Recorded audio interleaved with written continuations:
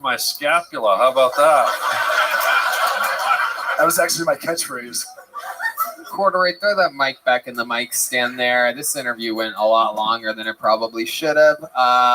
Fantastic. Little joke book worthy. Wow. Way to get it started. The bucket pulls, ladies and gentlemen. One of the wilder parts of the show. And we move on. Giannis. I had to watch him leave the whole way. I didn't want him. Yeah. I didn't feel comfortable with him behind me at all. Yeah. Yeah. He leaves a bright eyeshadow everywhere he goes. You know, I am getting more and more popular, and people offer me tickets all the time to any event that I want, the very best seat that I could possibly get. But I remember what it was like being a normal human being. It was so frustrating trying to buy tickets last minute. I mean, there's no good deals. There's, it's just a nightmare. Game Time is the fast and easy way to buy tickets for all the sports, music, comedy, and theater events near you. With killer last-minute deals, all-in prices, views from your seat, and the best price guarantee, Game Time takes the guesswork out of buying tickets. Red Band. There's some events coming near us too. The Eagles, Tool. You can always find last-minute tickets, flash deals, zone deals. It's easy to find and buy tickets for every kind of event in your area. You get views of all the seats in the venue, so you can sit down and know exactly what it's going to look like from your seat. It's the lowest price guarantee, event cancellation protection, and job loss protection. They're obsessed with finding ways to help you save money on tickets. Game Time has deals on tickets right up to the start of the event, even an hour after it starts. It's the place to find last-minute seats. Find exclusive flash deals and sponsored deals on tickets for football, basketball, baseball, concerts, comedy, theater, and more. With zone deals, you pick the section and Game Time picks the seats for big-time savings. And the Game Time guarantee means you'll always get the best price. If you find tickets in the same section and row for less, Game Time will credit you 110% of the difference. 110%. That's like the amount of effort you put into the show every week. Take the guesswork out of buying tickets with Game Time. Download the Game Time app, create an account, and use code KILLTONY for $20 off your first purchase. Terms apply. Again, create an account and redeem code KILLTONY for $20 off. That's why. Download Game Time today. Last minute tickets. Lowest price. Guaranteed. All right, pulling another name out of the bucket. We're going to keep it moving along. Here we go. Daniel Zelinka, everybody. 60 seconds uninterrupted for Daniel Zelinka. Here we go. I'm white trash. I grew up with food stamps. Did anyone else grow with the food stamps? Losers. No, I don't know. I feel like you always have a struggle snack if you're on food stamps. Like, my favorite struggle snack was hope. Like, damn, I hope this shit gets better. No, but for the food stamps would hit on the first of the month. So for the first 2 weeks, it was great. We had Pepsis, hot Cheetos for roll-ups. But then by week 3, all that shit was gone. So we'd be surviving off of ramen and hot dogs. And then week 4 was like the Hunger Games. Me and my sister would be shooting each other with arrows, trying to eat the other one. And that's the difference between white trash and rednecks. Because rednecks try to eat their sisters out in other ways.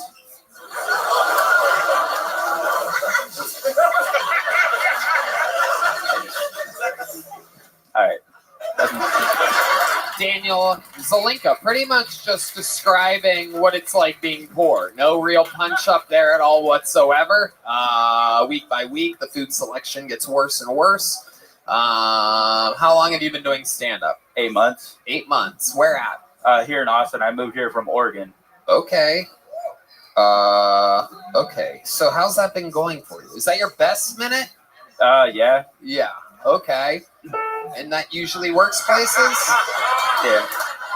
Yeah, it seems to work pretty well. You perform mostly in front of comedians, though. Yeah, open mics. Right. Uh-huh. And they're laughing at you because you were hungry. Yeah, I mean, comedians usually laugh at each other. Yeah. Mm-hmm.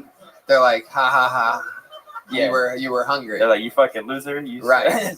But it appears as if though you found food recently.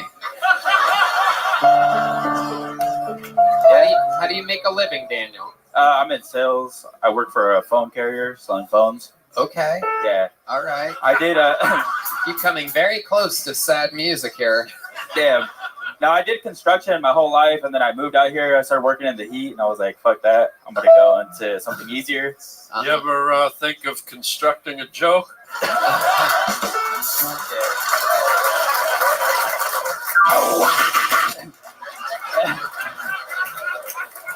I know that's right.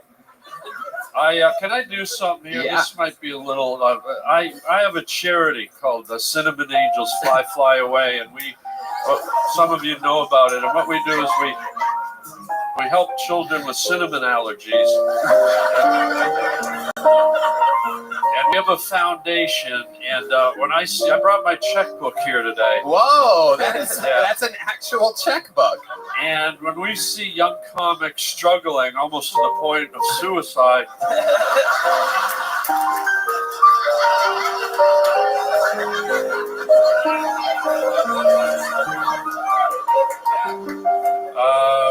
Cinnamon Angels Fly Fly Away would like to write a check to help this young fella on his way. And he's writing out an actual check. in collaboration with Cinnamon Angels Fly Fly Away, and I haven't confirmed it with them yet, but the Burger King Corporation, we'd like to give you $300,000. Oh! Burger King, mostly Burger King, but some of it's Cinnamon Angels, maybe the $4 or $5. 300. Take that and be on your way, you fucking whore. There you go. There you go. Actually, amazing. $300,000 just given to you by the Cinnamon Angels Fly Fly Away. And Burger And King. We Burger haven't King confirmed it with them yet, but they have a lot of money, so we're going to be talking to them, and Team Burger King will probably get in on it with all their employees, the zit-faced fucks. Yeah. To think you went from Hope to Pepsi to hot dogs to ramen to Burger King. $300,000. How do you feel right now? Looks like I'm moving up in the world. Absolutely. Absolutely. And what is it? Can you describe exactly what it says there on that check? $300,000 with no name or nothing else.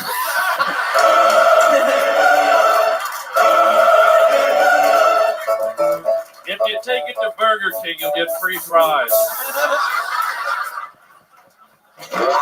Amazing. You can sit Hey, down immediately. We're trying to do a show. Harlan, you're one of my favorite comics, so this actually means a lot. He's trying to get you to autograph the check. You know what? I'm going to do one better. You keep that one. I'm going to do one better. Cinnamon Angels Fly Fly Away. Just earlier this week, we were in talks with Tim Cook at Apple. I think we all know Apple. Whoa. And they haven't signed off on this yet, but how about another $500,000 from Apple? And you go take this and skip down to Arby's and bend over an inkjet printer and fuck yourself. That is unbelievable. This is the largest amount of money ever given away on the show. We thought Mr. Beast giving away $10,000 of cash in a briefcase was impressive at the arena. Well, he can sniff my sister's cauliflower soup face. How about that?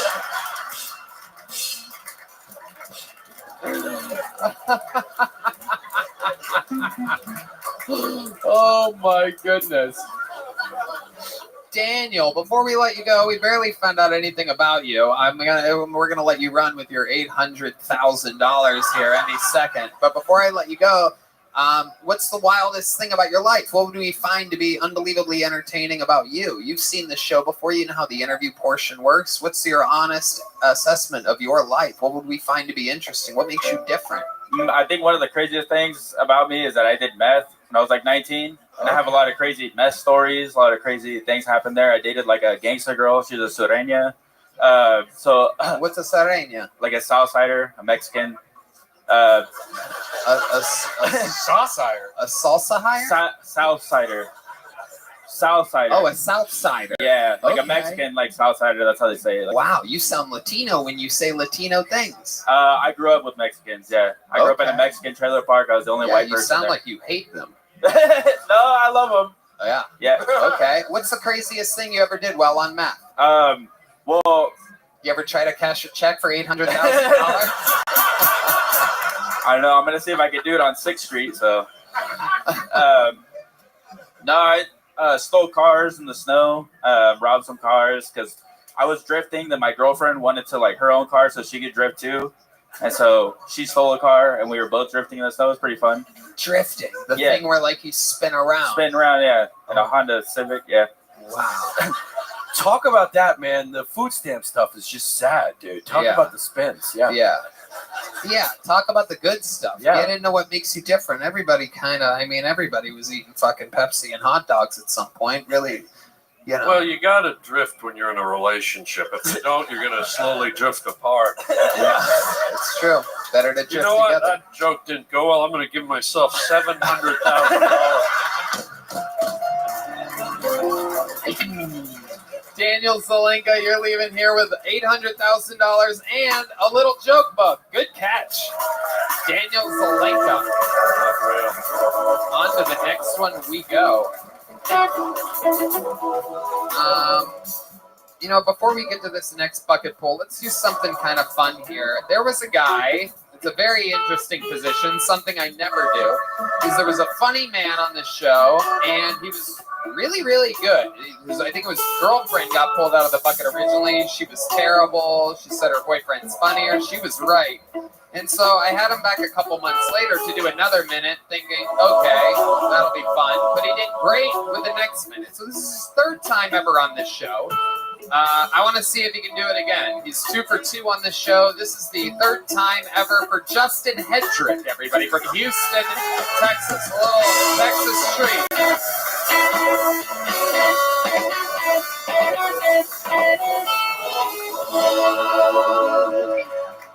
Fuck yeah. All right. So I found out recently that my girl thinks that I roll a blunt like I fuck. According to her, my finger technique is terrible. I never fill it up or get it wet enough.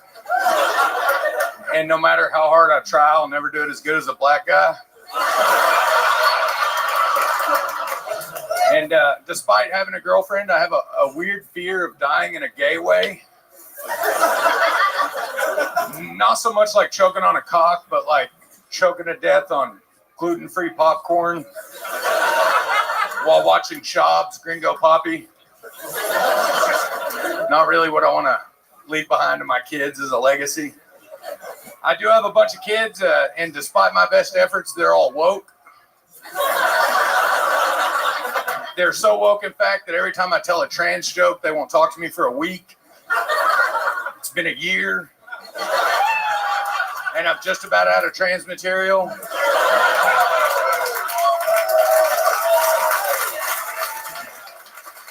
And similar to a lot of the trans community, I just don't have the balls to go back to the way things used to be. Goddamn, what an interesting story this is. The legacy of Justin Hedrick. Such a solid minute his first time. Came back, did it again. I'm trying to get you out of my fucking life, and you keep doing this again and again. You're like the opposite of Corduroy Xavier. It seems like have you been working these out other places?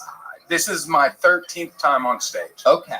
And you seem to be naturally good at it. You would agree? I agree. Yes. And you're having a lot of fun, and you just started at the age of 40? 40. Hell yeah. I just turned 41 5 days ago. Happy birthday, my friend. So, is it true that your kids are woke? That was a fantastic joke. No, my kids are fucking awesome, man. They're not woke. Yeah, They're I had a cool as feeling. shit. I raised them right. I don't think you would allow that. I love my kids, man. Yeah, They're it awesome. seems like you would slap that right out of them. You know what I mean? Absolutely. And you're from Houston, Texas. Fort Worth, Texas. Fort Worth, Texas. Absolutely. The home of hyenas, where, fun fact about hyenas, the great Harlan Williams will be there February 9th through the 10th. Also February 9th through the 10th, San Francisco, Giannis Pappas at Cobb's Comedy Club. So it's a little something to keep in mind, February 9th and 10th. I watched Harlan there about a month ago, and it was probably the best show I've ever seen. Yes, absolutely. It was Harlan amazing. on fire. Yeah, I'll take one of those. Yeah, You're gonna get some money. hey, just like 10,000. That's good. Harlan was on fire. $1 million. Yeah. Hang on. I'm gonna give you an extra $10,000 to get that life-threatening melanoma off your neck. You did spot it. Arlen has a good eye for skin cancer. It's actually on my nose. Wow. Is that for real? I believe so, yeah. Harlan made a joke, and the guy from Fort Worth is literally like, "No, I got it, just not the neck." Whoops. Look at that. Your instincts. You're like one of those cancer-sniffing puppies or something like that. I guess you won't be needing that fucking check. Still need it. Still, I'm going to keep it. Taking back the $1 million, letting him keep the 10,000. Only here on Kill Tony. So, Justin, this has been amazing, your run on the show. Anything else left for the interview part that we would find interesting about you? Maybe, possibly. So this is my celebration vacation. I've been here for about 3 days, and I'm celebrating losing 85 pounds this last year. I lost the 85 pounds to go skydiving, which I did on Saturday. And so did my girl. She went with me. She jumped out of the plane, and she came down to a huge banner that said, "Will you marry me?" And I proposed. Wow. That is real fucking Fort Worth white trash shit right there. Holy shit. It's not as impressive as Red Band's proposal, but it was still pretty good. That is true. Red Band, the bride-to-be here coming up. You saw it live from the HEB Center. Mine was for tax reasons. So. I always would have guessed that you would have gotten engaged at an HEB, just not the arena. Thought you would have proposed to a butcher or something like that, or perhaps the bread lady. There you are. That's a Red Band. That's Red Band doing his VR podcast in the middle of the night. Okay. How long are you in town for? Till tomorrow. Yeah, I had to come early because of the weather.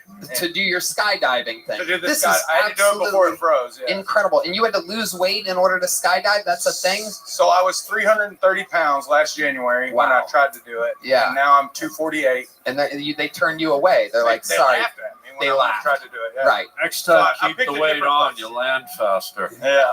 Yeah. They can't do 2 parachutes or something? Well, that's what I thought. I figured it'd be like a plane ticket for like David Lucas, like just pay extra, you know. But no, they did not, and they even at 248, they strapped like a 5'5" girl on my back to make it right, like weight wise. Absolutely. Incredible. So they told you the first time, they're like, dude, you can't do it. Yeah, no, he laughed at me and, They're like, when and pigs, just said there's when no way. pigs fly, you could do it. Yeah. 'Cause you were fat. I was very. You know what? I'm going to write myself a check. By the way, if you ever put the weight back on, just make sure you land on a KFC. You'll be all set.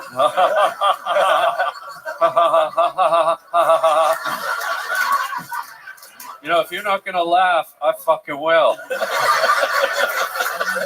Justin, congratulations. Another amazing set. Congratulations on your birthday, on your upcoming marriage, and on a third great set.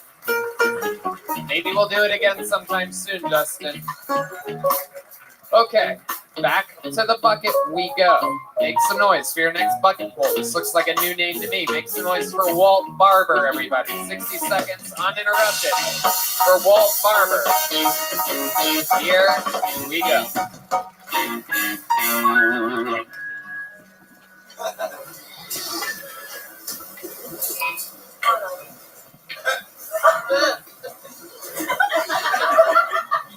Damn. There's a lot of people out there that think that Jesus was a white man. And they have all been duped. Because Jesus was definitely black. And at the end of the day, all you got to know is that that motherfucker was hung like this.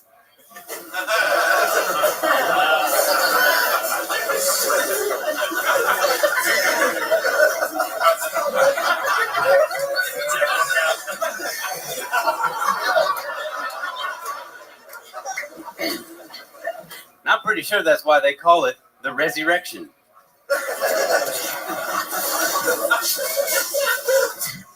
And I haven't read the Bible, but I have read some of the Spark Notes.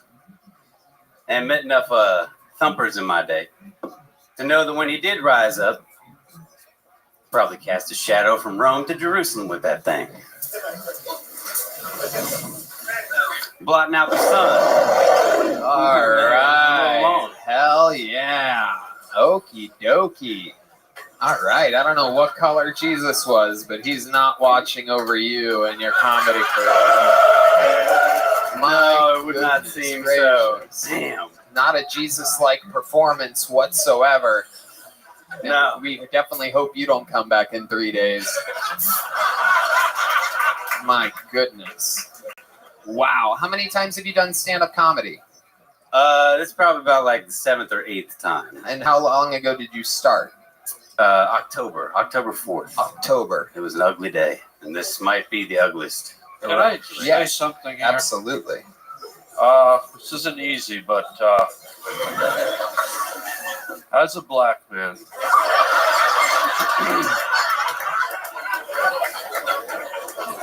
for you to come out here and talk about color dressed as fucking Barney,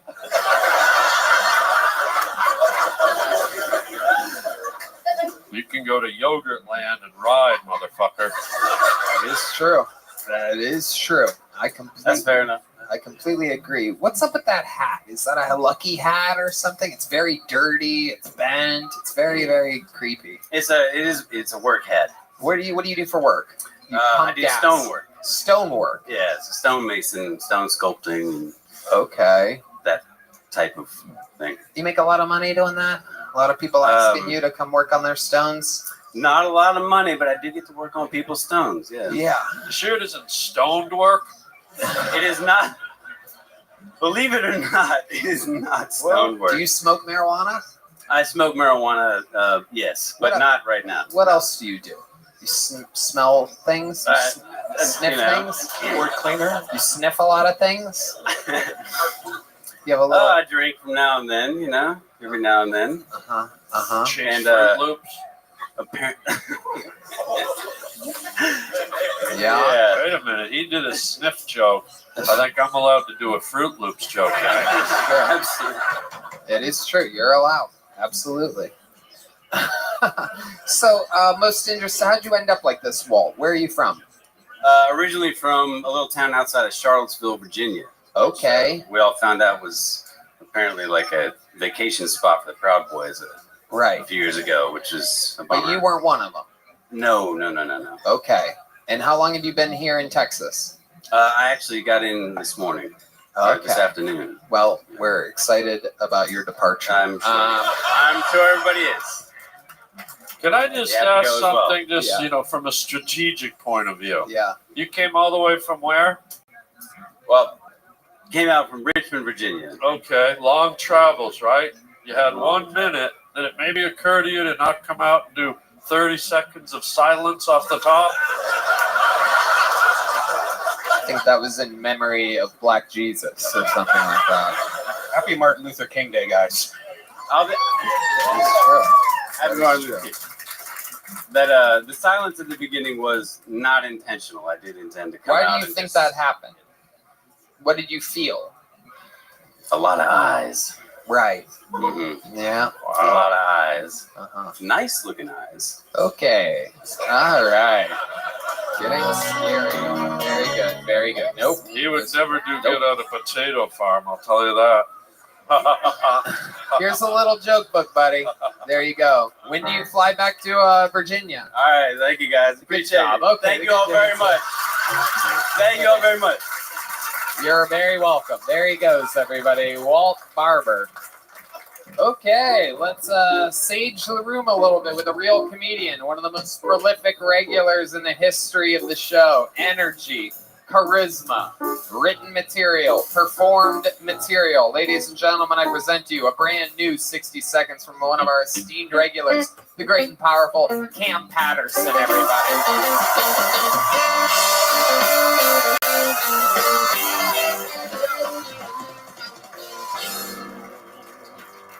My phone had broke a couple days ago, so I had to beat my meat the old-fashioned way.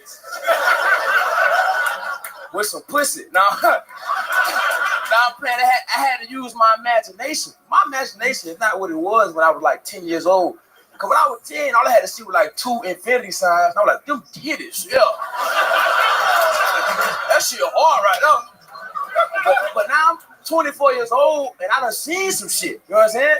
So now I need to see like a bukkake or something. I don't like saying that because I don't know what that is. My weird friend was like, say that, they gonna know what that is. And y'all was like, no the fuck we don't. That's strange. You know what a bukkake is, sir? You know what that is?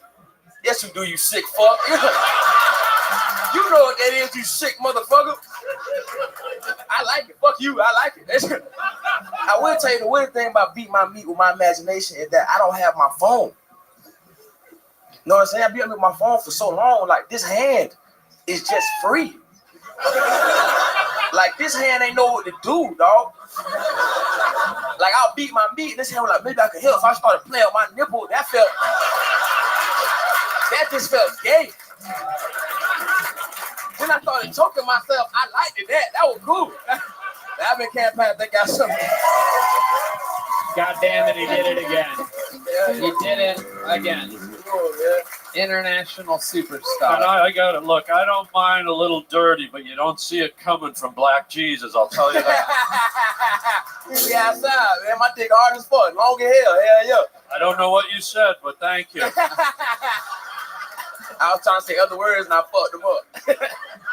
Amazing stuff, Cam. You did it again. I can confirm that your phone did break Yeah, in the yeah. past week. It was fucked up. That was a thing. I had no idea that you were having trouble masturbating. It was but, tough. But I It was a long 2 days, I'll tell you that much. Yeah. Not being able to look at porn, nigga, that shit hard, bro. I tried it once. I just bought another. I just stole a guy's phone. Yeah. This is impossible, yeah. Yeah. But that's a good idea with the other hand. Yeah. You can put You know your what I'm hand in your saying? ass. What mean, I wouldn't. You want to do that? Would you do that? Tickle it. Yeah. Yeah. You a strange nigga, Giannis. You a strange nigga. But I love gay people. There you go. I love them so much. Well, hold on. Did you just call him the N-word? That my nigga. You my nigga too. We don't use the N-word. Not on this show. And certainly not Jesus.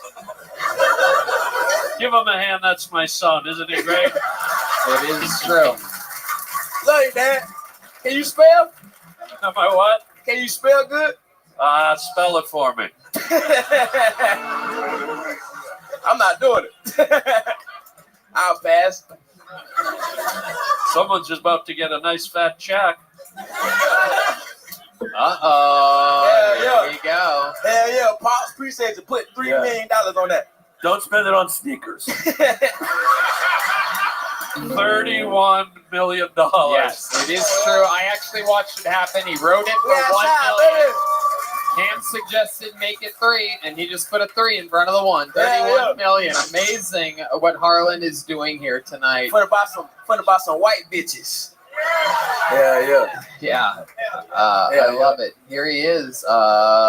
Darkness. There you go, darkness. Oh my goodness, it is a Martin Luther King celebration up here. Right? Absolutely incredible. He had a dream. We doing it, baby. We're living it. We doing it. I love it. Is that a new blue hoodie? It's very blue. It's Oh incredible. yeah, come on, we outside, man. I got a little bread, and I'm buying other colors. Yeah. I can afford colors and shit. It's crazy, right? Yeah, when just a reminder, when we met Cam, he only wore plain white t-shirts and slides with white socks, and he said, no matter whatever happens to me, I'm never changing. I'm always going to stay this way. And he totally changed immediately. It's literally only been 6 months. He does a new outfit every single week. Brand spanking new, blatantly fresh, never washed. I got a new chain too. Oh. Yeah, Got bigger. Yeah. First one I ever got that I did not steal. Come on, man. Absolutely. But I did not pay for it. So we outside, baby. Hell yeah. Yeah. It was a gift Yeah, it was a gift. from a girl? No. Sugar Sean gave it to me New Year. Oh, wow. Yeah, Sugar yeah. Sean Shout out O'Malley Sugar, giving dog. away chains. Look at that. The Yeah, Kiltony universe never stops giving. He also, a fun fact is Sugar Sean lost was it a A bracelet? diamond bracelet. A diamond That's why he bracelet. gave me this one. So his bracelet fell. And then I picked it up and gave it to him. I wanted to take it so bad. But I'm a good person now. I'm changed. So I gave him the bracelet back. He was like, bro, thank you for giving my bracelet back, bro. He gave me the chain. I gave him the bracelet back. Yeah, you gave him his bracelet. And then a fun fact, we had a lot of fun on New Year's Eve. A fun fact is that he lost his bracelet again later that night. I got so scared. Cause I was like, we don't find it again, I'm going to lose the chain. So we got to find the fucking bracelet, dog. Yeah, we found it. But we found it. Yeah. Absolutely. Where'd you find it? Was it in his pocket? Well, it was actually quite funny. My buddy from high school, Anthony, found it and told the bartender. He goes, "Hey, I just found Sugar Sean's bracelet. If you see him, let him know I have it." And the bartender claimed that he found it. And it went on and on. Everybody thought they were going to get a gift from Sugar Sean O'Malley. It just spread like wild. But just to let you know, I found Sugar Sean's probably, I would guess, hundreds and hundreds of thousands of dollars. According to Harlan's checkbook, a lot of money was the bracelet worth. But we had a lot of fun. You have a new chain. Have you gotten that appraised yet? Your Sugar Sean necklace? No, I didn't take it to the pawn shop and then. Right. We'll never do that. It's crazy. It's insane. It's green and hill. I love it. Well, you did it again. Another unbelievably incredible minute. Cam Patterson. A lot of dates coming up. A lot of fun stuff on the road with me. We're doing it. Living the American dream. There he goes. Wow, he just gave away $31 million to the man in the front row. Absolutely incredible. Just giving it away. They're just handing it around. That is amazing. Shout out to gave it to a Klondike guy. All right. Keeping it moving along. Another name out of the bucket. 60 seconds uninterrupted from Matt Robertson, everybody. Here we go. Anything could happen. Could be the next star. Could be another bomb. Matt Robertson. Thank you. I've been waiting tables recently. Dreams do come true. I am a waiter. I fucking did it. Waiting tables, it's okay. It's not my dream job. It's kind of like if you're a straight actor cast in an HIV treatment commercial. Like, I'm happy for the work, but this isn't the role I want to be remembered for. You know what I mean? That's just me. I don't know. We play a lot of, we still play a lot of Michael Jackson in my restaurant, which is weird. There's a time they didn't play it, but now they do. You know, he's cool again. It's weird we didn't know Michael Jackson was a pedophile because, like, if you read the lyrics to his songs, it just sounds like a confession, you know? I want to love you, you pretty young thing. This guy. I'm bad. I'm bad. I'm really, really bad. You know it. You know. You know. Your butt is mine. I'm a pedophile. Get it? I'm a fucking pedophile. I left breadcrumbs. You didn't get it. I'm a pedophile.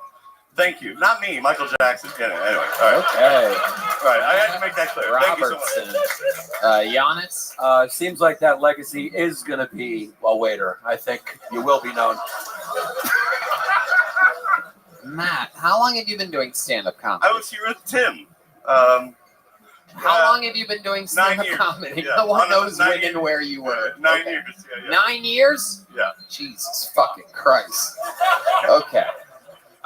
You've been on the show once before? Yeah, with Tim in December. Yes. Yeah. Okay, with we had Tim fun. in December. What happened then? What do you mean we had fun? Well, you don't remember. Yeah, no, I'm a waiter at a Japanese restaurant. I take too long to come. Is this waiter ever going to come? That's right. That's right. And you take too long to come. I still That's do. why your wife left you or something, right? Correct. Yeah. Starting to come back to me. Yeah, it's all coming. Yeah. I am single. Uh-huh. We totally would have guessed that. How's dating life going for you? It's better now. Oh, the Tim Dillon gave me a bump. I got some pussy, so thank you. I mean, Tim Dillon gave you a what? No, well, the Tim Dillon still gave me a little pussy bump. So. It gave you a pussy bump. Yeah, for sure. Okay, I think that's called HPV, but a little bump on your pussy. Very good. You got me laid. So what happened? How did you get laid? Explain to the people what happens after someone like you. I mean, imagine what happens if you're anybody that looks human whatsoever. The fact that you can get pussy. Oh, Jesus Christ. Oh, my God. Oh, Jesus Christ. This is like if someone gave Jared from Subway testosterone. This is amazing. God. He Wow. got more. Okay. Incredible. Okay. Yeah.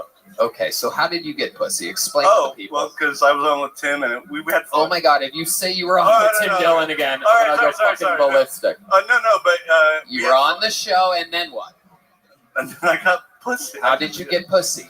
Oh, because someone was like, I saw you, we had fun, I liked it, and Okay, so then what happened? You took them we back had to sex. I you- don't know well. I think he's making it up as he's talking. Yeah, I think so. No, You know what? I've never done this before. But I'm going to do this. Take this and you write me You a write yourself a fucking check, all right? Wow. Incredible. I want $200,000 for sitting here and listening to Jared from Subway Part 2. It's true. It's true. Jared. Part 2. The second footlong. I'm not in prison. I'm doing better than Jared. Are you? Well, Yes, he's How do you know? What's better? he's What's getting better? raped in federal prison. I'm talking to you. I'm doing better. Well, I mean, well, I don't. well, that's debatable, yeah. I don't think you have a good barometer of how good you're doing on the show right now. A lot of people would rather get raped in federal prison than be at least raping. You have some feeling, you know. There's you get filled with something. You time raped us. All right, Yeah. give me the check. I know Here we that. go. $400,000 for me. Matt, what did you get last time? A little joke book? No, but, You got a big one last time? Are yeah, you I'm fucking just shocked. serious? You gave us your best minute that you wrote in 9 years? No, it was a month. Yeah. No, I got a big one. You were nicer. Okay. No. Yeah. I was nicer and you were Yeah. probably better. Yeah, yeah. for Your sure. Michael Jackson joke has probably been done 5,000 Really? times since Oh. it happened. Oh, bad? I'm so bad? Oh no. You don't think anybody's covered that? Michael Jackson? Why don't you moonwalk your ass back to obscurity? Go use your big joke book. I didn't love it. Okay. I didn't love it. There he goes. He was on with Tim Dillon, everybody. Go watch that episode if you want to see him do good. Obviously, he got all the pussy. He got a pussy bump, everybody. All right, we're going to keep it moving along. Your next fucking poll goes by the name of Zach Hedrick, everyone. Zach Hedrick. One more time for Zach Hedrick, everyone. What's up? So I just moved here from Alabama, and dating has been super tough for me, you know, because I'm more than 1,000 miles away from home. I've just been having like a really tough time finding any cousins. It's been tough. I think I'm not good at talking to women. I think older generations had it easier because they had song lyrics that helped them, you know. They had lyrics like, I'll lay you down and softly whisper pretty love words in your ear. Conway Twitty, beautiful. I grew up singing lyrics like, make that pussy fart for the Yin Yang twins. So I talk to girls, this shit does not work. It's not. Not good at talking to women. I'm not good at dirty talk either. I was with a chick recently. She kind of knew that. And she was like trying to pep me up for it. She's like, come on, you can do this. You're a beast in the bed. You're a beast in the bed. And I was going to say something a little similar, but switch it up a little. I was like, fuck yeah, I am. I am a sexual predator. That's my time. There you go, Zach Hedrick just feeding the bear. Now that's interesting. We had Justin Hedrick on earlier. You're no relation to him. No. Wow, there you go. Thought you guys could have been brothers or something like that. Brothers. That's pretty Okay. cool. All right. So welcome, Zach. You've been on this show before. I have.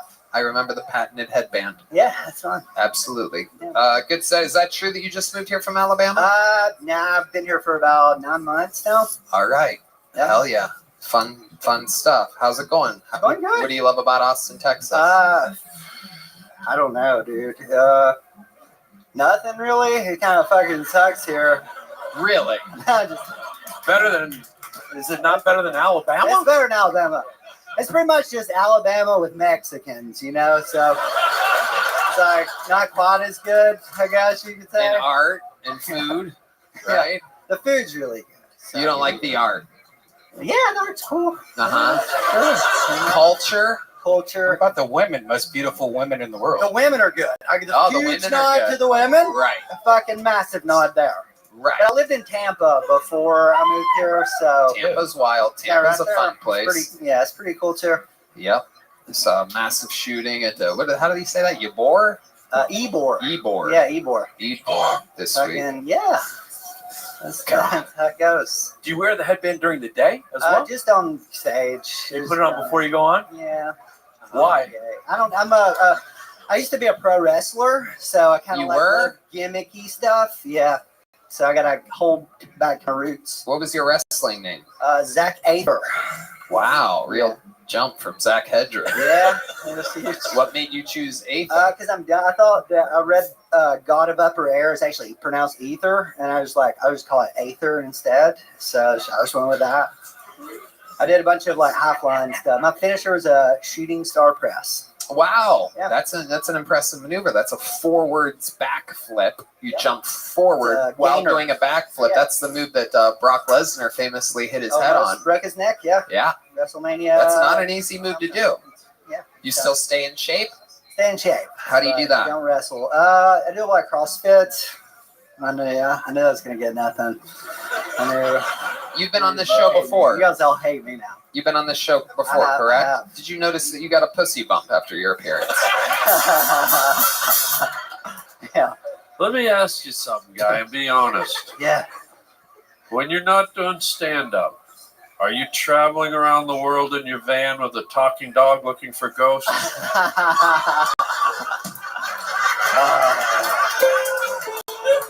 I wish my life was that good. Well, like, if you're here, then, like, who's that on your driver's license?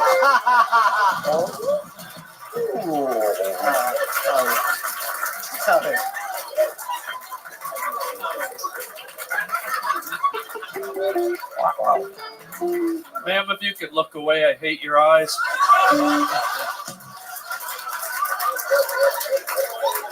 I love it. Zach, anything else we should know about you that we haven't found out from your previous interviews? Yeah, Heath Cortez is my roommate. Whoa, there's a lot of you guys in that house, huh? Yeah. Okay, how many is there? Just me, Heath, and Brent Reed. What about Velma and what's his name? Okay, that's fair. What's it like living with little Heath Cortez? Dude, he's the man. I come Yeah. home last night. The door was dead bolted because he was fucking a girl on our couch. Whoa.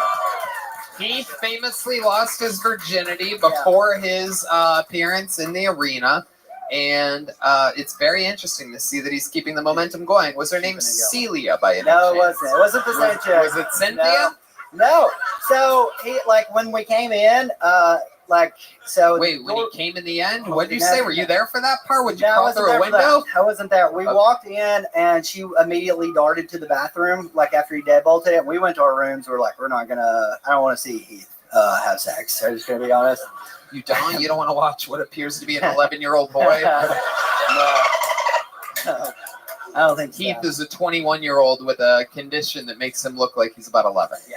Wow, talk about Benjamin Buttons. Or Yeah. You said you had sex on a couch? Is that what you Yeah, said? he was banging on our couch, dude. You were banging on a He couch? was. He was. Oh, the he little- was. 11-year-old boy was. It was pretty impressive. Oh, good Very God. cool. Is that his second girl? Do you know? Like, Second time having Second sex. time ever. Do you know how he did? We're excited to find out more about that. It's pretty good. I only talked to him for a little bit last night about it, but he was very happy. So. Okay, very good. Well, we're going to have to find out more. That is indeed breaking news. Heath is fucking. He went from 0 to got the true pussy bump. You want to talk about a pussy bump? There's no doubt about it. Lost his virginity before the arena show from a fan that flew in for the arena shows, and now he's just straight up fucking. Pounding puss. That boy is going wild. Now, he deadbolted the main door, so you were locked out for about how long? Probably like 2 or 3 minutes. Yeah, it doesn't take long. Just Doesn't take long. enough time for him to Doesn't take come. long. I can't wait to find out more from him. Thank you so much. Another appearance by Zach Hedrick. Yep, thank you. You have a little joke book? I had a big joke book and my car got stolen and it was in it. So Really? I don't have Your it. car got stolen? Yeah. What kind of car was it? Toyota Corolla. Toyota Corolla. Harlan with the check. Here we go. Here we go. And you know what? Here's another big Kill Tony joke book to make up for that. There you go. Here's a Toyota check. Corolla. Here's $1,000. Get a new one.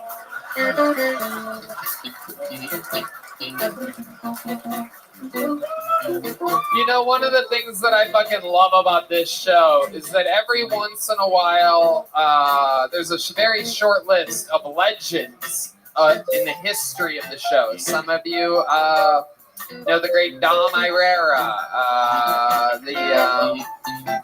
who was it? There's been a lot of greats that have done a minute. Ron White has done a minute on this show. This is one of those moments where Nick Swartzen. Nick Swartzen, One of my favorite absolutely, definitely. Eddie Murphy, thank you. Yes, sir. It's done a minute on this show. Right now is one of those moments that you will never forget. As I present to you, performing, gracing us with his presence, comedy royalty. You know him from all of his hit movies, all of his hit shows. A star for over fucking 40 years. Make some noise. This is a minute uninterrupted by the great and powerful Pauly Shore. Wow. Oh my goodness. It really is him, everybody. Kill Tony, the Comedy Store. Pauly motherfucking Shore.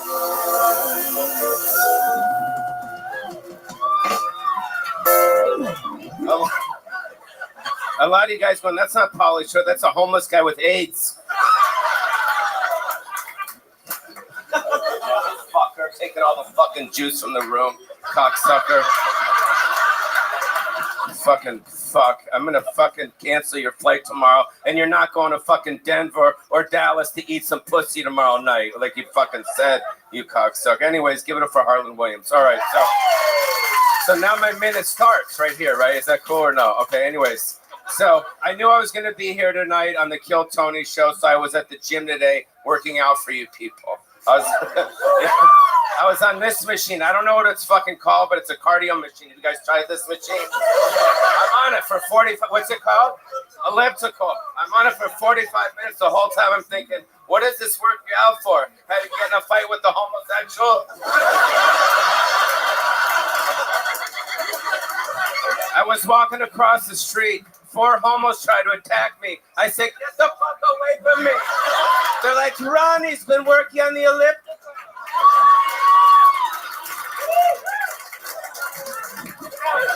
Ah, it hurts. It burns.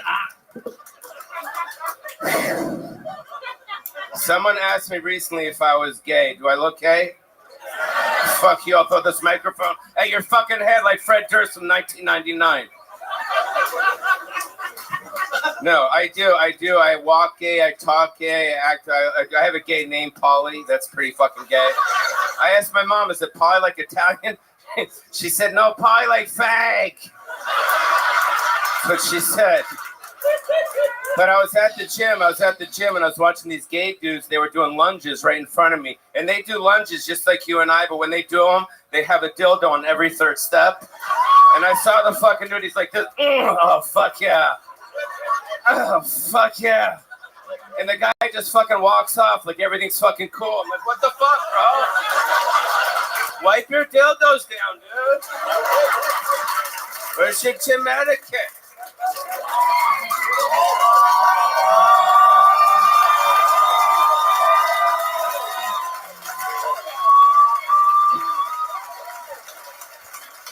The great and powerful Pauly Shore, ladies and gentlemen.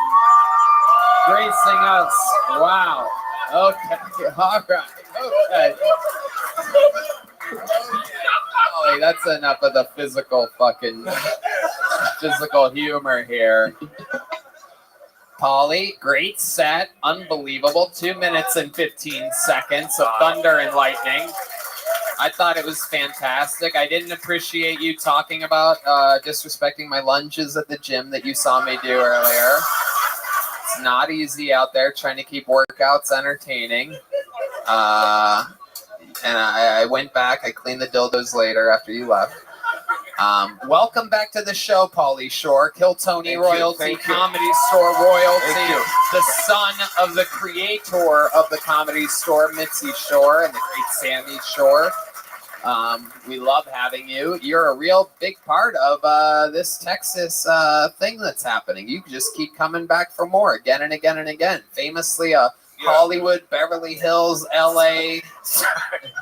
Jesus. Did you just yeah, puke? the burp saved up. He's been holding that in since Encino, man. Jesus Christ. Oh my God. What is going on, Paul? Tender touch. Giannis isn't having it.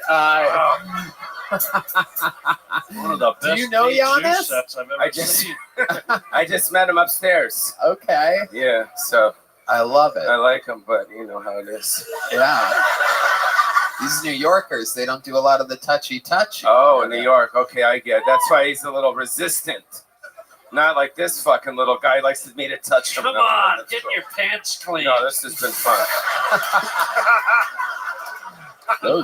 There's a lot of action. Those pants. have Great seen. pants. Nice to see mold is coming back.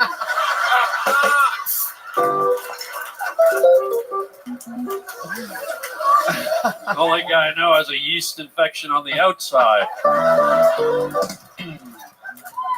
Give it up for Harlan Williams, who hasn't had a movie farther than since I've had a fucking movie. Fucking cocksucker. What was he in? Rocket fucking Man, and what was it? The other thing. Yeah, but I did it by choice. He was supposed to be in Biodome, right? Is that what you keep Well, saying? I was originally cast in Biodome, Right. and they booted me off, and they put you in. Shut the fuck up. Give him a hand. That's my son. Isn't he great, huh? Free up. Gonna be a girl in the morning.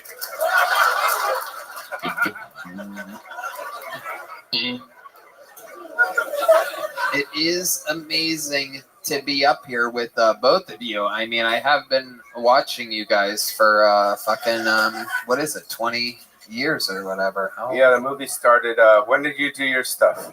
Nosy. It's like 30 years ago. Yeah, I was 30 8 years ago. old when Dumb and Dumber came out Yeah. with the great Harlan Williams. And of course, Half Baked, a huge part of my fucking childhood.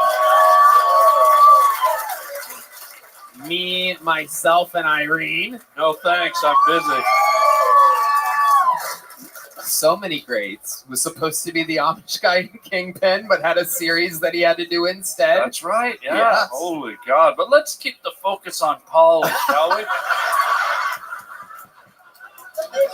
We were supposed to do Encino Man 2, but Brendan Fraser fucked that up and got an Oscar, bro. Yeah.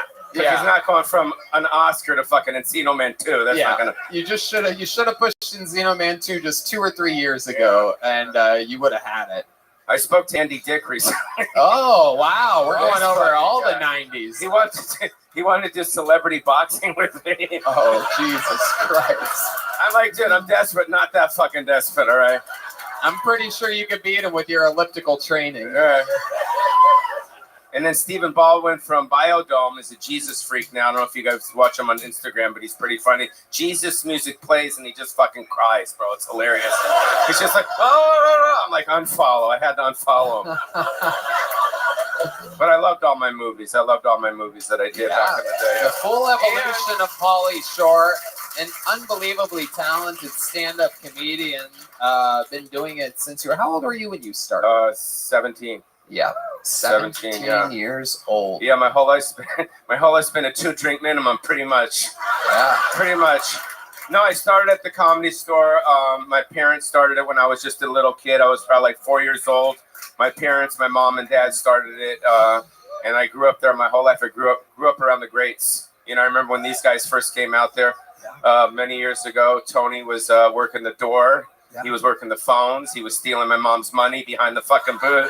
No, that was Renazizi. Sorry. Yeah, it wasn't me. It wasn't me.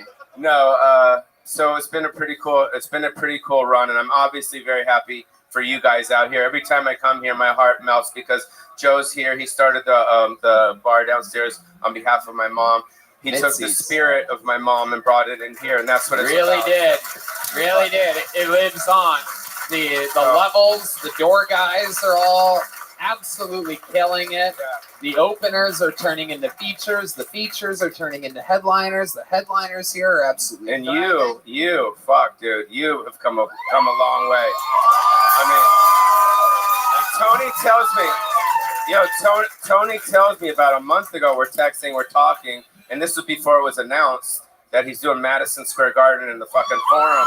And I'm like, he's like, it's coming. And then literally next week, they fucking put it on for sale. And I saw this show start in the belly room of the Comedy Store in front of like 3 people. Yeah. There was like them and the Ding Dong Show. That was pretty much it, right?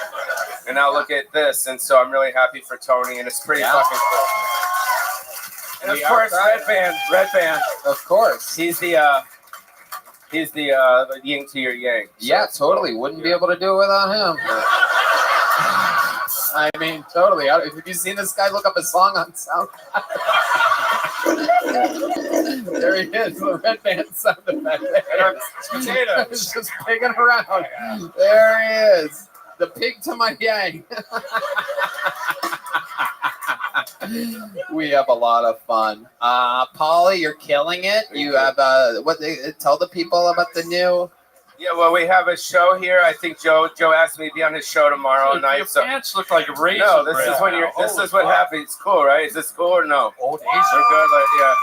So I'll be on the show tomorrow, and then I have a show here on Wednesday night. Those pants are very telling. I see Polly and the Weasel right now. Look at this fucking thing. Dude, want to touch the nub, bro? Look at this. Touch the little nub.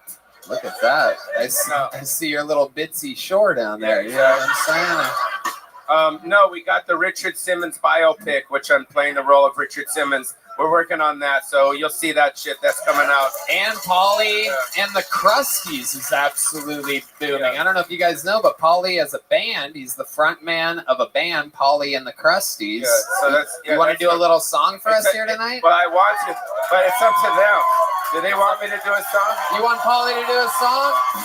The best damn band in the land, backing them up. What are we doing tonight, Polly? I was at the Red Blue Ribbon. What's the strip club called? The Red Rose. Proud sponsor to Kill Tony through it all. And we got your very own Isabella here tonight. She's going to help me with the dance. Okay. And this song is called Bad to the Bone by George Thorogood. I hope you guys enjoy it. Shit. Here we go. Polly Shore. A lot of people are like, maybe now's good a time for a smoke break outside. No better time. So press play. Let's see. Live. Uh-oh. There goes the table for sure. All right. I feel like I just saw talent night at a Okay, Polly, the table's not built for that. All right, there he goes. Polly Shore, everybody. Sauna. There he goes. There he goes. Make some noise for Polly. Wash those pants. He brought the worst stripper from the Red Rose with him. It's unbelievable. I don't think she was one of the dancers. I'm telling you, they're an official sponsor of the show. They have a lot better than that at the Red Rose and the Yellow Rose. Don't let that. Oh, you guys, okay, I'm sorry. What do you want? You don't want me to make jokes anymore? Okay. I'll do a serious episode the rest of the show. How about one more time for the stunning girl from the Red Rose? I think Polly heard her wrong. She said she was a paint stripper.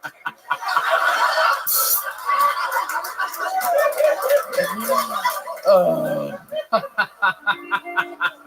Jesus, Polly's pants. It looks like Picasso had diarrhea.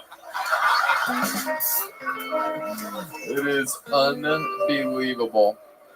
Unbelievable. How about one more time for Polly, everybody?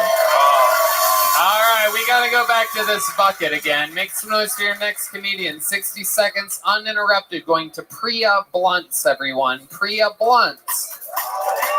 Okay, it's Priya.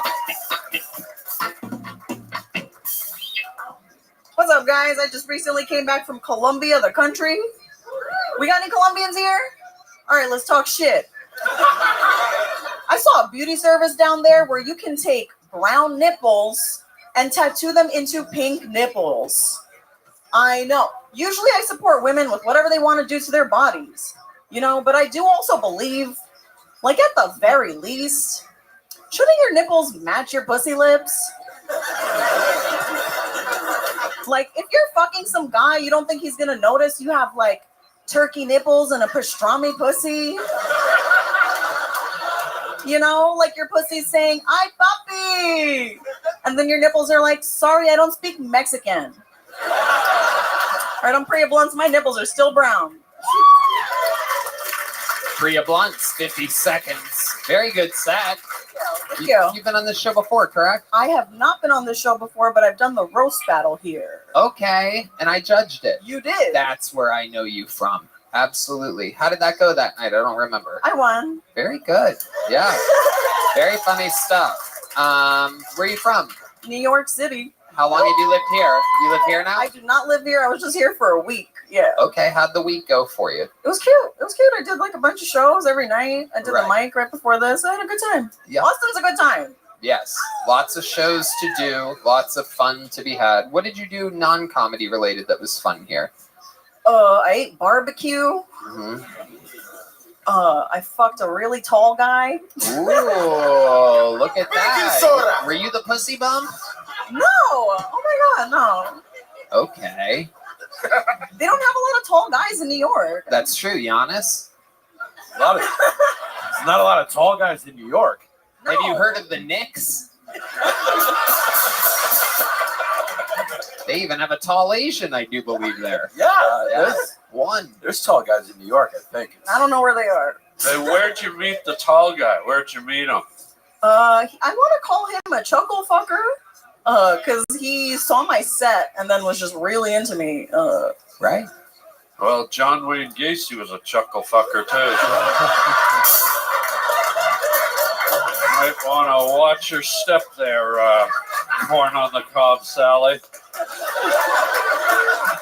So this guy came up to you after your set. What was his line? I used to play football. And that was it. That's all you remember. Yeah. You invited him back to your hotel? Yeah. Okay. That's a lot. Okay. Nothing like fucking someone washed up. He used to play football? Yeah. Well, don't me. Was all, you right back. And he'll Yanni Pappas you right back. Yanni Pappas you right back. Is that all it took? Was just I used to play football and you're like, let's fuck? I mean, he's really hot. Did he say high school, college? Do you know what D1 is? I don't know what that is. Yeah, D1. Hell yeah, that's college. And if he said D1 without saying the college, then that's probably not that great of a college. It was D1. That's all it takes to get 1D for you. So, by the way, this is just off for some of the nerds out there. D1 is also one of the lesser known robots from Star Wars Chapter 3. That is true. Sure. It is true. I did also shoot guns. I shot guns out here. Okay. It was fun. Do you know what kind of guns I you should have shot? led with that. Sounds like a violent day. It was the semi-automatic. What ethnicity are you? I'm Indian. Okay. All Whoa. right. Huh? Straight up regular Indian? Yep. Okay. Not Middle Eastern at all. No. So you had no urge while shooting the semi-automatic to just shoot it straight up in the air like that in celebration of getting D1D. No, I did not do that. Right. Okay. Very interesting. What do your Indian parents think about you chasing such an elusive dream of being a stand-up comedian? Oh, they hate it, obviously. Right. What did they want you to be? Just a doctor. Right. Exactly. And when did you know you weren't going to be a doctor? Very young. Maybe when I was like 17. Right. What did you want to do when you were 17? I wanted to be a lawyer. Yeah. They were still proud of you at that point. And then how old were you when you decided you wanted to... Actually, my mom said that I couldn't be a lawyer because why would anybody choose a brown woman as their lawyer when there's all these Jewish men? Wow. Which is valid. And now I do comedy where there's even more Jewish men. That's true. That's true. And you stand out. You stand out in a pile. Very good. Priya. What else? Anything else we should know about you? Any special skills or talents? I roll a mean blunt. Oh, really? Is your last name Blunts? No. No, you have a wacky Indian name that you're avoiding. It's actually Patel. It's very unwacky. It's actually Patel. It's okay. There's not even an Indian of a name. I roll a mean blunt. I do not sound like that. I don't ever sound like that. What are you, the Indian C-3PO, for fuck's sake? I do not like that. I will roll your blunt. I will fuck an old football player. I am D1 3PO. Okay, go backstage and oil yourself. I am R2D1. Okay. I love it. So you roll a mean blunt. Very good. Okay, that's good. She rolls a mean football player, too. Hello.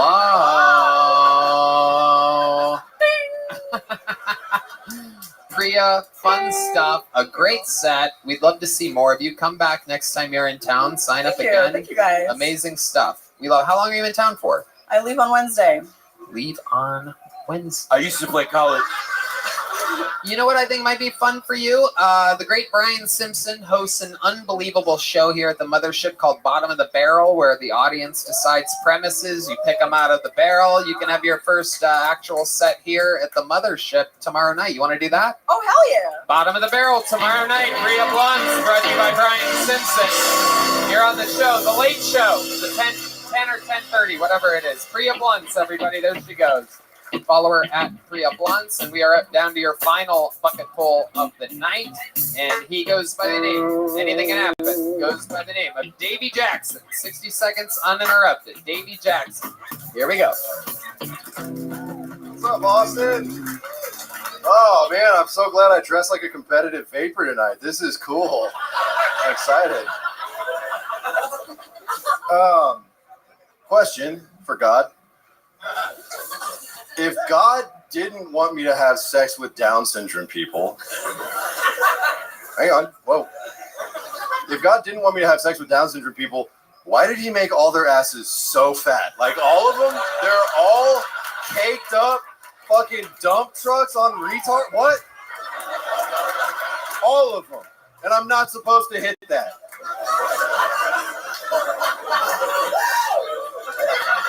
What I'm trying to say is I miss my ex.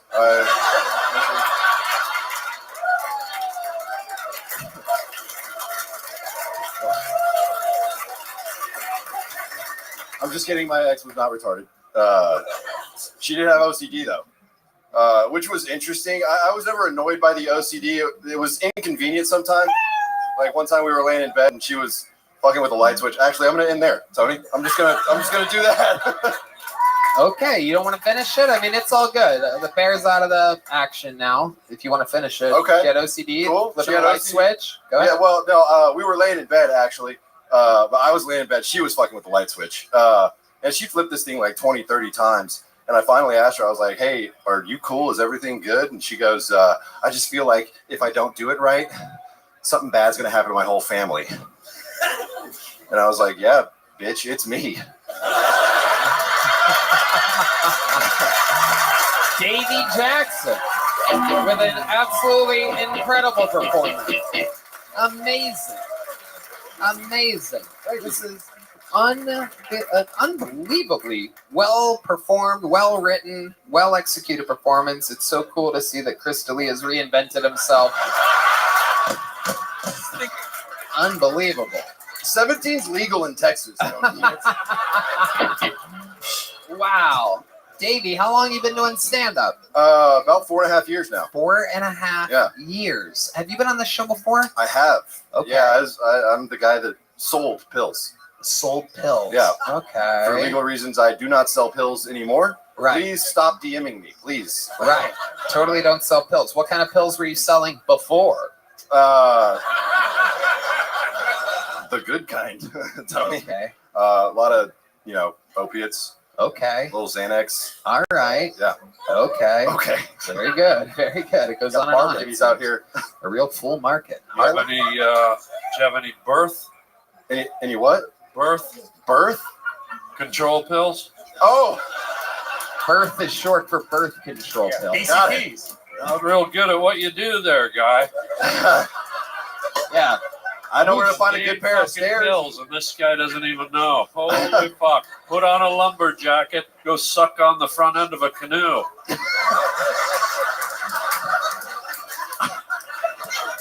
I've heard that before, Harlan. That's crazy. By the time he figured out what birth control pills, the fucking baby was born already. No, they're all in heaven, Tony. Where's this stupid thing? There it is. Would have been better if I had it on the fucking. Yeah, that's what Red. That's why Red Band. Okay. So Davey, how long's it been since you were on the show? Ballpark. Like 6 months. 6 months. Okay. Yeah. Last time I talked about being homeschooled in the cold. Jesus, there he is. There he is. It was that bad? Jesus Christ, Red Band. Okay. So you were homeschooled. Blah, blah, blah, blah. What's been going on since the last 6 months that you were on the show? You live here in Austin now? No, I live in San Antonio. Okay. Hold your applause. How's that going?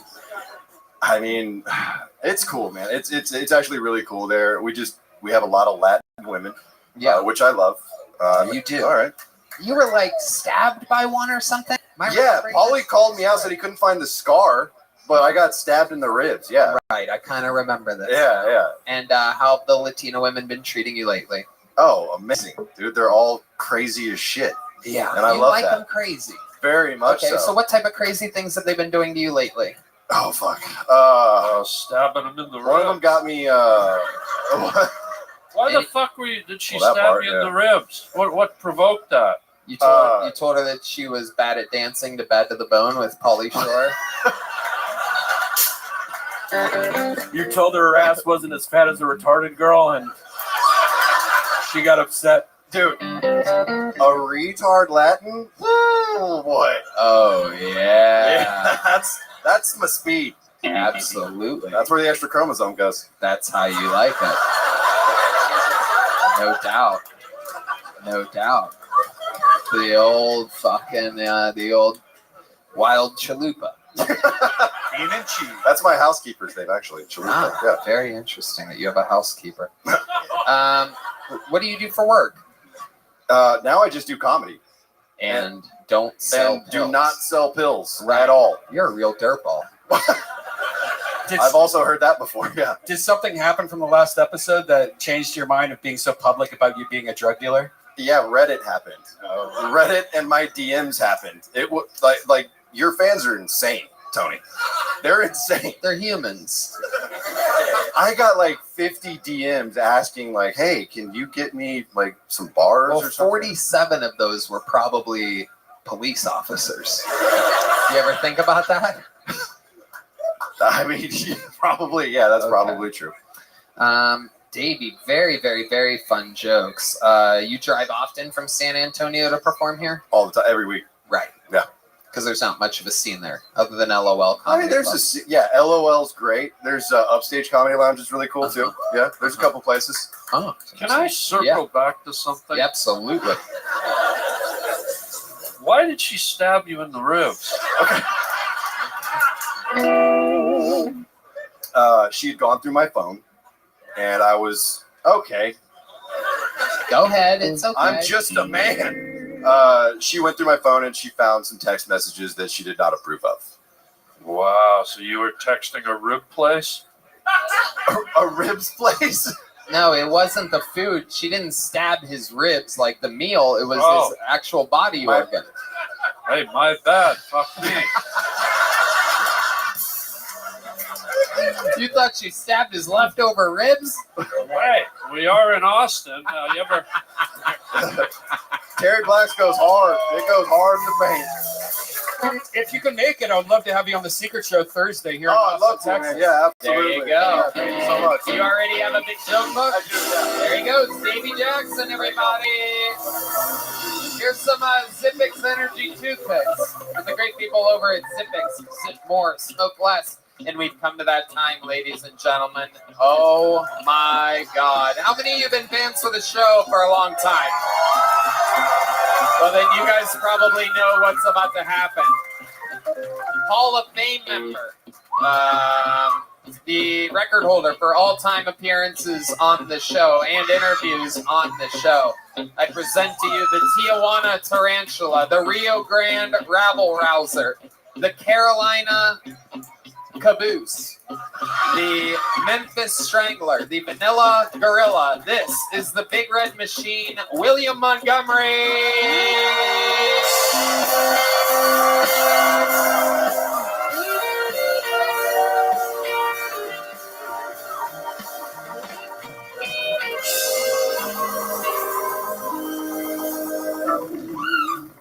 fucking sold me pills a couple of nights ago, so I don't know what the fuck he's talking about.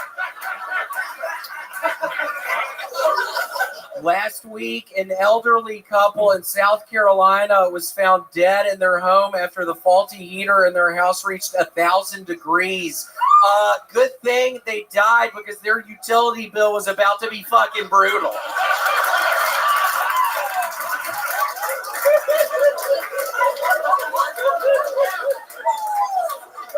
They have released the list of men who partied with Jeffrey Epstein, and one of the more surprising names was the paralyzed astronomer Stephen Hawking. I'm sure the conversation went something like, "Hello, little girl, I feel nothing in my entire body, and my penis doesn't function at all, but I need you to touch it anyway."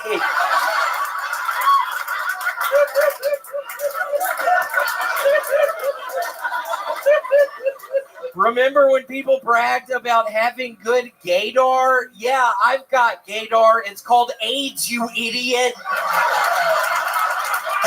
Okay, that's my time. Boom. He did it again and again and again and again and again and again and again. Unbelievable. 1 minute, 15 seconds. From the reigning, defending Hall of Fame member and legend of the show, icon in every single way, William Lights Out Montgomery. How do you feel, William? I will be honest with y'all. I wanted to relapse on cocaine tonight. Corduroy Xavier, who was here earlier, there was a time when I was doing Kill Tony at the Comedy Store, and I went back to Corduroy Xavier's place one night after the show and was there till 11 a.m. the next day. And at one point in time, I remember thinking, is this guy going to fucking kill me? But then I What thought, up, girl? How are you? wait, maybe he should be scared of me. Maybe I'm about to fucking kill this dude. And I let it. Pardon me?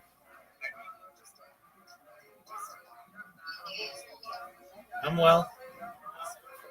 I've got my bots going very efficiently, and that means most everything is good in my world. I even expanded them to mobile devices,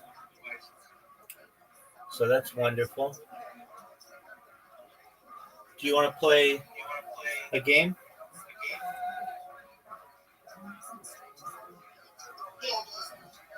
Okay, give me 2 minutes, and I'll send you an invite.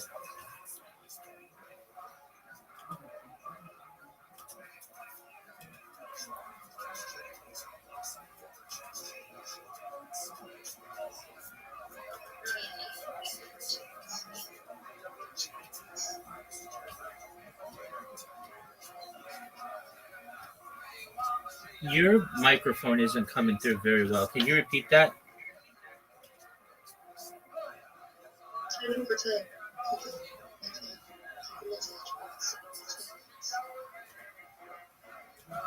Boy, you're cutting in and out. Just a moment. You type it to me.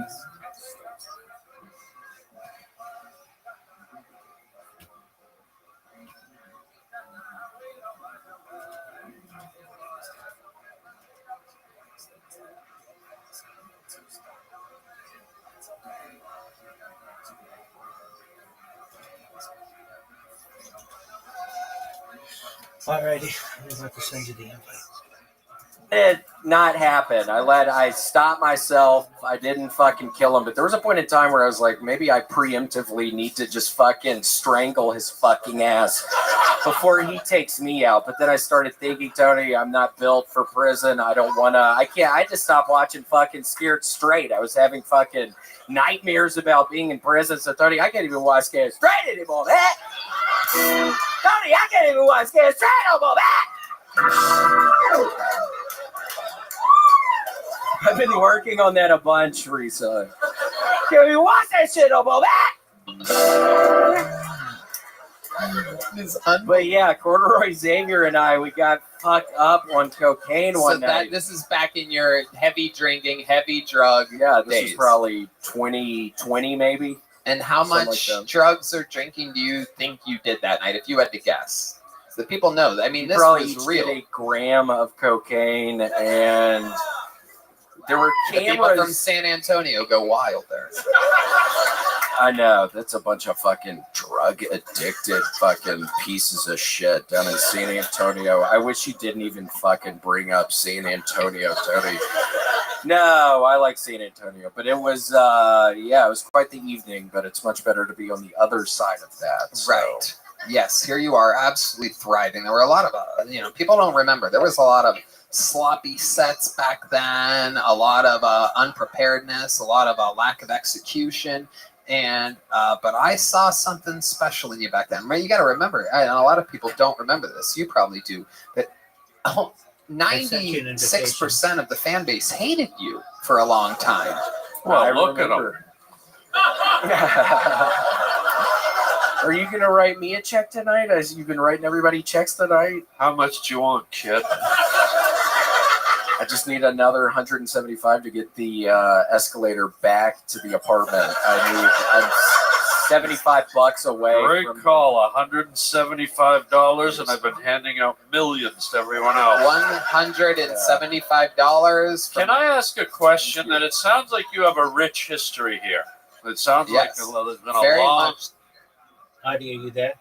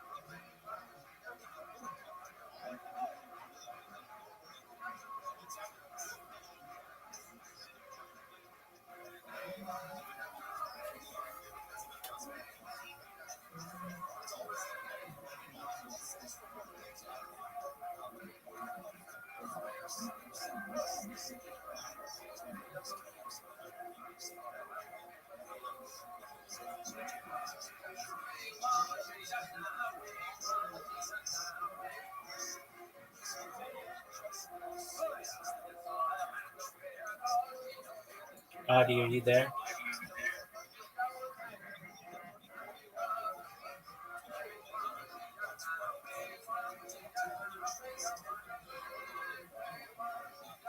Adi.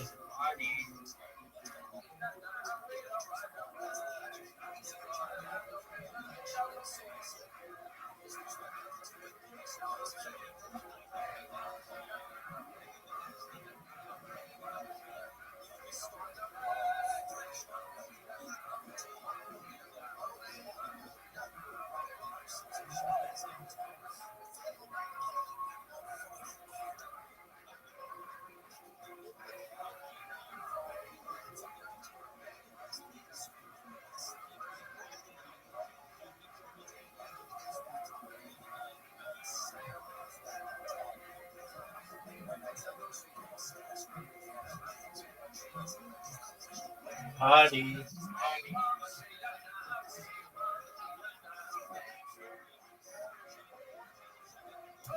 So I think I'm trying to think of one question that maybe nobody's ever asked. If you'll indulge me, friend. Yep. Have you ever snuck up into the graveyard in the middle of the night, covered your face in gravy, and pretended you were a meatloaf monster? Yeah, Be honest.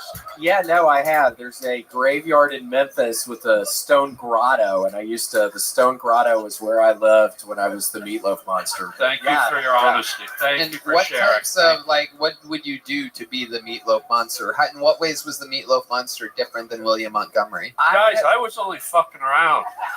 Well, you'll be surprised. This guy really has Straight a up. rich history. Wow. Okay, let's go. No, I Petey. mean, it would take me sometimes hours to find my way into the stone grotto, and I mean, once I got into the stone grotto in the graveyard, it would take me, I don't know, 30 minutes to get all the meatloaf on my face, all the gravy on my face. I'd have to get everything just right, and yeah, I mean, it's another 45 minutes to find my way out of the grotto and the thing. So yeah, it was a time. Took a lot of time. Oh, you're just a little darling. He is.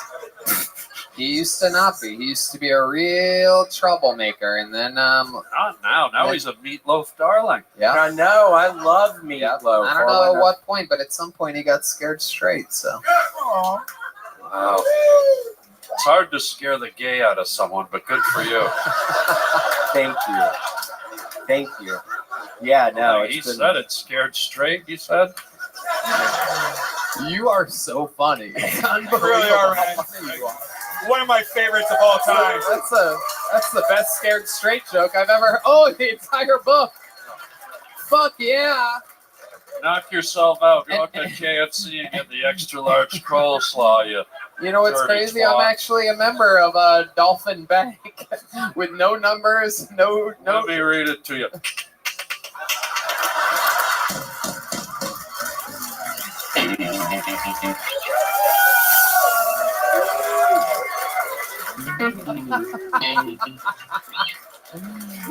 Little Donnie Meatloaf.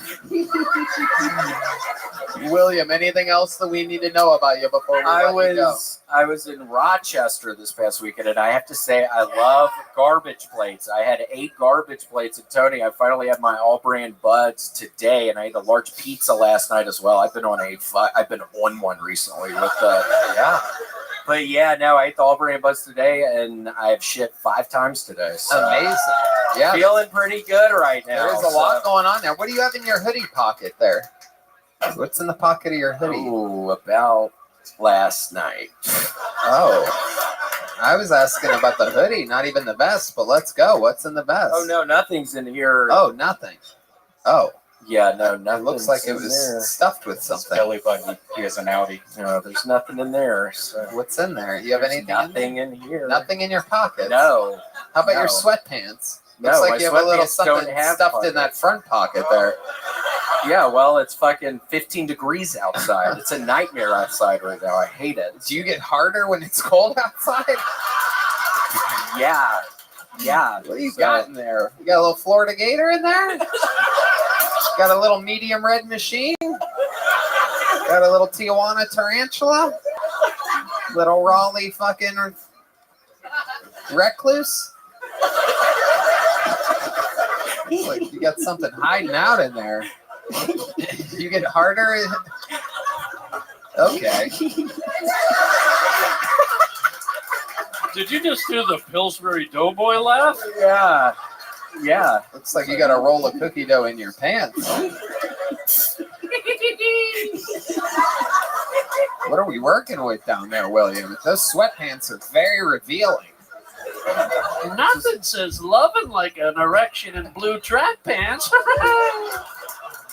This was such a mistake to have worn these fucking sweatpants tonight. I was trying to have fun tonight. It was I don't seeming think all it's right. a mistake at all. I think it's a word out there to anyone who threatens you, or I think it's a brag to your enemies. It appears as though you have one of the largest flaccid penises in the history of the show.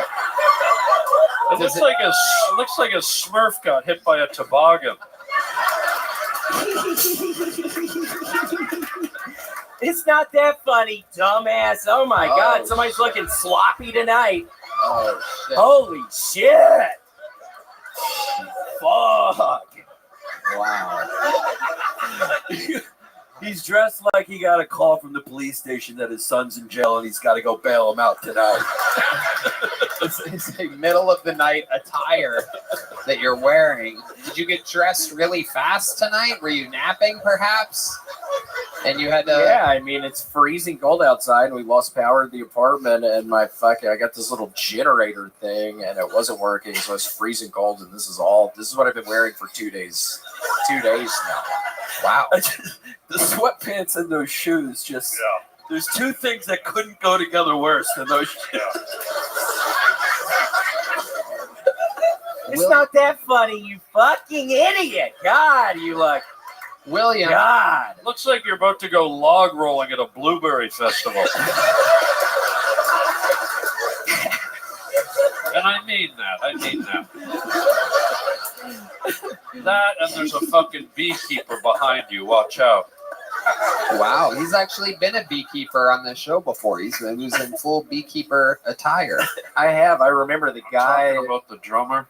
Oh. Yep. I see it. Yeah. I see it now. I see it. William, we announced recently that the show is going to the LA Forum and 2 shows at Madison Square Garden. How does this make you feel knowing that you're performing at some of the biggest, most famous arenas in the world? I mean, I'm going to be honest with y'all right now. At the very beginning, when I first tried all brand buds, I was like, is this stuff for real? And then I found out it was. And then Tony, I'm hearing the news, Madison Square Gardens. I'm thinking to myself, is this for real? And then I fucking wake up one morning and I'm thinking, holy shit, I don't know if I'm ever gonna stop. Oh my God. Oh my God. Yeah, you love it, Red Man, you bitch. Fucking idiot, don't look at me like that. William the Great Montgomery, everybody. And we did it again. Harlan Williams has the Harlan Highway podcast available everywhere. Dallas, Texas at Hyenas, February 9th through the 10th. Giannis Office Hour available everywhere. San Francisco at Cobb's, February 9th and the 10th. The drawing from Ryan J. Ebelt is in, and it is unbelievable. Thank you to Gel Blaster, Yellow Rose, Red Rose, Austin Security Guard Service, Hall Lumber, Ninja Buses, Connect Mobile Health, and MichaelLaird.threadless.com. Let's see what Chris Rogers drew tonight. Whoa, wild William Montgomery. How about one more time for the best damn band in the land, the Kill Tony Band? That's Carlos Sosa, Raul Vallejo, Michael Gonzalez, Matt Mueling, John Dees, and D Madness. How about one more time for Giannis Pappas and Harlan Williams, everybody? Thank you to everyone. The mothership. Make sure you overtip your wait staff. We'll see you at the Forum in Madison Square Garden. Check out the Sunset Strip, ATX.com if you're ever in Texas. Second highest ceilings in the biz. That's right. We love you guys. Thank you. Good night, everybody.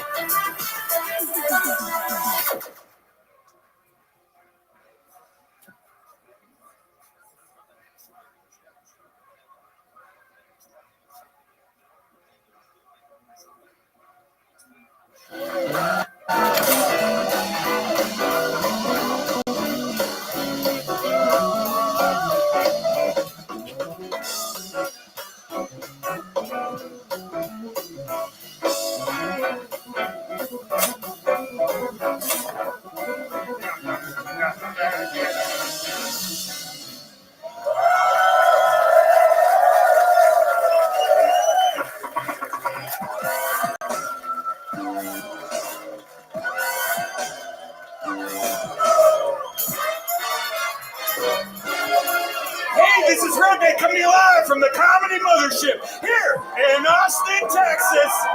For a brand new episode, Count 20, get it for Tony. Let's go!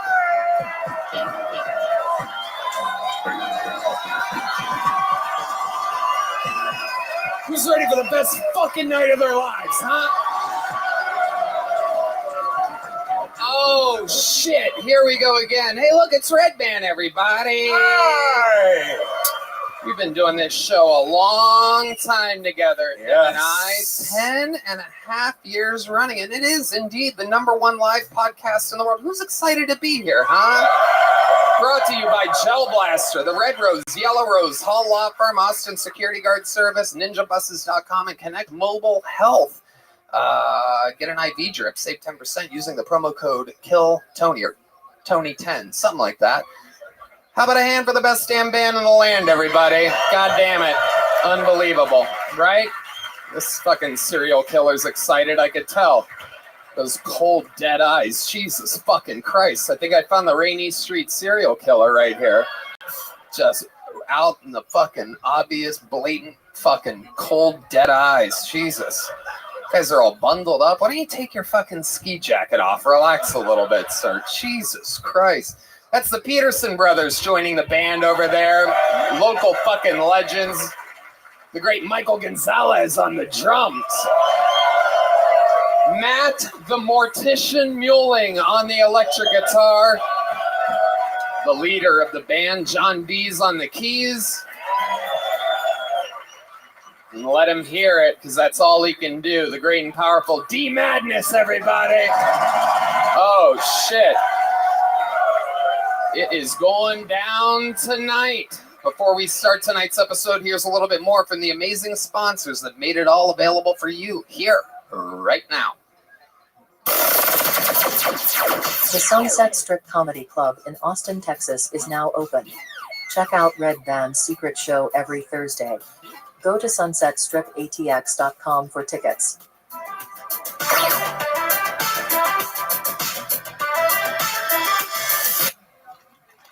You know, whether you're trying to save money, eat better, or stress less, HelloFresh is here to help you do all three. Say hello to your most delicious year yet with fresh ingredients and chef-crafted recipes at a price you'll like, delivered right to your door. That's right. No more staring blankly in the fridge, Red Band, wondering what to make for dinner. Give HelloFresh a try and dig into their biggest menu yet, with over 45 recipes to choose from each week. That's right. Each HelloFresh box is packed with farm-fresh ingredients, and everything arrives pre-portioned right to your doorstep for less hassle and less wasted food. Red Band. I love it, man. It's so nice being able to get what you need to cook something and you don't have anything left over instead of throwing away all this extra stuff in your fridge. I love the sweet ginger pork chops with the buttery rice and roasted green beans. It blew my mind. It was so easy to make and took virtually no time to clean up. I personally love the Saskatchewan pork noodle stir fry with carrots, scallions, and peanuts. It's absolutely delicious. We love HelloFresh. We're always on the go, and whether it be late nights after a long night at the mothership or first thing for breakfast or lunch, we love HelloFresh. Go to HelloFresh.com/KTShowFree and use code KTShowFree for free breakfast for life. One breakfast item per box while subscription is active. That's free breakfast for life at HelloFresh.com/KTShowFree with code KTShowFree. HelloFresh, America's #1 meal kit. Are you guys ready to start tonight's episode? Well.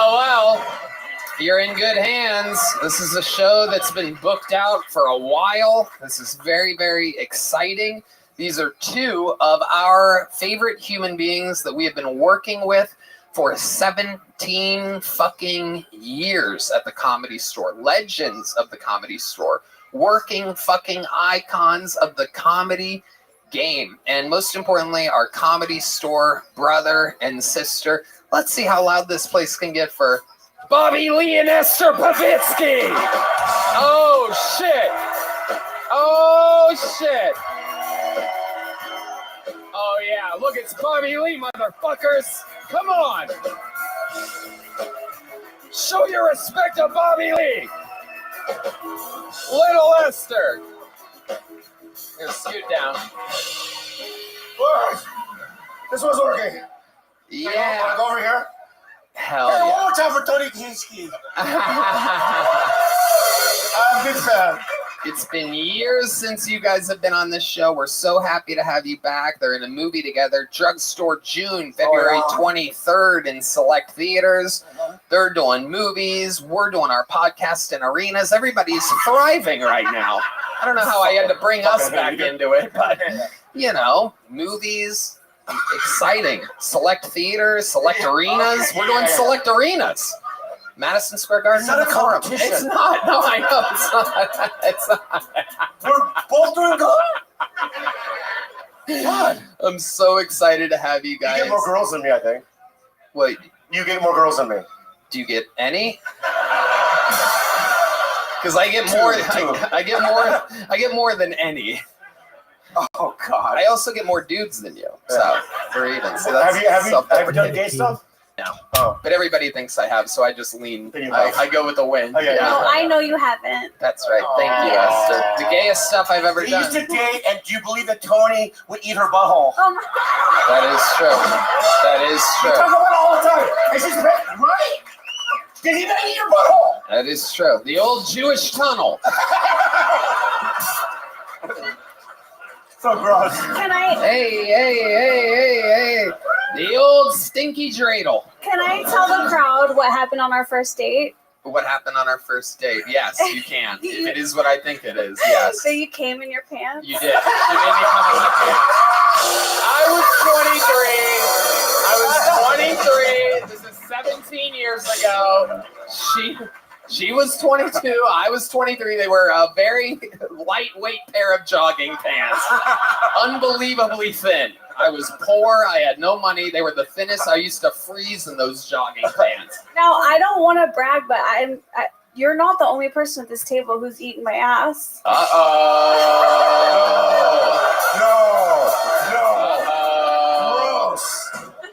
Uh-oh. How me and Tony know each other? What, you put a little breadcrumbs down there for him? He likes a heavy carb diet. I love it. Well, we're going to have a lot of fun tonight. This is a little family reunion up here. Before we explain the show, one more special treat for you. Joining the band, an icon of Kill Tony music history, one of the great joke meisters of the show. You also know her from the hit podcast Bad Friends with Bobby Lee and Andrew Santino. Make some fucking noise for the jet ski, Jesse Johnson. Oh my God. Oh my God. There she is. You know her. You love her. Coming straight from 2 sold-out arenas here in Austin, Texas. Hey!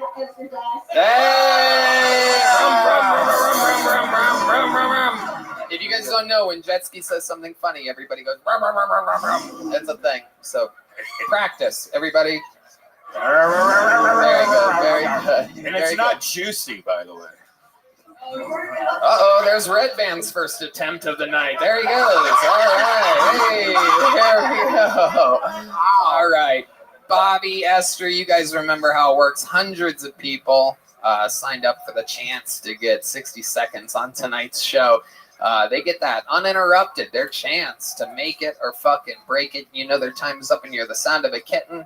That means they have to wrap it up then, or else they bring out the angry West Hollywood Bear, which is back in West Hollywood. He zooms in to growl like that all the way from West Hollywood. It's amazing. Every week, very consistent. I'm going to pre-pull a name from this bucket, and we're going to chase that person down from the bar next door. In the meanwhile, we will get 60 seconds uninterrupted, a brand new minute from one of the legends of the show, ladies and gentlemen. A very polarizing figure. This guy, I mean, is the talk of the town right now. I present to you a brand new minute from the great and powerful Hans Kim.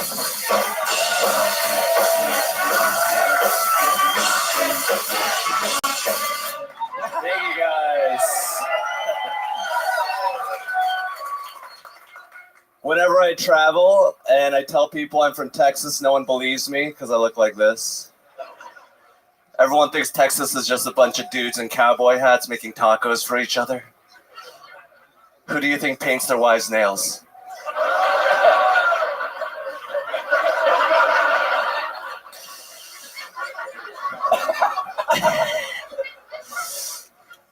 of immigrants are coming across the border, which is great because my windshield's kind of dirty.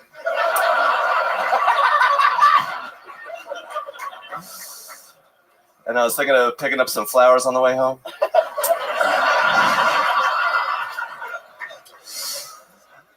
I think it would suck to be paralyzed from the neck down unless you're into bondage. Then it's like you're getting tied down by God. He used to be my father, now he's my daddy. Thank you. Wow. Wow. Amazing. Wow. He did it again. A brand new minute, Bobby. I mean, dude, I'm a fucking fan of yours. I have no idea. I didn't know you knew me. What the fuck, dude? I'm sorry. I thought you were from Texas. I have no idea. No, but dude, I mean, I never thought there was a filthier goop than me. And honestly, when I watch it, I go, "Oh my god, that's like you're like my son or something." I am your son, like a descendant or whatever. And I like what you're doing. And I know your parents are probably disgraced. Yes. But I'm fucking proud of you. Thank you, Bobby. Amazing. Look at that. Look at that. Look at that. Just a little Korean love machine over here. I absolutely love it. Hans, you did it again. Beats and fucking punchlines the whole way through. You got a fresh haircut, looking great. Not the usual dictator volume that we've had in the past. This is a new look. Everything fits tonight. What's going on? Thank you, Tony. I don't know. I've had a lot of women criticize me. Oh no! In a helpful way, they're like, "Hey, your wardrobe looks like you're trying to be an old man," and I was like, "Well, that's not. I want to be a young boy." Hans, what's your style in bed? Like, you do power fuck or what? I'm like, power strokes. Yeah. Just not a lot, but like just oof, Pretty good. I like to soak. I just like to put it in and let it sit. Soak, yeah. Oh. Edging. Yeah. I do the sewing machine. And you soak it. You do a little marinated Korean beef in there, huh? Little LA short ribs. My goodness. Yeah. Old short ribs over there. What's the longest you've ever just let it sit? Probably around like 5 minutes. Wow. What? That's amazing. You're baking your dick? My goodness. You have a bun in the oven. He has a bow in the oven. That's incredible. Little Esther, what do you think about the great Hans Kemp? I thought this, I've watched you on previous episodes. This felt really like your timing was good. You weren't nervous. And I liked the joke about the nails. I live in LA, so nobody can be racist there. So that was fun. And her people know about nails. They're the ones that drove them through Jesus's hands. So. Hey, let's fucking go. I love it. Hans, an amazing minute, a fucking great way to get the show started. You have to do it every week. It's not easy. There's a lot of fucking people that fucking talk shit, and you take it like a goddamn champion as your star power grows, your ninja star power, and you prove the haters to be pieces of shit every week. Congratulations, the reigning, defending, opening regular of the show. Hans Kim, everybody. And like that, everything takes a wild turn because now we go to the bucket. This is where shit, obviously, if you know the show, gets crazy. It could be a completely insane person that says crazy stuff. It could be the future of the show. A star could be made or someone could embarrass themselves. Your first bucket pull of the night is Jason Rodriguez, everybody. These people have been waiting all day in the cold, and here we go. It's Jason Rodriguez. 60 seconds uninterrupted for Jason Rodriguez. Hey. All right, you ready? All right, how's it going? Life good? Are you ready? Audie.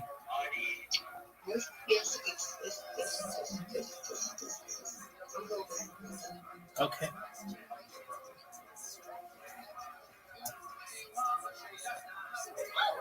Cool. Yeah, life's good for me. I have a mustache now.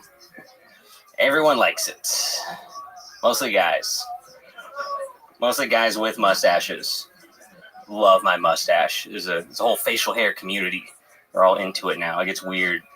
One guy with a mustache me once, he was like, anyone ever said you got like a pedophile stash? And I was like, no. And he's like, I get that all the time. Like, that's just you. You should probably shave. It's what you don't want. Yeah, no one says about me. No one says I have a pedophile stash. I think because I have a body of a victim. I think that's why. I think. Yeah, people see my face like, oh, what a creep. They look down. He's an Indian teenager. Never mind. Like, I wish I had a beard though. A beard seems manly. Like you work with your hands. I look like I work my hands in like a different kind of like a.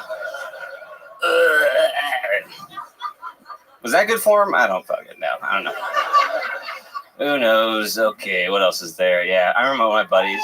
Oh, I'm done. Cool. Thank you. There you go, Jason Rodriguez. All right. Very fun. Not bad. Welcome. Have you been on this show before, Jason? Yeah, like 3 years ago. Okay. Yeah. You didn't have the mustache back then. No, this is a new thing. Look at you now. You worked hard for it. I did. 30 years. Put it in. Absolutely. Yeah. Absolutely. It's pretty thick, so you can't grow a beard at all. Nope, not at all. This is it. Nope. Do you always tuck in one side of your jacket collar like that? No. Is that like a trademark? No, not at all. There you go. Okay, look at you. Is this better now? Yeah. No, okay. I mean, I was just curious. Well, fuck me. Yeah, tuck it back in. I like it. I can't do anything. I like it like that. Fucking You should bullshit. do that all the time. That could be like your thing. This is my thing. Absolutely. What do you do for work, Jason? I work at a poke place. A poke place? Yeah, you know Oh poke? my goodness, Bobby. You know what poke is? Yeah. Yeah. Planet Earth. Okay, all right. I knew you did. I know that for sure, but. Oh my God. He said you do for sure. I don't know. Oh my goodness. John D's on the keys back here. Do you get a lot of Asian people in the poke place? Actually, mostly white people in like Teslas and stuff. Teslas? Yeah. Okay. Is it a drive-in poke place, or are you just keeping an eye on the parking lot? Yeah, I do, yeah. It's a really small shop. You can see their automobiles. And what do you do exactly at the poke place? Are you slicing the fish? Yeah, we slice the fish. We do that in the morning. We put it in the bowl. We mix it up. We give them to the guy. That's about it. Frozen or do they ship it fresh? No, it's frozen. Yeah. I don't know, what did I do? Yeah. Well, yeah, we're in the middle of Texas. You can't really have like fresh salmon and tuna. Would you eat it? Like, is it okay? Oh, I eat it every day, all the time. Yeah. Okay. I think it's bad for you if you eat it more than like 8 ounces, though. You get like iron poisoning or some shit. Mercury, that's it. One of those. Yeah. Fucking, I don't know. Not iron. Right. I don't fucking. It's in stuff. I love it. So you're making poke for a living. How long you been doing stand-up? Like 6 years. 6 years. What's your love life like? Are you with a... I got a lady. Got a girlfriend. Okay. Yeah, she's cool. She's white. She camps. Yeah. Hell yeah, dude. You meet her at the poke place? No, I met her. She's like a door girl at a comedy club. So that's pretty cool. Ooh. Yeah. Competitive to this? No, not at all. It's like an improv theater. Yeah, no, boo. It's gay or whatever. I don't know. Does she do comedy too? No, not at all. Thank God. Yeah. Yeah. Right. And does she like the mustache? Yeah, she only knew me. She only knows like mustache Jason. That's all she knows. Oh, So, mustache Jason. yeah, so I'm afraid to shave it. She might like cheat on me or something. I don't know. Yeah. Yeah. Maybe that's the Possibility. thing, keeping it all together. Mm-hmm. I love it. You have any special skills or talents that we'd be surprised to know about you?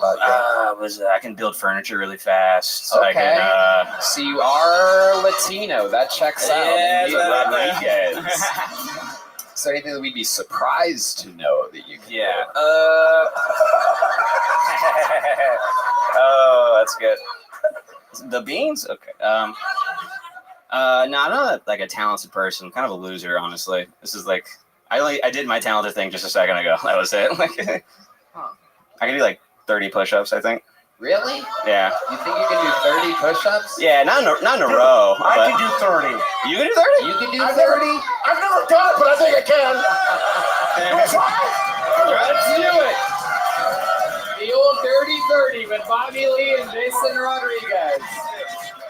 30 push-ups. Wait, Jason, you gotta do them too. 4, 5, 6, 7, 8, 9, 10, 11,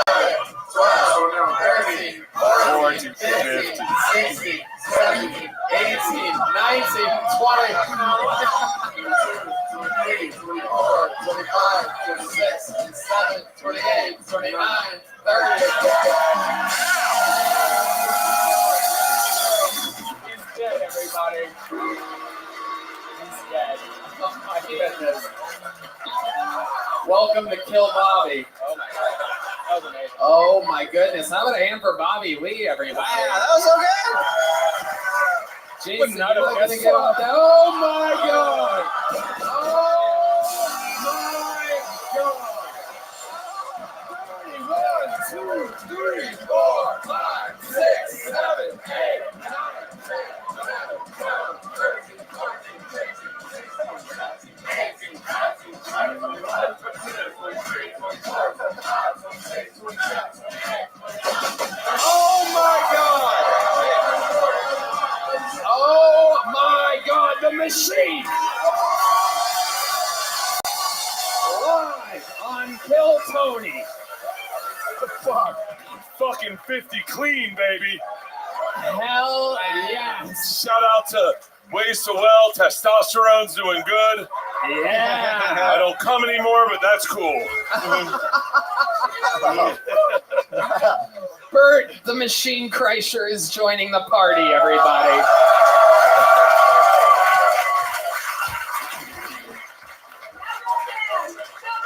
Red Band, do your 30, Yeah.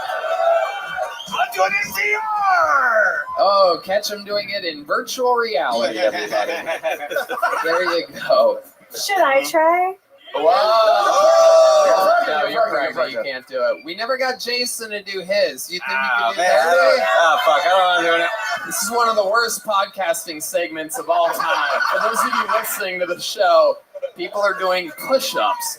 And here we go. 1, 2, It's not happening. 3. It's not happening. Oh, he's already slowing up. This is not looking good. Does not look good. He ain't building my furniture.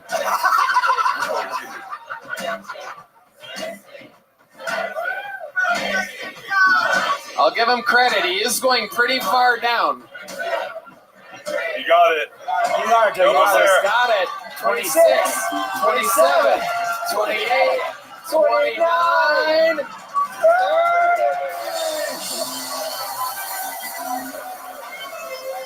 Jason Rodriguez.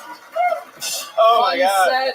Great push-ups. You did fantastic, Jason. Muchos gracias. I would love to have you on the Secret Show Thursday. if you can. Oh, look at that. Oh. They couldn't possibly push up your ceiling any higher. Jason, here's a Kill Tony joke book from the great Boneside. There's Jason Rodriguez, Thank everybody. you, guys. Appreciate it. Thank you. There he goes. Do you think seeing a therapist or psychiatrist would be helpful, but you don't have the time to actually find one and meet with them or afford them? Try Talkspace. By doing everything online, Talkspace has made getting the help you want easy, accessible, and affordable. Sometimes people wait until something bad happens to talk to a therapist. Why wait? You can get a therapist through Talkspace. Therapy can help you shift your perspective, find tools to cope in difficult times, and be a guiding light. Getting started is the important part, and Talkspace makes it easy and affordable. I think therapy is awesome. It can be extremely beneficial, and Talkspace makes it incredibly easy to get started. I know therapy can be super helpful, so if you think you may need to talk to someone, why not give it a try? With Talkspace, you can sign up online and get a personalized match with a provider that's right for you, typically within 48 hours. It's incredibly convenient to have virtual sessions with your licensed therapist from the comfort of your own home. There's no need to commute to appointments, miss time at work, or line up childcare in order to attend sessions. It's mental health care made easy. Talkspace lets you send messages to your therapist so you don't have to wait for your next session. Talkspace can help with any specific challenges you might be facing. It's the #1 online therapy platform with licensed therapists in over 40 specialties, including anxiety, depression, substance abuse, relationship issues, and more. We suffer from 3 of those things just in our Aw, relationship. we should break up. As a listener of this podcast, you'll get $80 off your first month with Talkspace when you go to Talkspace.com/Tony. To match with a licensed therapist today, go to Talkspace.com/Tony to get $80 off your first month and show your support for the show. That's Talkspace.com/Tony. You know, I wanted to find a strain of THC that made me feel social, which is why I tried Mood's euphoric product. Mood is known for their federally legal THC, and now they're adding the most potent product yet to the lineup. Introducing hemp-based THCA flower, the future of legal THC, tried along with all of Mood's other amazing offerings like gummies, vape cartridges, and more. And for a limited time, Mood is giving our listeners a free THCA pre-roll and 20% off your first order. Just visit hellomood.com and use our code KILLTONY. I tried the Morning Plus Sleepy Time gummies, Tony, and let me tell you, it was the greatest thing before bed. I slept way easier than usual, and I woke up feeling so refreshed. So refreshed, waking up at 4 p.m. during the day. I tried their Wonder Bread while I was watching a movie. It made me feel nice, chill, and relaxed. It was delivered quickly also, and it came in some really cool packaging. Since THCA converts into THC when you heat it, you get access to the classic marijuana high. And Mood has 10 high-inducing strains, the most potent they've ever offered. Mood puts an end to the guessing games with federally legal forms of THC extracted from hemp plants.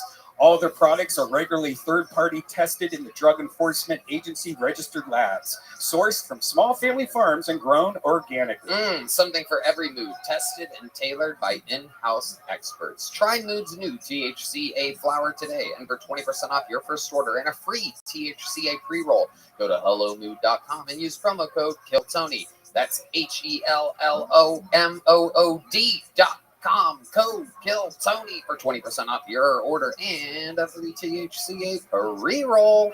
We're gonna watch a comedian. I'm ready. Let's go. 60 seconds uninterrupted for Grant Adcock, everybody. Your next bucket full. Grant Adcock. Here he is. Holy shit. How's it going? You guys drinking tonight? Fuck yeah, thank you for being here. I love drinking. People actually tell me I drink too much. I tell them all the same thing. I say, you don't even fucking know your well.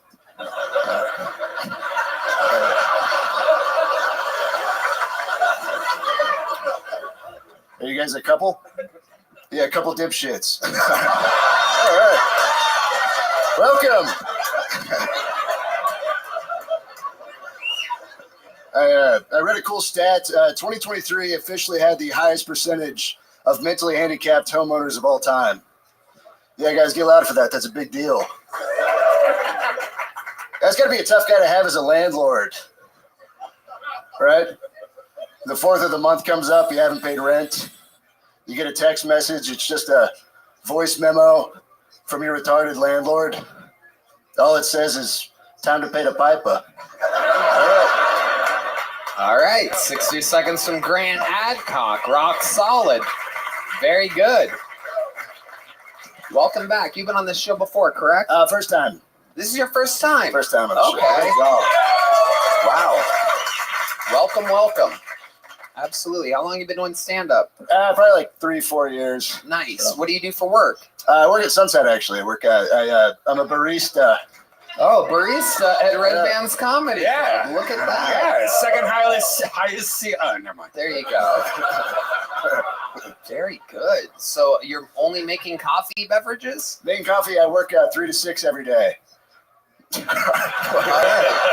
go. That's a good plug for the club. You guys will do anything to get people in there. We have great coffee, the best coffee on 6th Street. Like, seriously. The most coveted hours of making coffee. 3 to 6. For all those strippers and comics.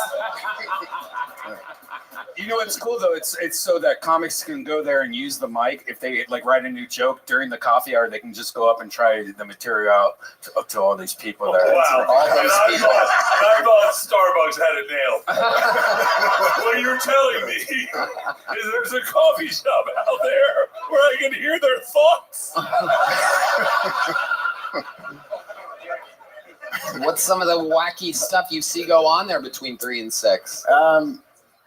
Today it was yesterday. We were setting up the A-frame that says we have coffee. A homeless lady said, "You're trying to poison us, aren't you, you fat fuck?" And that was the first person I talked to that day. So, Once again, there's an open mic at this place. Yeah. That's amazing. That's amazing. I love it. So, how old are you? 27. 27. Okay. What's your living situation like? You're only working 3 to 6. You're doing stand up. Seems like that's a tough living. Yeah, it's I live with my girlfriend, so we both. She makes a lot more money than I do. So Yes. Yes. Yeah. No doubt about it. Her hands look like this, so mine Can I give him a real like? Absolutely. Yeah, Bobby Lee. I thought you were great. I thought in the beginning you were a little nervous, and as soon as you get your first laugh, I saw you grow into your confidence. Oh, thank you so much. Start that way. Fuck yeah.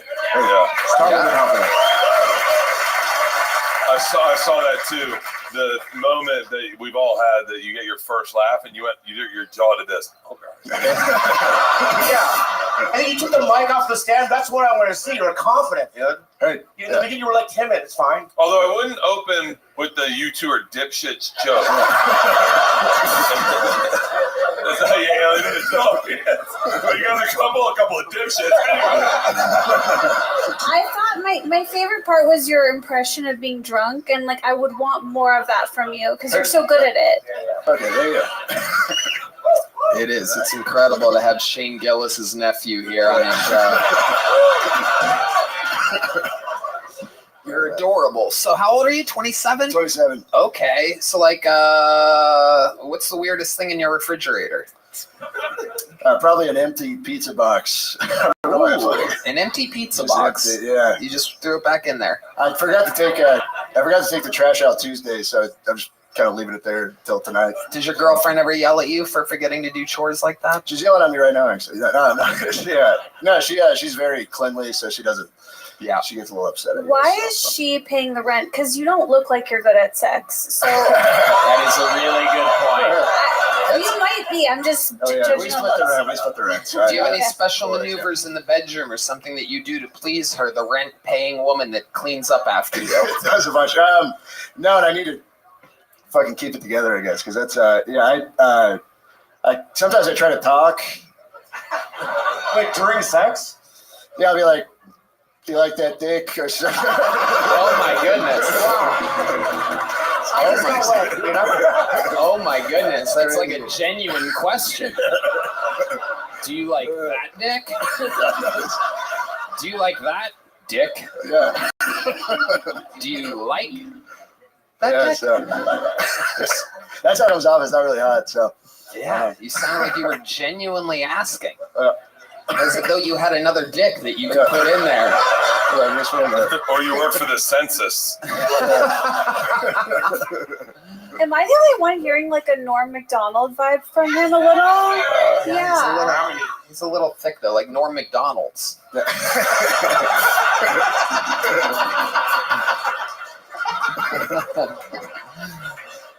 I love it. Any other crazy fun facts about you, Grant Adcock, that we'd be surprised to know about your entire life or anything like that? Yeah, it was actually I fell off a balcony when I was 23. Wow. And I landed on my head.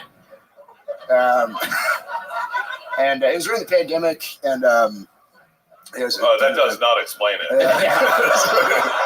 What were you doing? We were all climbing balconies during the pandemic. As a matter of fact, that's the one time no one climbed a balcony.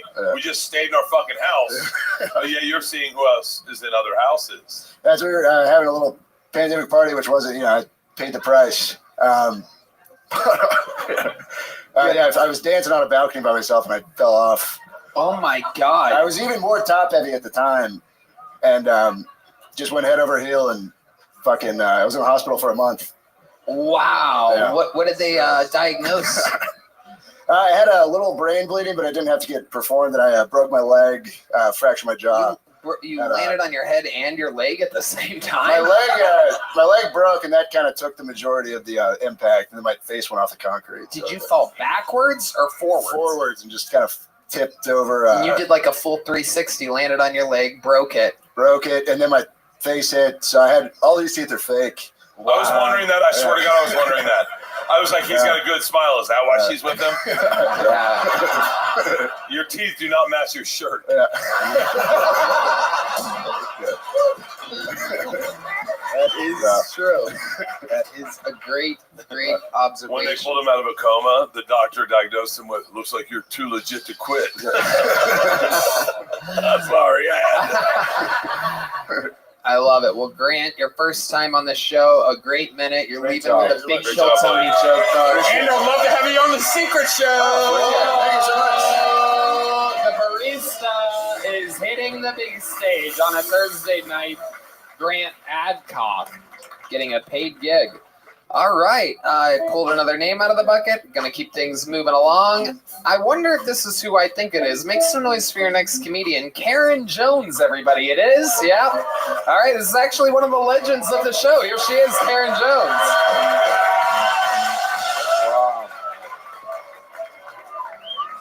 What happened to a woman's right to choose? I understand why everyone's worked up about it. I had to take a drug test today.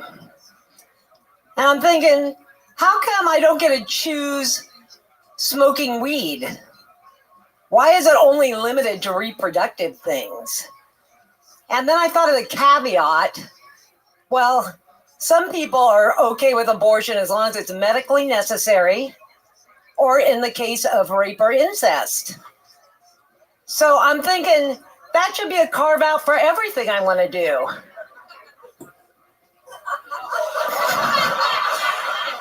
Well, I'm sorry, but, rape and incest. Gonna get a face tattoo. It's medically necessary because I don't have eyebrows. These are my only tattoos on my forehead. So they were medically necessary, and I was a victim of rape and incest. I love saying rape and incest together. It's like soup and sandwiches.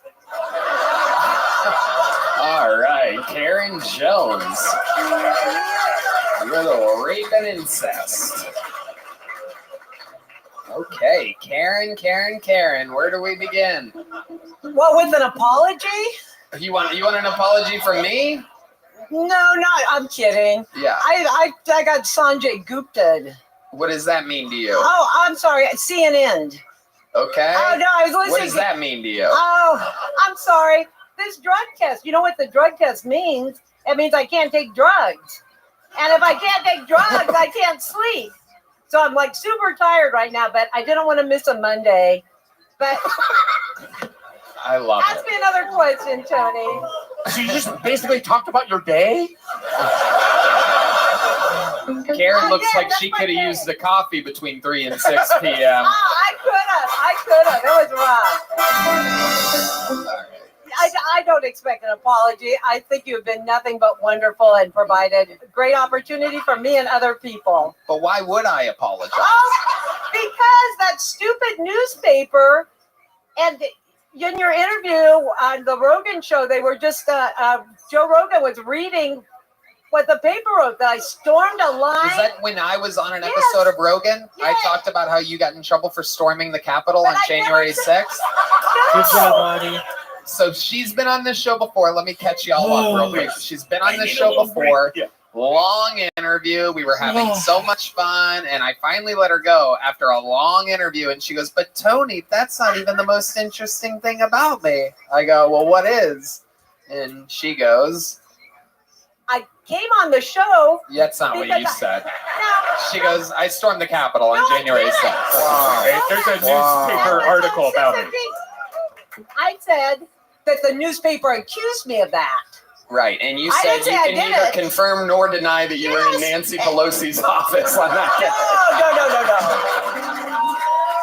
I can deny that. But anyway. A patriot, someone says. There she is. My God. This is it. Welcome to Texas, folks.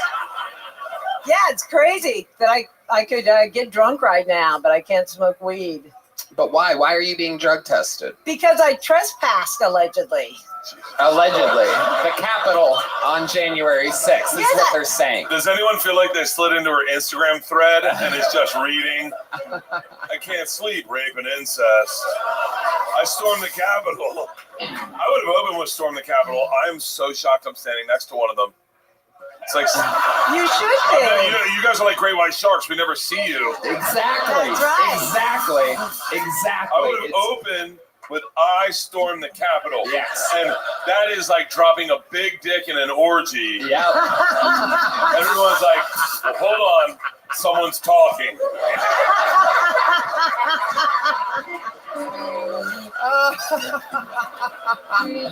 It is true. You beat around the bush here, but like everybody wants that fucking thunder. So keep us posted. What's been going on with that? So we mentioned it on Rogan. Then they charge you with something after that. No. The story is exactly upside down. I was arraigned on December 14th, but I knew I was being arrested because they're very public that they're going to arrest everybody. And so I came on here so you guys would know more truth about it and not just see that crazy violent loop. That it was mainly the old ladies that stand with flags in front of vet halls. What? No, let her go. You're right. You misunderstood. Keep going. We saw the wrong footage. That is exactly right. That's what you're fucking saying. Wait, I have a question. When they tried to arrest you for storming the Capitol, did you just say like rape and incest? That's a good one. I should have missed it. I wish I would have been on my feet like that. That was good. But they didn't try and arrest me. They said they were issuing arrest warrants. I knew it was coming. So I came and put my name in the bucket and blah, blah, blah. You came and put your name in the bucket here. Yes. Right. Okay. So why are they drug testing you? And for how long does that last? I don't know. It's supposed to be random, but I went in Friday, then I dialed the number. I had to go in again today. So what happens if you smoke marijuana? What did they tell you what happens if you fail a drug test for storming the Capitol? Is this what they did to the people? Like, all right, you just can't smoke pot for a few months. No. It's on OR, and it's the conditions of my release that I have to do drug testing and be monitored, and 4 misdemeanor. 2 trespassing, 1, this is my favorite one, the parading. Oh, they call it parading. That's the 3rd charge, and the 4th one is interfering with government or something. Or something. They're all misdemeanors. She's balls dead accurate on parading. But the heavier the felonies, I don't know. It's like trying to kill I don't know what her blows. Wow. But you don't know when it ends. You don't know what the. No, I know my next date is March 5th, and then I don't know what the process is. You just keep going to court, paying lawyers, and showing up so you stay out of jail. Like a patriot. Apparently. Hey, if you guys had done it properly like Lenin did. It's the same fucking shit. Read history books. So let me ask you this.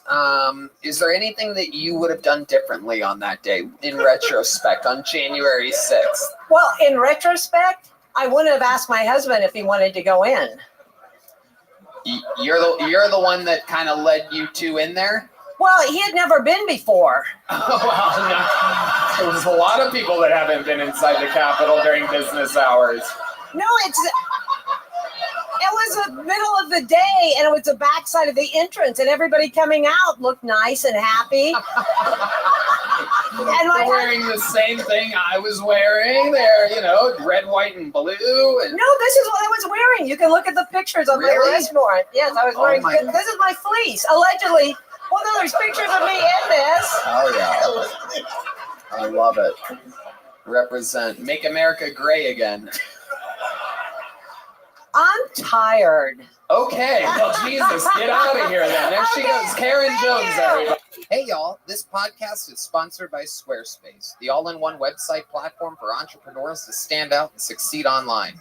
Whether you're just starting out or managing a growing brand, Squarespace makes it easy to create a beautiful website, engage with your audience, and sell anything from products to content to time, all in one place, all on your terms. That's right. Upload, organize, and access all your content from one place. With the new Asset Library, you're able to manage all your files from one central hub and use them across the Squarespace platform.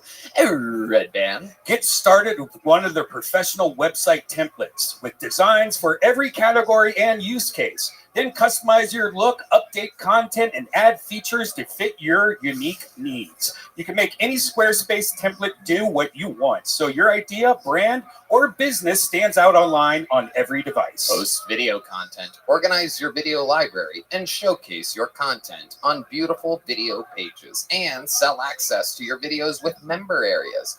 No doubt about it, I think Squarespace is the best platform to make a website. It's incredibly easy to use, and you can make a quality-looking website in no time.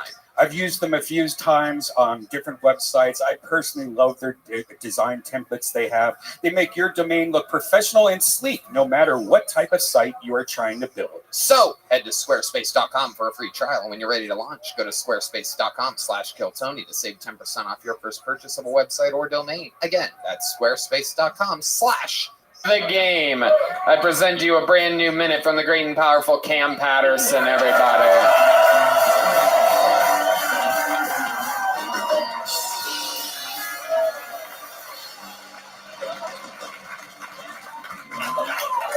I was thinking about a traumatizing thing that happened in my life, and one of them was I was 15 years old. I went to my first strip club, and the person that took me was my cousin Natron. Now, whoever you see when I say Natron, that's that nigga, dog. My uncle looked at his newborn baby boy and was like, Decepticon. That's crazy as fuck, dog. He gonna be two things in life, an NFL player or a prisoner. And Natron was both. So right when he got his first NFL contract, it was we took him to the strip club. And I'm gonna tell y'all some real shit. Any strip club, like a 15-year-old in that strip club was not a good place for anybody. And the strippers were so excited to see me, they was very happy to see me. And they were doing a whole bunch of sexual shit to me, but like in a childish way. Like they were like blowing raspberries on my dick. You such a cute little nigga. I came twice. It was crazy. That's my top presentation. Wow. Yeah. Yes. One of the great regulars of the show with a brand new minute. Can I say something? Yeah. So I was at the Improv in Hollywood for a month, and we did a show together. Yeah. And I didn't know who you were. I'm sorry, right? But I was like, and I asked people around. I go, "Who is this guy?" He's from Kill Tony. So I stayed to watch. You fucking rocked that house. You're also the last guy. You had to follow heavyweights. Yeah. You killed it, dude. Thank you so much. Yeah, man. So. Oh, see what I do? I don't touch black people, but Now, the funniest part, somebody in the crowd, when you bring me up, they just yelled gang violence. You like, yeah, he's black. Yeah, he's black, yeah. What'd you say?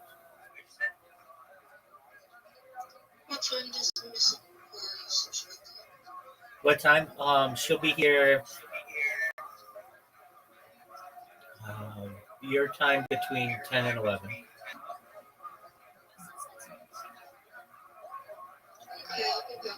Excellent. We'll see you then, August. Yeah, how'd you know that? How you know he was black? That's crazy. This is the first we're hearing of Natron. Yeah, my cousin Natron. My goodness. Yeah. It's amazing. You have so many of these references and stories. I've never heard of Natron before. Does he live in he live in Tampa. Where? He live in Tampa. Tampa. Yeah. Tampa. Okay. I grew up in Tampa, and I know black guys from Tampa. I thought for sure he was saying temple there. I thought maybe he was at a Jewish synagogue of some kind, but no, Tampa is where Natron lives. What's Natron up to nowadays? What does a guy like Natron do for a living? He doing good, man. He own like a bouncy house business right now. Bouncy house business? So a lot of money in that. There's a lot of money in that. Yeah, because you buy it and then you pay dudes $50 a day to set it up. Yeah. And to buy it's cheap and you can rent it out for $500 a day. It's a good business. Nah, he doing great. Yeah, it's a really good fucking business. Wow, I didn't know Bert was in the bouncy house business. I had 2 daughters. I still have them, but I have 2 daughters. It's a great deal. For a day, you rent one of those bounces, especially the slip and slide ones. That shit, yeah. Fuck yeah. That's $750. That's $750. Extra for the water, you know what I'm saying? Yeah. I would love it if you would include the bouncy house stuff in the act. Hell yeah, That's really good. Hell yeah. Yeah, you can add that to the Natron stuff. And you and him have been close for a long time? Hell yeah. Well, he like my cousin. So your actual cousin, I do believe that means. Yeah. Wait. That's what that means? Yeah. Well, no. He my real cousin. That's my cousin. I mean, I knew him my whole life. Okay. Yeah. So, like, when he says cousin, that could mean a friend of more than like a year. But if it's a cousin, that means that it is your uncle or aunt's child. That's my first cousin's cousin. What? Oh, that's a second cousin. Cousin. Right. Yeah. Yep. Bobby was right. They don't get to say dad, so they say cousin a lot. That's good. That's not cool, but no, that's hilarious. Thank you. That's for the head. Is Natron's? I take that appreciation coming from you. You're funny as fuck. Is Natron's dad in his life? Yeah. Oh, Mom, okay. yeah. He didn't bounce. What's a real cousin then? Like if you were to say like a real cousin. My first cousin. That's my cousin. That's my cousin. Redman, you're Joe Rogan's producer.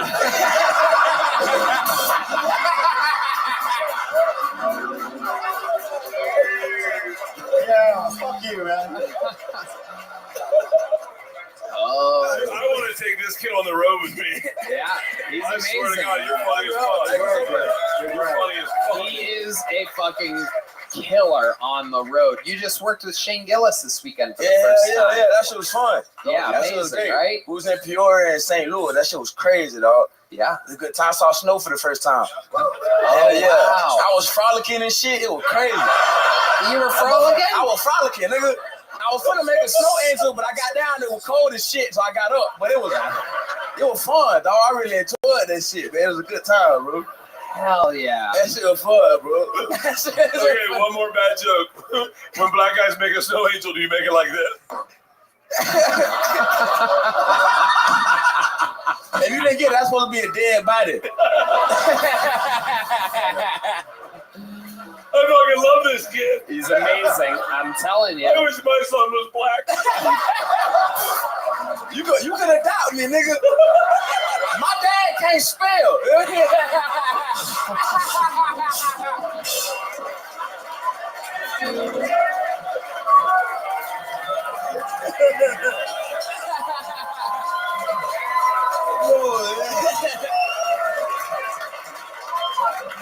An absolute fucking superstar, an absolute sensation.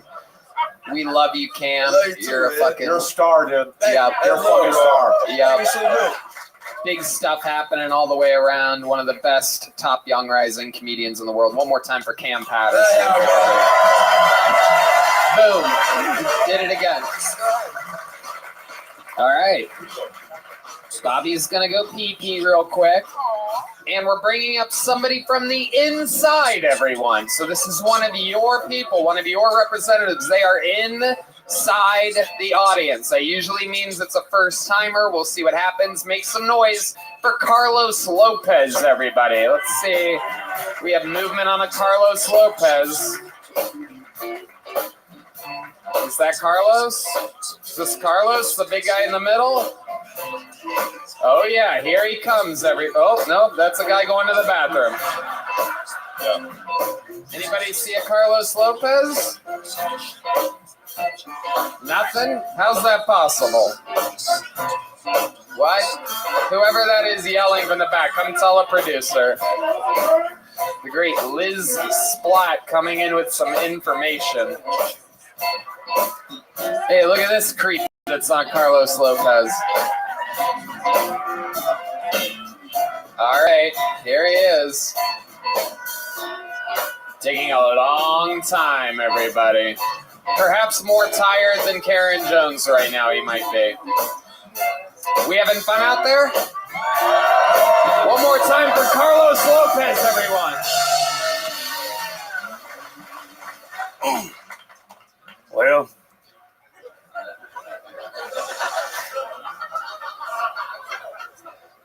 the back part of my dick is more dangerous than the front. Not because it's big or nothing, but it means my stomach's pressed on you. It gets hard to breathe.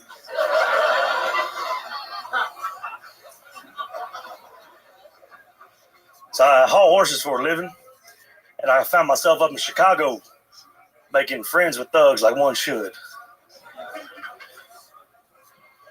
And I was deep in the conversation before I realized I don't think smoking pigs in Chicago is the same as South Texas.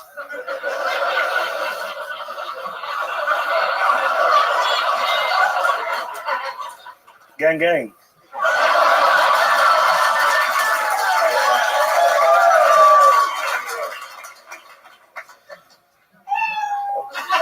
Thank you. Wow. A real Texas gentleman, Carlos Lopez, making his Kill Tony debut. Am I correct? Yes, sir. Wow, look at you. Nice, calm swagger. I mean, nervous as shit. Wow, I wouldn't be able to guess. You seem fucking cold, calculated, and under control. You got the fucking belt buckle representing the rock solid hat. I mean, you look like bulls ride you. And they still can't stay on. Goddamn right. I don't think anybody's lasting 8 seconds on that. Wow, look at you, a real man. Holy shit. God damn, this is absolutely incredible. How does one become as manly as you? Just grew up in South Texas, I guess. I don't know, even the women are manly down there.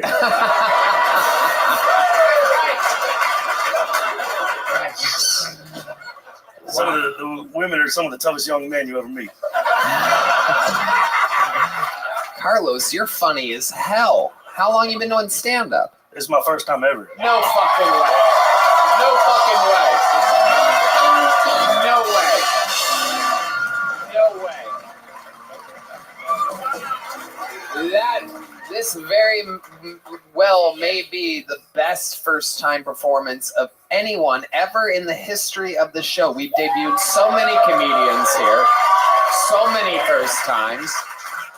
This is incredible. How long have you been planning for this in your head? Fuck, probably since I was a kid. Wow, how old are you? 29. Oh my God, you're 29? Holy shit. Hey, but I fuck like I'm 60 and I look 46. Wow. Oh my goodness. That is incredible. You are a fucking machine. This is unbelievable. And you haul horses? I haul horses for a living, yes, sir. Wow. So like the little horse carriage things with the horses? Nope. You're saying no already. I haul horses like in a big truck, an 8-cylinder. Wow. Oh, I think I hear them now. No, that's my ex-wife. Oh, shit. Oh, shit. Carlos Lopez is a fucking natural. This is an epic first time on stage, brother. This is really something else for a first timer. I mean, this is exactly what the show is built for. Someone like you. Absolutely amazing performance. Have people always told you that you're a funny guy? Only in prison. Were you in prison before? No, just juvie. I never went back after juvie. What did you get put in juvie for? Oh, shit. Yeah. That's the head tilt that says fucking a goat. Yeah, for sure. That's a goat fucking head tilt if I've ever seen one. Hey, you're the one fucking this goat. I'm just wearing the boots. Oh, my goodness. Yeah. Hey, it was a Cuma. That's my stage name. I love it. All right. Red Band's going crazy over here. He's very excited. Horses and trucks and he's making noises with his mouth for the first time ever. Didn't know you could do a horse walking impression like that. Oh my God, there you go. Very good. Okay, so tell us some more about the life of Carlos Lopez. What else have you been doing? I've been hauling horses since I was like 21. Yeah, hauling horses. Worked in the oil field before that. You were in the oil field. Look at you. Oh my goodness. You are just a real fucking man. You have a lot of chest hair? I do, yeah. I got all the taco meat. Hold on. Oh my God, look at that. Oh. I've been growing it since I was a little girl. Oh my God. Wow. I am. I am. I really am. I wanna get on top of the old Brokeback Mountain over here. Well, lucky for you, this ain't a mustache, it's a saddle. Oh, well, you know what? Well, you know what? I think we could trade belt buckles tonight. You know what I'm saying? I ain't bumping buckles, I'm sorry, but Wait, what? You call it bumping buckles? That's right. That's right. With a buckle bunny? Absolutely. Let's fucking go. Wait, can I ask you a tactical question? I just have always wondered this. When you're driving horses and you stop short, do they all fall? Yeah, they'll fall, break their legs and stuff. You got to be real careful. I think that all the time. Yeah, me too. That's why when people cut me off, I pull my gun out so they don't do it again. Wow. Allegedly. Has that ever happened? Have you ever had to stop really hard? Mainly on the Florida Turnpike, yeah. Wow. My goodness. Those people don't know how to drive in Florida. Now let's talk about your love life, because seriously, you seem like you could walk up to any fucking woman in the world and have a chance at stealing them away from a man. Do you have any special lines that you say with women or something like that? Howdy. Oh, that's it. That's all day. I just came in my pants for the first time since my first hangout with little Esther. I feel like he's got an answer for everything. He does. Let's be the woman hitting back on him. I want to see how quick he is. Okay. Okay. Who should be the woman here? I'm very excited about this. I'll do it. Okay, yeah. I'll do it. I like acting, if you know what I mean. Oh my God, look at that thing he just did with his hair. You are a fucking... Hi.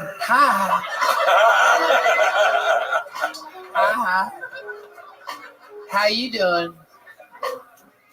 Oh, you're asking me? Oh, he's playing hard to get. That was cute. Hi. Howdy. Do you come here often or you wait till you get home?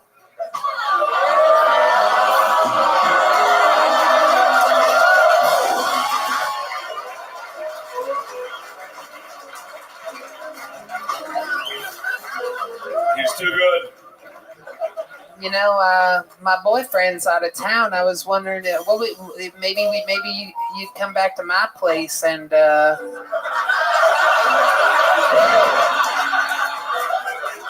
Howdy.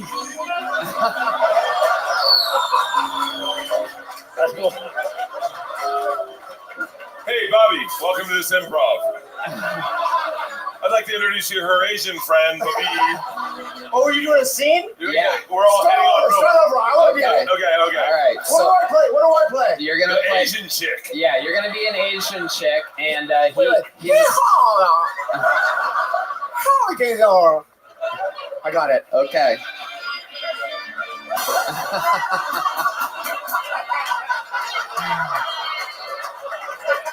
Have you ever had sex with an Asian chick before? No, but I heard the crippled feet look better behind the ears.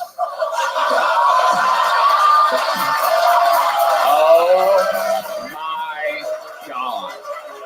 My mom does that. I remember.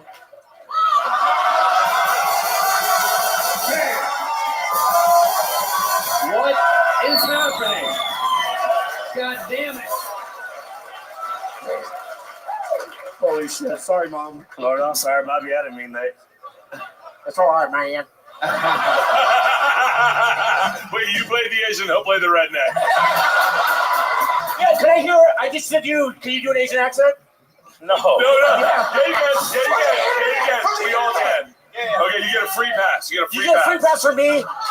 Where's Hans at? Where is he? He said good. Oh, just repeat it a bit. Hello.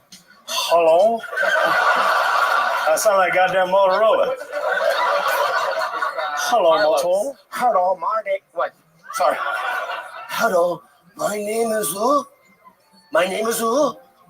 My name is who? Oh, I thought you were telling me. Repeat after me. Oh, well, fucking say it. Hello. My name is who? My name is who? Carlos. Carlos. Very good. That's very good. Pretty good. Now you're canceled. That's amazing. If you would have made me guess which bucket pool stormed the Capitol, I would have guessed you, Carlos.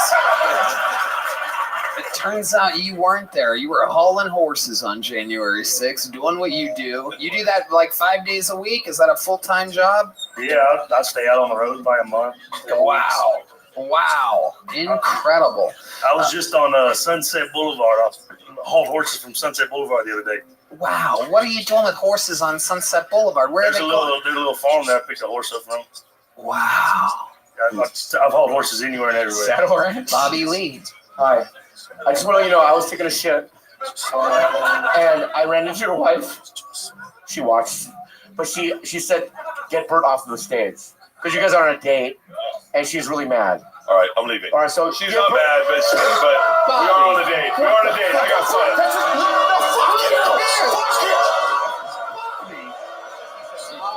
just, Bert Kreischer, everybody. We love you, Bert. Thank you so much for swinging by. Catch him on tour absolutely everywhere. Doing fucking football stadiums and the whole damn thing. Well, me, Tom, and Bert are going to do a huge show soon. So you'll see. Oh, okay. It's going to be great. I'm opening. All right. I love it. Carlos, I am mesmerized by your unbelievable, natural, God-given fucking talent here tonight. I think you're putting on a clinic for being yourself and owning the moment. I appreciate that. I'm just going to put it to you this way. If you, next time you're ready for another minute, I'm just going to have you back when you want. So you just let me know when you're done hauling horses and ready to sling some more jokes. We'll be waiting for you. This is the very rare Big Joke Book on a first-time performance. He popped his cherry. Carlos goddamn Lopez has entered the Kill Tony universe. A true gentleman. Thank you, Carlos. Absolutely. How about one more time for Carlos Lopez, everyone? That's cool. That was amazing. You know what, dude? I just saw how important this show is. That's great, dude. You just made his fucking day, dude. His life. Yeah. He's in cloud nine now, dude. Yep. Amazing. Thank you. Amazing. Thank you. Aren't you glad you came and No. Pull another name out of the bucket. As you've seen tonight, anything can happen. Make some noise. 60 seconds, uninterrupted. For Jack Schwartz, everyone. Jack Schwartz. Drugstore June out February 23rd in select theaters. Jack Schwartz. Hey. I just wrote that. That's new. Okay. You guys want to hear some fun facts? Okay. Fun fact, turkeys can blush. Isn't that cute? Another fun fact, I'm pretty sure scientists are flirting with turkeys, bro. Why do we know that? How did that experiment happen? Just some dude walking up to a bunch of turkeys. He's like, turkeys are like, oh my God, stop.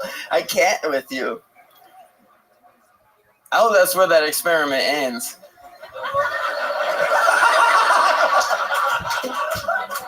I don't want to hear more. I don't want to hear a month from now. Fun fact. Turkeys put out, bro.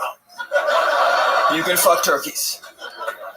A lot of people say turkeys are dry meat. Not when I'm done with it.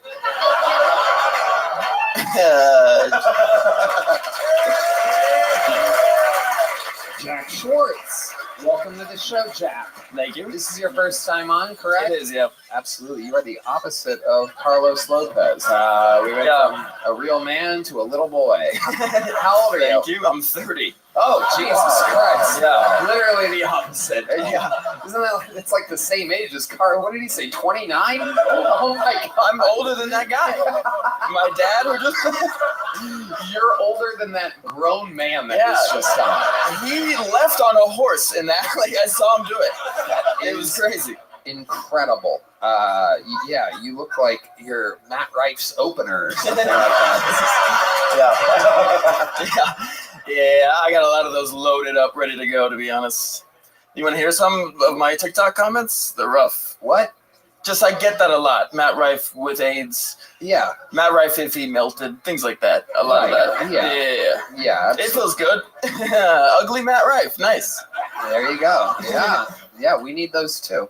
Esther? I also am getting like an Andy Samberg vibe from you a little bit in a nice way. And Jewish. Yeah, it started like I didn't want to like you because you look handsome and like people are nice to you, but that was good. It was good. Thank you. Wow. Thanks, I think mostly. That was amazing. You're one of the ugliest white dudes I've ever seen. Thank you, Bobby. Yeah. Can I say something right now, dude? You know what I like about you? What's that? You're confident. What you didn't get a laugh before the act out, but you committed to the act out. You know that whole part, right? Yeah. And that's when I knew I was like, you know, I'm comfortable with this guy. The bit was fucking clean too, which I liked, dude. It was clever. It's sexual at the end a little bit, but I thought it was cute, and I thought it was good, and I think I like you, man. Thank you very much. I love it. How long you been knowing? You're killing. You're doing great. You gave yourself a standing ovation. That was incredible. This is your big moment, Bobby. How long? Whoa. The whole thing gets turned around. There you go. He fucked it up. Once a gong. See, once a gong. There you go. 2 gongs don't make a right. All right. So, Jack, how long have you been doing stand-up? About 4 years. 4 years. You have any special skills or talents that would surprise us? I was a paramedic for like 6 years. Oh. Yeah, people don't like to hear that at shows, but yeah. Okay. Jesus, relax. This is white, I guess that means. White paramedic. What's the craziest thing you saw while being a paramedic? Oh, God. Some of that's not as funny, to be honest. But I will say, one time a woman, I showed up on scene and this guy had one of those retractable car antennas shoved through his neck, like just missing his jugular there. Whoa. And we were talking to him for like 20 minutes, and his wife's there, and she's like in a panic. She's like, "This is crazy." And eventually, we're like, "Who stabbed you?" And he goes, "It was this bitch." She points to his wife. So I was like, "Oh, cool." Wow. Yeah, that was like my 3rd day. My goodness. Yeah. Was the radio still playing? Was the reception good? Yeah, he opened his mouth and the Friends theme song came on. It was crazy. All right, very good. What else about you would we be surprised to know, Jack Schwartz? Are you Jew? I am Jew. Okay. That came out wrong. No, I think it was perfect. Are you Jewish? How I'm Jewish from are you? Tampa. What? How Jewish are you? Like, not like I'm atheist, essentially, if that makes, you know what I mean? But like I eat like capers on shit. Okay. All right. I don't know if this What do we audience got, understood. about 45% there? Yeah, capers. I don't understand where that factors in. It's a Jewish thing. It's not. You don't think of it? No. Okay, well, my dad lied. So I don't know. Are both your parents Jewish? My mom is half Jewish. My dad's full Jewish, and I was never mitzvahed. So being Okay. Jewish is more like a 75%. cuisine. That's what my baby will be. Oh, So okay. that's good to know. Congratulations, by the way. Thank you. Your baby's gonna end up like this. Out here talking about turkey business. What's your love life like? I'm in a relationship. Okay. And what does she do? She's a comic. Whoa. Wait, she done the show? No. Okay. She's in the waiting area, hoping to make it up, and it doesn't. She signed up? What's up? She signed up? She did, yeah. Okay, what's her name? Matilda Epstein. Matilda Epstein. Go grab Matilda Epstein. I've always said that I've wanted an Epstein on this show before. I've never gotten one. They're gonna go grab her. Okay. How long have you two been together? Like 3 years. 3 years. How long has she been doing stand-up? About the same, like within a month. Okay. It's not gonna work. I'll I'll tell you why, because when comics get together, right? Yeah. Once one starts blowing up, there's friction. Yeah. Yeah. So. Also, it's hard. Only one person can be the star. You don't want 2 stars. Okay. Sorry. Wait. Well, she's like really pretty, and I'm just like, what the fuck? I just kind of feel like if it was One of us, you know? Okay. That's too sad. It's not funny, but you know. We'll see. Wow, is Yeah. she related to Jeffrey Epstein?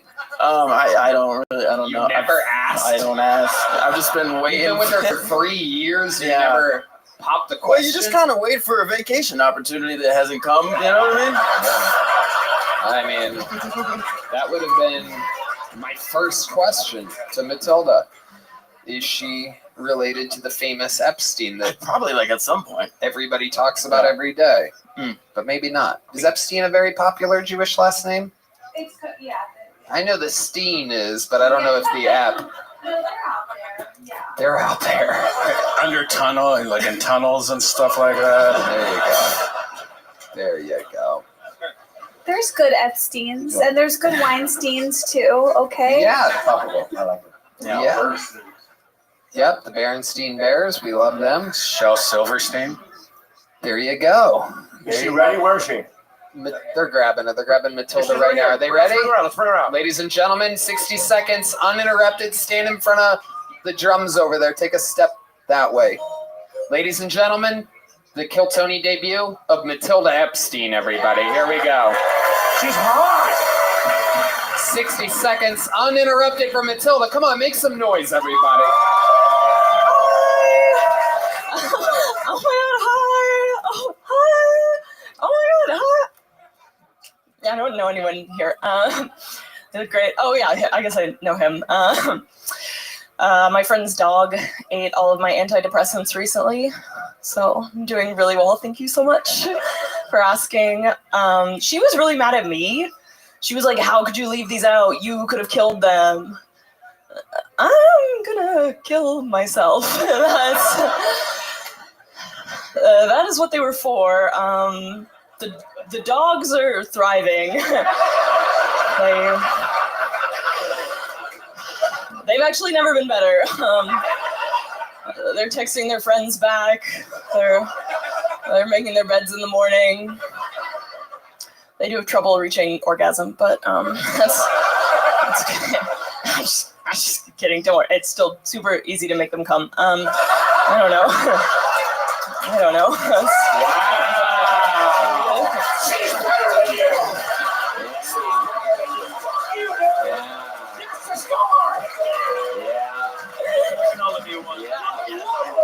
We see who wears the funny pants in this relationship. Your boyfriend's out here talking about, oh, the turkeys are blushing. And you're just out Now here I'm blushing. rushing. This is incredible. Esther Pavitsky. No, you guys are a cool comedy couple. Like, I'm Rare. impressed. I think this could work. You could stay together. Whoa. Are you No? rooting for us? Yeah, I'm rooting for you. Oh No, my that God. was really funny. It was really fun. And I liked how it was long and it kept going and taking different directions, but all one bit. Like, that's hard to do. That was Thanks. really good. Yeah, Jews are really good at stretching something out when they have it. Getting their money's worth. A lot of bang for your buck, you know what I mean?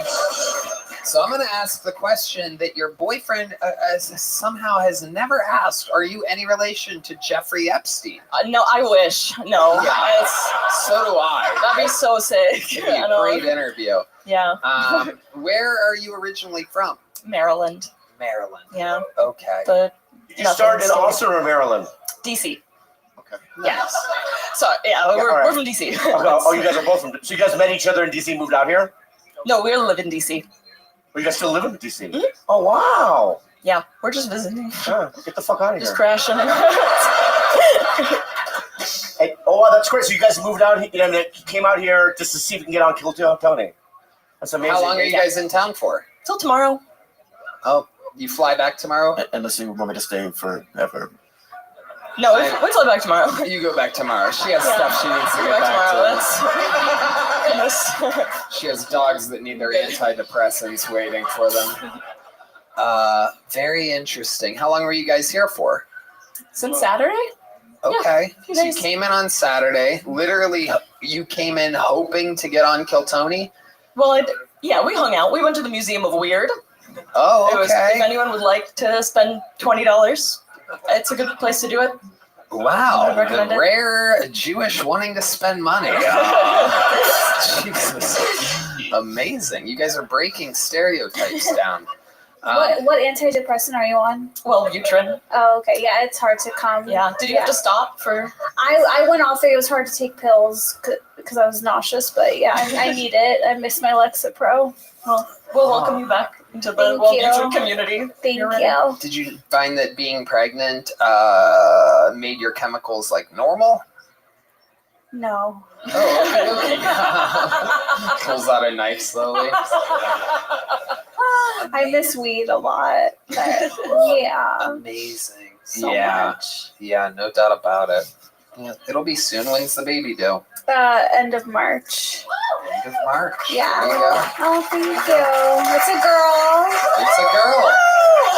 It's a girl. Maybe Matilda. You can name it Matilda after Matilda Epstein. Epstein. I do like that name. Do you like your name? I do. Yeah. It's pretty. It's Thank like pretty in an ugly way, which as an Esther, I relate. I think you should name the baby after her. I think you should name it Epstein Pavitsky. Wow! Wow! I'm cold. Someone give me a blanket. Yes, very good. That is indeed an actual baby cry. I love it. You guys have any plans on making children anytime soon? You want them to get you pregnant or marry you or anything like that? I just want to make it uncomfortable for a second. I have like $40. So no. Okay. Wow. Concentrate on stand up. Yeah. No. Yeah. You guys are a very, very funny couple. I've run out of big joke books to give out. We don't have any extra anywhere, right? There's not like a different backlog, but you guys can split this into 2 pieces. Wow. Okay, now we have to get married. Oh, there you go. Look at that. Catch the big book. Here's another one. You have a second shot at it. Here's a little one. Boom. There you go. Matilda Epstein and Jack Schwartz, everybody. Thank you, guys. All right. Very special treat for y'all right now. There is a golden ticket winner here in Austin, Texas that is ready to perform a brand new minute for you. Ladies and gentlemen, this is a new minute from one of the great golden ticket winners of the history of the show. Make some noise for Martin Phillips, everybody. Here we go.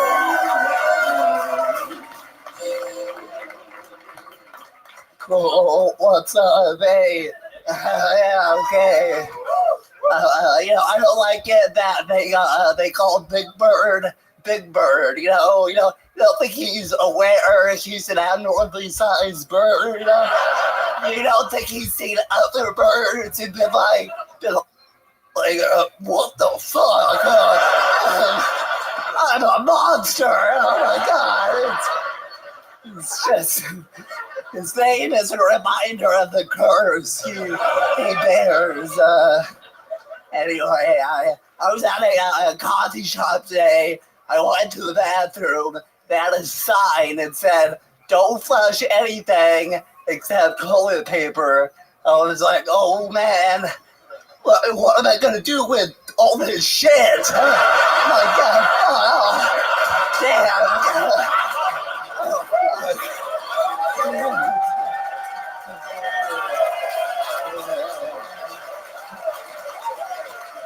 God damn. You are so good at this. Every single time. It's incredible. Thanks. You spit on me. Oh, I do spit a lot when I talk. That's true. Whatever you call it. You know what I mean? It's not contagious. I knew it. What if it was?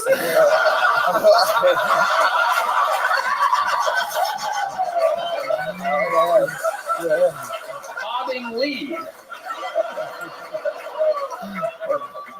Wobbly Lee. Wobbly Lee.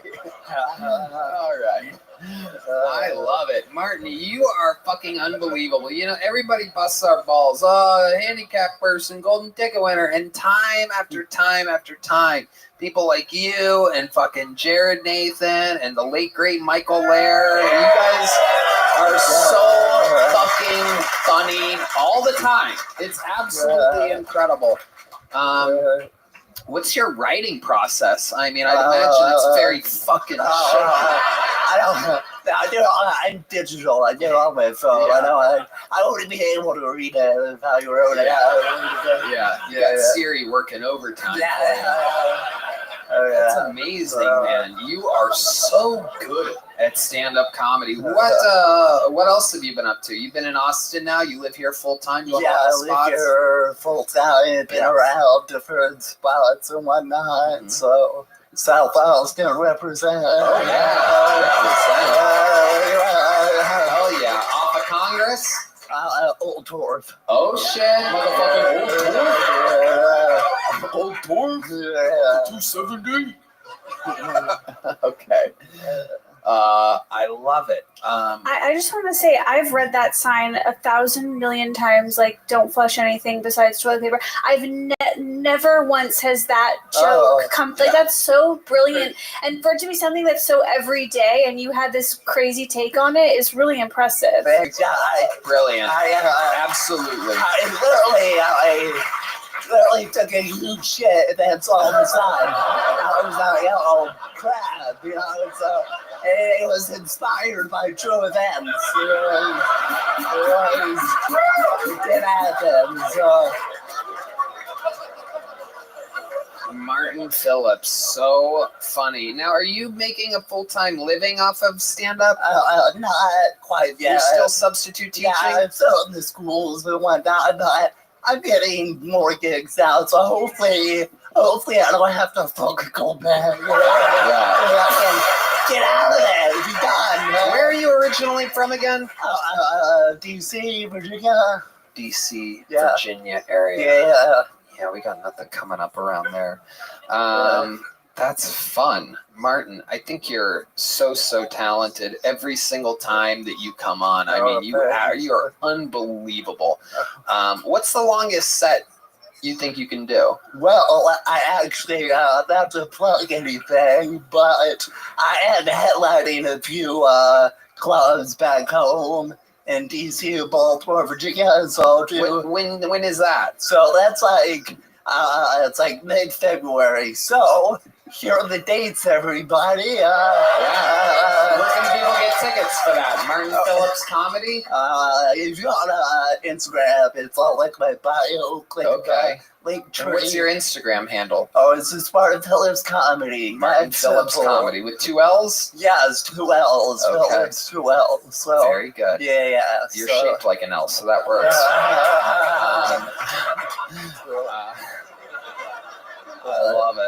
I love it. Yeah. So now DC's a political place. Do you lean to the right? I think I made that joke before, but it's just so good I can't help myself. Martin, I want to do more stuff with you in the future, and I also think you're so funny on your feet, no pun intended. But I want you to come do a show here tomorrow that's all improvised. You pull premises out of a bucket. It's called Bottom of the Barrel, The Late Show. Yeah. Have you done it before? No, I've heard of it. You're going to do it tomorrow night, 10:30 at the Mothership.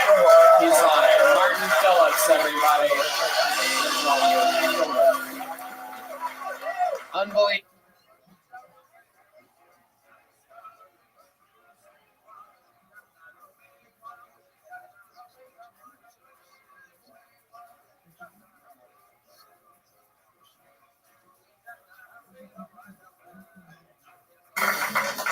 I met a hot girl on 6th Street the other day, and she was like really into me, so I knew something was up with her. Finally, after talking to her for over an hour, I realized that this woman is homeless. So I took her home. What was she gonna say, no? I'm just mad I didn't notice it sooner. Like, I should have seen the signs. I mean, she was literally holding a sign. It ended up being some of the best sex I've ever had, though, once I got past the smell. She was a freak. This woman put the hoe in hobo. And not once did she ask me for change, but I did, on the inside. I now have a UTI. I burn for this woman. I think we could all change our view of the homeless, and actions speak louder than words. So instead of saying fuck the homeless, start fucking the homeless. Thank you. All right, Reed Conklin, welcome to the show. This is your first time here, right? Yep. Yes. I'd remember if I've seen you before. You look like a giant sperm. You do. You do. You have a tiny head for such long arms. You a swimmer? I swim, yes. I bet. You must be unfucking believable. You're like aerodynamic. Look how long your arms are. It's very bizarre. You know you're strangely built. Thank you. Okay, you're welcome. Jesus. All right. Reed, how long have you been on stand-up? A couple years. Okay. What do you do for a living? I'm a traveling street performer. Okay. What do you do on the street? So like a circus-style show. Juggle? I can juggle. I do I Can juggle. we get a few? Can we get some limes from the service bar? Let's see. Maybe some lemons. The lemons are a little bit easier to see, maybe, right? Dude, okay. Why are you doing that? Oh, I can juggle.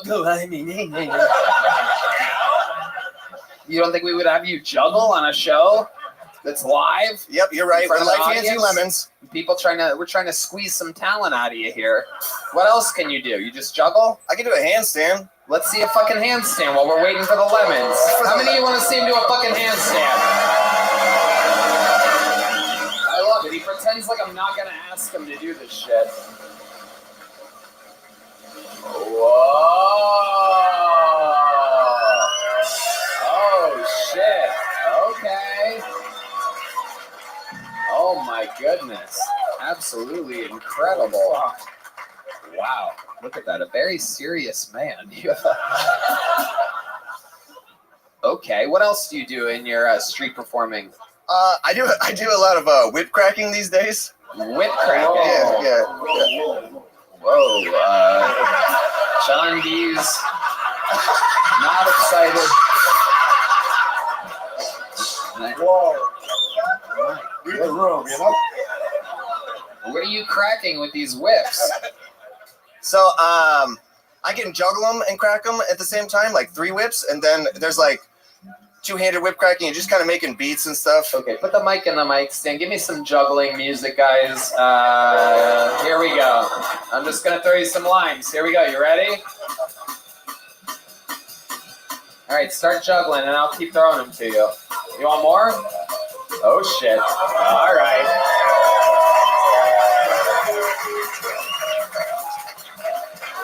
Oh, shit.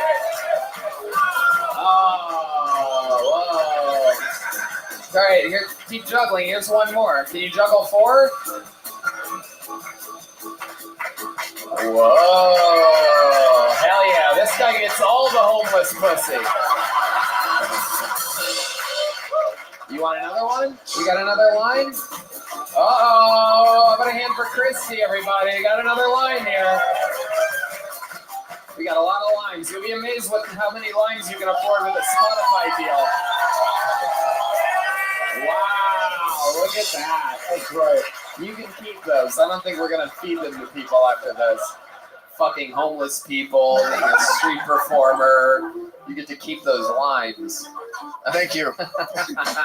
What else would we be surprised to know about you, Reed Conklin? I'm from Key West, Florida. Okay. What else? What are you, fucking Carmen San Diego over here? What's going on? Key West, Florida. Find it on a map. I've been to 50 countries. Whoa. What's your favorite? Thailand. I do like Vietnam. Oh, okay. Quite a bit. Yeah. Why do you like it? It was beautiful. Everything's kind of easier to get to. It's small. The food's good. People are nice, cheap. $2 sake. All right, Red Hand. Red Hand. Yeah, he has his soundboard is out of control. What's that one? What's this one? Oh. The yo. I did the hole. Wow. Well.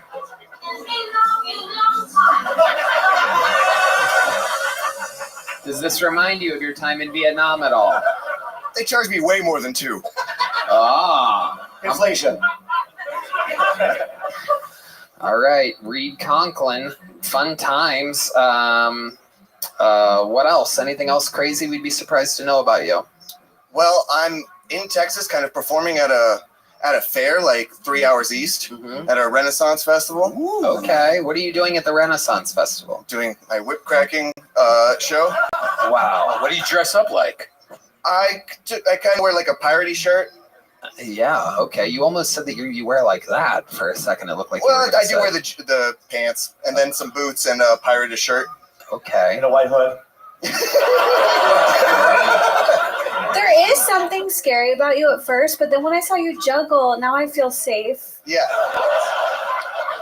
I do that before I talk to every pretty girl. Oh. Are you blind too? Well.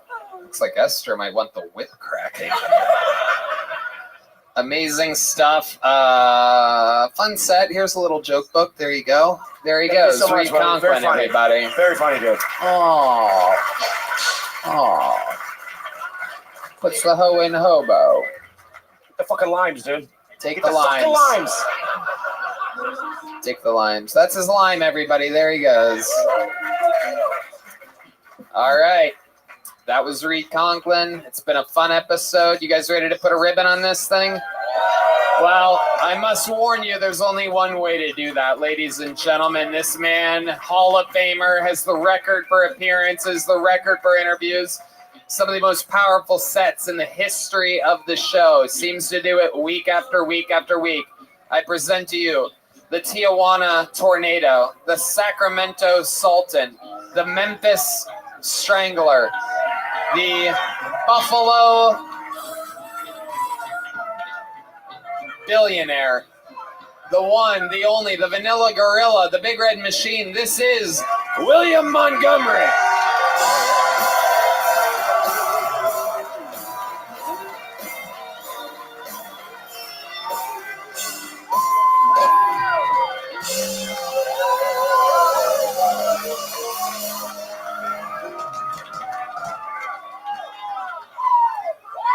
British police are investigating the rape of a 15-year-old girl in the metaverse, and I'm just over here trying to figure out how Bill Clinton was able to squeeze his fat ass in there.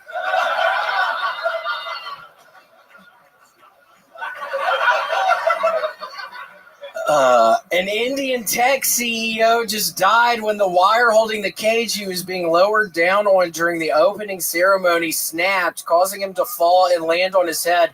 Kind of crazy because you'd have thought his turban would have broken the fall. Man, y'all know I don't like Indian people. Silence is violence. Shit, if that's true, I kind of wish my dad would have just given me the silent treatment instead. Okay, that's my time. Thank you. Boom. All right. The great, the powerful William Montgomery. You know, William, we were in Hawaii together, were we not? We were. We had dinner together. You took me to dinner. And dude, honestly, dude, I'm a huge fan, and you're a real gentleman too. You're a polite guy. You're very talented. I'm just glad that I was here to witness you live. Yeah, well, it's a pleasure to be witnessing you live right now, Bobby. I mean, it's so nice to see you right now. So, yeah, I think that deserves a hootie hoo.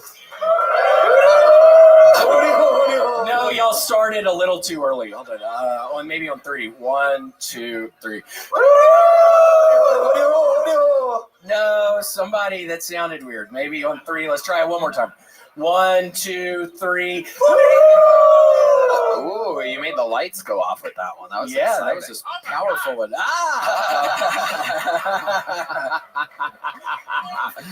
The madness, fucking right on cue.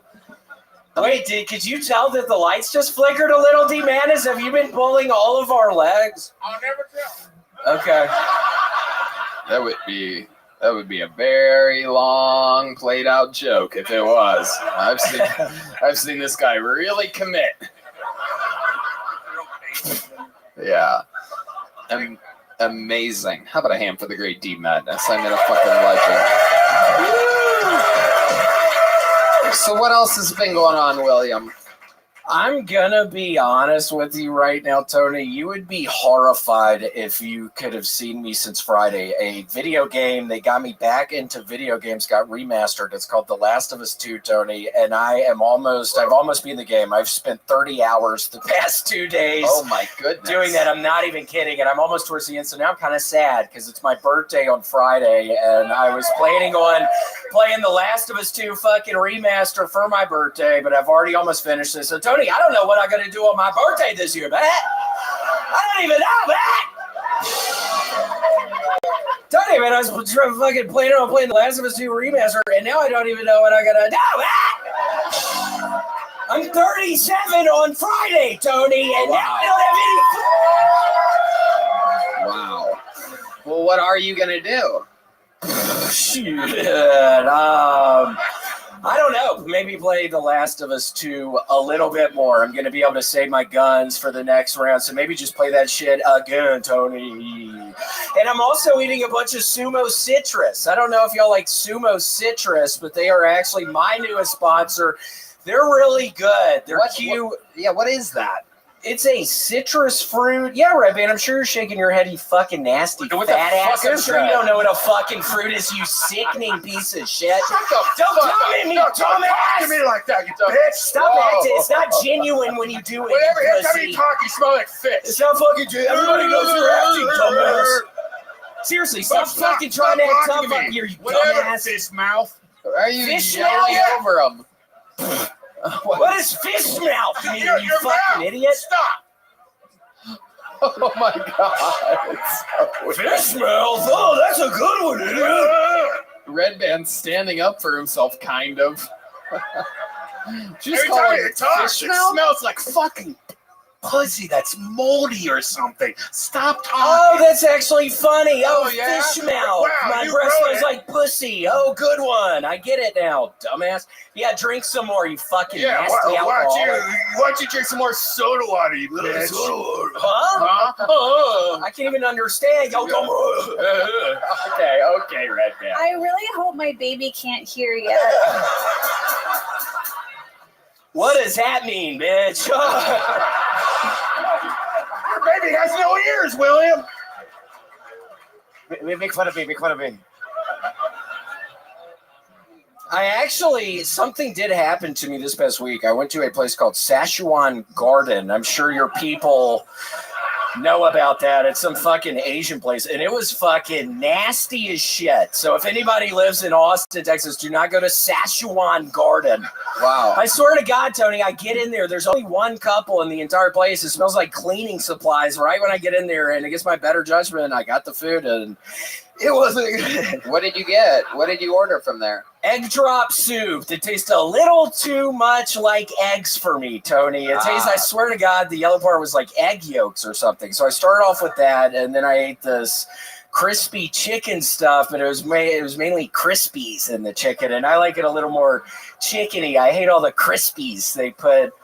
Some of the Asian places, they put the crispies in there. Red Band was able to find reviews from this place. Literally, this one has 520 likes. It is 1 star. Probably the most disgusting Chinese food we've eaten in a long time, period. And that includes the buffet at LaGuardia Airport. I would actually fly to LaGuardia Airport just to eat there again. It was so disgusting, even our dog wouldn't eat it. Oh my God. We went on September 2nd. This is another review. This is a different review completely with 58 agrees. We went on Saturday, September 2nd, 2023 to try to get something to eat. When we opened the door, a very strong sewage odor almost made us gag. Disgusting. Healthy department should be checking this place. Wow, that's amazing. There was another 1 star there. Go back to that. Above that. Oh, there's no stars there.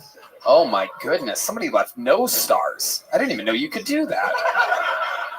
Yeah, and I felt like such an idiot because Tony, I get a lot. I love Cabo Bobs. I'll get that. I've started eating a lot of P. Terry's, Tony. I have to be careful. I'm starting to gain weight again. I'm starting to get at the mindset where I don't give a fuck anymore. And I mean, I'm about to be 37, and the psychic I've been going to told me I'm not living past 40. So Tony, I think I might just start drinking again. I still have the cocaine. Well, let me tell you, William, there's a beautiful woman that just yelled something. Yell it again. Huh? Can you say that again? One more time. I can hear you the first time, bitch. Okay, and I blocked that out, you stupid bitch. I'm having a pretty good fucking time up here tonight, and I swear to God, Tony, I just blocked it out of my stupid head. I love watching Esther's reaction to the chaos that is William Montgomery. It's just like wondering why it's funny that you called a woman a stupid bitch. Yeah, I mean, who knocked your ass up, bitch? I mean, that's what I've been fucking wondering ever since I got up here, bitch! It's almost my fucking birthday! What are you gonna do? What are you gonna do for your birthday? Probably never stop playing The Last of Us 2 remaster. I'm probably not. I never gonna stop playing the. William, you're an absolute god on this show. We fucking love you. Thanks so much, Tony. Every Nice to be single here. week.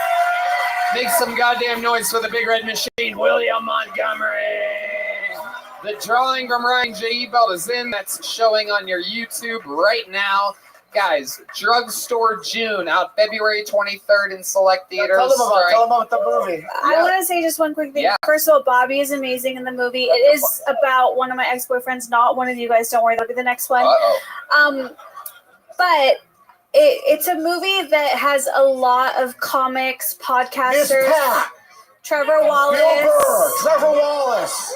And it's kind of, we made it outside of Hollywood. It's kind of independent, and so we'd love if you'd come out and support it. And all of our friends, you'll recognize, if you're a true comedy fan, you will recognize a lot of people in it, and it'll be very fun. And I also want to say, I am so proud of Tony. When I first met him, he did not have a bank account. It's true. And I dragged him into Chase, and they were refusing to give this man a bank account. It's true. And I pulled out all my Karen skills, and I said, you better give this fucking guy his own bank account, because he was cashing his checks at a check cashing place. It's true. Paying 10%. It drove me crazy. So I'm so proud of him. I'm so proud of Brian. And now we're millionaires, everybody. Isn't that exciting? I'm so proud of you guys. Make some noise for goddamn Esther Pavitsky. Make some noise for Bobby Lee. How about one more time for the best damn man in the land, the Peterson brothers, Michael Gonzalez. Jetski Johnson's on tour. She's going all around. JetskiJohnson.com for tickets. D Madness, John Dees, the Mortician, Matt Mueling. How about a hand for yourselves for coming out, huh? You guys. Hey, San Diego, I'll be there in July doing a weekend at the AmericanComedyCompany.com. Uh-oh, raise the ceilings. Red Band's coming to San Diego. And I'm bringing friends. Uh-oh, there you go. We love you guys. God bless America. And God bless Texas. Shell Blaster, Red Rose, Yellow Rose, Hall Opera, Mountain Security Guard Service, Ninja Buses, and Connect Mobile Health.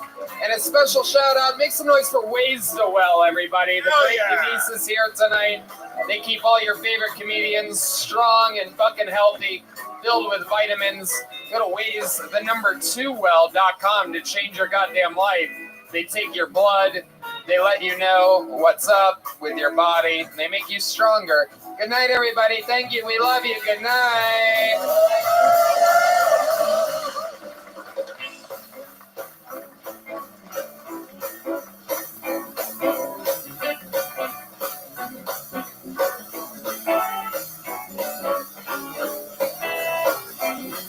The entire 600 plus episode back catalog of Kill Tony episodes are now available on the audio feed.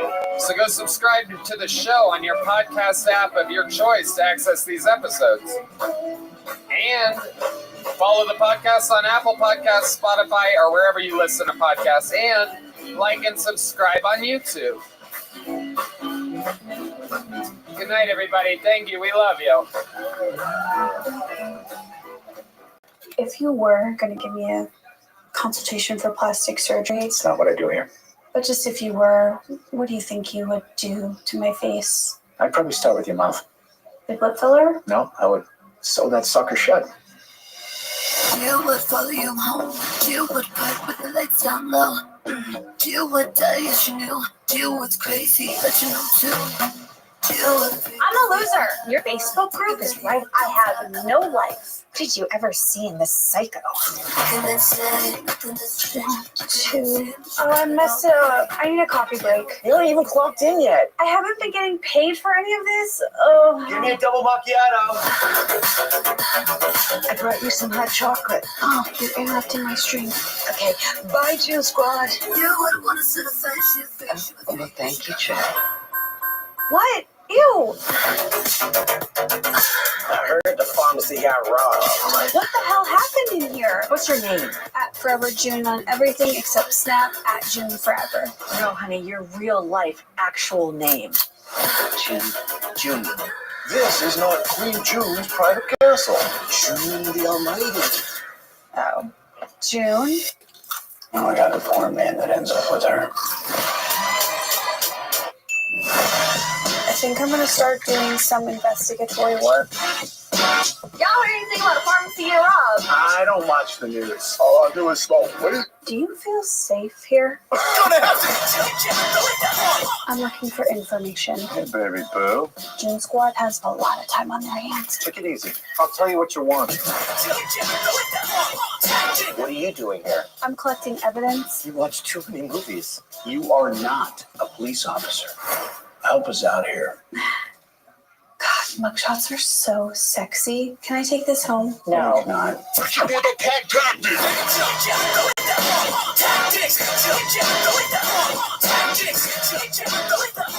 You got robbed. You got detained. This is very serious. Maybe I should bring him in. Which one of you can deputize me? Twice a day with food. What a cute TikTok bio.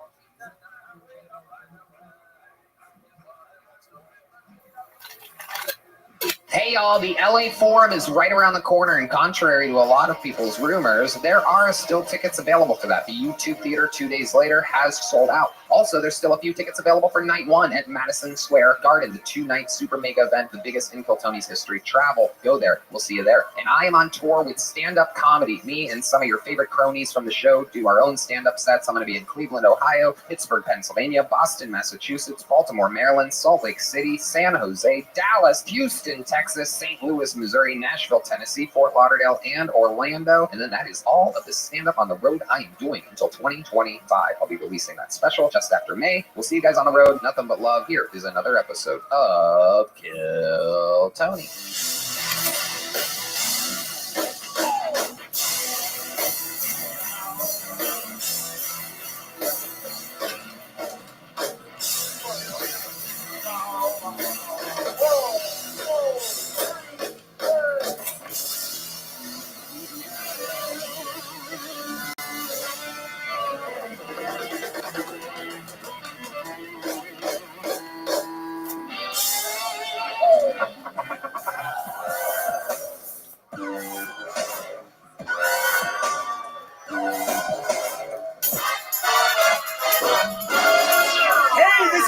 Coming to you live from the Comedy Mothership here in Austin, Texas, for a brand new episode of Kill Tony. Give it up for Tony Hinchcliffe!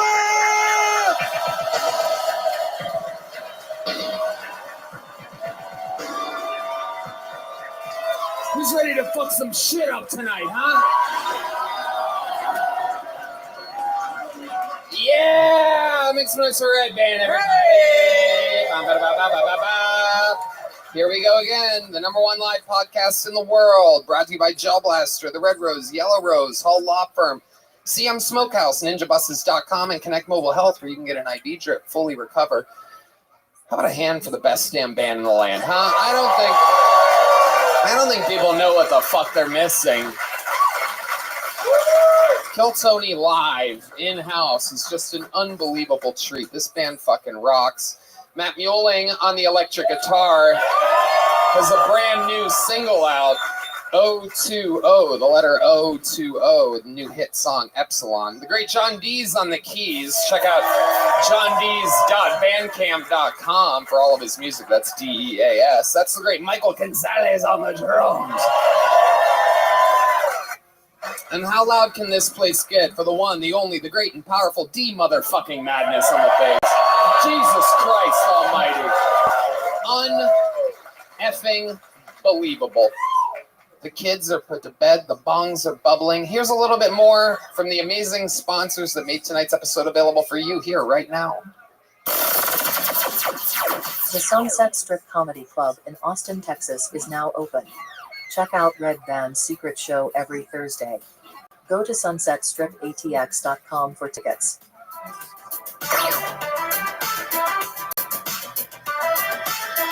You guys ready to start tonight's episode or what? You guys are in for a very special treat. Sometimes I have multiple guests on, and sometimes it gets a little too fucking busy for my liking. Too many people trying to chime in. The show doesn't get to breathe. Sometimes the people don't know the show that well, and they're doing this and that. This is a special episode because this is a fucking veteran of the Kill Tony guest game coming on solo. He's been stuck with a ton of people on every episode that he's been on recently, and we have him here all by himself. He is truly my big brother, one of my favorite mentors in the history of my fucking career, and a man who I love with all of my goddamn heart. Comedy Store legend. You know him from all of his hit specials, all of his hit podcasts, one of the funniest human beings on planet Earth, and one of my favorite humans of all time. Let's see how loud this place can get for the one and only Ari Shaffir, everybody. Oh, shit. Oh, shit. Let's go. Yes. Woo. Oh, yeah. Ari Shaffir and his band of minions. Oh my God. You have the craziest balls of all time. It never gets old. Every time I'm like, Jesus Christ. Oh, God. Watching them slip back into those pants was the scariest thing. It's like watching a baby be fucking pushed back into the womb or something like that. 7 pounds, 8 ounces of nuts. Holy shit. Oh my God. Was that a yarmulke I saw in one of them? That is unbelievable. You put the men in menorah. Those fucking things are wild, dude. Make some noise for Ari Shafir, everybody. Coming in with a fucking bang. We're going to have fun. Good to be back, Tony. Good to be back, Red Man. Good to be back, man. We love you. I've been looking forward to this. You know, ever since the show's gotten a little bit bigger lately than it was ever before. And yeah, I heard you're doing the Hebrew Center. Yes. Yeah. Madison Square Garden, 2 nights. You're going to take a tunnel there. Am I correct? That's the Kike Arena. Yeah. From the Hebrew Center to the Kike Arena. Tony, you can do no wrong. It is unbelievable. And I'll take you a route from here to there. I love it. I cannot fucking wait. But, you know, a lot of people, we're at the point now to where a lot of the biggest comedians in the world hit me up and they're like, hey, can I do the show, this and that? And I've been telling you for a month or two, I wanted you to be on fucking solo, just me and you, who will fucking get into this shit. You know how it works. 219 human beings signed up tonight. Wow. 219. One just slipped out. We'll let that be the first fucking pull. Is that a real human heavyweight champion of the world? That's a stage name? Okay. His name is heavyweight champion. You know this for a fact? Okay. The producers are saying yes. They literally, everybody has to fucking sign a thing. What's the extra chair for? I feel like my stepmom is going to show up. I don't know. She's a man. I don't know. Just in case anything crazy happens. Yeah. Anything can happen here on Kill Tony. The whole show's improvised in Austin. There's a lot of rabble rousers running around. So while they go get the heavyweight champion of the world, let me remind y'all that comedians on this show get 60 seconds. You know their time is up and you hear the sound of a kitten. That means they have to wrap it up then or else they bring out the angry West Hollywood bear. And then I interview them and we find out more about them with our esteemed guest, the great and powerful Ari Shafir. Are you guys ready to start tonight's show? Well, they're still grabbing the heavyweight champion of the world. You spelled it with a DA? It was DA. Yeah. Not a good sign, by the way. It could be a great sign. But while we grab him, there's only one way to start a show like this with one of our most esteemed regulars. You know, when we found this guy, he was poor, he was selfless, and he was smart. And now he is rich, he has an ego, and he's dumb.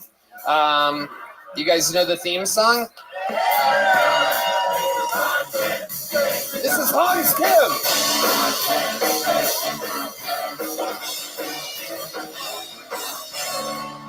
Hey, it's good to be here.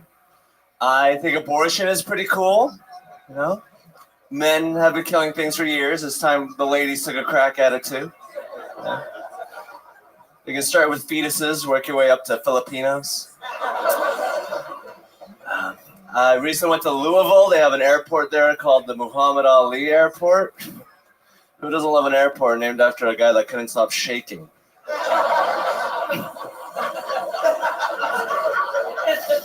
Is this turbulence or does this plane have Parkinson's disease? Ever since I got on Kill Tony, I've been doing a lot of 69. That's where I have sex with sixes, and I think I'm a 9. All right, that's my time. Thank you. Okay. 44 seconds from Hans Kim. Coming in a little bit light in the loafers tonight. I like the jokes, yeah. I forgot. I thought it was longer. I'm sorry, my timing's a little off. Why do you think your timing is off this week? This week? I don't know. Maybe the girlfriend not being with me anymore. I'm single. You got dumped? Yeah. What? It happened a long time ago, but yeah. You mean 2 weeks ago? When you told us about it? Yeah. A long time ago? I feel like I've already done the jokes that I've had for that You guys will have to listen 2 weeks from now. But what is going on right now? What do you talk about? Why don't you give us an update, Hans? What's with this outfit, brother? This is What are you trying to do with your life? Why this whole thing? Besides you know, the shoes. with the immigration crisis, I thought it'd be good to let these people know which side I'm on. You're on the white side of history. You look like a sales rep for Ping. Is this free clothing or did you buy it? I bought most of this. What didn't you buy? I bought everything but this jacket. This jacket my mom bought me from Korea. Ooh, nice. Okay. Did she just buy you that jacket solo, or did it come with a box of other goodies? Just the jacket. Okay. I was like, "Hey, Mom, I need a jacket." She got it for me. Very nice lady. What's going on in your life that's exciting, Hans? Anything this week? I've been crushing puss. I met a... Tell us about that. Yeah. There you go. That's what we like to know about. That's interesting.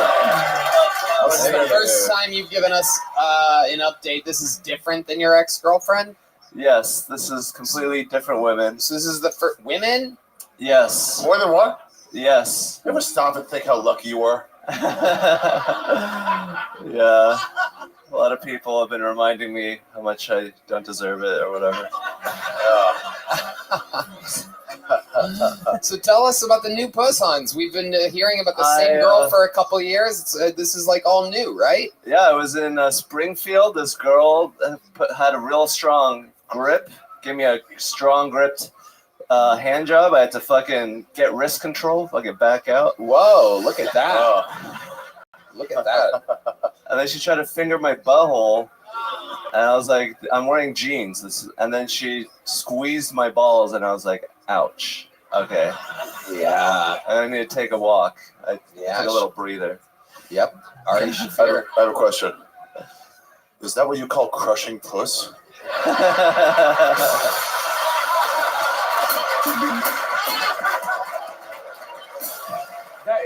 That seemed more like love on the spectrum. Like really.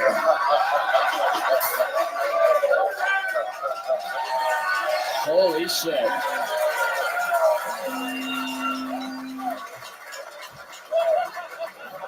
At what point did you crush puss, Hans?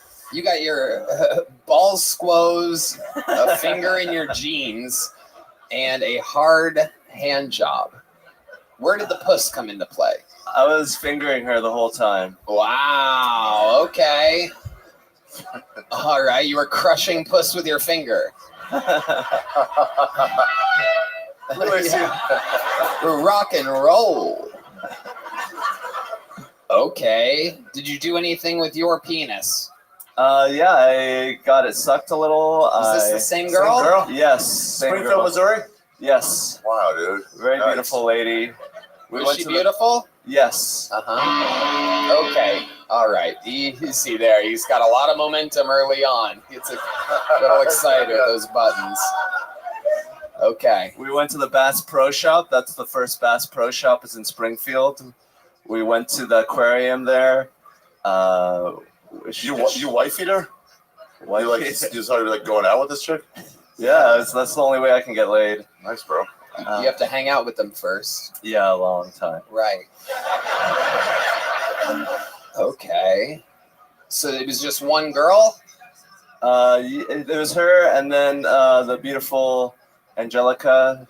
Oh, she's here tonight. Oh, she's here? Yes. Okay, what happened with Angelica? She and I had sex yesterday. Wow. Here in Austin? Yes. And this is like a fan of yours, a fan of the show? Yeah, she mentioned me in a story, and I was like, holy shit. Uh-huh. That's good enough. And then, like... Yeah. You messaged her, like, what's up? Yeah, I was like, come on over. She's like, I can't. And then she did that 3 times, and the 4th time, she could. Right. Yeah, nice, because you're very persistent. We know that you have rapey energies. I can't means nothing to you. I can't means ask again. I have a fridge full of kimchi. Yeah. You grabbed my dick really hard. Was that the one that grabbed your dick hard? No, she's got a very gentle touch. Okay. Is Angelica just visiting? No, she's moved here from Houston. Wow. Oh my You goodness. gonna do this again with Angelica? Yeah, hopefully tonight. Wow. Where's Angelica at? Do you see She's her? up there in the booth. Okay, you got her a spot on the VIP balcony, huh? Wow. I didn't know that you had access to that part of the guest list. I was actually trying to I thought avoid those were my people, but I guess you're squeezing. All they have to do is mention you in their stories, and all of a sudden they're sitting where Elon Musk sits when he comes to a show. That's all it takes. Just DM Hans Kim, everybody. But you got to skip the aquarium with this one. This was straight to fun, huh? Yeah, no aquarium, just straight to the wet pussy. Angelica, if the place could stay quiet for a second. Angelica, how is Hans in bed? Is she a cat? 10 out of 10. Meow. 10 out of 10. She seemed coached on that answer. Yeah. She's 10 out of 10. Jesus Christ. Pretty Asian for a Mexican girl. She's Mexican. Oh, she's Mexican? Did you I use think protection? So. Nope. Oh, Hans. Whoa. Oh, Big boy. mistake. Oh, shit. Mixing the old beans and rice. Oh, my goodness. Well, we're going to need updates on what happens from here, Hans. Keep us posted on the newborn baby that you're going to have. No protection. Did you pull out? Yes, I pulled out. Okay. Yeah, on her stomach and back. Taking a chance. You might have a bow in the oven right now, dude. Nothing on that? That's No? pretty good. BAO? Nothing? Did that not translate? I thought that was good. Okay. Hans, good job. Great interview, as always. His interviews are unbelievable. He did it in 45 He's back, seconds. folks. Single Hans is back. Last week he was still fucking his ex. When this episode comes He was out, upset? He was upset about the girl? they just broke up and he was fucking his ex the whole time. And so this is the first time we've heard of Hans getting actual new pussy in forever. It's been 2 years. 2 in a week. Yeah, well, What the fuck's happening to society? I'm telling you, dude. These fucking chicks love comedy. The quickest way to a girl's vagina is by making her laugh. Or having really compelling interviews, it seems. You guys having fun? Well, you know what time it is. He's ready. We're going to meet them all together. I introduced you for the first time on the show, the heavyweight champion of the world, everybody. 60 seconds uninterrupted for the first bucket pull of the night. Anything can happen. Make some noise for the heavyweight champion of the world. Oh, shit. Let's go.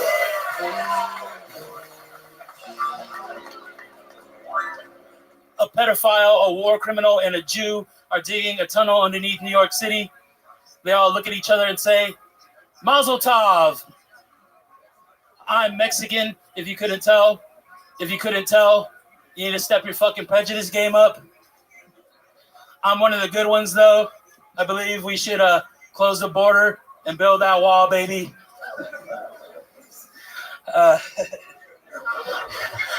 Close that fucking can. That's enough beans.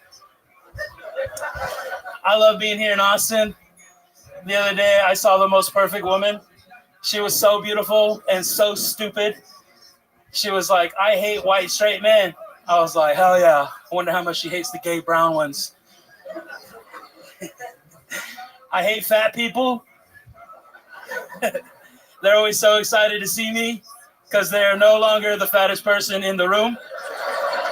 That's me. That's my title. Heavyweight champion of the world, baby. Wow. Okay. Well, you got the heavyweight part right. Yes, sir. I love it. Welcome to the show, heavyweight champion of the world. How long have you been doing stand-up comedy? Off and on 10 years, but started taking it seriously in March.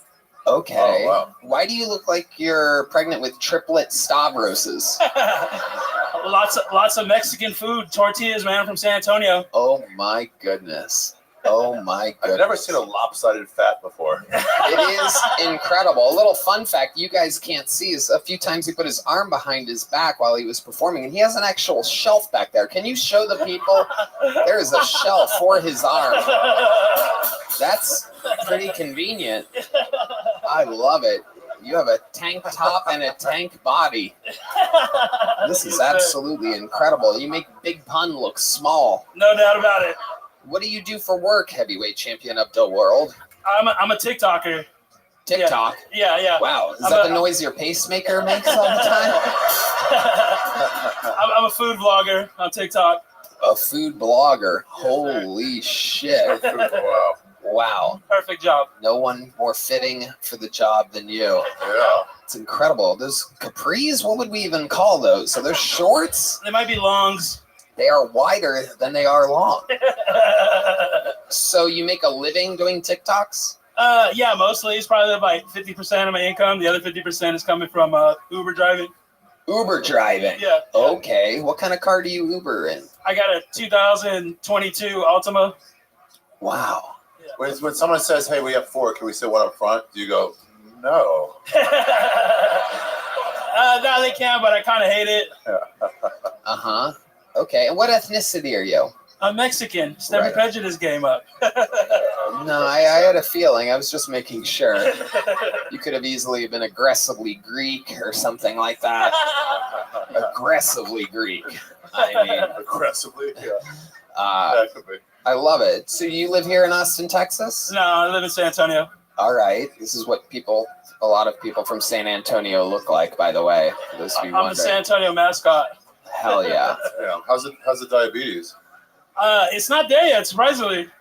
When's the last time you saw a doctor? In the summer of last year. And what happened last summer that you went and visited a doctor? One of my friends died in his sleep, so I was like, oh shit. I took that as a warning. Yeah. That's what you needed as a warning. Yeah. Oh, it was all going so well.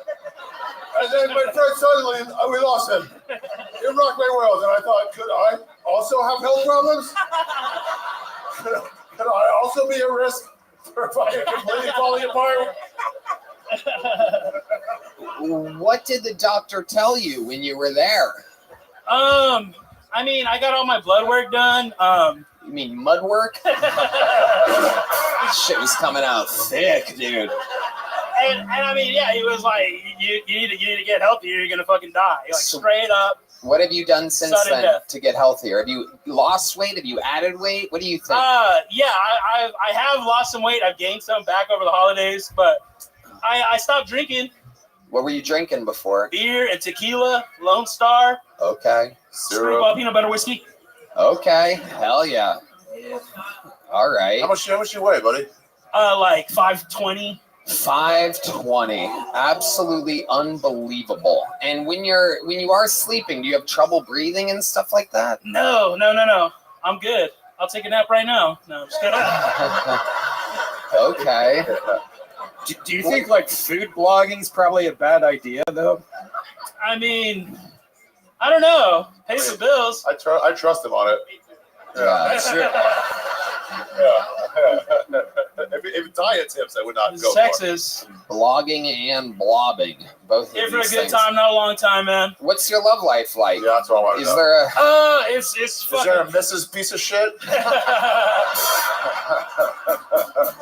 No.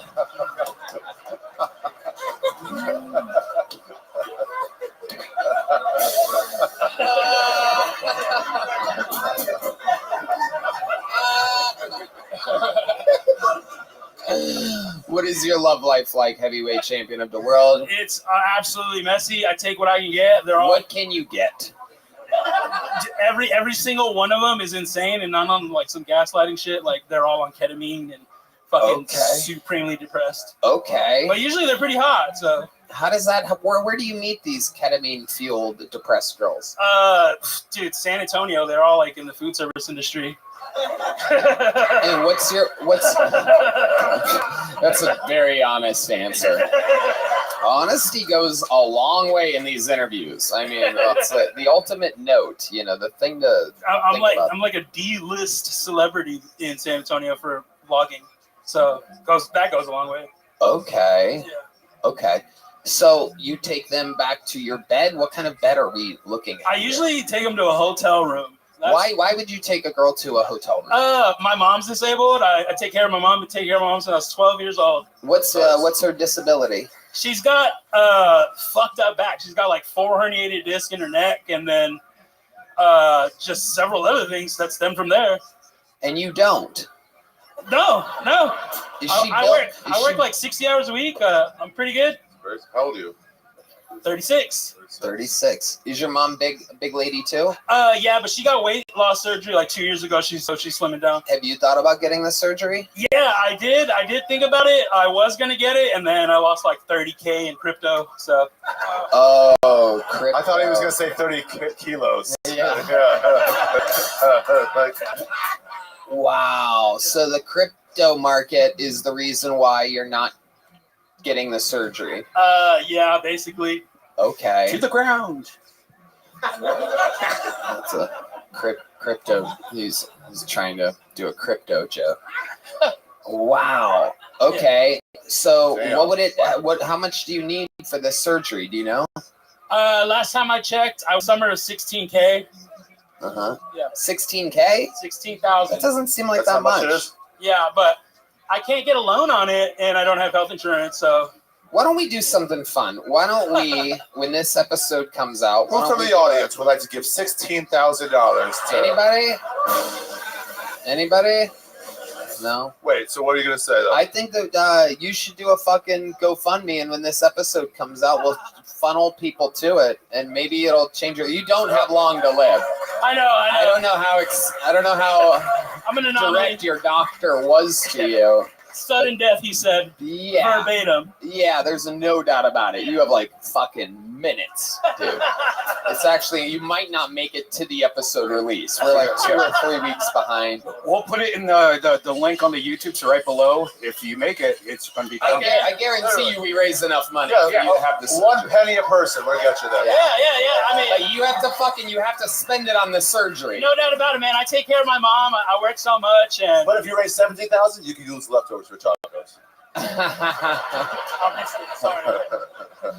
I love it. Well, there you go. We're gonna try to raise money for you to get surgery because 520 pounds is absolutely butt fucking crazy. All right, brother. We're gonna try to make you the middleweight champion of the world. I'm down, baby. All right, there he goes, heavyweight champion of the world. Here's a medium-sized joke book. There you go. Boom. Right in the middle of his tits. Absolutely nailed it. You know, buying tickets can be a real pain sometimes. You can't tell if the seats are good. You can't find any last-minute tickets. There are no good deals. That's why I use Game Time. You shouldn't have to worry when you buy tickets to your next big event. Game Time is the fast and easy way to buy tickets for all the sports, music, comedy, and theater events near you. I'm telling you right now, I just bought tickets to Teddy Swims. I absolutely love Teddy Swims. We listen to him in the green room all the time. No, he's awesome. Something's got a hold on me, and I don't it. You know what song that is? That is Teddy Swims, and I'm going to see him thanks to Game Time at the Stubbs Barbecue Joint on March 30th. No doubt about it. It's the only ticketing app that gives you complete peace of mind with your purchase. Right, Dan? Yeah, it's great. I think I'm going to check out Green Day. Do you have the time to do that? Yep. I love Game Time because you can easily find and buy tickets for every kind of event in your area. But the best thing I like about it is you can see the view from the seat that you're about to purchase. So you can see exactly what the stage is going to look like before you get there. Take the guesswork out of buying tickets with Game Time. Download the Game Time app, create an account, use code KILLTONY for $20 off your first purchase. Terms apply. Again, create an account, redeem code KILLTONY for $20 off. That's why. Download Game Time today. Last minute tickets. Lowest price. Guaranteed. Hey everybody, this episode of Kill Tony is brought to you by Bub's Naturals. It's a tribute to former Navy SEAL Glenn "Bub" Doherty, a national hero who laid down his life saving Americans in Benghazi. Glenn was a best friend to hundreds, people from all walks of life. And Glenn stood for self-improvement and was always helping others.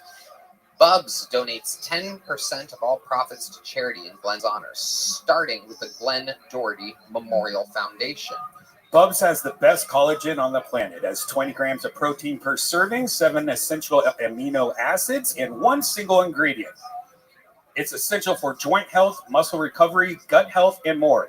It's 100% NSF, for sports certified and Whole 30 approved. Also, be sure to try Bub's Brew Coffee. It's USDA organic, fair trade, and the first ever coffee bean to be 30 approved. Protein equals energy, right? Well, with Bub's, I'm getting a full protein before a show. I drink that and I can literally go all night. One of the most important things I do in preparation for a huge stand-up show, well, let's just say that involves the bathroom. With Bub's, I take the absolute best pre-show shits of my life. I'm lean, clean, and ready for the stage. That Bub's Brew Coffee, by the way, is tested free of yeast, molds, it's small lot roasted, and guaranteed fresh.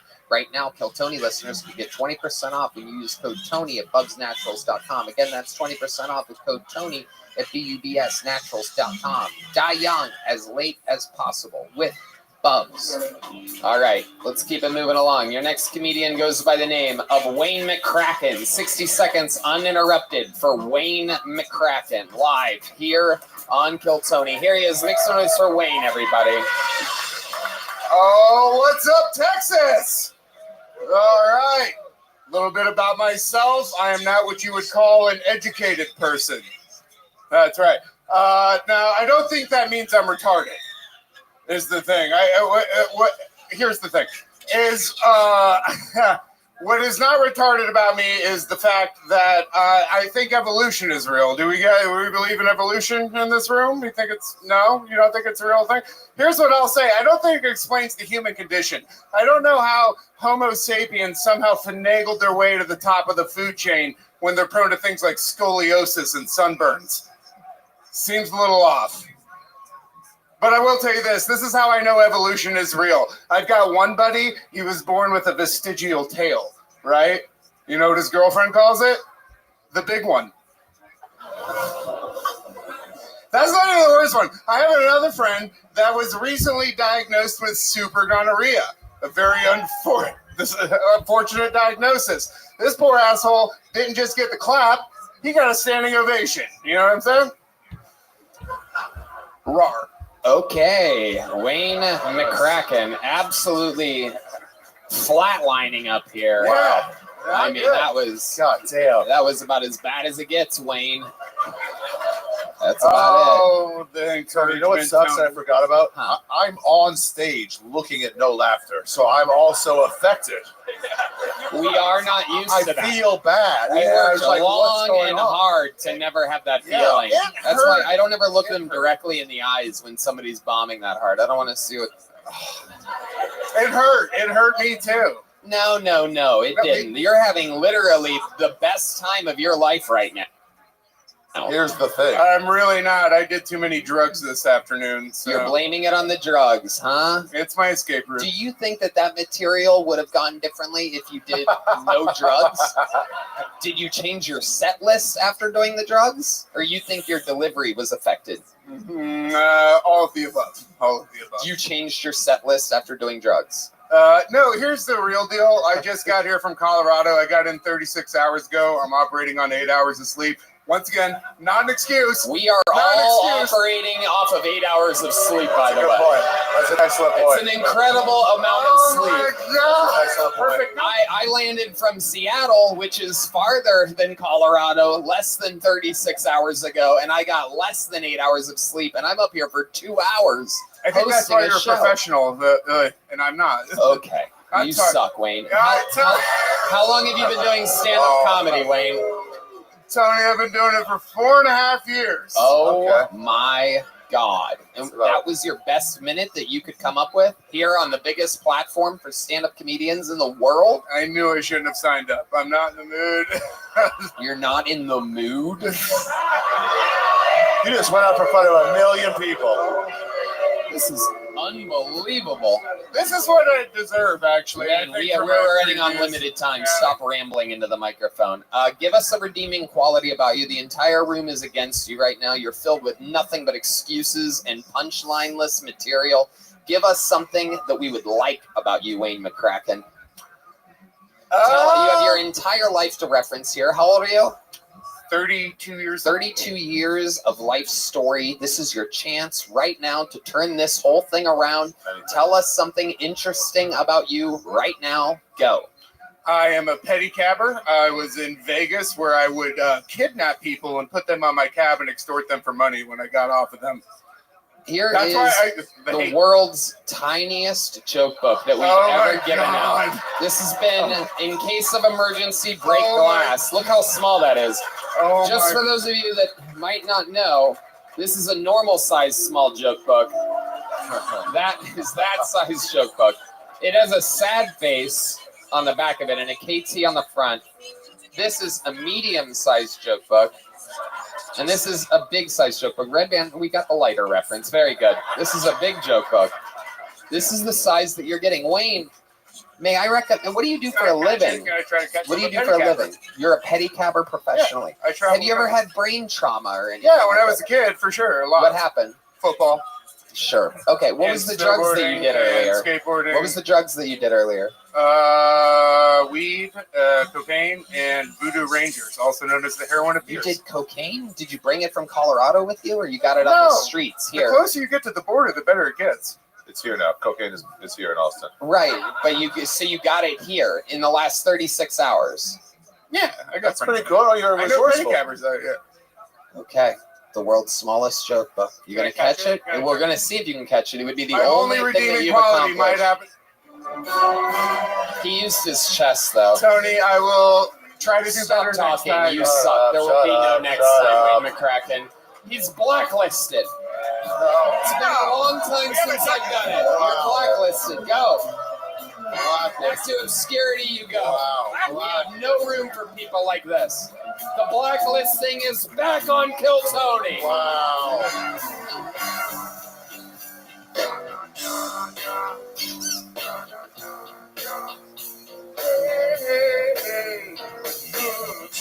All right. Your next comedian goes by the name of Frankie Ryan. 60 seconds uninterrupted for Frankie Ryan. Here we go. Make some noise for Frankie, everybody.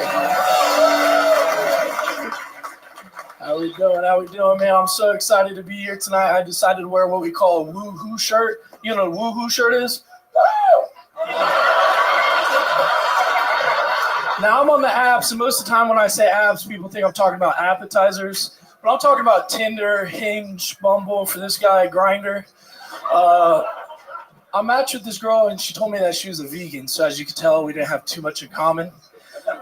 We decided to go out for drinks and not dinner because there was no way I was going to pay for, like, rabbit food, you know? Drinks went well. We head back to my place. Things start getting hot and heavy. And like the gentleman I am, I dropped my hand down low. She goes, "I'm sorry, I'm on my period." I said, "Don't worry, baby. I eat my steak with a little bit of blood in it." She wasn't having it. After a minute, you know, it started going back towards me. She started fighting the one-eyed champion, you know, jerking the gherkin. I said, "Baby, I'm sorry, you're going to have to put your mouth on it." She goes, "Excuse me, you think a vegan will put meat in her mouth?" I said, "How else does a vegan girl get down?" She put my legs behind my head and started tossing my salad. Thank you. Wow, that's a lot of salad. It's one of those Olive Garden never-ending salad bowls right there. There's a few croutons in that salad, I'm guessing. Well, croutons. Croutons. Oh my goodness How we gracious. doing? Frankie, welcome to the show. Thank you. I can't tell whether you're hilarious or just going up after fucking Wayne McCracken makes anybody funny. No, I was back there and that guy fucking sucked. I'm probably not that funny. I love it. I love it. You actually look like if the first two comedians made a baby together. It's incredible. You're the heavyweight champion of McCracken world. My goodness, this is incredible. How long have you been doing stand-up? About 2 years. 2 years. Where at? Orlando, Florida. Orlando, Florida. Yes, sir. And you just visiting Austin, Yes, or you moved sir. here? Okay. When did you get here? I got here last Sunday. The goal was to stay for 2 opportunities to get on this And show. you signed up last week. It didn't happen, and No. here you are. Here we are, baby. Got it. When you go back to Orlando tomorrow? Yeah, I leave at I was planning on leaving at 3 o'clock in the morning tomorrow. You're driving. Yeah, I'm supposed to work on Wednesday. What do but you do that's for probably work? Not happening. I sell RVs and boats and shit. Okay. Yeah, you look like you would do that. Thank you. Thank you. He's pretty good on stage. He has a delivery style. You can tell he's done it a bunch. Yeah. Thank you. You work hard at it, huh? I practice a lot in the car. Yeah. Yeah. Yeah. Okay. I don't like open mics because I feel like good jokes bomb no matter what at shitty open mics. But hey, shows, I fucking love it, man. You ever take someone out to international waters where there's no laws and just do whatever the fuck you want to them? Like torture them with my comedy? No, sir, I have not. I love it. Damn, there's a lot of people in here, dude. Yeah. There's a lot more than you can fit in your car, that's for goddamn That's sure. true. Okay, Goddamn. so Frankie, what else are you into other than stand-up comedy and slinging boats and RVs? I'm a degenerate gambler. Ooh, okay. Yeah, we were playing card games over there, or wherever the fuck it was. Poor You bet on choices. sports? Yeah. Well, I don't know if you know this, but right now I've partnered up with DraftKings, and Super Bowl 58 is right around the corner. And if you bet $5, you get $200. They match your bet up to $200. All you have to do is download the DraftKings Sports app and use the promo code Tony. There we go. I'll write it down. Coincidence. Yeah. What a crazy coincidence. Yeah. That he gambles and you have that. That promo is code. nuts. Yeah. That's crazy. I But it's just not made legal. enough money to get lap band surgery for the heavyweight champion of the world. Right then, in that very moment. That's how amazing it is. I love it. What's your poison? How do you get to be that big? If it wasn't for the heavyweight champion of the world, you'd be the biggest guy we've had on the show in a long time. Yeah, I like to tell people it's probably drinking, but it's fucking McChickens, dude. Oh, okay. Chickens? Yeah, man. It's such a fucking deal. You can go to Chick-fil-A and get one chicken sandwich, or $4 get you 4 McChickens. Right. Yeah. Right. What do It's you a think? Do you think that it's actual chicken? No. Right. No, if it was actual chicken, I wouldn't look that bad, dude. Chicken isn't healthier meat. Jesus. Do you call all chicken sandwiches McChickens, by the way? No, just the McDonald's one, dude. I have But you said class. Chick-fil-A. Well, he was comparing the prices Yeah. of the two. Yeah, I'm balling on a budget, you know? Right. Right. You don't go Chick-fil-A at all. Hey, Tony. No, I mean, Yeah. The black guys behind us are really murmuring at this chicken talk. Yeah, what's going on back here? You guys, you say chicken 3 times, D Madness and John D start arguing over nothing. What's going on back here? Matt's in it too? What, is he the one that eats the white bread for you guys? Ari, you had a question or something? No, wait. Oh, I'm confused. I'm spun around. You have any special skills or talents, Frankie? Nah, just showing my belly. Right. Yeah. Yeah, that was pretty good, though. Yeah, I try to do that to get a pop, and then right off of that, yeah. Special talents. No. What's your love life like, Frankie? Who are you out there breaking beds? I actually built a mega bed. Would you like to hear about it? Yes. All right, Yes. so we my would. girlfriend moved in with me, and I have an adjustable base frame queen. The king bed is like way too expensive to buy. Right. Obviously, I'm not sharing a bed with another person on a queen. Right. So I strapped her bed to Hold my on, bed. Ari, go ahead. Because you're fat? You're fast with it, dude. Yeah. Fuck.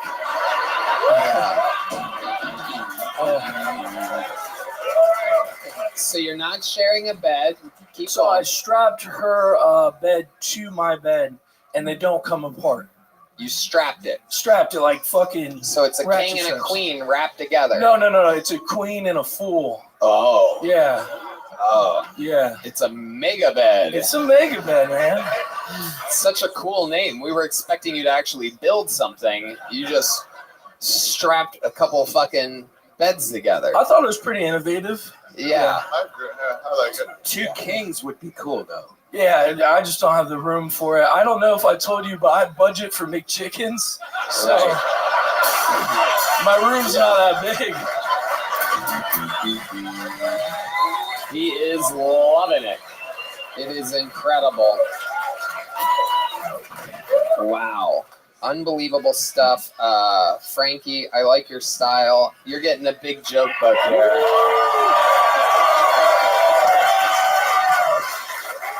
You gonna catch it? Boom. There he goes. Frankie Ryan, everybody. Okay, yeah, let's do it. Now's that time where we go to one of our most unbelievable regulars in the history of the show. I mean, this guy's literally fucking unbelievable. On the road, he's absolutely killing, coming off of 4 sold-out theaters with me this weekend. Just got invited to open up for Bird in some giant venues. Just opened up for Shane Gillis, headlining on his own, a fucking freak of nature. I present to you a brand new minute from the great Cam Patterson.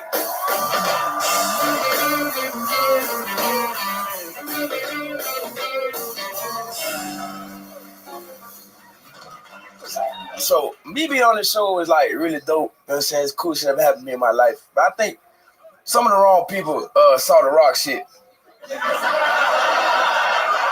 Cause where I'm from, all my homeboys had no idea what I was into in life. Now they see me talk about my life experiences every week. You know what I'm saying? And I went back home for the first time a couple weeks ago.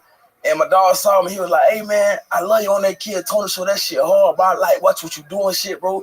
I had no idea. You was a real weirdo. You like a whole bunch of weird ass shit, goof ass nigga." And like I told her, he a real fan. He like really enjoyed the show. So when I repeated the joke on accident, he called me. He was like, "You repeating jokes, old dumbass fuck, nigga." He was mad at me, right? He was mad as shit. And I was like, "Yeah, you know, I ain't mean to. It was an accident." He said, "I know you repeat, so you had to repeat the joke. You repeat the 3rd grade. You just a retarded ass nigga." That was my time. I love it. 59 seconds right on the fucking dot for Cam Patterson. Embracing the repeating of a joke. Their shirt says The Adventures of Cam Peterson. Yeah, I be reading the comments when I shouldn't, and they got me. That shit was funny, dog. The repeater shit is very funny. Whoever came up with that, I owe you money, but fuck you, I'll kill your mom. I kill your mother, bitch. So much fun. I cannot explain to you guys. You know, I've been doing the fucking road for basically 17 years, and you might be one of the most fun people to go out there with. All we do is laugh and fucking have so much fun. And one of the most amazing things about Cam, and it is getting bigger and better, this man that you're looking at is by far the biggest marketing genius I've ever been around in the history of stand-up comedy. Ari, are you ready for this? What? Because you, our senior Jewish correspondent, are going to, your mind is about to fucking be blown. So, breaking Jews. This is unbelievable. What is it? Yeah, I'm about to make you hard as a rock. You ready? Okay, profit margin. Here we go.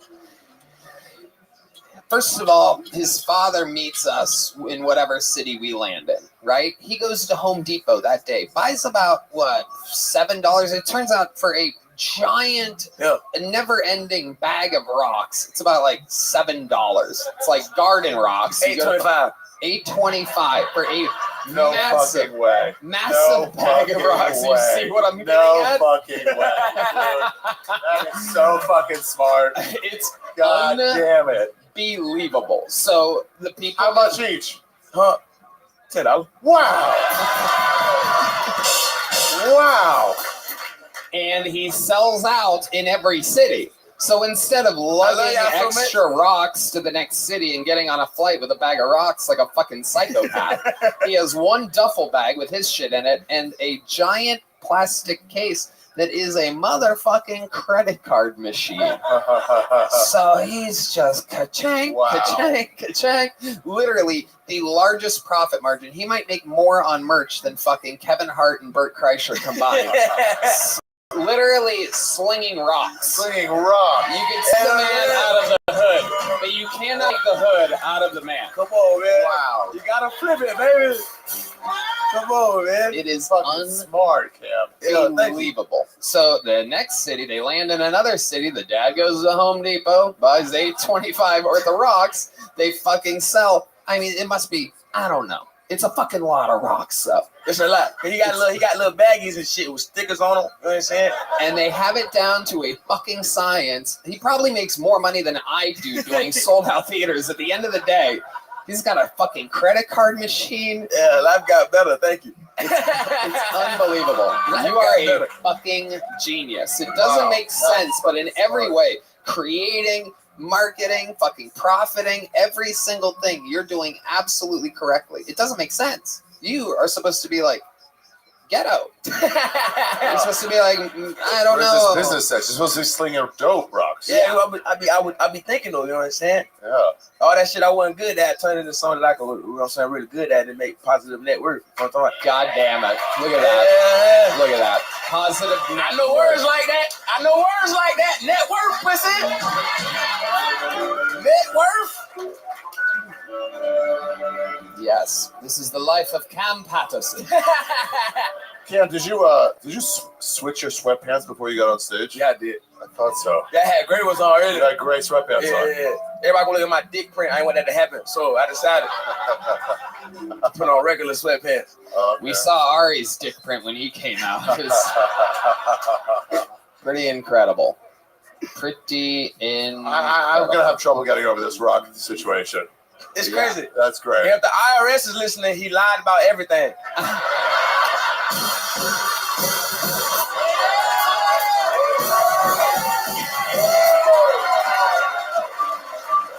Tax free.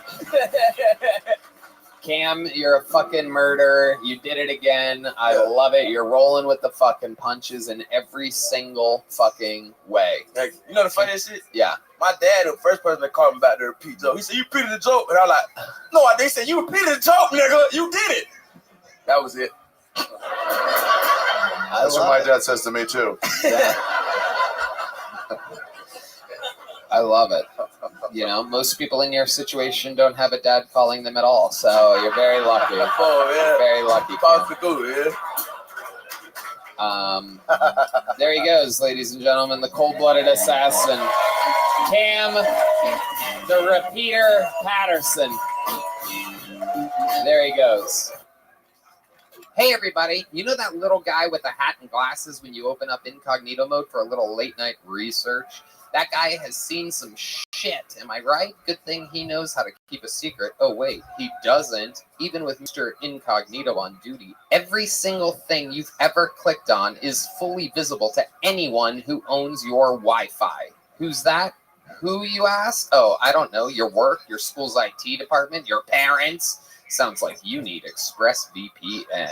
ExpressVPN is an app that sends 100% of your traffic through their encrypted servers, so your taste in cinema cannot be seen by anyone. It's like super incognito mode that actually works. And speaking of cinema, ExpressVPN also unlocks a ton of new movies and TV shows because you can choose where in the world you want to be. Plus, ExpressVPN works on all my devices. I can use it on my phone, TV, computer, whatever. So I can watch whatever I want, everything from Netflix to OnlyFans without the whole world knowing it. I love being able to watch anything, anywhere, while my information is being kept private. That's true. I just binged It's Always Sunny, even though it's not usually available on Netflix. How? I used ExpressVPN to switch my location to the UK. Fargo isn't on Netflix, ExpressVPN to Canada, and there it is. Cowboy Bebop, French Netflix, boom. It's so easy. I can literally go to more than 100 different countries and watch basically whatever I want on any streaming platform. ExpressVPN is a great tool to have, especially if you travel as much as I do.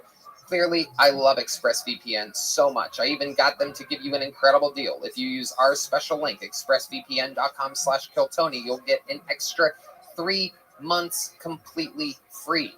That's expressvpn.com/KillTony to help support the podcast and get 3 extra months of ExpressVPN absolutely free. There he goes. On to the next one. Out of the bucket. Again, as you've seen, anything can happen with these bucket pulls.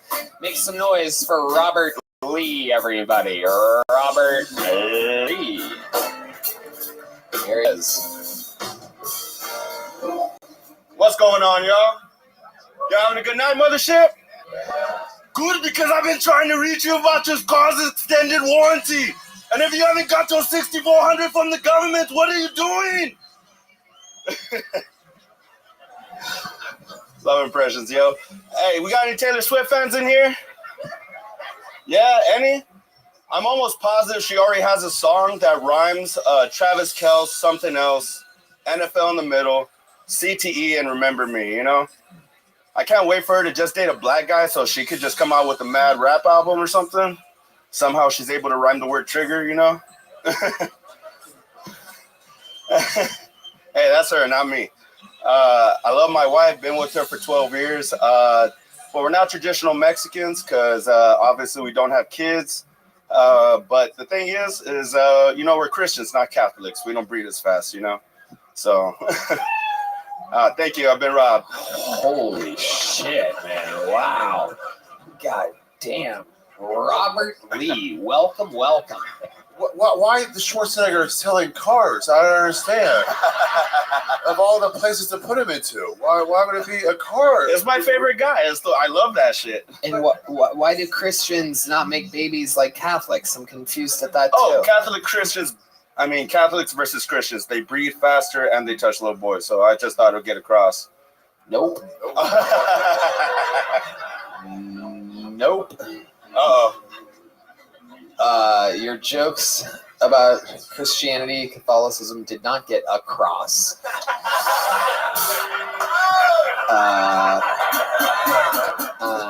So, Robert Lee, how long have you been attempting stand-up comedy? About 6 months, actually. 6 months? Yes, sir. Where at? Just San Antonio, doing like some bars and clubs wherever I can get in. You feel good after you do it? Sometimes, sometimes they're good, sometimes they're bad. It's a lot of minutes among minutes. So it's one of those jokes in that minute that you do that gets laughs? Well, it gets attention, and then I try, I get attention. Laughs. You mean they're paying attention to you when you're doing it? Yeah. Well, most of the time it's loud crowds, loud bars, so I try to be as louder than them to get their attention first, and then, see if I can push forward from there. Okay. Ari doesn't likes always win. Ari likes you because it appears as though you're wearing a mega yarmulke. It's a hat that's too small for it's a hat too small for my head. Yeah. Is that a Toyota hat? Yeah, my wife used to work for Toyota for a while. She used to be a mechanic, or she is, but used to work for Toyota. Your wife's a mechanic? Yes, sir. Yes, That's sir. hilarious. She should fix that act. Yeah. Hey, at least I don't have to get out of the car to change the tire no more, man. I'm the pretty one. You're the pretty one? I hope so. Oh, fuck. Oh, my God. Okay. How devastated would it be if his wife left him for the heavyweight champion? Could happen. Hey, now you lived up to his name. Hell after he gets that surgery, dude, he might fucking be balling out of control. Robert, what's the greatest quality about you? Not to be gay, but I love the fuck out of my wife and all my family. Like, shit, I'm the most loyal person you actually fucking meet. Well, it's easy to be loyal when absolutely nobody wants to fuck you, isn't it? I had my time, but I met my wife young. Yeah, we've been married for, like I said, like 12 years. Yeah, 30. So 18, damn. Yeah, so, Have you ever fucked anybody other than your wife? High school, some college. Also some cheating here, though, right? You can cut this part out. There's a couple months we don't talk about in there, but it's all right. Okay. Yeah. Oh. What are those couple months? Yeah, I love it. The beginning.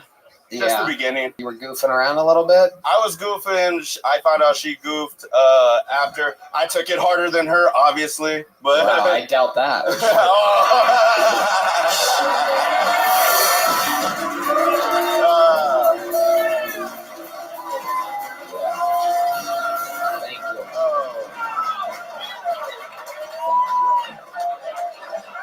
Okay, Robert. Any special skills or talents other than stand-up comedy?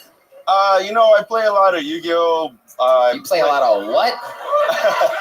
Yu-Gi-Oh, Pokemon, flag football. Oh, shit. Here's a little joke book. I gotta get you out of here, dude. There he goes, Robert Lee. There he goes. Get out of here, Robert. Jesus Christ. Oh, my God. Why did Yu-Gi-Oh get a massive boo? What? Why did Yu-Gi-Oh get a massive boo? I don't know. These people don't fuck around, dude. These people do not fuck around. How many of you like it when people do good on this show? How many of you like it when people do bad on this show? You must be having the time of your life tonight. Make some noise for your next bucket pull. Sean Stewart, everybody. The Kill Tony debut, I do believe, of Sean Stewart. Howdy, y'all.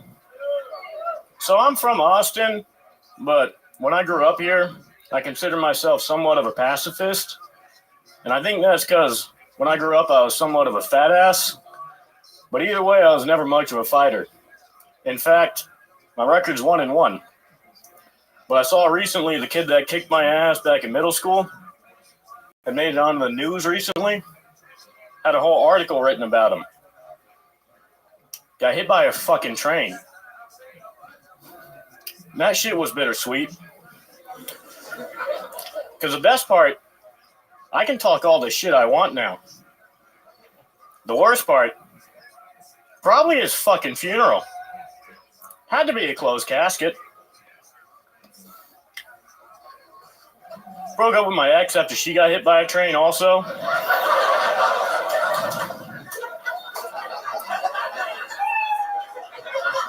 A black train.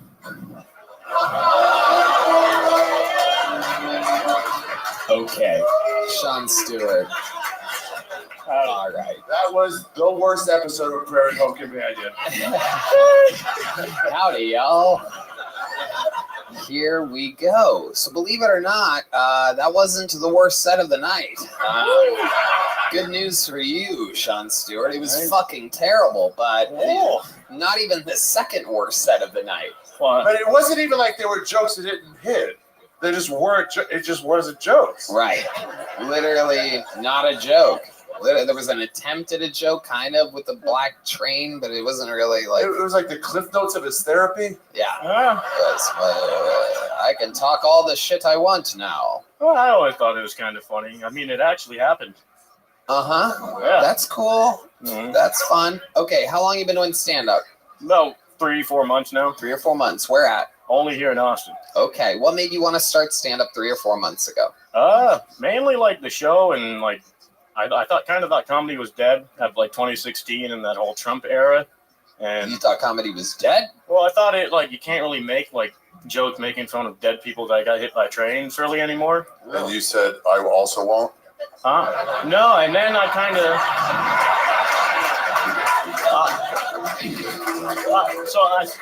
I saw Kill Tony and like kind of like edgy like making fun of people jokes coming back, and I was like, all right, well, I guess I'm a bully, so. Okay, are you a bully? I've been on both sides when I grew up. I got bullied and I bullied, so I think it's like even. Who do you bully? Bullied like the Minecraft kids in middle school. How about UG? Yu-Yo. No, Yu-Gi-Oh was cool in like elementary school. Yeah. Oh shit! Here we go. You're getting booed, Sean. This is a ruckus of a crowd tonight. Double middle fingers from some guy wearing a Yankees hat. Sean, over here. Don't bully him. This guy's demeanor is something I've never seen it before. He's very comfortable. It's not that I'm just up here doing nothing. It's that also I've oftentimes thought of coming here and doing nothing. And, I thought, why not come to do nothing for you people? I'm just going to say racist jokes like Ari Shaffir. He doesn't just do racist jokes. That's not even true. Oh, another booing. Sean, give us a redeeming quality about you. What's going to make the room like you right now? I like rock climbing. Oh, Jesus.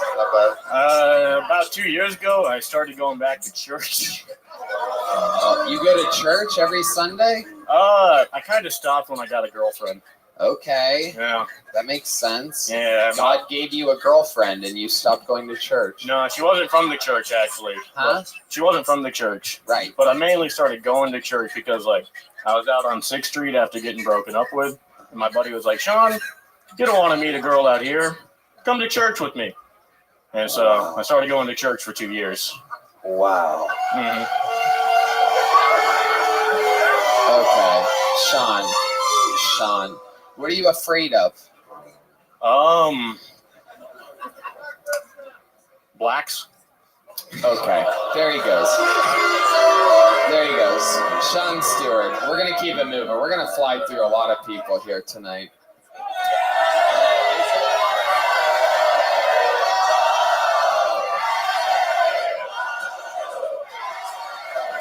What the fuck is going on back there?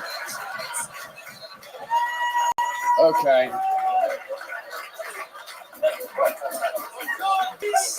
Okay.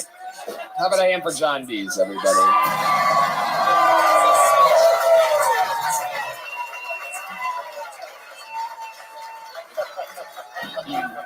Okay, we're gonna get back to this bucket pool bullshit in a second. These guys have been unbelievably bad today. Yeah, it is incredible.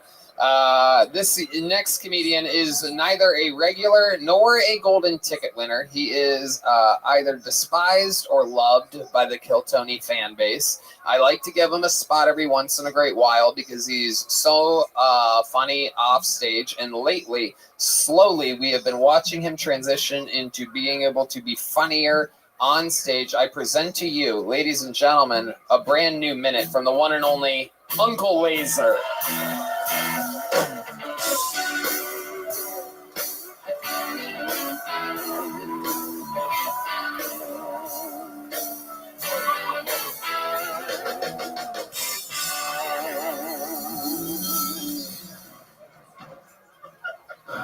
Are we sure almond milk ain't making everybody trans? Right? Well, we used to have, and 2%, everybody had strong bones, and we had regular gays.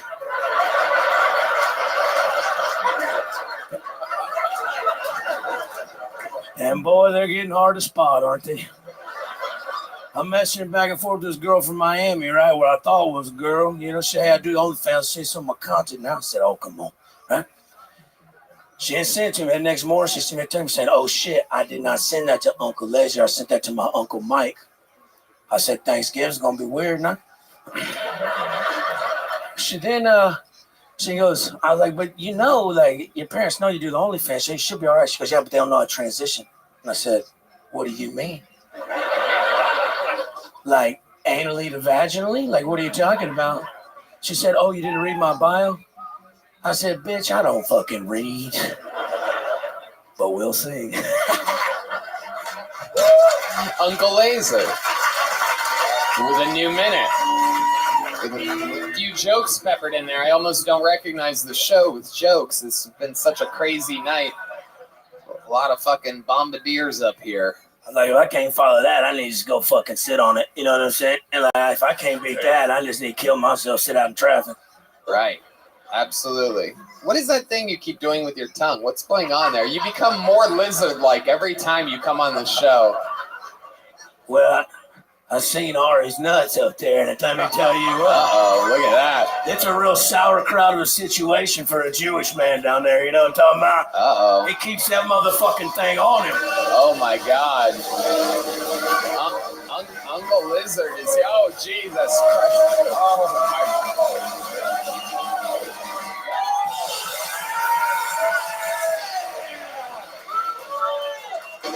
Oh, my God. Oh my God, absolutely incredible. Has a doctor ever told you what's going on with that testicle? It's got Skittles in it. Look at it. It's got Skittles in it. That ball is shaped like the heavyweight champion of the world. It's got shelves. There's veins. Oh my God, don't pull on them like that. Why are you so rough with it? Oh.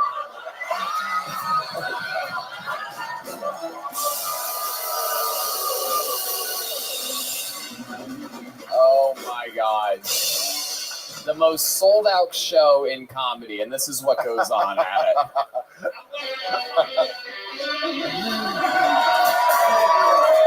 We'll be right back.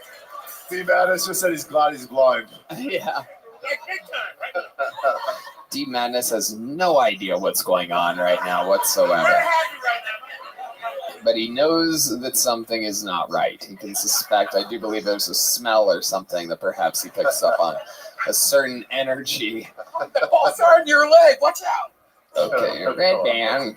Red Band, very good, Red Band. No one drops the balls like Red Band. So Uncle Laser, here we are. Good almond milk joke, though. That was great. Thanks, bud. Thank you. Yep. Yeah, you're doing it, dude. It's very impressive. You're out on the road doing a lot of shows. and coming up with new material. And it's fun to have you come on and show everybody what's up. You are a lot of people early on, they're like, oh, that's Tony's buddy. What's going on? He just seems like a character, this and that. And you're kind of fulfilling this prophecy that I wanted people to see of what happens when somebody with a good stage presence and a good performer energy gets better at writing and performing stand-up comedy. And you're a prime example of that. How was your day? It was good, but I done chewed some gum today, like 2-3 pieces, and I done bit. Guess how many times I bit my cheek, my inside of my cheek. How many times, Miss Aquarius? You guess. Please guess. 3. Nope. 5. Oh, wow. And did you get it good? But it don't look like it's a little small. I thought it would be bigger than that, but I did some salt and water not so long ago, so I gotta stay off that gum for a minute. Yes, you do. All right. Are you ready, Miss Aquarius? Yeah, let's play a couple of games. All right. You giving me 2 games tonight? Yeah, I gotta go to work tomorrow. That's all I want. I want you to win one, and I want to win one. Okay, we can do 3. Okay, if I don't win one, then you win. We can do one more after that. Okay. Okay. Sounds like a plan. All right. Let's go. Here we go.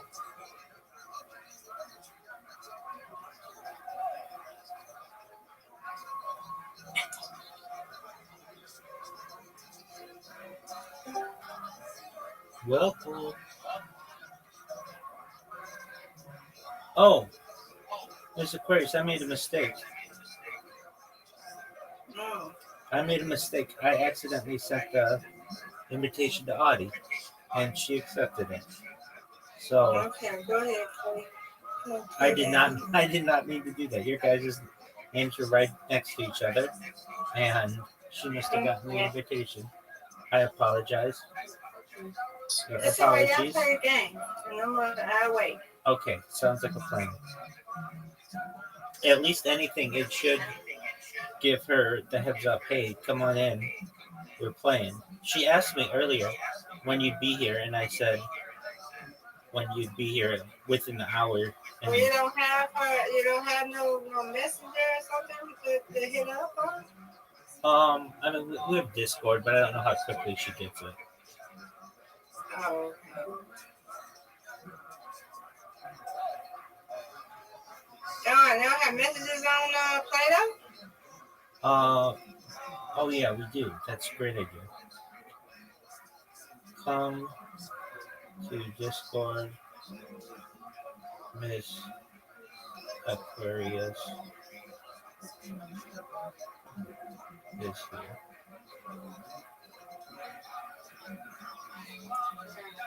So give me time just to let this towel now work on my shoulder. How is your shoulder? Huh? How is your shoulder? It has its moments. It has its moments. You gotta do more of them exercises every day.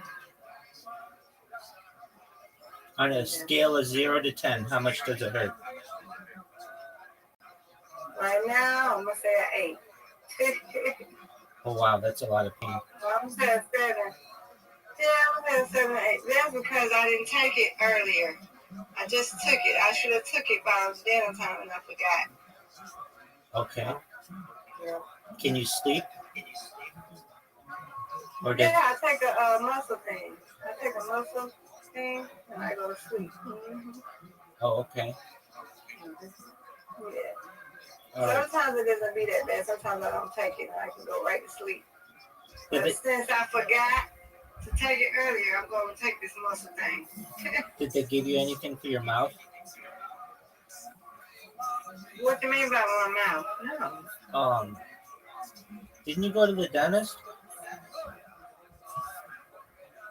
But they gave them just for pills and cavities for my cavity fillings. Right, but did they give you some? Okay, so you've taken everything they've given you, right? They didn't give me nothing. They didn't give me no medicine. Oh, fully on them. I thought they did for the pain.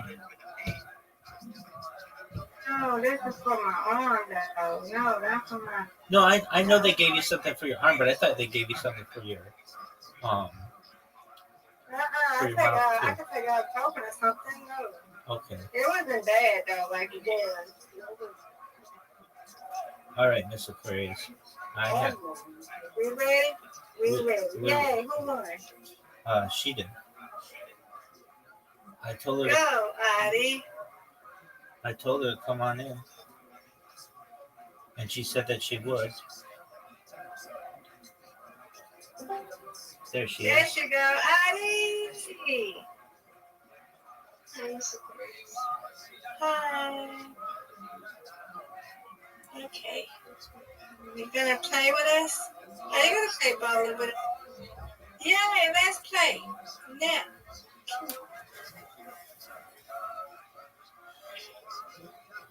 Hi, Addie. Yay. I have to play with her. I haven't played with her in a minute. That's right. Oh, okay. That's okay. Come on, somebody. Or it's me again. Go. Nope. Addie, you're doing good, I'm hearing. Go, Addie. Yes, she did. Strike.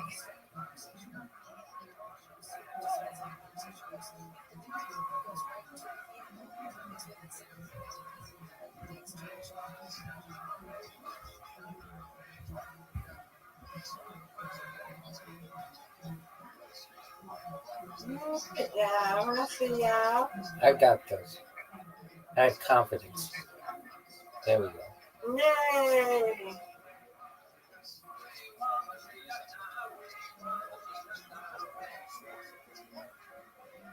Get it, get it, get it. That was a good one.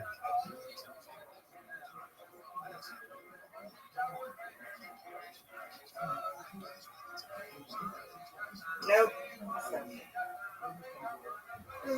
Addie. Go, Addie. Strike. Oh, that's good. Ooh, that was good. Yes, it was. She's gonna get this. Yeah, she getting better. She getting good. She's getting better. You're welcome. Go, bye. Strike. That's what I'm talking about. Yeah. That's what I'm talking about. Mm-hmm.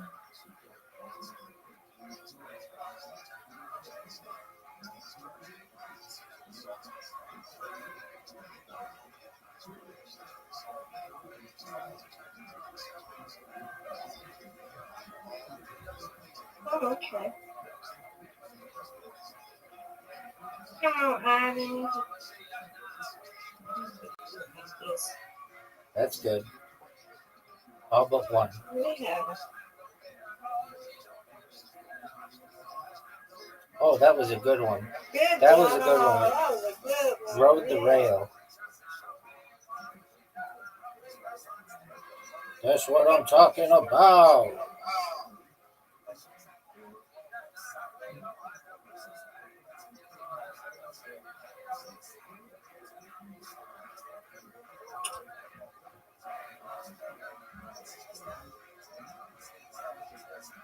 Get it, Miss Aquarius. Yes, ma'am. That's okay.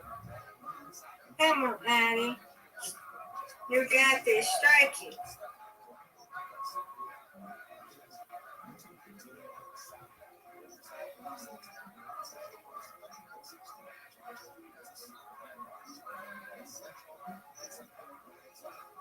Get it.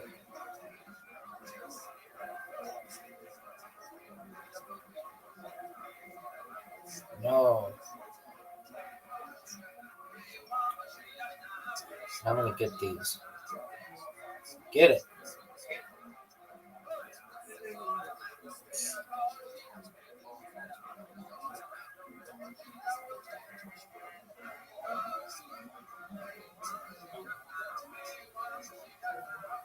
I forgot what finger to use. There we go.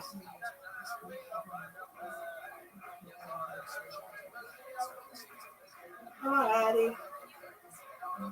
Get it. right. Get this. You got this.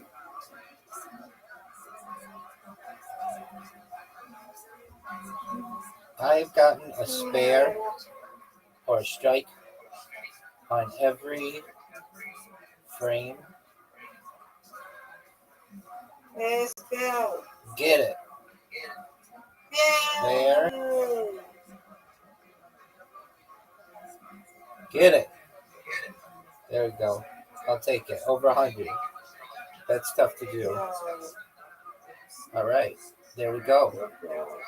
I win, you win. Yeah. Win. Let's go. All right, Mr. Aquarius and Audie, it's your guys' turn to win. Audie. Audie, did you get my invitation?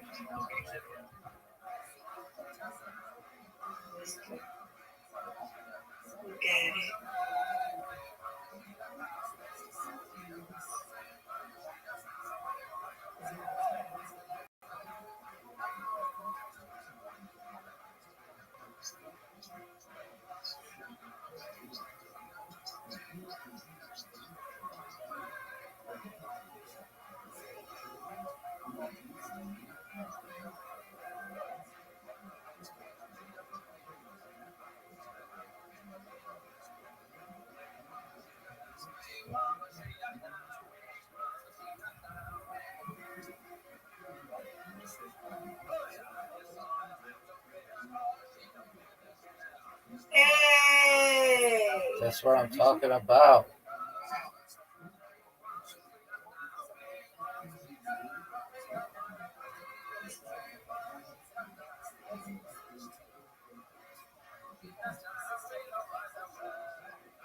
Get it, Miss Aquarius. You got it. Nice spare.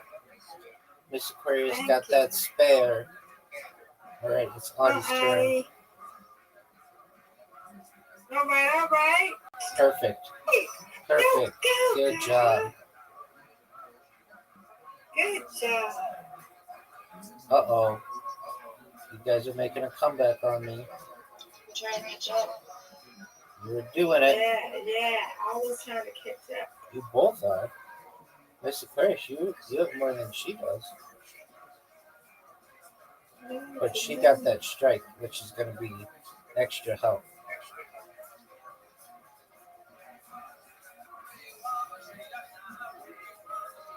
Get it, Miss Aquarius. Get it.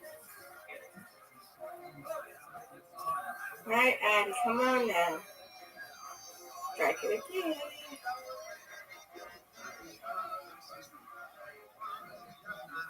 She's coming past me. Come on, let's go. You That's got good. this. That's good. Good job. Good job. All right. There we go. Oh, man, that's like that last one. This is hard to get. There are 4 of them. 4 pins. Get them. Get something. Uh-oh. Audie has the lead now. Miss Aquarius and I are tied for second.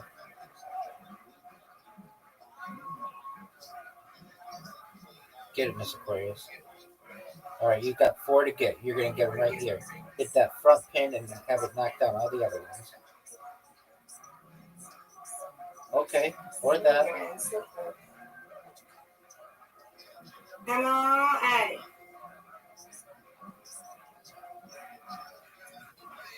Good job. Oh, That is right. wow. She is untouchable today. I know. You're welcome. I don't care. See where we win. I don't care. Get it. It's just a friendly game. Oh, Miss Aquarius. We are tied. Come on, Audie. I don't care. She's going to win anyways. Okay. Get it, Miss Aquarius. Okay. Make her work for it. No. Make her work for it. She will like. No, I got it. Come on, Audie. Yeah. Oh, wow. Oh, that was beautiful. 3 strikes. There you go. Yay, Addy. Give me that. Hey. Give me a U. Yay, another strike. Go, girl. I ain't never did. Oh my God, y'all do it. She could set a record. Get it. She got 4 strikes. Wow, 108. That's her personal record. Nice job, Audie. Audie, I'm proud of you. You got 108. You broke 100 for the first time. She's the first person against whom I've ever played who broke 100. That was amazing. That's good, yeah. I ain't good with bowling, but hey, I'm doing it for fun. Oh, good job, Audie. Take a screenshot of that girl. Look at all those X's. Yeah. All right, I've got to win. Audie's got to win. It's your turn, Miss Aquarius. You get it, girl. That's right. I know you can do it. That's right.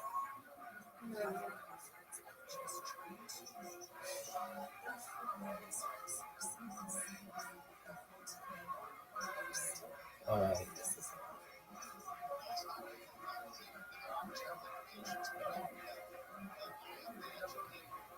Oh, yeah. Come on, Adam.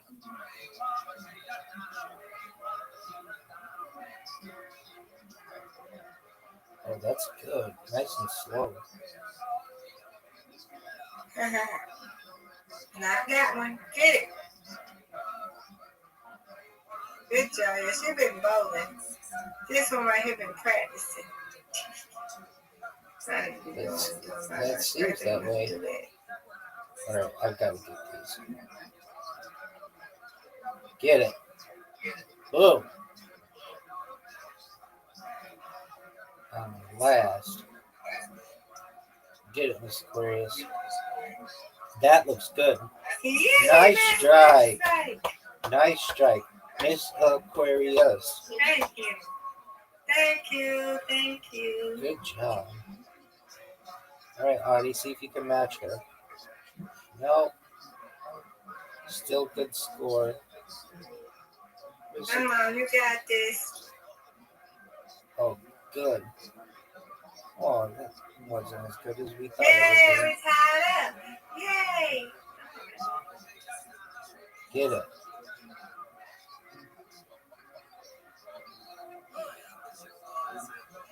You Get got it. it. Yes, that was fast, bro. Good job. Nice there. Thank you. Now, Miss Aquarius would have do well. You're going to do really well. Perfect. Perfect. 2 strikes in a row. 2 strikes in a row. Miss Aquarius. 2 strikes in a row.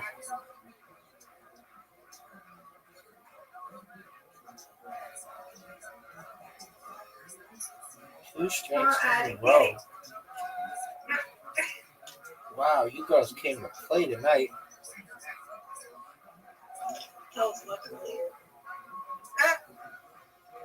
There's a fine line between fortune and skill. Right. Get it.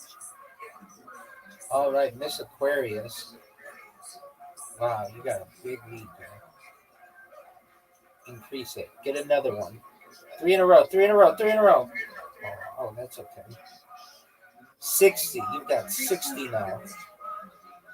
Huge score. Come on, Addy.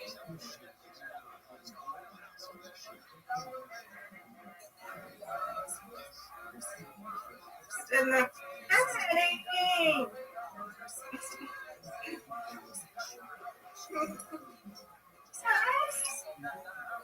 Yay.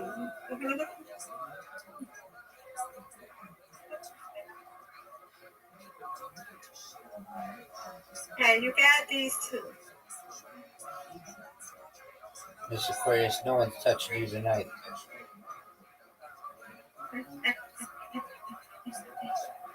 Get it. Last frame. Put up a big score. Oh, that looks good. Oh, get it. That's still good. Get that last one.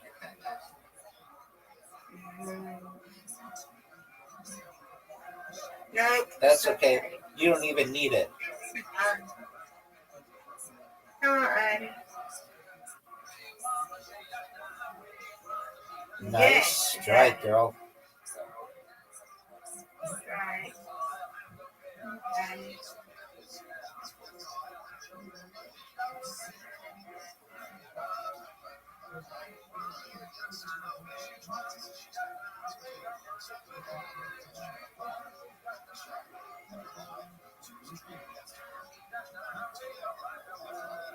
Get it.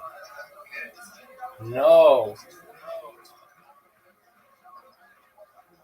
Miss Aquarius, you won. We all won. Yay. That's how I wanted it to go. Yeah. Perfect. Perfect Good ending. job. That's what you wanted. That's right. Good job, Miss Aquarius. Good job, Audie.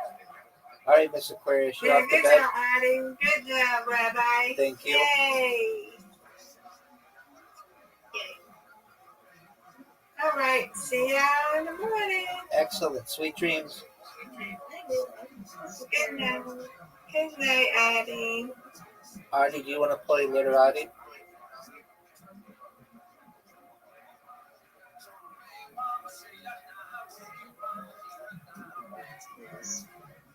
Alrighty, ma'am.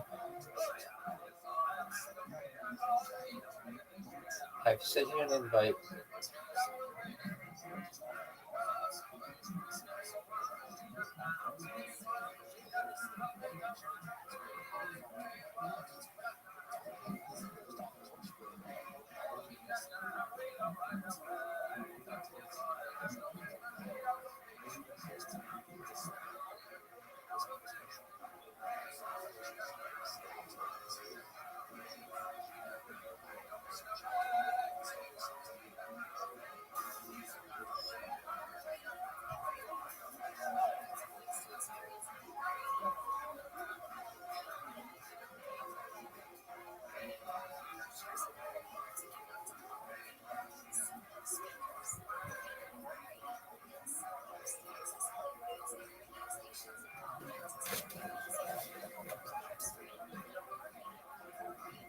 Of that. Because those early minutes, early on, I mean, holy shit. Holy shit. And you didn't use your drug use as an excuse like some people did here tonight. You know, you were just doing drugs and bombing, but you didn't have excuses. You worked at it, and here you are, a good new minute, rock fucking solid. How about a hand for Uncle Laser, everybody? Thank you, guys.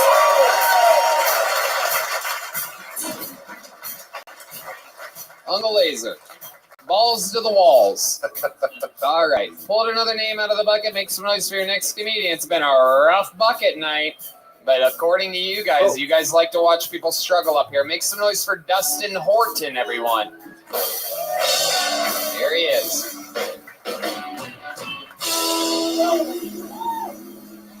I'm a firm believer that the pain that we go through in life and the trauma that we endure ultimately defines us as people. That being said, I've been to state prison. I've lost a father to suicide. I've overcome drug addiction. I've also had a cucumber up my ass. I'll let y'all decide which was the most traumatic to me. So, no, I didn't need to go to prison to get raped. No, I just need a little bit of Molly, a decent buzz, a dominating girlfriend, and clearly I'm a willing participant. But the pain that my asshole endured during that experience, it was nothing compared to the look on the neighbors' kids' faces when they came out to go to school that morning and they see me getting pegged with produce in the hot tub. That's going to stick with both of us for life. Promise. Anyways.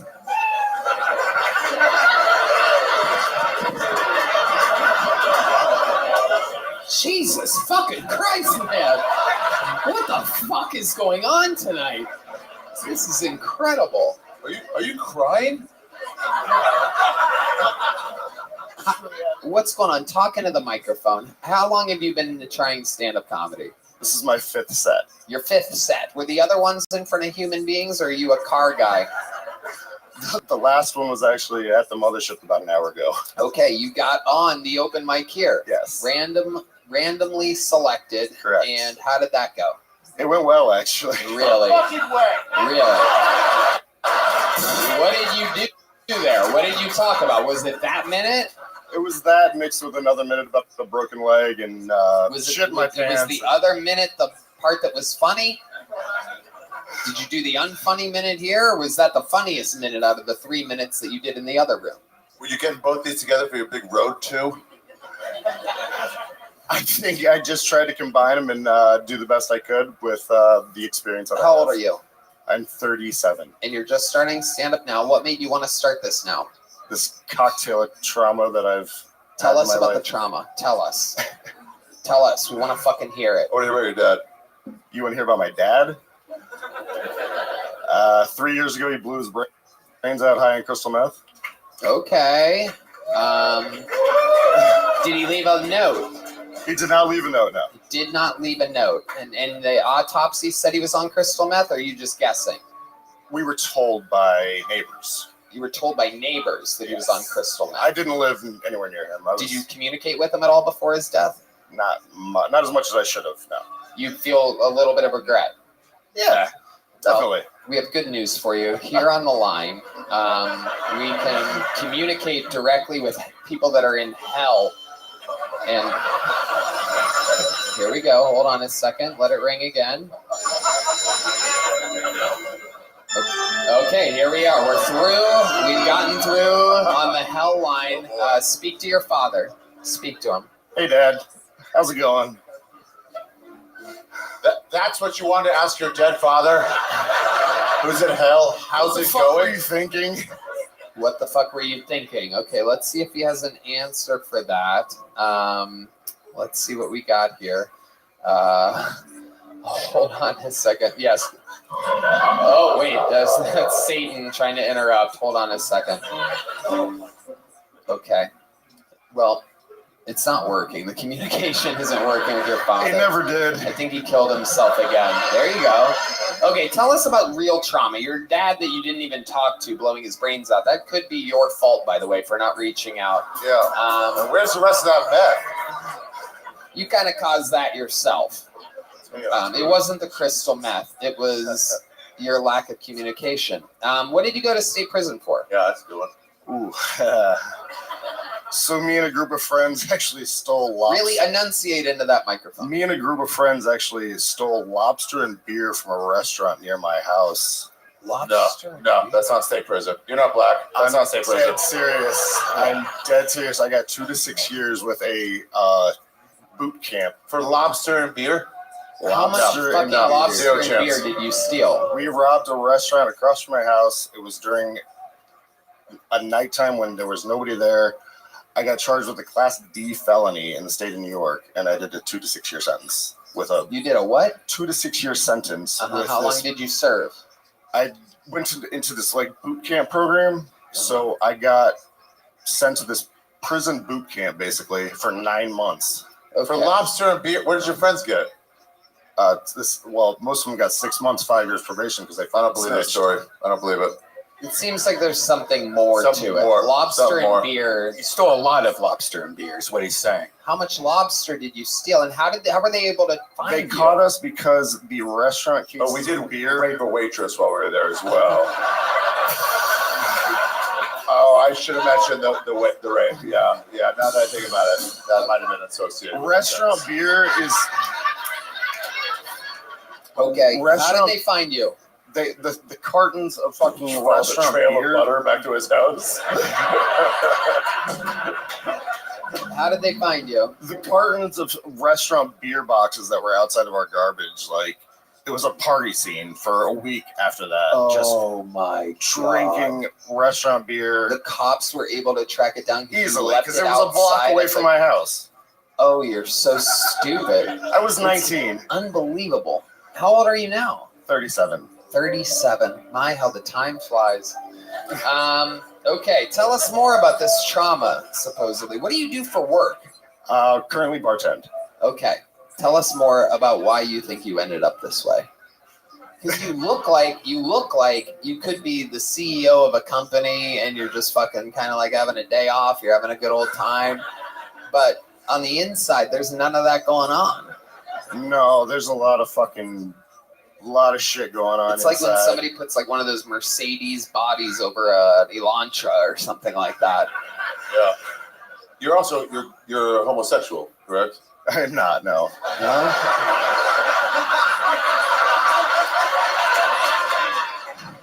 You sure? How about in boot camp? Did you come out of your shell? No, sir. No cracking any claws out there? No, I'm very straight. How straight are you? Explain to us the straightest thing you've ever done before. Not that easy of a question for a gay man, is it?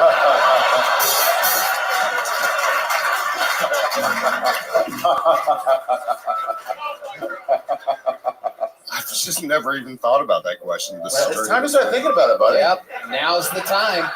I only say it because you're definitely a homosexual. Yeah. Yeah. 1 second you're shoving lobster up your ass, and the next you're trying to figure out what's straight about you. Your father actually, knew you were a homosexual. That's probably why. That's why he started the meth addiction, kept it a secret, just like you kept your sexuality a secret. And he also blew and gave head, like you do, right at the very end. He gave head to the wall that was behind him. Jesus Christ. Oh, too sad. Oh, what fucking show do you think you came to? He's having fun. He's smiling, by the way. These fucking people. Oh, you went too hard on him. You're having a good time right now, right? I'm so happy to be here. This is one of the best times of your life right now. Yeah. Okay, straightest thing you've ever done. Fuck 3 girls in one day. Whoa, fuck 3 girls in one day. That's separate? In high school, yeah. Wow, look at that. My goodness, your dad would have been proud. It's a real Liberace move, if you ask me. Yeah, what a fag. Okay. Do you have any special skills or talents other than stand-up comedy, which you don't have that either, but go ahead. I'm a picture framer. You've put the frames on pictures. Oh, the crowd is turning on you. They do not like picture frames. Well, that's spoken. All right. Here's a little joke book, my friend. Congratulations. Our next bucket pull is from the inside. I'm going to say now to give him some time. Make some noise for Colin Horchler. Colin with a K. Kollin. Oh, here he is, right here. Okay. Easy breezy. This is one of your people. So they're representing you. Tonight's audience. Colin Horchler, or something. Here he is. Make sense for Colin, everybody. Hi there. I want to let you know I just ended my weight loss journey. Turns out, I know I look like Osama bin Laden, but turns out I'm going to be ugly either way. I'm skinny or fat, so may as well enjoy it. A little bit about my family. My little brother is a corrections officer, just got accepted into the police academy, and we're having dinner the other night, and he's telling me about it, and so proud of him. He's doing it. He's living his dream. But in my other hand is the money I'm using to buy the drugs he steals off inmates. So my sister is an alcoholic postal worker with access to firearms. There's no punchline. It's our family's cry for help. Her story's not over, but it guaranteed ended in tragedy. That's all I got. Okay. Colin Horchler. Pretty bad. About a minute. Pretty bad. How long have you been doing stand-up? First time in about a year. First time in about a year? How long were you doing it? A year that you stopped doing it? 2 years, 2.5. Okay. So you did about 2.5 years of stand-up comedy, took a year off, and now you're back. What made you realize you should quit? Work picked up. What was the work? I test safety equipment for electrical companies. Okay. Do you ever get shocked? A little bit, yeah. Every once in a while. All right. What's you almost ever die? This is a word. No. 2 M's are a word. Most interesting thing about you. I'm getting the feeling that I'm about to start moving really fast through bucket pulls. We might go turbo mode here because Turbo mode. it's yeah. I think so. It's not so much they're bad, it's that they're uninteresting on top of it. Totally. And this is, we've had this happen before, and sometimes I just get in a mood and I get frustrated with everybody kind of just, I don't do it. Oh, I did it 5 times. Oh, I only do it in my car. Oh, I fucking you've been here tonight. You've been on the inside of this room. What did you think about the bucket pulls tonight? Yeah, they were pretty bad. Yeah. You think the other guy was good? You think the other guy was good? Oh yeah, Yeah, for sure, right? 100%. Complete homosexual. Yeah. Right. Yeah. Most interesting thing about your entire life? I'm a licensed gunsmith and an ordained minister. I do a lot of. Wow. It's a good 1-2 combo. Yeah. Welcome to Texas. This is where you live? No, I'm actually from St. Louis, Missouri. Okay. St. Louis, Missouri. You're straight? Yeah. Kind of have a little twang in your voice. I'm from St. Louis. Oh, no. You hear that? Well, I mean, straightest thing about you. I did have a threesome with 2 actual human females in Mexico. Wow. Look at that. 2 human females. Good answer. Quick, and a quick one, too. Yeah, very quick answer. Not pondering up here like fucking Dustin Horton. Straight. What is straight? Yeah, I'm from St. Louis, Missouri, and I had sex with a threesome in Santa Anita's, Mexico. She was so sweet. You know you have gay S's. I have gay S's? You're a very straight man, but you have gay S's. Okay. I have gay S's. At least I'm learning about myself. What's so gay about my S's? I don't have gay S's. What kind of disease is that? You got a gay ass. I got a gay ass of anything. I came down with a case of gay S's. Who are you here with from St. Louis? My friends over there. He's trying to make a strong S now. My friends. Yeah. My friends. You mean your friends? My friends. There you go. All right. Okay. Well, Colin, congratulations. That was an all right attempt at a minute. I have run out of small joke books, and that is as good as you would possibly get. Maybe perhaps Boneseye has another one or something like that. We're gonna play through it. I have another one. We got both of those people. We got both of those people ready to go back here. Okay, we're gonna fly through it. You guys want to fucking go turbo round? It's been a long time. Okay, going up first, 60 seconds, and then perhaps the fastest interview ever for Dubs General. Everybody, 60 seconds from Dubs General. We're gonna fly through it till somebody kills.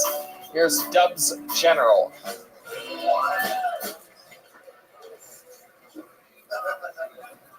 I like dark areolas.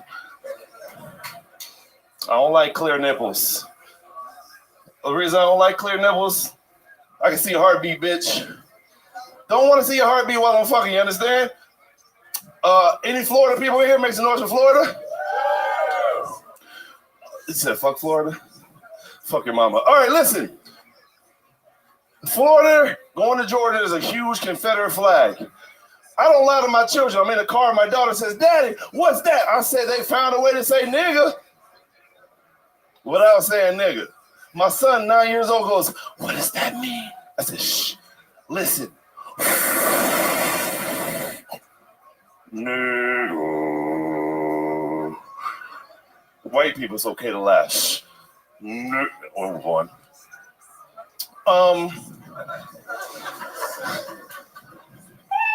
There you go. I'm going to stop you right there, Dubs. You got caught up in a turbo round tonight. You randomly got selected during a turbo round. Most interesting thing about you before I let you go? Most interesting thing about me is that I'm a single dad and I take care of my kids. Boring. Wow. It's amazing. You know, stereotypes are real when it's like that's a shocking thing. I take care of my kids. All right. I figured that would be like that. Well, we're gonna fly through more bucket. Ari, anything for fucking Wyclef Don over here? Oh, nice. You're a Giants fan? I am a Giants fan, unfortunately. Nice. Yeah, they're not that great this year. I'm a giant fan of good comedy, and we haven't seen any tonight. It's one of those nights. Yep. God, how long you been doing comedy? Doing 5 years. Okay. 5 years. In Florida? Not all in Florida, no. Okay. Tampa, where I opened for you not 2 years ago. What do you mean you opened for me? So last time I was on the show, you said, "Do you want to open for me in Tampa?" And I had you open for me? Absolutely. Where was that at? A comedy club? Yes, sir. At Just one show? 2 shows. Okay. 2 shows in one night. How did that go? Went well. The first one went really well. The second one, not so much. Not so much, and that's all it takes. Yeah, it was 18-year-olds. It was a difference in the crowd.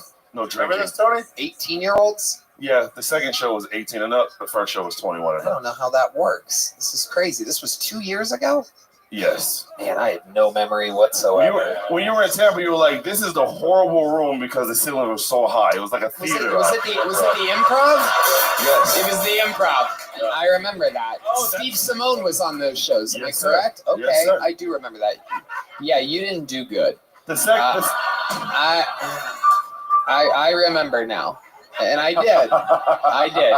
You had a good minute the first time you were on. You said you were from Tampa. I was going to Tampa. I had you do it. And ever since then, I've barely let you actually ruined that for a lot of people. I've barely let anyone open for me from the show since then. Yeah, you can't judge a person just off of a minute. What's your name?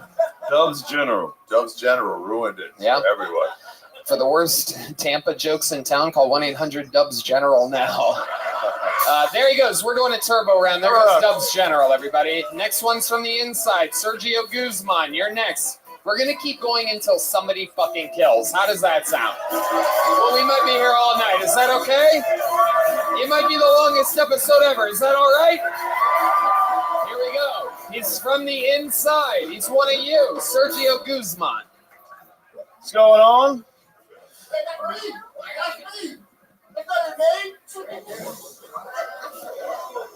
He is right. I'm not him. That's true. Wait, what? Wow. Did we go out of order? I was backstage waiting. We did pre-pull 2 names. We did. So you're Zach Butkovich? Yes, sir. Yeah. Okay. Well, we have to make sure that the person that comes out is the name that I call. Sergio, you're next. Sergio, you're next. This guy's acting like fucking Sergio Guzman. He's a fucking fraud. I pulled 2 names at once. We're going turbo round. I pulled 2 names at once because we're going turbo round. No, look like no Sergio Guzman. I know, I agree. That is weird that you didn't acknowledge that you weren't Sergio. The guy in the room yelling, "Wait, that's me!" Hey, no, you ain't him, that's me. I like how that guy. First of all, there's a lot of Sergio Guzmans. I like how that guy had to wait until he saw who it was. He's like, "That's not me. Yeah. I'm me." Wait a second, I know, I see, that's not me. That's not me. Ladies and gentlemen, 60 seconds uninterrupted. Sergio, you're next. This is Zach Butkovich, everybody. Zach Butkovich. Sweet. What's up? I just went on a date with a girl recently, and she asked me when the last time I got tested for STDs was.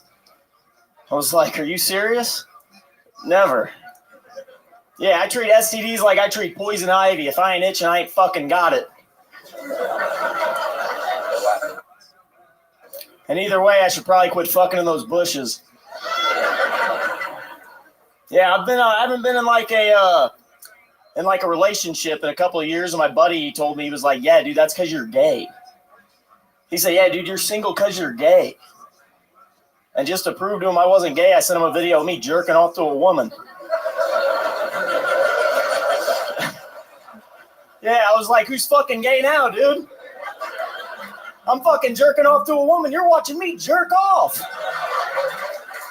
What could be gayer than that?" All right, I think that's it. That's good. 55 seconds. That was good. That was good, Zach. Sergio.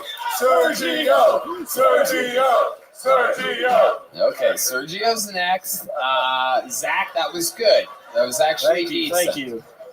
How long you been doing stand-up? 3 years in October. Where at?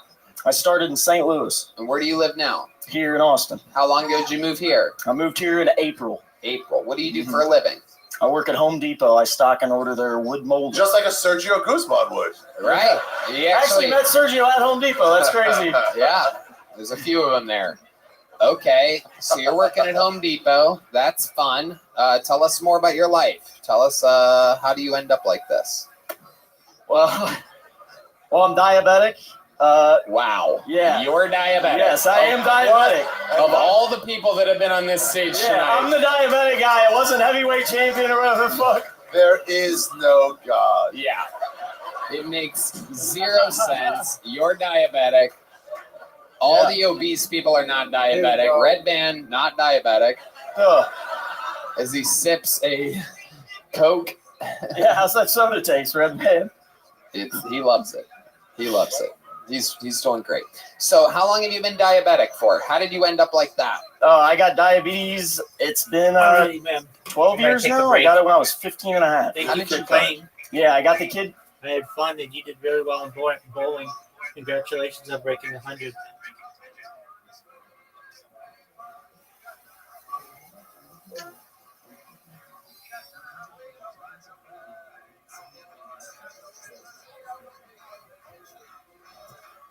Kid kind, and now I'm an adult with it, so still have it. Wow. Incredible. So how often do you have to check your blood? I check my blood sugar probably like 5-6 times a day. Wow. That is amazing. That is unbelievable. And what's the worst thing that happens to you? What happens? What happens if you ate a slice of bread and had chugged a can of Coke? I would have to take my syringe and my vial of insulin out and take a shot for it. Do it. Wow. Do it right now. It's in the bin backstage. No, it's I should have kept it in my we don't pocket. need a syringe right Let's now. try it without. Let's try it. Just do the shot. Try it without. Can we take the syringe, inject it into Ari's left nut, and pull on it and see what comes out? Yeah. Ari, would you be willing to do that? Oh, absolutely. Really? Someone get my syringe. Someone get my syringe. Oh, man. You're insulin. I'm in buy-in. All right, that's stupid. Anyway.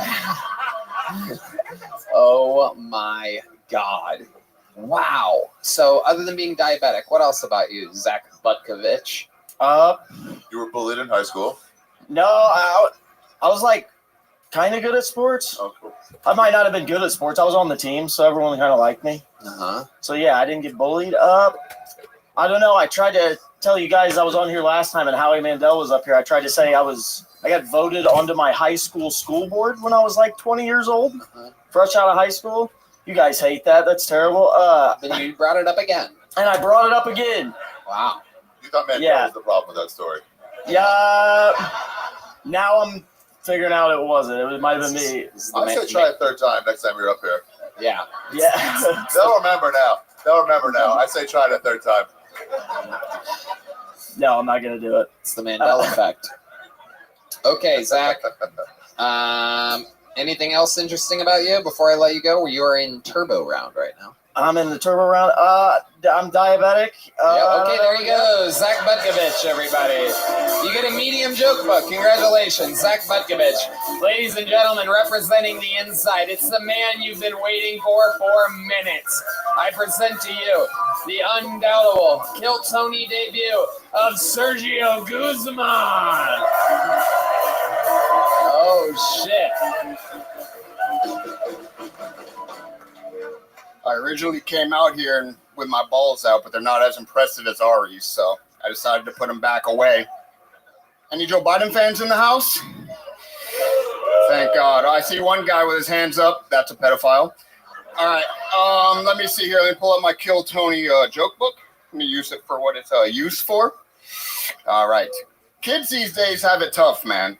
It's such a confusing time to be a kid. Think about it. Your mom might be walking around with a huge cock. Your dad might be walking around with a nice set of tits. And your middle school libraries are trying to teach you how to suck and fuck both. All right? That was not the one. All right? Illegal immigration has gotten completely out of control. Something needs to be done. We need to start sending people back. My beautiful wife, sitting somewhere over there, she's pregnant with our firstborn. She came here illegally. Send her back. We'll end it there. That might be the best I got. I think it probably was the best you got. Let me ask you something. Did you buy that large joke book? I didn't. So I was on about a year ago. I bombed, and then my wife came up, and I was roasted for about 15 minutes about being gay. And then she earned us both a joke book because you called her up. She roasted me. Did amazing. So she got the joke book. She got the joke. No, we both got one because you were generous. Right. But she earned it. I was just a lucky bystander. Is she here tonight? She's absolutely here tonight. Really? She's right over there. No, we haven't had a female comedian up tonight. Did she write a minute? She has a minute. She prepared a minute? She signed Hold up. on a second, man. Hold on. What's her name? Patricia Guzman. Ladies and gentlemen, no doubt about it. I've been digging for a female comedian. We went through 50 names. It's all dudes. I present to you. The return, supposedly. She's pregnant? I have no memory whatsoever. Yes, She's about pregnant? the bomb for two. Now she's pregnant, yes. Oh, yeah. You guys are Latino. Here we go. A new minute from Patricia Guzman, everybody. That solves a lot of problems right there. Oh my God. Make some noise for Patricia, everybody. Thank you, I guess, for letting me up here. Last time I was on this show, I made a bunch of jokes about my husband being gay. Jokes on me. Here I am a year later, knocked up with his gay baby. What a life. I love my gay bee. Not this page. Okay. Immigrants these days have it way easier than I did when coming to the U.S. Nowadays, they're handed a cell phone, $1,000 and told to fuck off. Back in my day, they threw my 4-year-old ass in jail. Before jail, I had never seen a black woman before, so being a 4-year-old, I thought they were made out of chocolate. My face would light up in the shower, and I would scream at my mom, "Mom, it's chocolate women!" Long story short, my mom would be terrified every time we would hit the showers because I wanted to lick them. That's it. Okay, Patricia, adorable. An honest minute. I like that. Again, funnier than your man. Wow. So much funnier. How does it feel being the funny person in your relationship? Oh my God, I'm so nervous being up here. How does it feel to emasculate a homosexual? I feel it feels horrible. I'm sorry. My goodness. How long have you been with Sergio? 12 years this year. 12 years. What's the gayest thing about Sergio? You know him very well. I don't know. He doesn't like playing video games with me, so I make fun of him for that. Okay. All right. He doesn't like playing video games with you. What else is gay about Sergio, Patricia? Come on, give us something good here. He likes to be a little spoon. Oh, Sergio. I like being the big spoon. I don't mind. All right. Absolutely. Absolutely. That's a really good gay thing. Yeah. Yeah. Good detail. Yeah. You like being a little spoon Oh, yeah, too? yeah. Have a little Asian girl on your back, like you're like Star Wars, you know, like with the Ewok and stuff. Oh, yeah. Yeah, it's great. Totally. Totally. How long until the baby comes out, Patricia? I'm due July 1st. Okay, July Yes. 1st. And you're sure that it's Sergio's, or could it be Zach Butkovich that got in there first? I hope not. I hope it's not. Hey, that's not my baby! Hey! Get that baby out of here! It's not mine! I'm Sergio Guzman! My goodness. So, what do you guys do for work? How are you going to support this little fucking immigrant? I'm a personal trainer. You're what? I'm a personal trainer. Oh, shit. Okay. What does he do? He's an account manager. Oh, an account manager. Where at? Enterprise Rent-A-Car? I didn't know Mexicans could be account managers. I didn't know fat chicks could be personal trainers. Yeah, it's true. I'd rather not say. Some of my co-workers are friends of the show, so I've already considered myself fired. Okay, very good, Sergio. Very good. I know a guy that works at Home Depot that can help you out.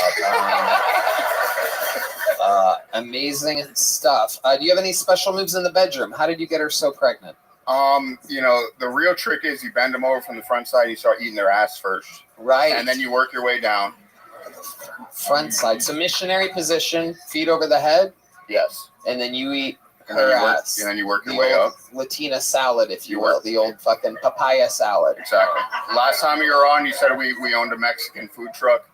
You own a Mexican food Last truck? time we were on, you called us two Mexicans that own a food truck. So that Do was you? accurate. That was accurate. Okay. Do you ever do it straight doggy style? I mean, obviously that's Street dog. standard. That's Mexican. Yeah. Yeah. Okay. So is this your first kid? Yes. What are you going to name it? Olarion? Shut the fuck up. Olarion? What the fuck is wrong with you? My best friend picked the name. Olarion? Your best friend picked a name? Your best friend is fucking with you. Olarion? That's like a prescription medicine or something like that. Yeah. Yeah. Red Band, very good. Red Band. Bookending the episode with two great jokes. The two biggest applause breaks of the night going to Red Band. For those of you that had that on your bingo cards, you win $2.5 billion. And if you bet $1, you win $2.5 billion on a Red Band getting the two biggest applause breaks of the episode. Absolutely unprecedented, incredible. This is a new era of the show. It's unbelievable. Olarion, what does that mean? Why would you just said okay, best friend? I'm fucking retarded. Whatever you say, best friend. This is best friend, the financier of this baby or something. It's been his best friend. It's been my husband's best friend for like ever. So. And he said Olarion. Olarion. Yeah. It's a black guy's name. It's a strong name. Hey, O'Leary on the line. Hey, Olarion. He's gonna grow up to one day be in a sex tape with their Kardashian. Yeah. Oh my God. What's the middle name gonna be? Rafael. Rafael. Olarion Rafael. Guzman. Wow, Guzman. Oh my God. Unbelievable. Enough of these fucking Mexican babies, am I right? I'm kidding. Shut up. O-L-A-R-L-E-R-L. My goodness gracious. So July 1st, that thing's coming, huh? Sergio, are you just blasting away inside of her until then? Does it just look like a fucking horchata machine down there? What's going on? What are you doing? What's going on? It's just fucking...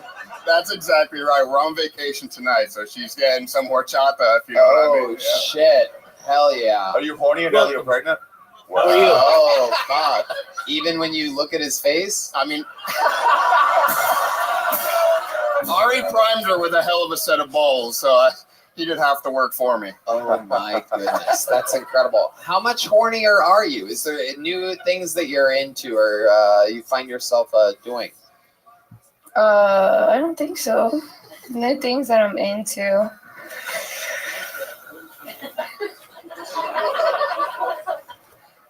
I don't know, like getting lotion rubbed on my belly. Oh, he's been rubbing lotion on you? Oh my goodness gracious. Look at Sergio over here. Managing accounts and lotioning up fucking bodies. Wow. Incredible. So you ever save a little lotion for yourself, Sergio? Only when she's asleep. Only when she's asleep. Wow. Okay, and then you think about dudes. Are you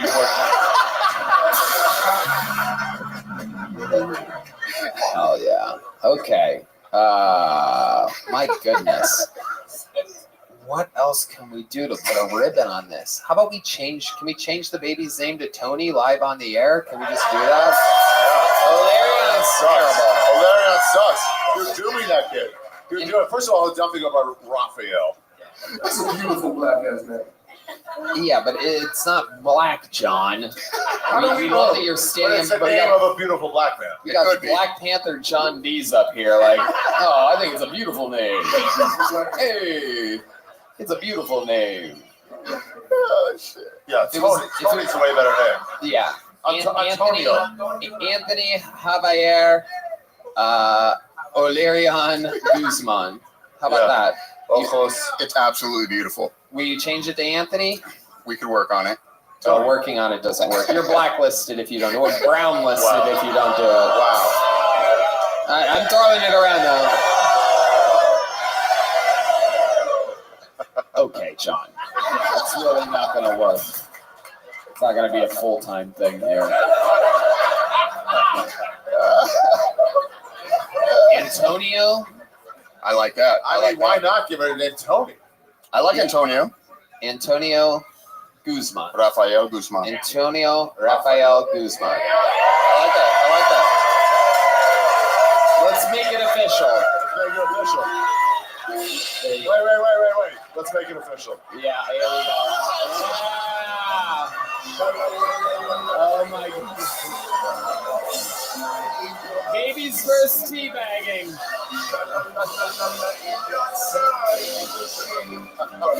Sergio doesn't know what to do. He's hard as a rock right now. I dub thee Antonio.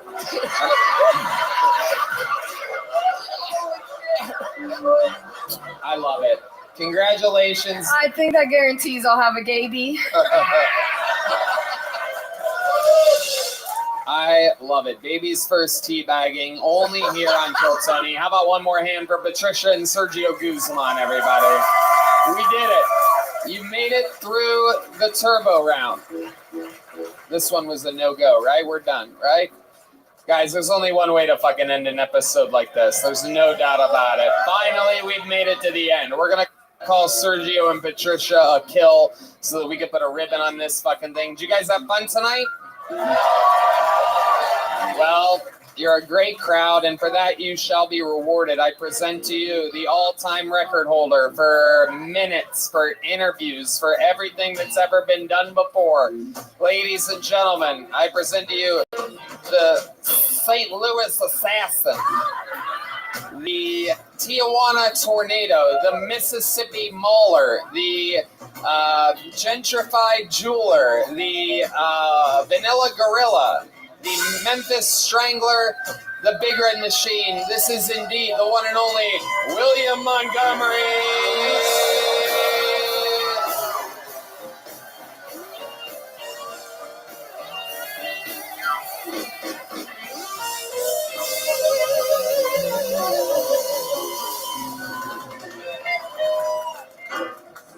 Hello, my name is actually Sergio Guzman, and I don't know who that bitch was, but I'm not gay, so.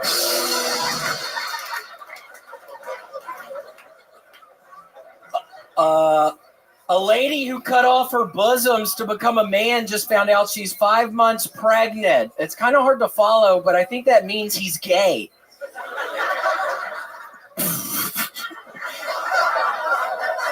Kentucky is about to legalize killing homeless people, which is kind of shocking because I thought it was already legal there. I know I've killed 6 homeless people in Kentucky, so. How could I be racist when my favorite Power Ranger is black? Kentucky is thinking about legalizing sex between first cousins. They are also thinking about legalizing breathing. Okay, because I already have sex with first cousins. Okay, that's my time. Thank you. William Lights Out Montgomery, the Gentrified Jeweler, the Petty Princess. The Petty Princess. I think I would like that. A lot of new Kentucky law jokes tonight. Where is this coming from? Well, it's from, I actually got horribly food poisoned, Tony, on Saturday night. My father told me not to say the name of the place or they will sue me, but I know 100% without a doubt it's from these pieces of shit. I'm going to say the name wrong, but it sounds something like meatball marinara, and it's not far from here. It sounds like meatball marinara. And Tony, I wake up on Sunday to a bunch of diarrhea in my boxers. Erica starts freaking out. I start going to the bathroom. I take my boxers off to smell the diarrhea because it smells extra nasty. And I wanted to smell it. And then it starts dropping out of my boxers all onto the floor. I get in the shower, I almost black out because I have no energy. I end up vomiting several times in the trash can. Tony was horrible. And basically, I found out those people who run the fucking place are from Kentucky. So this is a... Wow. What did you order from Meatball Marinara that made you this? I had the meatballs in marinara. Honestly, that is what I had. And you would think if it's the fucking namesake it would be safe to eat. But I had the meatballs and marinara, and I also had the cheesy bread. And Tony, I'll be the first to tell you, the food was amazing. It made me so sad the next day when I find out it's from meatball marinara. It was really delicious food. Damn it. That is incredible. I have a never-ending love for meatballs. And this is very, very scary. Did they look anything like these meatballs right here? Can I see them? Oh, they're out right there. Gosh, Ari, how are your balls so big? Are your balls big or are my balls small? I'm just trying to, because my balls look nothing like your balls. Are his big, Tony? Do you think are. reckon? Not only are they big, and I mean, I have big balls as well, not to brag, but my balls are not full like that. They are normal, older looking, more deflated balls. These look like the balls of what appear to be like a superhuman 17-year-old boy or something like that. Like a wet sock and a bunch of Skittles. That's what they look like. It is absolutely incredible. So, a lot of blurring on this episode on YouTube. Sorry to those of you that are watching at home that don't get to actually enjoy the voluptuous nuggets. These are the true Bucky's beaver nuts here. These things are incredible. It's amazing how big your balls can be when you keep all of the coins you've ever gathered off the floor in your life inside of the. They point to Eris. They're so big and crazy that every time you reveal them, it's like a new set of balls. They're unbelievable. It looks like the heavyweight champion's stomach. It does. Those things fucking hang. I mean, oh my God. What'd you do? They're getting bigger by the second. Oh my God. Absolutely unbelievable. I swear, I threw up for the first time in years yesterday. It was horrible, and I don't want to do.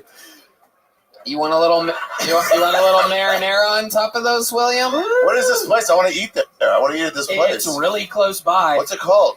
I'm going to call it meatball marinara because my father says they might sue They're me. not going to tell me what it is. sue you. Your dad's being a weirdo.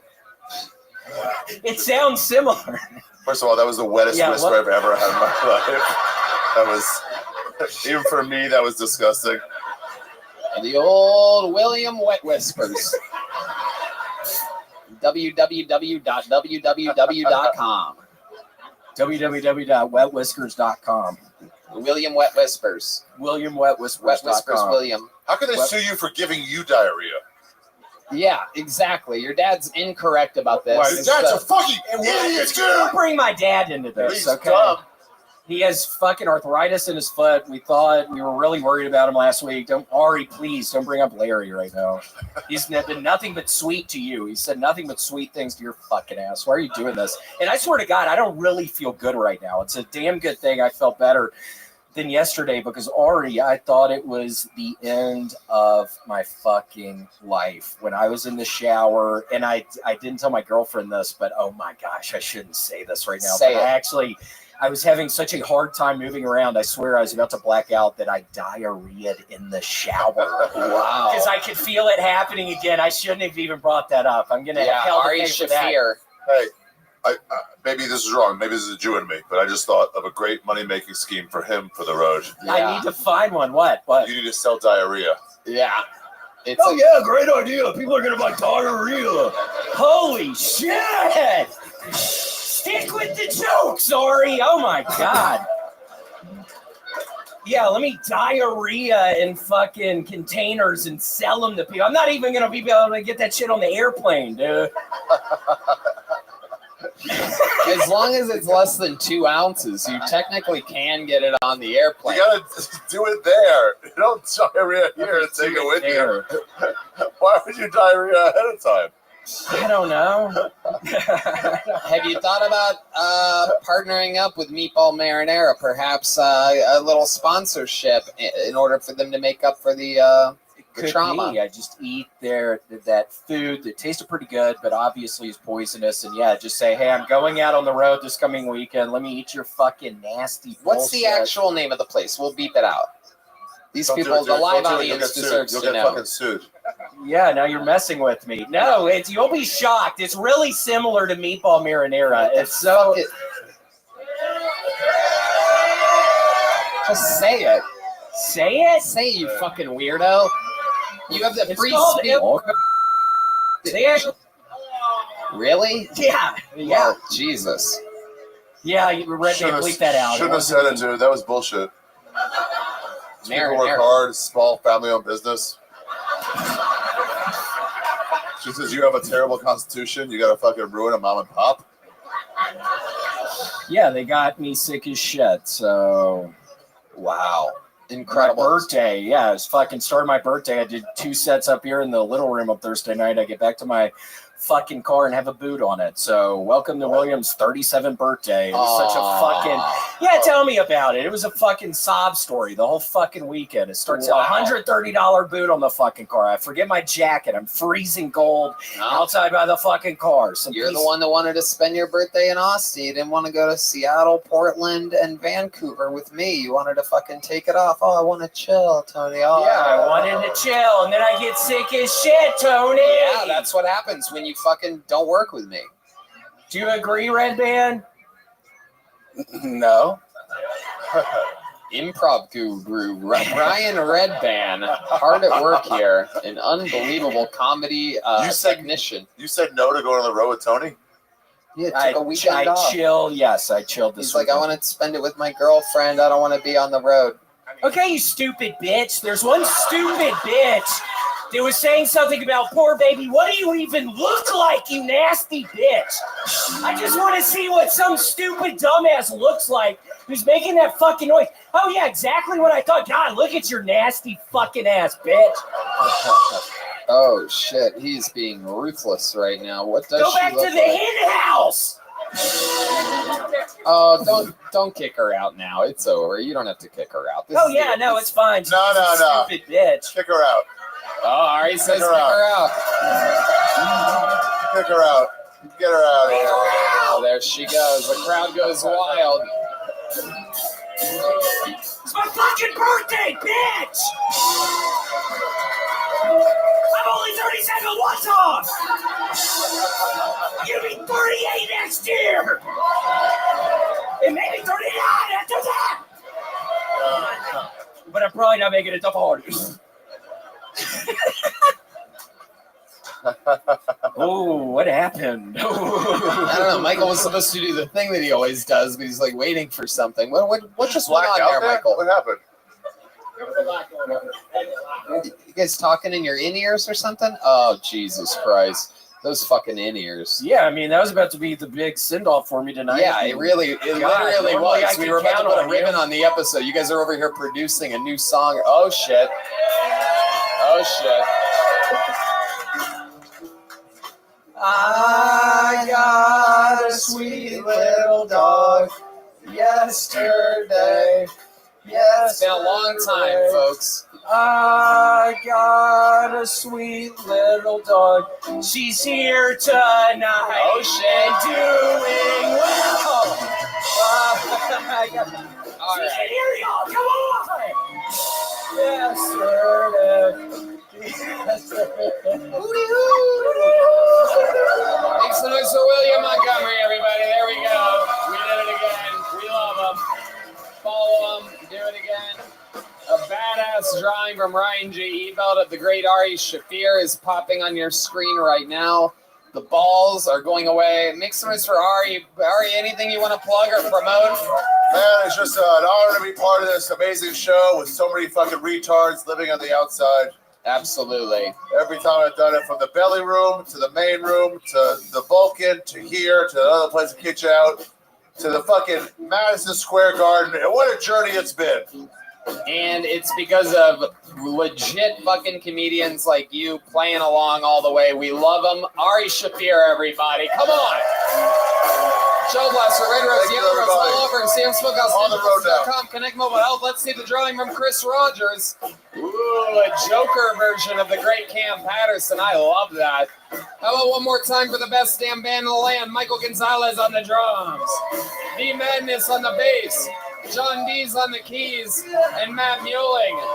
Epsilon out now, 020, johndees.bandcamp.com. Red Band. If you guys haven't seen Ari Shafir's special, The Jew on YouTube, please check it out. I love Check it. out Jew. Thank you, I love you If guys. you haven't, truly one of the best comedians in the world, Ari Shafir. One more time for Ari.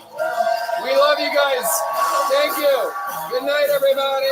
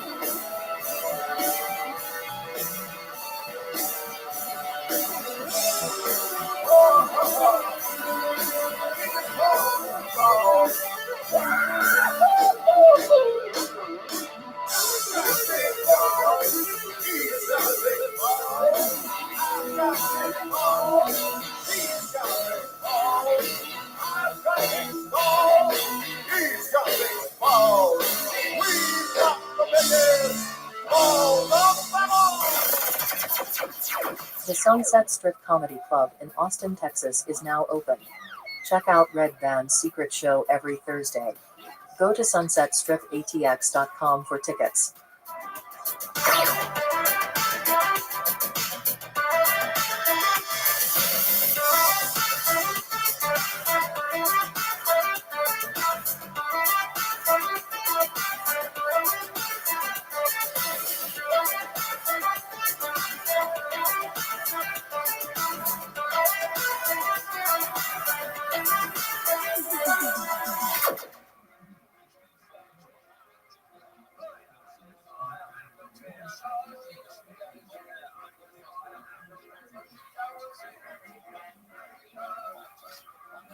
Hey y'all, the LA Forum is right around the corner, and contrary to a lot of people's rumors, there are still tickets available for that. The YouTube Theater 2 days later has sold out. Also, there's still a few tickets available for night one at Madison Square Garden, the 2-night super mega event, the biggest in Tony's history. Travel, go there. We'll see you there. And I am on tour with stand-up comedy. Me and some of your favorite cronies from the show do our own stand-up sets. I'm going to be in Cleveland, Ohio, Pittsburgh, Pennsylvania, Boston, Massachusetts, Baltimore, Maryland, Salt Lake City, San Jose, Dallas, Houston, Texas, St. Louis, Missouri, Nashville, Tennessee, Fort Lauderdale, and Orlando. And then that is all of the stand-up on the road I am doing until 2025. I'll be releasing that special just after May. We'll see you guys on the road. Nothing but love. Here is another episode of Kill Tony.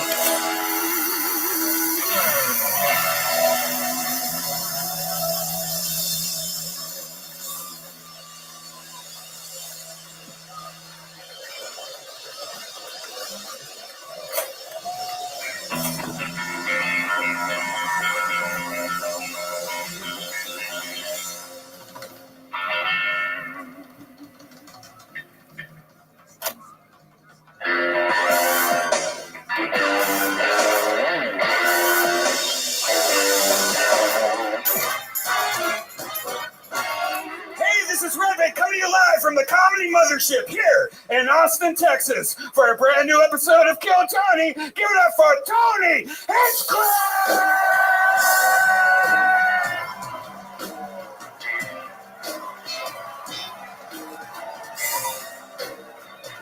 Who's ready for the best fucking night of their lives tonight, huh? Yippee! Make some noise for Red Band, everybody! Hi! And how about a hand for the fucking band? Am I right, people? This is the #1 live podcast in the world, brought to you by Gel Blaster, Red Rose, Yellow Rose, Austin Security Guard Service, NinjaBuses.com, Connect Mobile Health, where you can get an IV drip. Use the promo code KILL10, save 10%. How do we feel tonight? You guys with us? That's Michael Gonzalez on the drums. The Mutilator, Matt Muling on the electric guitar. John Dees on the keys, right there. This is right. The one and the only, D Madness, everybody. Oh my goodness. Before we start tonight's show, here's a little bit more from the amazing sponsors that made it all possible here, right now. The Sunset Strip Comedy Club in Austin, Texas is now open. Check out Red Band's secret show every Thursday. Go to sunsetstripatx.com for tickets.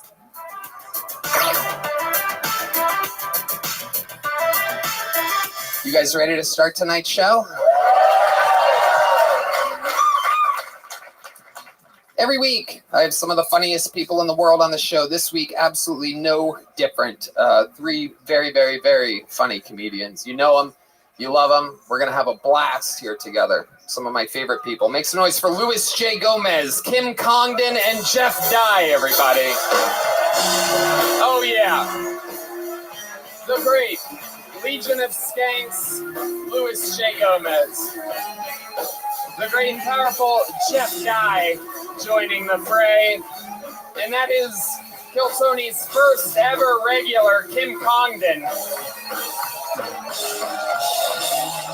Legend of the Kill Tony universe. Louis J. Gomez, welcome, my friend. I'm so happy to be back here after the Ric Flair debacle. Yeah.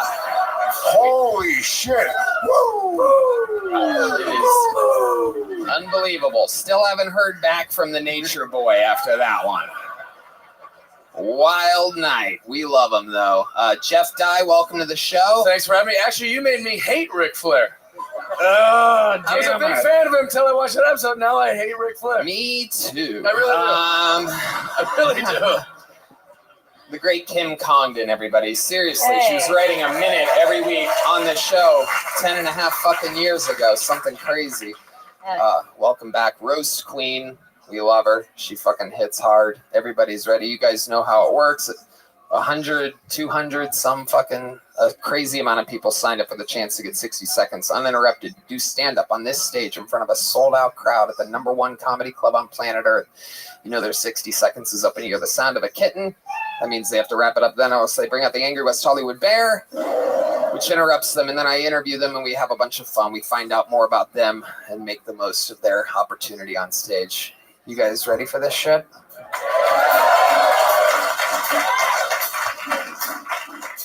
Well, there's only one way to start an episode like this, everybody. How many of you are actually fans of the show?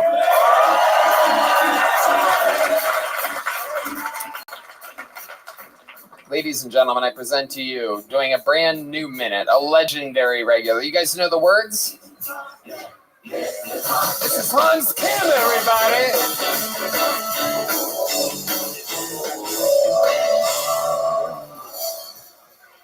Thank you. It's good to be here. I love Kill Tony fans because I know I can say retard tonight. Retard, retard, retard, retard. Why aren't you doing it? Did you vote for Biden, faggot? Faggot, faggot, faggot, faggot. Any black people want to start the next chant?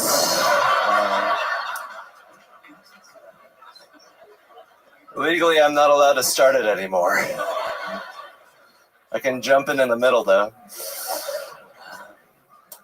I'm glad that the new Apple Vision Pro came out, because now it won't look so weird masturbating on the bus. I hate poor people. Poor people are always bragging about how poor they are. They're like, I grew up on the streets, man. I had to steal French fries to survive. My best friend was locked in a cage. What are you, a pigeon? It's not like a pigeon, bitch. All right, that's my time. Thank you. Fuck yeah. The great Hans Kim. How you feeling tonight, Hans? I feel amazing. I've been, really working on myself. I've been taking 3 showers a week. So it's pretty good for me.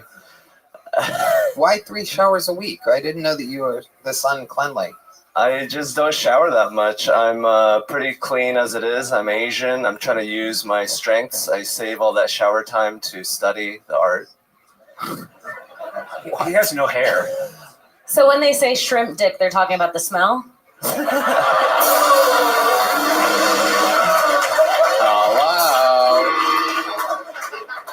wow. No doubt about it. I love it. I've been pretty good. I've been having sex. I like this look. It's like 50 Shades of Beige or something like that. Did someone dress you like that? Did you do that? Yeah, my friend Amira is helping me. She's Palestinian. You need to get a mirror. Hey, that is true. Jeff Dye. I'm glad you told me that I shouldn't interrupt the comedians for the first 60 seconds because I was going to do the black person chant. I was like, Kim? Hans, I think your jokes are great. I like that you came out chanting your own name.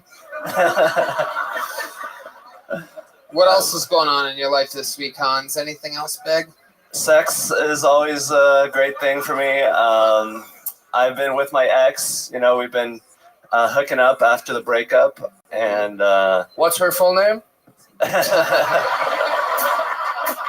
It's interesting because last week it seemed like you guys were taking a real break. Yeah, I accidentally ordered $200 worth of DoorDash on her account. And I was mad at her, but then I went over and I started crying and bawling my eyes out. And now we're... You were... Yeah. You were full of dog, so... Full of what? Dog. Oh. Well. When an Asian person bawls their eyes out, isn't that a limited? Do you guys have the same amount of tears as we do? It seems like you guys are like restricting it a little bit, right? They come out in rectangles.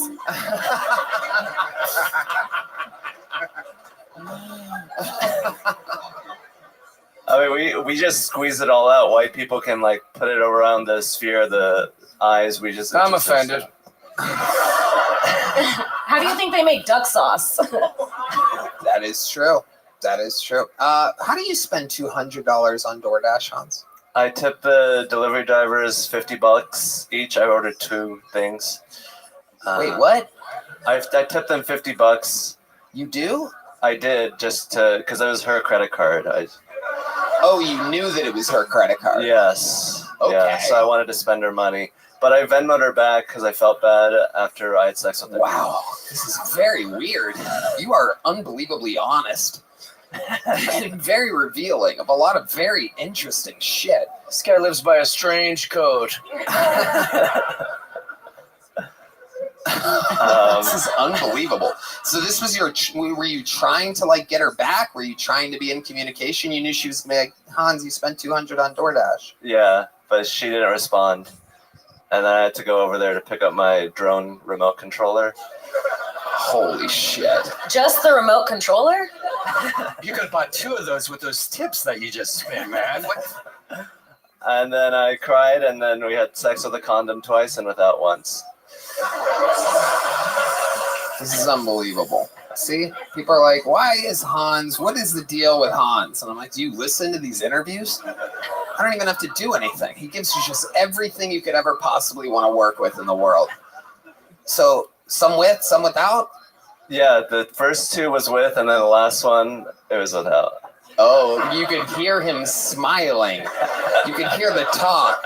Yeah, the first 2, there was none, and then the second one, there it was.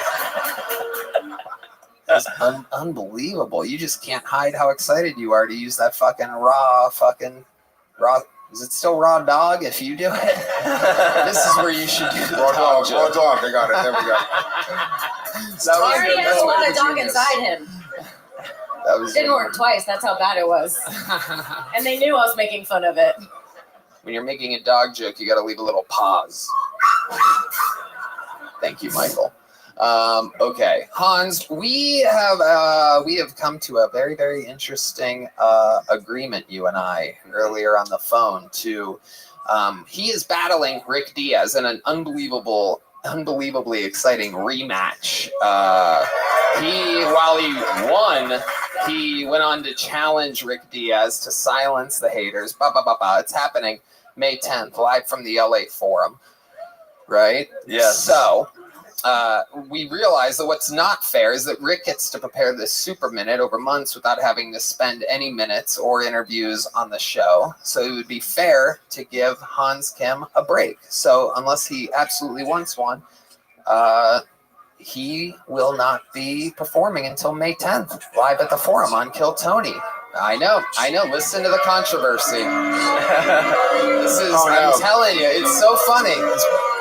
He's about to stab himself with a sword. You guys love Hans Kim, don't you? See? This is what I'm saying. It's Chinese bots working against him, I think. Like that online. That and should shit like be. that. That could be. Nobody hates Asians more than other Asians. This is true. You would agree with that, right? Well, yes. Well, yes. Absolutely. So, until he wants to again, that was Hans Kim. How do you feel about this, Hans? I feel great. I'm going to energize. I'm going to recharge. I'm going to come back better than ever. You know? Yeah. A lot of people cheered for me on that night at the arena, and I'm going to work hard for them. Absolutely. There you go. And that was Hans Kim, everybody. Make some noise for Hans, everyone. And I will tell you right now, indeed, later tonight, you will all meet the new regular that will open the shows every week here on Kill Tony. Isn't that exciting? But now we go to the bucket, ladies and gentlemen, where anything can happen. As you know, these could be crazy people. It could be someone's first time. Anything can happen. You guys ready?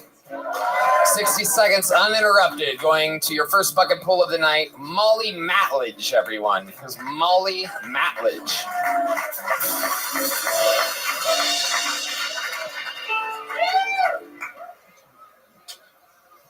Hi, a bit about me. I love fun facts. A little fun fact I learned through watching a few seasons of Wildin' Out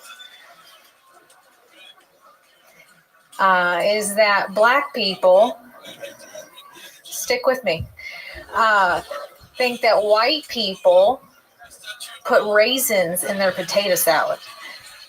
Now, I don't know what the fuck is putting raisins in their potato salad. Because let's be real, it's mayo or mustard. Keep it moving. But it does beg the question, white people, are you putting raisins in your potato salad? And if not, why do black people think you do? We'll come back to that. Another thing that I love are fun facts that rhyme, maybe impart a little wisdom. One of my personal favorites, liquor before beer, you're in the clear. But beer before liquor, you'll fuck your coworker. That's facts. Whoa, look at that. That got a huge laugh in this room. These people are desperate for comedy here tonight. They are really, all you have to really, they're just listening for pacing and timing at this point. They're pretty much giving it up for anything. I practice. You did? Oh my goodness, I love it. This is the scariest fucking one of the Conjuring movies I've ever seen right now. I'm not sure what the fuck is happening. This is something out of my nightmares. You do look like if Chucky was a housewife.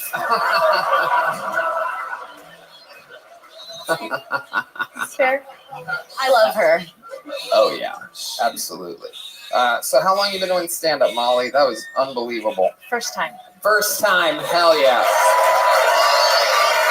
I'll tell you, you need a little raisins in that potato salad. You know what I'm saying? You gotta add a little fucking something, some spicy mustard, something funny, really anything.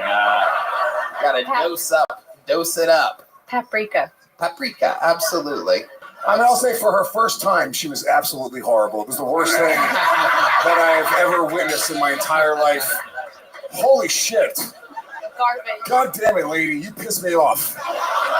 That's your like comedy school, right? Or comedy Did. college? Did you try to like research this? Were you like trying to strategically be funny? Because it does feel like Red Band said, it feels like somebody like took a comedy class. It was like, okay, something pop culture reference, Wild and Out is really hip right now. And then, well, what's something else we can all agree on? Potato salad. She even moved a mic stand like a comedy class. Yeah. I asked. You asked what? I asked them. I said, "What do y'all?" I was thinking about taking it off, and I was like, "What do you recommend?" He was like, "I see the professionals." He said, "Take it off, put it behind you." The producer that helped you up the stairs said that? Who is that? Is that Colt? Is that you? Love You're my giving life. these people fun. The professionals take it out of the mic stand. You being creepy over there, dude? This is a little insight to how scary that back tunnel can be. Someone gets rushed over. They have to cross 2 streets. They're literally like, oh, fuck. So I'm definitely going up, right? To these people, we should interview you sometime. Look how afraid he was to get fired. Tony was like, what guy did this? And the guy's like, I didn't know. Oh, please. It wasn't him in his defense. Was it? Oh, shit. Oh, no. Who was it? You look like Who Mario. got back there? She puts raisins in her potato salad, but she ain't no snitch. Oh, shit. Wait, was that you or her? That was me. Oh, okay, yeah. I'm like, wait. I'm trying to fucking... I was like, this bitch just get a laugh like that? They make it be Of course funny. not. Of course not. So, Molly, what made you want to start stand-up now? Is it crazy if I ask how old you are? I just turned 41. Okay. There you go. 41. What made you start comedy at 41? Gosh, a feeling. It was just like inside. Like I just felt the need to do it. I did. I've been. That was menopause. I've followed comedy for years. I've written things down. I've always enjoyed it. I've gone to many, open mics. I've never done any schooling. Talk to the microphone if you have all this experience. I've done so much shit. I did a lot of research. I was doing my homework. I've seen all the professionals. I know how to do it. I haven't done any of that. Yeah, no. Wow. Okay. Here I So am. what do you do for work, Molly? HR. HR. Oh my goodness. You do comedy like an HR person. It's incredible. Raisins and potato salad. I'm like, what? What? Like, who does that? And why would you? And stop that. That's my time. And somehow Wild and Out has to do with it. She's gonna kill on Facebook groups, though. Oh yeah. Every HR person is gonna be like, one of us. Fuck yeah, the little red machine, Molly Matledge. Or you're a true ginger. This seems through and through. There's no fake in that, right? My mom's 80%. 80% ginger? Okay. How does that 80% work? retard. No, okay, you work in HR. What do you do for fun? Tell us about the wild side of Molly. That's what I wanted. Am I right? Doesn't she seem a little too fucking cookie cutter? Tell us, what's one of the wildest things Molly does on a regular basis? Well, one thing I thought you might think was fun was I love rap, Texas rap. Very well versed. Get the fuck out of here. Very well I versed. feel like you only sing the parts where they say the N-word. No. You The can probably reverse play white filter. anything. She just gets excited to sing. Like for real. Do you? Can you think you could freestyle? Oh, like salt and pepper at most, like maybe, but that's it. Wait, what? Like salt and pepper. You Salt and pepper. What about salt and pepper? I can She's talking about Red Band's hair. You know Texas rap. She's still talking about things to put in the potato salad.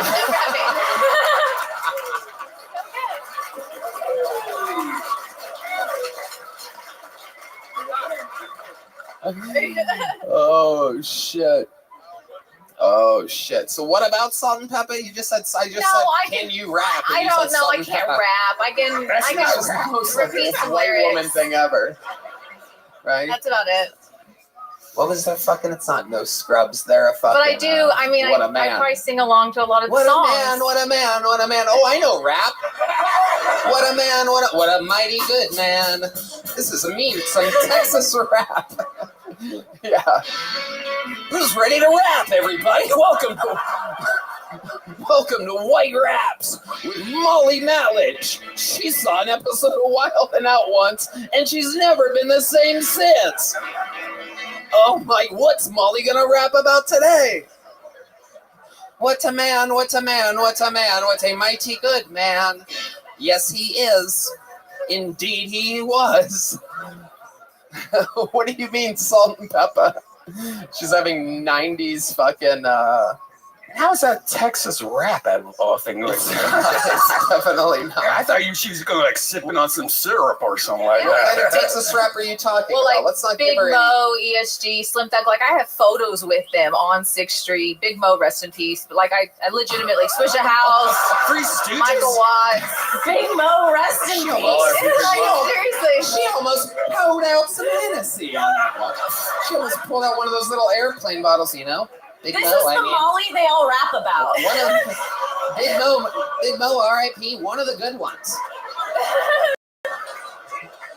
I'm gonna pull one out for him. Holy shit, Molly. Tell us more about this urban lifestyle of yours. I'm into Texas rap, salt and pepper, and a good time. R.I.P. to all the homies that have passed on before me.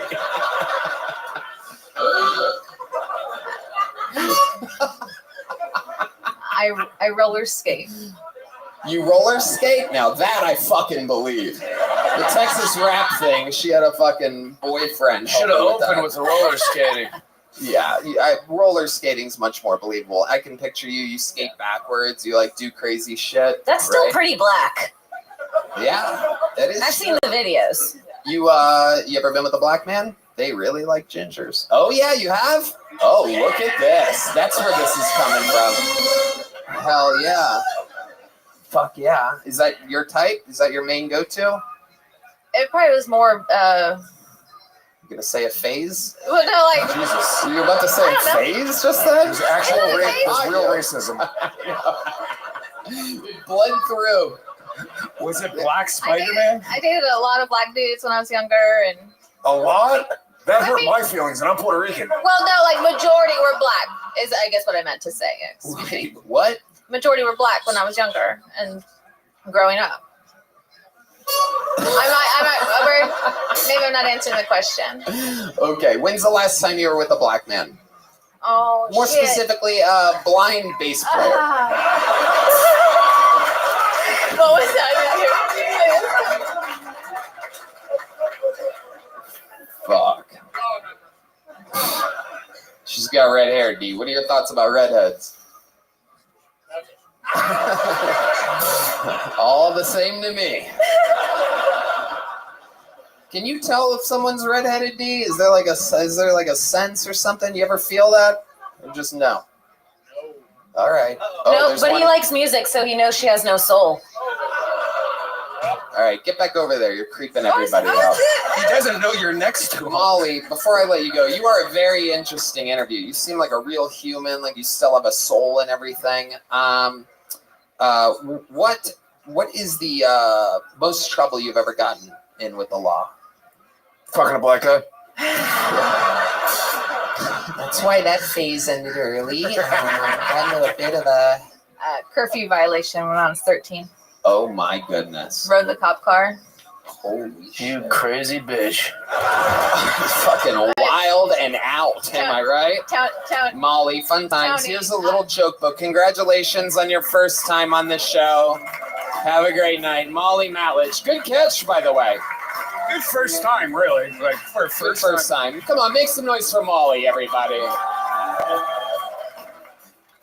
Hey, y'all. This podcast is indeed sponsored by Squarespace, the all-in-one website platform for entrepreneurs to stand out and succeed online. Whether you're just starting out or managing a growing brand, Squarespace makes it easy to create a beautiful website, engage with your audience, and sell anything from products to content to time, all in one place, all on your terms. With Fluid Engine, a next-generation website design system from Squarespace, it's never been easier for anyone to unlock unbreakable creativity. Start with a best-in-class website template and customize every design detail with reimagined drag-and-drop technology for desktop or mobile. Stretch your imagination online with Fluid Engine, built in and ready to go on any Squarespace site. Red Band.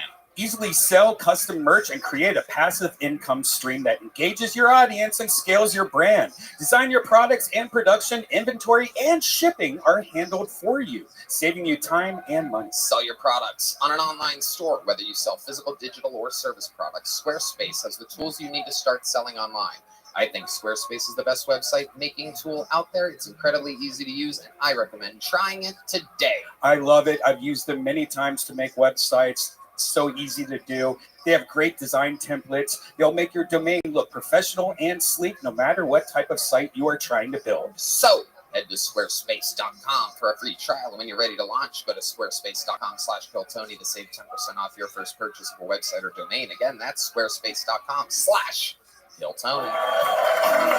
All right, keeps going on. Your next bucket pool. I do believe we've seen this young man before. Make some noise for the great Trey Campbell, everybody. Trey Campbell.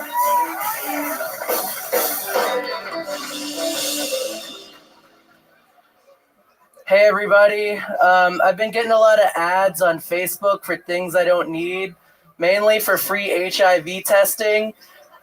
I don't understand why I'm getting this. I haven't been with a dude since I was 7.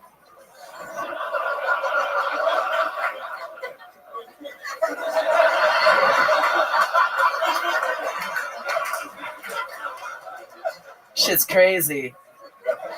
It happened the day before Thanksgiving. I can tell you what I wasn't thankful for. That. I had to watch the whole Macy's Day Parade standing up. Shit sucked. He told me, he was like, yeah, man, this is what you do when you're in a relationship. And by God, when I lost my virginity, I got pegged. So I guess that he was right. This is just trauma. I'm not even telling jokes anymore. This is cool. Anyways, I'm very nervous. I'm not drunk. So yeah, you know, it's crazy. I hooked up with this girl. Oh, shit. All right. Go ahead. You hooked up with this girl and what? It's just, I hooked up with this girl on Facebook dating, and we went to dialysis. You're adorable, Trey Campbell. How about a hand for Trey, everybody? William Montgomery, if he was a parade float. Thank you. Let's just jump right into it. Louis J. Gomez. Give it up for Molly's son, everyone. That is my mom, actually. We are at 100% ginger bucket pools. This is incredible. This has never happened before. There you go. That's you know what that sound means, everybody. Multiple redheads. There you go. There it is. I love it. Hello, welcome back to the show, Trey. You've been on a couple times before. This is my 3rd time. Right, and you did some fun stuff with William early on. Had a great time. I was really high on Adderall. And now you're doing stand-up all the time. How long have you been doing stand-up? About 1.5 years. You love it? Yeah, it's pretty cool. What else do you do? How do you make money? I work at the secret group sometimes. What do you do there? I'll stand by the door and like check people's IDs and like they think I'm not working there because you look at me, I kind of look like a bridge troll, but you know. You look like something, that's for sure. Thank you, I appreciate it. You look like a bridge troll, a Reddit troll. I like that you're dressed the same way you were the day you got molested. Thank you. No, yeah. It's adorable. Clothes fits perfectly. I can tell you what didn't fit perfectly. Fucking Trey Campbell. It's the guy's cock, right? Shit was crazy. The guy's cock? Yeah. Yeah, his penis. What kind of penis are you working with, Trey Campbell? What is it? Does the carpet match the drapes? Does it look like a fucking clown? No, I'm actually like, no, yeah, it does. I was trying to think of something funny to say, but I didn't. No, yeah. I'd imagine a lot of pubes, am I right? Does it like peek out like your hair does? It's fucking like... A little bit. It's kind of like a miniature version of like my actual head. Imagine Louis C.K. in fetal position. It's a funny cock. Trey, Always getting laughs. what else haven't we talked about in an interview? You must have thought of some stuff since the last time you were on that might be fun to share. Yeah, man, it's been crazy. Like, I had somebody notice me at Kroger from this show, and I was really excited because I thought he was going to let me shoplift. He didn't. He didn't let me shoplift. I gotcha. How far did you commit to the shoplifting thing? I was like, hey, can I keep these? And he was like, no. Yeah. Wow. I'm like the worst criminal ever. Yeah. Hey, I'm going to leave with this if it's all right. Is it all right? It was not all right. Hell yeah. What was it? It was just a 24-pack of Dr. Peppers. You know what? You're not he's just a shitty fan. That's all that means. Fuck that guy. Yeah, you're not a bad shoplifter. Hope he gets fired. The fact that you added a plural to Dr. Pepper is incredible. It's like 24 pack of Dr. Peppers. It's the most adorable thing I've ever seen in my 24 fucking Dr. life. Peppers in the box. All I wanted was 24 Dr. Peppers. They're expensive now. You're cute. You're like a appreciate it. fucking, like, some type of I don't even know what. He's like an Ewok Teddy or bear, something yeah. like that, right? Thank you. Holy shit. I appreciate it. My God. You ever use this cuteness or adorability for fucking to get good things other than a 24 pack of Dr. Peppers? Well, no. I should. You should. You should go one Dr. Peppers at a time. Yeah. Mind if I have this can of Dr. I bet if you said that, if you said the full name to them, they'd be like, fucking get out of here. Yeah, kid. go ahead. Yeah. You mind if I have this can of Dr. Peppers? I should have. Fuck yeah. This is fun. Hell yeah. What's your love life like? Not great. Tell us more. What are you into? I just like any woman that's like would like me. I don't know. It's the saddest thing I've ever heard in my entire life. Thank you. Rick. Sweet. And I just watched Molly's 1 minute. That's my mom.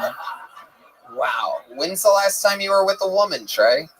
Probably about 3 weeks ago. Where was that? In Houston? No, I was in well, yeah, sort of. It was in Porter, Texas. Uh-oh. Anybody here from Porter? Shout out. What are you, from the census? I What wish the that'd be a dope job. Just going around asking people where they're from. That's open mics. Oh, okay. I've done a lot of those. All right, Trey. Well, how's moving to Austin? You said you're gonna move to Yeah, that's Austin. my goal. You know, my Cruise is pretty comfortable. Your what? My Chevy Cruise. We talked about this last time, Oh. remember? I thought you were pluralizing the word crew. The Cruise. My crews are doing go. We're drinking Dr. Peppers. I would love to have you back on the Secret Show Thursday if you can. I'll be there, man. You know what they got there?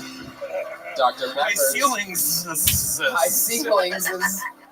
Yeah, my comedy career is similar to the ceilings at Sunset Strip. I got a high ceiling. Wow. It's called it Sunset Shit. Wow. I never even thought of that before. the fuck? That's what I'm going to Sorry, call it right from now. Go down to the Sunset I Shit. got a speech Comedy impediment. Club. You actually kind of like that. Yeah. It is what it is. That's a Freudian It's slip. a more accurate name. There's enough strips there, that's for sure. All right. So, Trey, you got a gig out of it. You already have joke books, right? Yeah, I got one. There you go. Oh, the big one? Yeah. Good. There you go. It's Trey Campbell, Thanks, everybody. Tony. Goodbye. You're welcome, buddy. We had a really good times up here. All right. Let's do another bucket pool. One word name. Very exciting. Make some noise for Longoria, everybody. Longoria.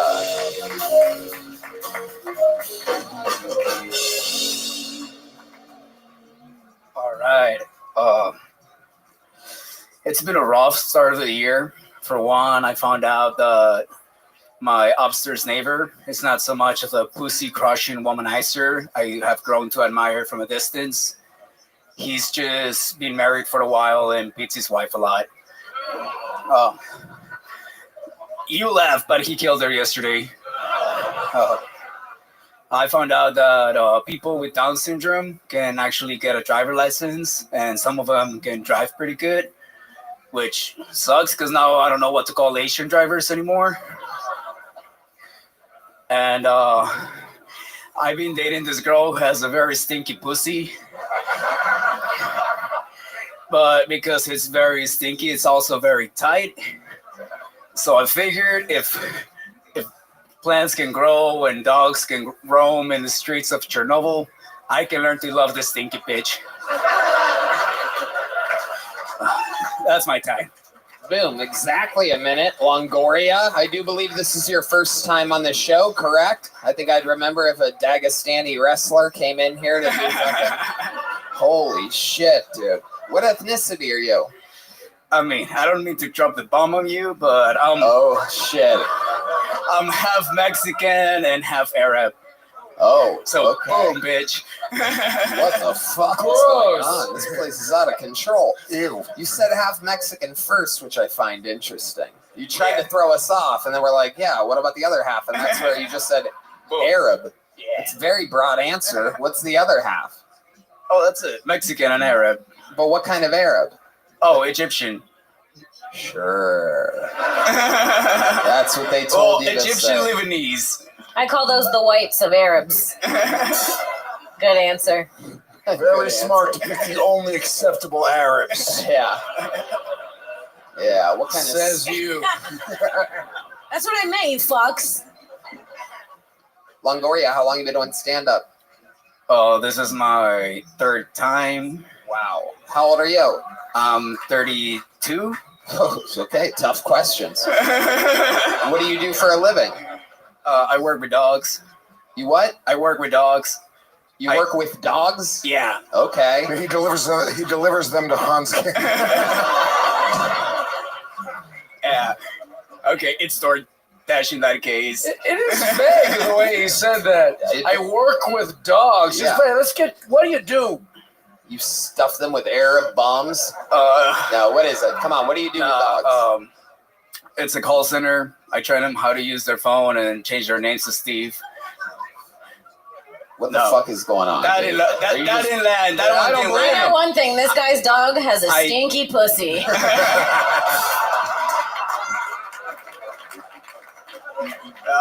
I train them. I bathe them. I sell dog food. I'm like a nutritionist as well. Just anything to do with dogs. How long you been doing that for? Just a while. Just something I've always done. What's wild to you? Like, I don't know, like close to 2 decades, like almost 20 years, I guess. You're like a homeless dog whisperer. Something like that. I work with a lot of like rescues and like unwanted dogs, and I fix them up and find them homes. You fix them up. I have 4 dogs right now. Wow. I believe you. Yeah. You're like a scary dog, dude. What do your neighbors think of this fucking dog trafficking business that you're running? I don't know. You have roommates? No, it's just me. Wow. You're able to pay for yourself. Fuck yeah, dude. From this dog stuff. Yeah. Well, it's not just that. I also I sell collectibles online. There it is. Like, yeah. What kind of collectibles are we talking I'm from the valley, bro. I got a lot of hustles. Stick up here. Let's not. Don't cross the border and talk with Michael Gonzalez right now. I can tell half of you's leaning that way. The fuck were we just talking about? What are the collectibles? Like Funko Pops and sports cards and stuff like that. Just what? Like this guy's on the shit, spectrum. like toys and shit. No, it's just something I picked up during COVID, and What's the most profitable thing you've ever sold? Give us the fucking. What'd you pay for it? What'd you sell it for? Funko Pops. I bought one for. What are you saying? A Funko Pop. That's Arab a for fucking Funko Funko Pops. Yeah, That's Arab. Funko Pop. Oh, I thought he was saying fun kebabs. I was That's like, what I delicious. thought. What the fuck's a phone kebab? Sorry, dude. I'm just nervous. So like my Oh, I'm nervous. Oh, I signed up for a show. Now I'm on it. What the fuck is going on over there? Jeez, keep your panic attacks to yourself, all right? All right. Stay in the pocket here. I'm not nervous. I'm not nervous. I love this. This is what the guys were like on the plane on 9/11. They're just trying to play it cool. Like, oh, I wonder if they're serving food today. Everybody ready for a fun flight? Some shady shit going on over here, dude. You ever think about doing a terrorist attack? Is there just a half of you that's like, I can see why? Yeah. All right. Well, how would you do it? Very carefully. That's a good fucking answer. That's a good fucking answer. That's exactly how Osama bin Laden thought. Okay. I love the fact that he leans into the whole terrorist look too, dude. You're not religious, right? You don't have to do this. No, I don't get any virgins at the end of this. It's Damn, just, dude. It's just eternal darkness. He just fucks himself 72 times. Do you have a weak chin or something? Are you hiding something? Do you have a weak chin or something? Are you hiding something? No, it's pretty solid. Good question, Red Band. It's just cheaper to not shave. Oh. But you said very confidently that you live alone. How much money are we making from this dog business? How do you have your own place? Petco, dude. I make shit from that. I just Wait a minute, you work at Petco? Yeah. You're not in the dog business, dude. Yeah, you totally made it look like you have your own fucking I do. It's just like on the side. It's not like a full thing right now. I just moved here a few months ago, so I'm trying to get it going. You're fucking hustling a backdoor business at Petco? Have you been thinking about getting rid of this dog? No, I got a job. It's a comb. I don't know why I went with a comb, but I'm picturing a comb. Do you? I work find the dogs to be annoying sometimes?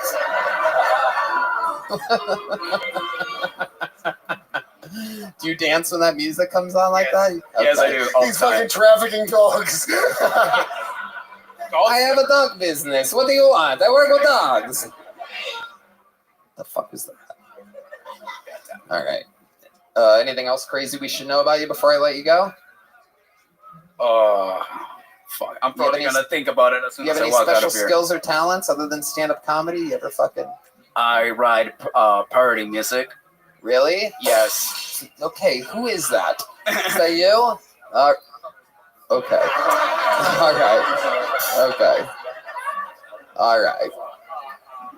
What to the tune of what? What kind of parody music? Okay, but just so you know, I don't sing well. I just write. We know. Just let's You don't focus on the fucking lyrics. talk well. There's no way you're gonna start enunciating to music. Shit, fuck. Just to let you know, I do not sing very well. You might be surprised by these. I work with dogs. I'm gonna regret this. Okay, to the tune of what? You have a whole fucking band that can play anything right here, right now. They're gonna lose their street cred, but you know, Bad Day. What? Bad Day. Literally nobody knows that song. Some white guy with a beanie. Had a bad day. Had a bad day. Yes. That song? Yes, that song. What the fuck? All right. Is that what you play before your terrorist attack?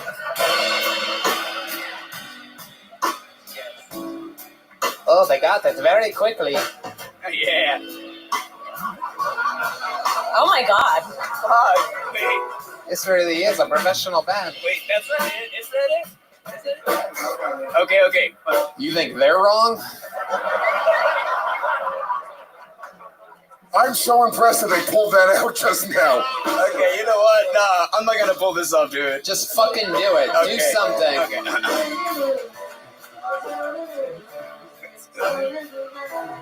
You had it. Yeah. Jump in whenever you want.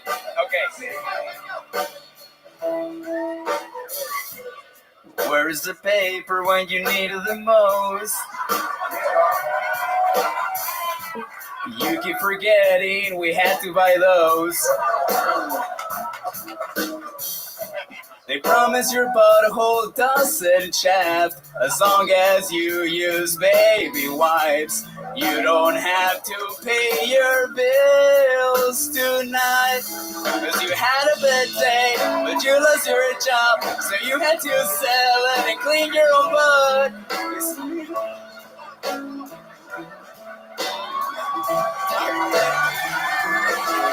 Holy shit. That was hilariously, terribly bad. That was a terror attack. Gloriously bad. D. Mendes couldn't take him going off beat during the chorus and just starts going da da da da da da da da, so that he would throw him off and stop everything, and it worked, by the way. I watched the whole thing happen. D had enough. Just go, da-da-da-da-da-da. He's like, oh, what's going on? I am singing my parody. I'm not a very good singer. I don't understand beats, rhythm, or timing. But anyway, other than that, you might like. I said, just write him, dude. I don't.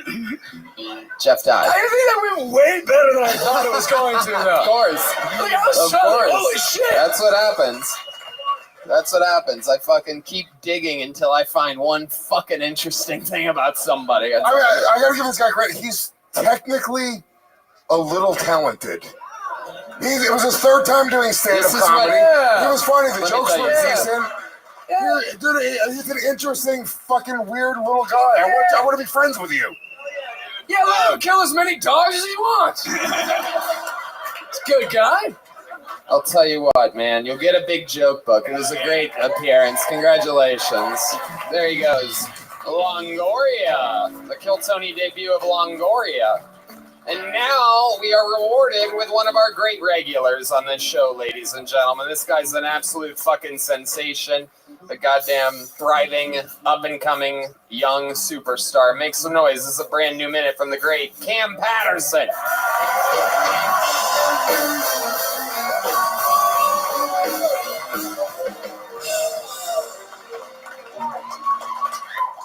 I was doing a show a couple nights ago, and there was a dude in the front row. He was just giving me like this death stare. Like everybody else was enjoying it.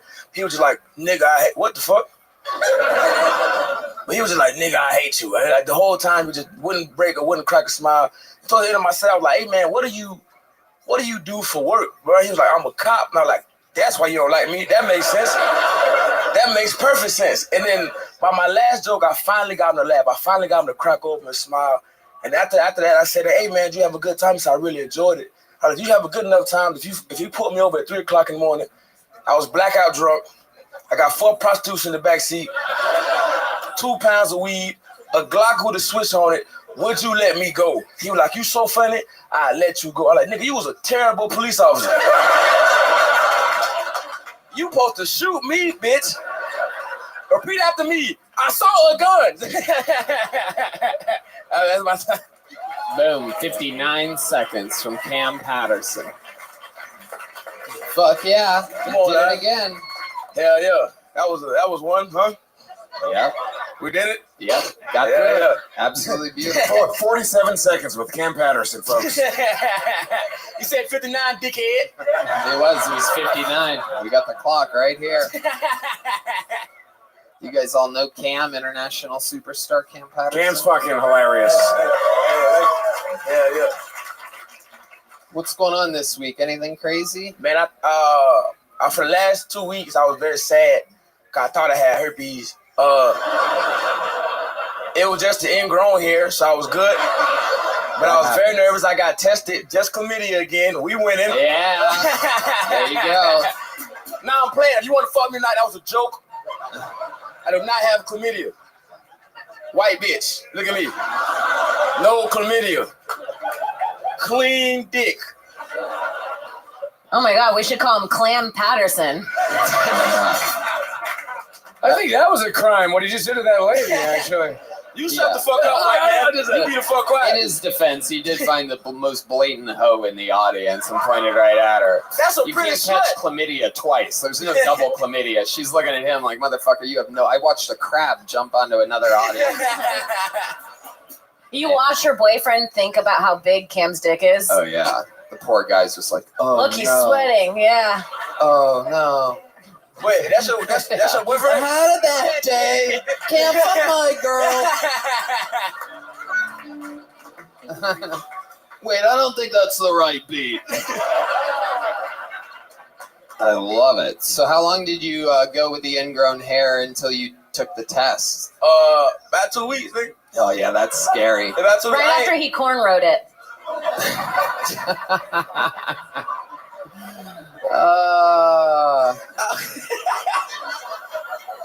I did do that. That was bad. Do black people ever do anything like that? Is that a tradition? Do they have any pubic? What do you do, John? What do you got down there? You got fucking candy cornrows? What's happening? What? Oh, I don't need. You realize he's talking to a room full of white people. What did he just say? I love it. Cam, when you thought you had this scare, did you stay away from pussy or? I ain't fuck nobody. I was being very good. It was hoes. Yeah, it was him. I ain't fuck nobody. It's a better guy than me. Philanthropist. Yeah. When we was in Vancouver, it was like 2 hoes that were like, I want to fuck you. And I was like, I don't think you should. I don't think this is a good idea for your health right now. Yeah. And I thought about it deeply. I should have did it. Thinking back. Yep. Nothing was wrong. Yep. It's true. Just some fucking. Just missed that on some pussy, man.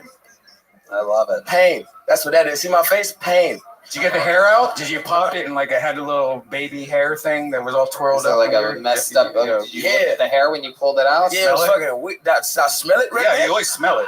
Red Band smells everything. Did you also eat it, Red Band? No. I unfold it and look at it. It's cool. I get a lot of ingrown hairs. I'm hairy. Disgusting. Wow, this is another episode of Disgusting Red Band with Disgusting Red Band. Brought to you by Disgusting Red Band and only enjoyed by Disgusting Red Band. And we're back to Kill Tony. I love it. Cam, what else is going on? Anything else we need to know about? Oh, I got these two. I called them my two girlfriends, but they just two sluts I know. Ooh, sluts. Yeah, sluts. Ooh, damn, that's yeah. to me. I like how I say it, man. Sluts. Yeah. Try it. You said it. Jeff, say sluts. Sluts. Yeah, go. That sounded Jewish. Oy vey, I found these sluts down the street. Some real giver-uppers. Just putting it out there. I saw the coin purse. We're just gonna schlutz around here. This is Schlutzberg, and this is Schlutzstein. It makes sense because he did have to come through a tunnel to get here. So. Absolutely. That was beautiful. An underground railroad, if you will. Anything else for Cam, guys? Killing it, thriving, headlining, major tours, out on the road with me. We're having so much fun. How about one more time for the great Cam Patterson, everybody? Great minute every week, great interview every week, and the fun goes on. Hey, y'all, this podcast is indeed sponsored by Squarespace, the all-in-one website platform for entrepreneurs to stand out and succeed online. Whether you're just starting out or managing a growing brand, Squarespace makes it easy to create a beautiful website, engage with your audience, and sell anything from products to content to time, all in one place, all on your terms. With Fluid Engine, a next-generation website design system from Squarespace, it's never been easier for anyone to unlock unbreakable creativity. Start with a best-in-class website template and customize every design detail with reimagined drag-and-drop technology for desktop or mobile. Stretch your imagination online with Fluid Engine. Built in and ready to go on any Squarespace site or Red Band. Easily sell custom merch and create a passive income stream that engages your audience and scales your brand. Design your products and production, inventory, and shipping are handled for you, saving you time and money. Sell your products on an online store, whether you sell physical, digital, or service products. Squarespace has the tools you need to start selling online. I think Squarespace is the best website making tool out there. It's incredibly easy to use, and I recommend trying it today. I love it. I've used them many times to make websites. It's so easy to do. They have great design templates. They'll make your domain look professional and sleek no matter what type of site you are trying to build. So head to squarespace.com for a free trial. And when you're ready to launch, go to squarespace.com/KillTony to save 10% off your first purchase of a website or domain. Again, that's squarespace.com/KillTony. Back to the bucket we go. You guys hanging in there? Make some noise for your next bucket pull. We're going to meet them all together. It's Matt Hart, everybody. Matt Hart is next.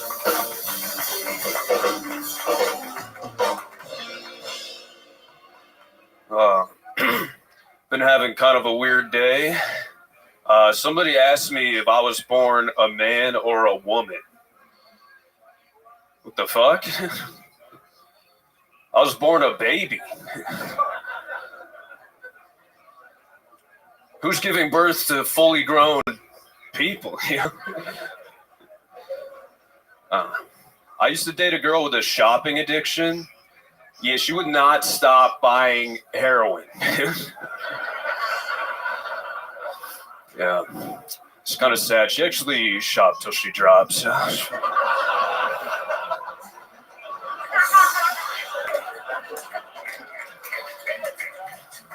I don't know why I did that. I'm Jewish. Yeah, I actually got made fun of for being Jewish when I was a kid. People would throw a penny on the ground, and they'd be like, "Are you gonna pick that up, Jew?"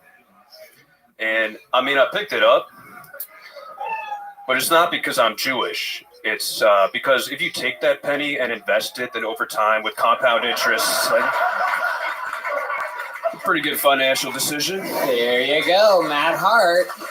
Welcome to the show, Matt. Thank you. Like you've done this a couple times. How long have you been on stand-up? About 5 years. 5 years. Where at? I started in upstate New York, and I moved here like 2 years ago. Okay, I love it. You moved to Austin 2 years ago. Yes, yeah. Hell yeah. Where you been this whole time? Have you signed up for the show before? Yeah, this is, I think, like the 90th time I've signed up. Are you serious? Holy shit. Yeah. And it's your first time on, right? Yeah, yeah. That's fucking amazing. That's That's how so weird weird. the fuck it is. Doesn't make any goddamn sense. So welcome. My God, 90 times. Is this how you pictured it? What's different? It's honestly amazing. It's the actually I'm less nervous than I thought I was going to be. I guess. Go. That's what I. Oh, I hate that cockiness. That's where the 5 years of Piece of experience shit. gets you. That's for sure. Looks like John Gamos. He's deceivingly handsome because from this angle, when you turn your face to the side, you look like a fucking goober. Yeah. But from the front, you're beautiful. I'm like, oh my God. It's actually Holy true. shit. And that, I'm actually Matt Rife. I just had shit done to my face, so I'm just looking. Can you show them your profile, how gross you are from the pro? Look at, ew, right? Come on, folks. Right. Ew. 1 second he's So an ugly disgusting, cat. and the next he's Ben Shapiro. Everybody, it's amazing. This guy is not good looking from the front. You guys stop it. What kind of guys do you like, Lewis Lewis? is like, what a stud! Look at this upstate New York Jew. Never seen a more fucking masculine man in my life. That's a handsome guy. Am I crazy? I don't know. Louis, that's just a dude with a mother. There's something ultra attractive about him. Am I right? Is this not the best looking guy I've ever seen? All right. Yeah, this is the sound of Louis J. Gomez's heart right now. Normally, I'm the fag on the episode, Louis. The man has a beautiful, don't tell me he's got a beautiful fucking face. He's competing with Jeff Dye over here. This is crazy. Are you into dudes? Me? You're defensive. Whatever gets me into Hollywood, you know what I mean? Like, Oh, he is Matt Rife. yeah. No, I have a fiance that's a lady, so. Yeah, what does she do? She is just A breadwinner. yeah, she's a therapist, so yeah, it's pretty much Okay. makes most of the money. What do you do? I'm a bartender right now, so. Wow. On 6th Street? No, it's just like south of Austin, like an Oak Hill area. Okay. How long you been bartending? Just since I moved here, this is my first service industry job. What were you doing before that? I used to work. I worked at the airport, a small airport, for like 5 years. What did you do at the airport? Tell us, Matt Hart. Tell us what you did. It's okay. Tell us what about the little airport. Okay. Little tiny airport. It was the tiniest airport you've ever seen. In fact, Yeah. it wasn't even for full-size airplanes. It was actually for remote control airplanes. And all they had to drink there was 24 packs of Dr. Peppers. It was the littlest airport you've ever seen. It was for mostly paper airplanes, actually. Oops, I stepped on one of my toys. I'm going to tell you about the... Oh, that hurt. All right, here he is. Dude, Tony is out alphaing you right now. You look like a bitch. What? I out alpha you 5 minutes ago, you faggot. Don't you remember? How did you forget that? It just happened. You're overcompensating for it. You don't even realize it. Oh, you're gay. I like you, and now you're gay. Yeah. Okay, tell us about the little tiny airport. All right. Oops, I stepped on it again. I mean, you pretty much nailed it, but it's like, yeah, just small airport, Albany. Just as tiny as could be. Smallest. My goodness. Yeah. I feel like it's big for you though. Yeah. I'll tell you, all the pilots had a hard time finding the airport because from up there in the sky, it was so tiny. It was even tinier from when you're way up in the sky. I don't even have any help when I go in there. It's like, what am I going to do all alone in this airport? Well, maybe if I had a friend, I could go to the airport alone. Maybe I could sign up for Kill Tony. 90 times. But I swear to God, if I don't get picked on that 91st time, I'm out of there for good. I'm going to go back to the tiny airport and make something out of myself. They always said they wanted me back there anyway. I'm going to give it 90 chances till I head back to the world's tiniest little airport that you've ever seen. Don't let him get into your head. You're fucking hot, dude. You're hot.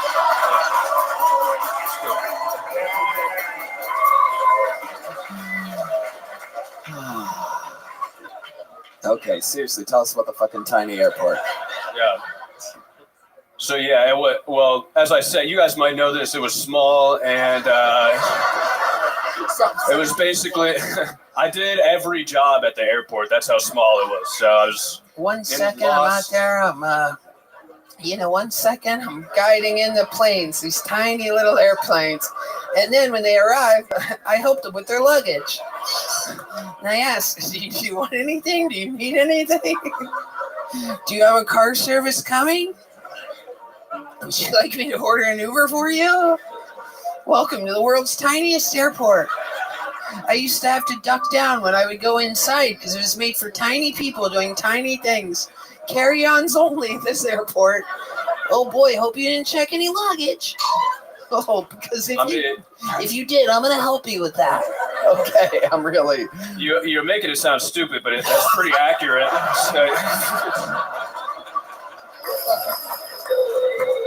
That's kind of what it was like.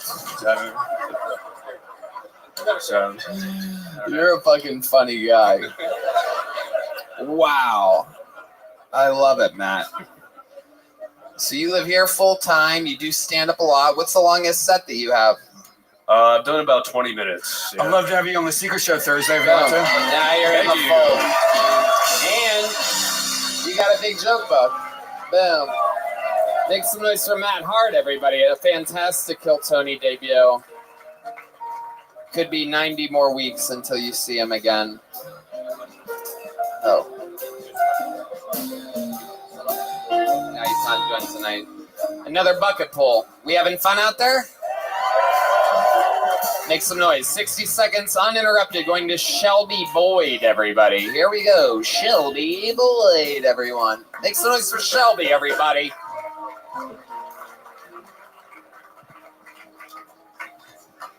Hey, so Texas is weird. At least I think it is. Because the other day I was at work and I hear someone around the corner walking in heels, and I'm imagining this tall, beautiful, successful businesswoman, and instead this short, stocky man with a cowboy hat rounds the corner.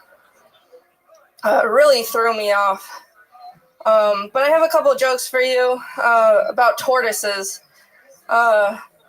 So my tortoise is like a piano.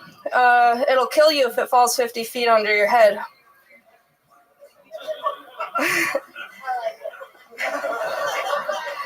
My brother saw a turtle in Cancun, but I went up to him because I see a turtle every night when I shower with my husband.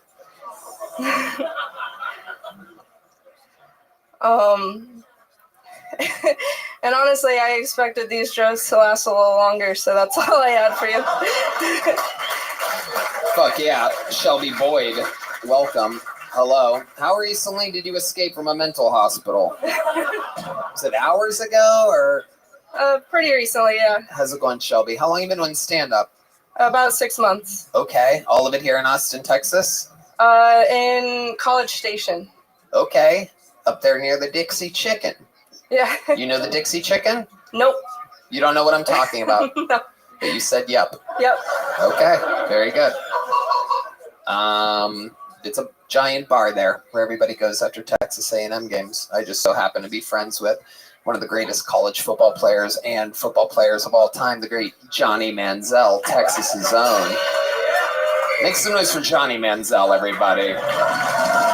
Fucking good Goots is here. There he is right there. What's up with your tortoise? Are you crazy? Do you have a tortoise? I do have a tortoise. How big is it? About that big. Okay. I saw this on an episode of Love on the Spectrum. He broke up with her, right?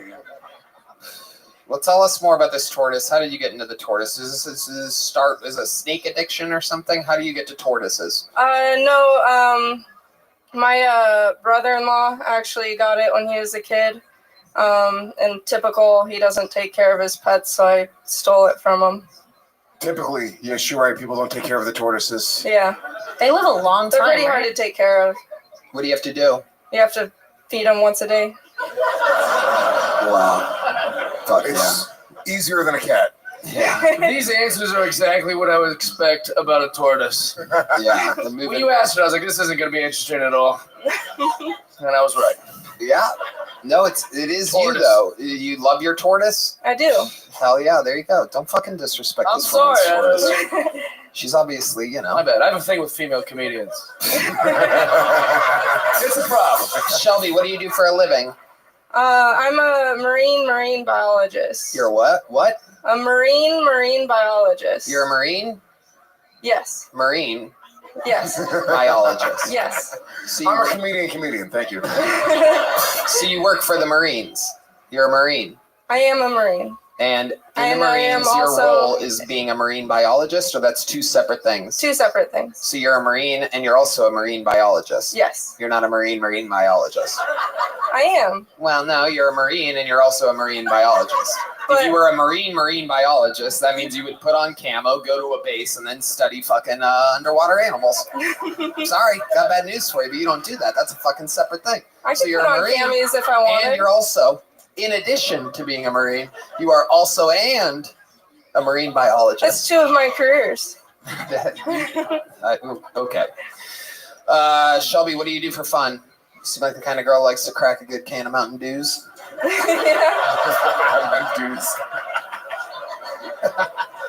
like to hang out with my tortoise, you know? What else? Tell us more about you, Shelby. I'm actually a pretty boring person. I just... No way. Yeah. You identify as a tortoise. We know you're kind of boring. She tells a story and the tortoise is like, please, I only have 300 more years. The tortoise is like, God, get me the fuck out of here. Jesus fucking Christ. I wish her brother would have starved me. Why did I have to be a fucking tortoise? It's an easy job. All I need is fed once a day. This bitch talking. My fucking... Do they have ears? They do. I like turtles. Aw, there you Whoa, go. is that offensive to the tortoise community that he just said he likes turtles? Tortoises are turtles. Well, word. Let's get corrected. What's the difference? What's the difference between a turtle and a tortoise? A tortoise is a turtle that does not like to swim. Yeah, so it's black. There you go. There you go. No, it can. It just doesn't like it. That's right. Starting wide receiver, Rear Alabama. Tortoise. Molly just poured one out for the tortoise. What would we be surprised to know about you, Shelby? You seem like you have some deep, dark secrets. I'm actually only here because my husband wanted to get on Kill Tony. Oh. And I stole his spot. Wow. Did he sign up as well? He did. And the plan was that it doubles his chances if you get called up, that I would go, is your husband here? And then I would call him up? Not particularly. But it was mentioned at some point? That's why she mentioned it. She's being a shady bitch right now. Hold on. I want to get this fucking answer. It was talked about? Not until I was back there. What do you mean?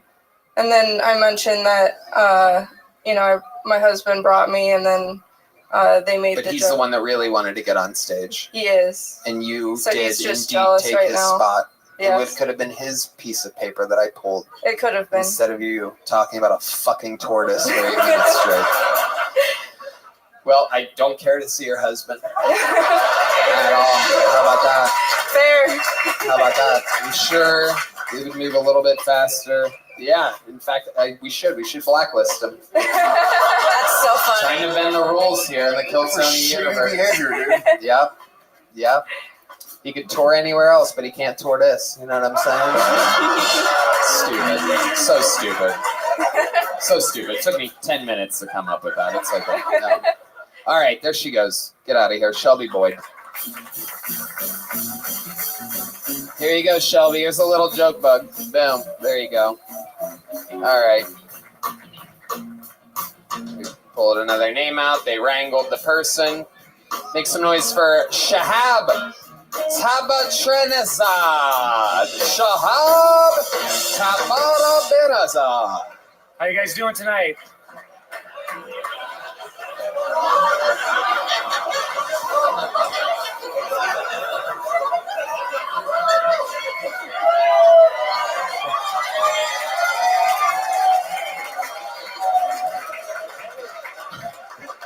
Okay. Oh, fuck.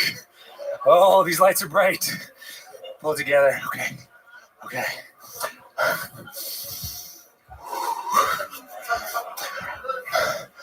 Fuck. I just found out that, fuck, I'm really nervous. Sorry, come on. Okay. I just found out, okay, I got this. I just found out that Ricky Martin is gay. No, nobody else. Okay, just me. Fuck. I just found out he's gay.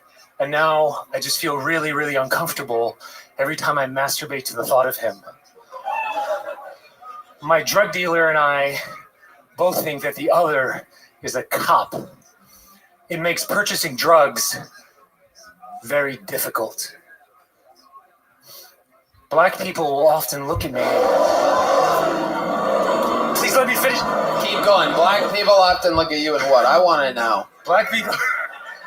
There's almost one looking at you right now behind you. Just so you know. Technically, he is facing you. Black people will often look at me like they're just waiting for me to say something racist. Being a people pleaser,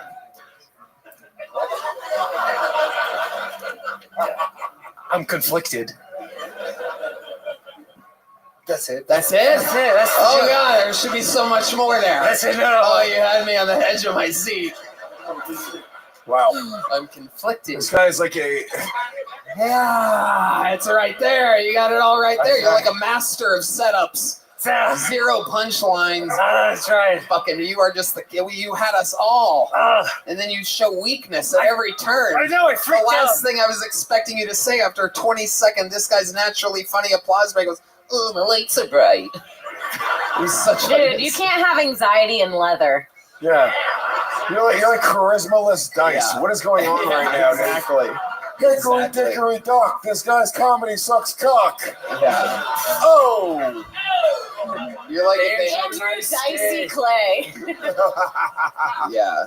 You're like if they had fucking testosterone and medicine for Freddie Mercury back in the day. This is you seem like you should be a fucking rock star.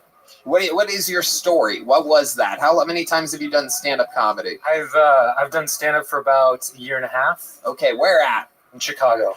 In Chicago. Yeah, this is the old some of Chicago's fine town. No, don't judge Chicago on this. This was okay. What do you do for work? Oh boy, I drive Uber. Okay. Yeah. Were you an actor? Did you do theater or something in Chicago?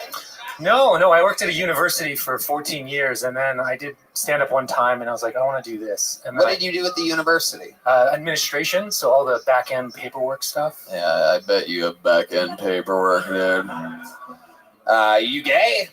No. Really? You just said that you jerked off to Ricky Martin and acted gay for a minute? No, I just said I get uncomfortable when I jerk off. When there's a penis in my bud.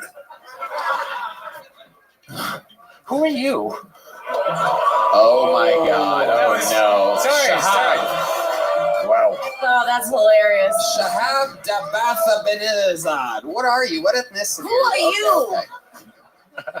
It's Tabatabinejad and Persian. My parents are from Iran. They came here in the mid 70s. You look like a greaser that never fucked.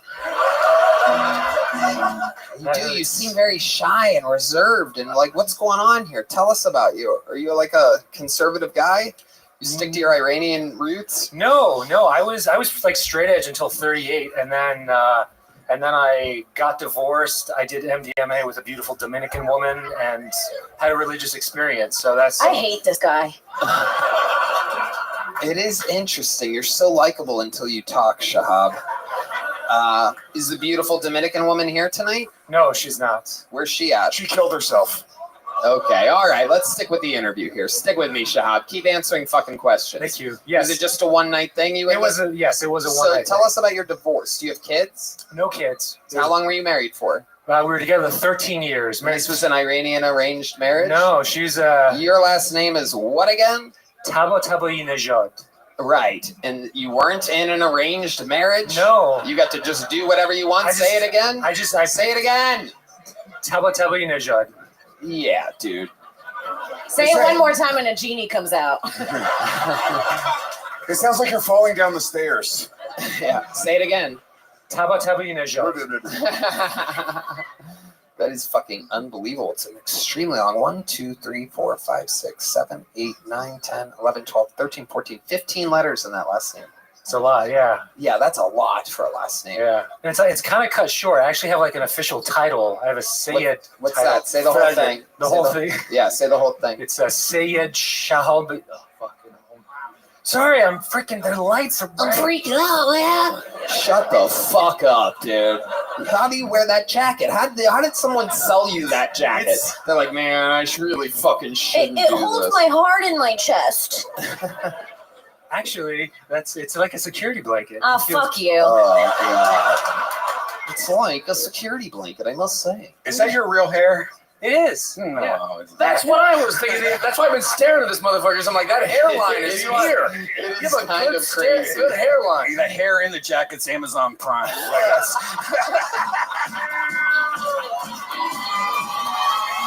Red band! Red band! Not the highest batting average, but when he gets a hold of that shit, it goes out of the park. They gotta go in the river to they have to go get in their kayak to get that home run ball. It's deep out of the arena. It does look like that. You look like that. You look like we ordered you off of Amazon Prime. Good job, Red Band. Hell yeah. Fucking 2-day delivery. Look at this guy. My goodness. So, did I ask you what you do for work? Uber driver? Uber. That's the whole fucking answer? You're like a creepy Uber driver? I'm actually, I'm not a creep. I think I'm a very good. What kind of car do you have? I have a Prius. You wear that jacket while driving that car? Oh no. The Prozac of cars. No. Oh my goodness. Get in. You didn't hear it start.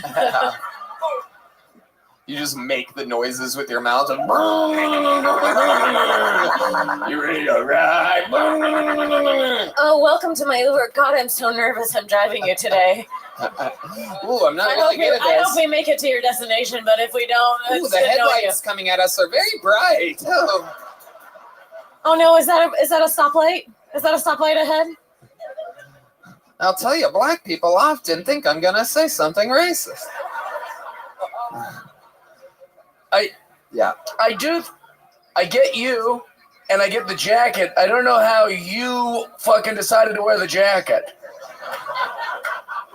Like what? Like nothing about you is this look. I love where he's going with us. Tell us the truth about that jacket. What made you get it? Where were you? When did it happen?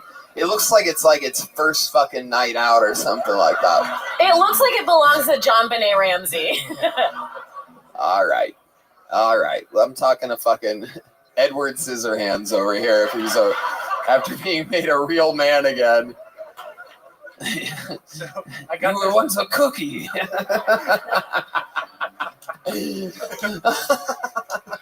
So okay. Where did you first see the jacket? Tell us about this. Have you owned it a long time? I Tell us about the fucking sorry, jacket. yes, focus. Okay. I got it. So right. God damn, right when I was getting divorced. When was that? What's that? We don't know when you got divorced. Yeah, September of 2018. Okay. So there we are, 5 years ago. Keep going, nice and slow. Okay. Need some better lighting on this. I was in Chicago at the Shots. Nice and slow. Take your time.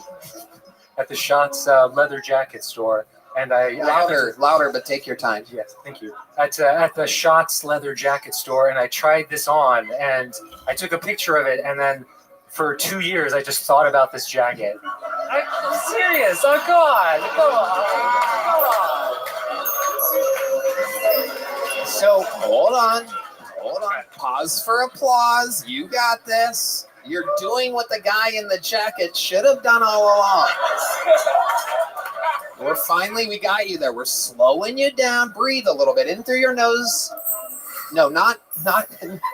Just breathe in and out through your nose. Okay. Deeply though. Thank you, Tony. So you thought about it every day for 2 years, then what happened? So what I realized about myself was whenever I'd go to a thrift store, I'd look for a leather jacket, and I ended up buying multiple shitty versions of this one. And I thought it was how many versions do you think you were chasing that dragon? How many do you think you bought? I think 2 or 3. Wow. And then finally I realized it's important to just get the thing you want in life and not settle for some shitty version. Do you remember where you were when you had that thought, that moment? I was in Chicago. Right. Yeah. Yep. Still in Chicago. Right. Sorry. Yeah. Where did I have that? The entire city. I became a cloud that day, and I overtook the entire city of Chicago. And while being that cloud, I realized, get what you want. Keep going. So I think I was probably in my apartment because I spent the 2 years of the pandemic alone in my apartment doing a lot of psychedelics. We know. A lot of psychedelics. Right. Okay. Yeah. Did you used to have a crazy job or something? I worked at a university. So that's right. Yeah. And you were by the book and all this stuff, and then you fucking did MDMA with a Dominican chick, divorced your wife, fucking went out on your own. You're like, I'm gonna fucking make it. I'm Iranian as fuck. I'm gonna be an Uber driver. Yeah, well. You're like, I'm gonna fulfill what an Iranian should truly be doing. With the last name, if I got you as an Uber driver, I'm like, guys, it's okay. Our ride's on the way. It's Shahab Tabathamidazad Allah Akbar the third. No big deal. We have nothing to worry about. Sure, it's going to be a super safe ride. And then a fucking Prius rolls up. You're like, get in.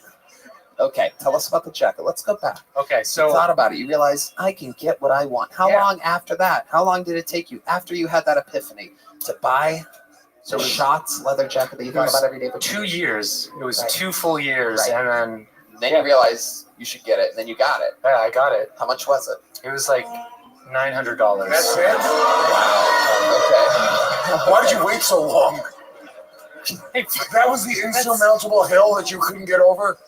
Really? That's a lot. That's a lot. Don't be a fucking dick. That's a lot of Uber rides in Uber X. I don't know if you know what 15% of fucking 21 is, but Luz forgot he was Puerto Rican for a second. That's a lot. Okay, so how did you feel when you went back to Shots? You tried it on again, didn't you? Before you bought it. You know, they had the Shots Chicago store closed. Oh, there's a huge twist here. So then what happened? You went online. You had to go to the website. Yeah, and you had to take a chance, didn't you? No, because I did a photo shoot with the jacket, and I specifically took pictures of the size. It's a 38 long. I got really long arms. The whole time, John Bonet is decomposing. All right. Pineapple to the stomach. Okay, look at you now, just using a bomber jacket, what it was meant for all along. You know. Is it a bomber jacket? Is that what that is? A bomber jacket? No, it's not even a bomber. A bomber's one of the inflatable ones. Yeah, I fucked it up. It's still okay. It still counts. Oh yeah, that's good. That's good. All right. Tell us something else crazy that we'd be shocked to know about you. This interview has gone on way too long, but I feel like there's more there. In the last 60 days, I've done 7 nights of ayahuasca. Oh, that answers a lot. How long have you been signing up for the show? I think this is my 5th or 6th time. I've been traveling back and forth from here to Chicago. I don't really live anywhere right now. I'm a bit nomadic, so just kind of. You live in your Prius? I do. Wow. That's a really cool way to say homeless, dude. He lives at work. Yeah. All right.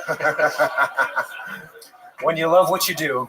That is so interesting. Do you love what you do? I really like talking to strangers, and my favorite thing is That's the creepiest thing I've ever heard in my entire life.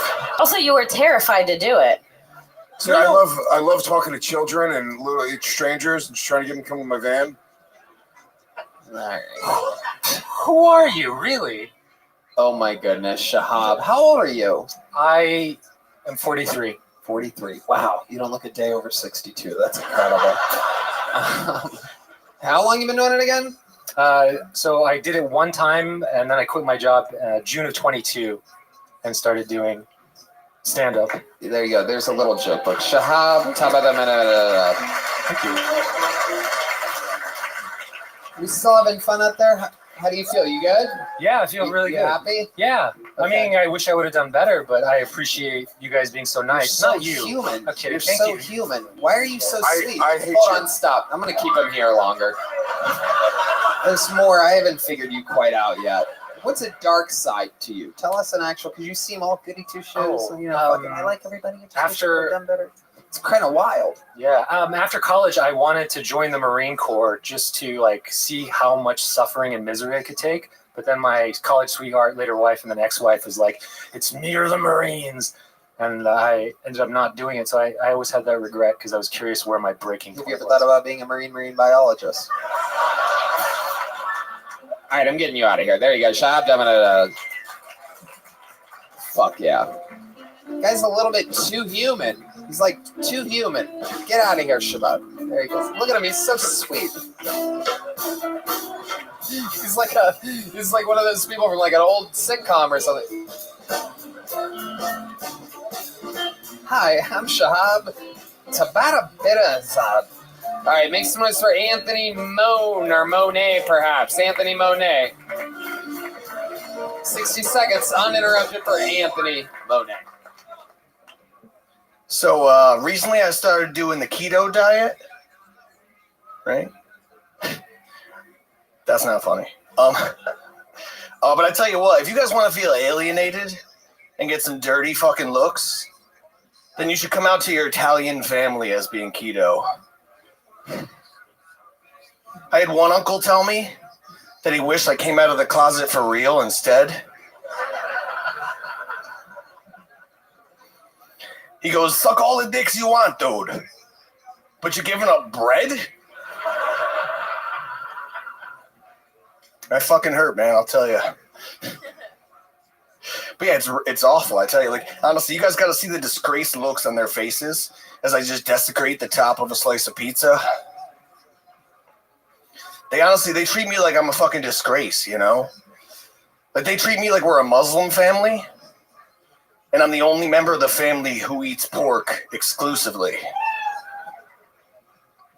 They treat me like we're an Indian family, and I'm the only member of the family who didn't become a doctor or an IT guy. All right, there it is. Thank you, Monet. Am I saying that right, Monet? Moan. Moan. I should probably go to the Yep. Moan. Hell yeah. Yes, Welcome, sir. Anthony Moan. How long you been on stand-up? 2 years. Where at? Upstate New York. Oh, wow. Yeah. An ongoing theme in tonight's episode. Where, Rochester? Towards the East Coast, like near Albany. Okay. Yeah. Yeah, it's rough out there. The worst. Yeah, it's one of those places there's not a lot to say. You know, You've lived there your whole life? Yeah, well, closer to Saratoga, but Albany's like the closest. Yeah. How old are you? 33. 33. Yes, sir. You have all your old buddies from high school and everything. Yeah, I mean, my high school was like one of those like extra white high schools. You know what I'm saying? Yeah, no, upstate New York. We definitely know. What do you do for work? Sounds Anthony? nice. Oh, I'm a barber, unfortunately, buddy. Okay. It's a fucking terrible job. Yikes. I love it. And where do you live now? I just moved to Austin about 6 months ago. Okay, how do you like Austin?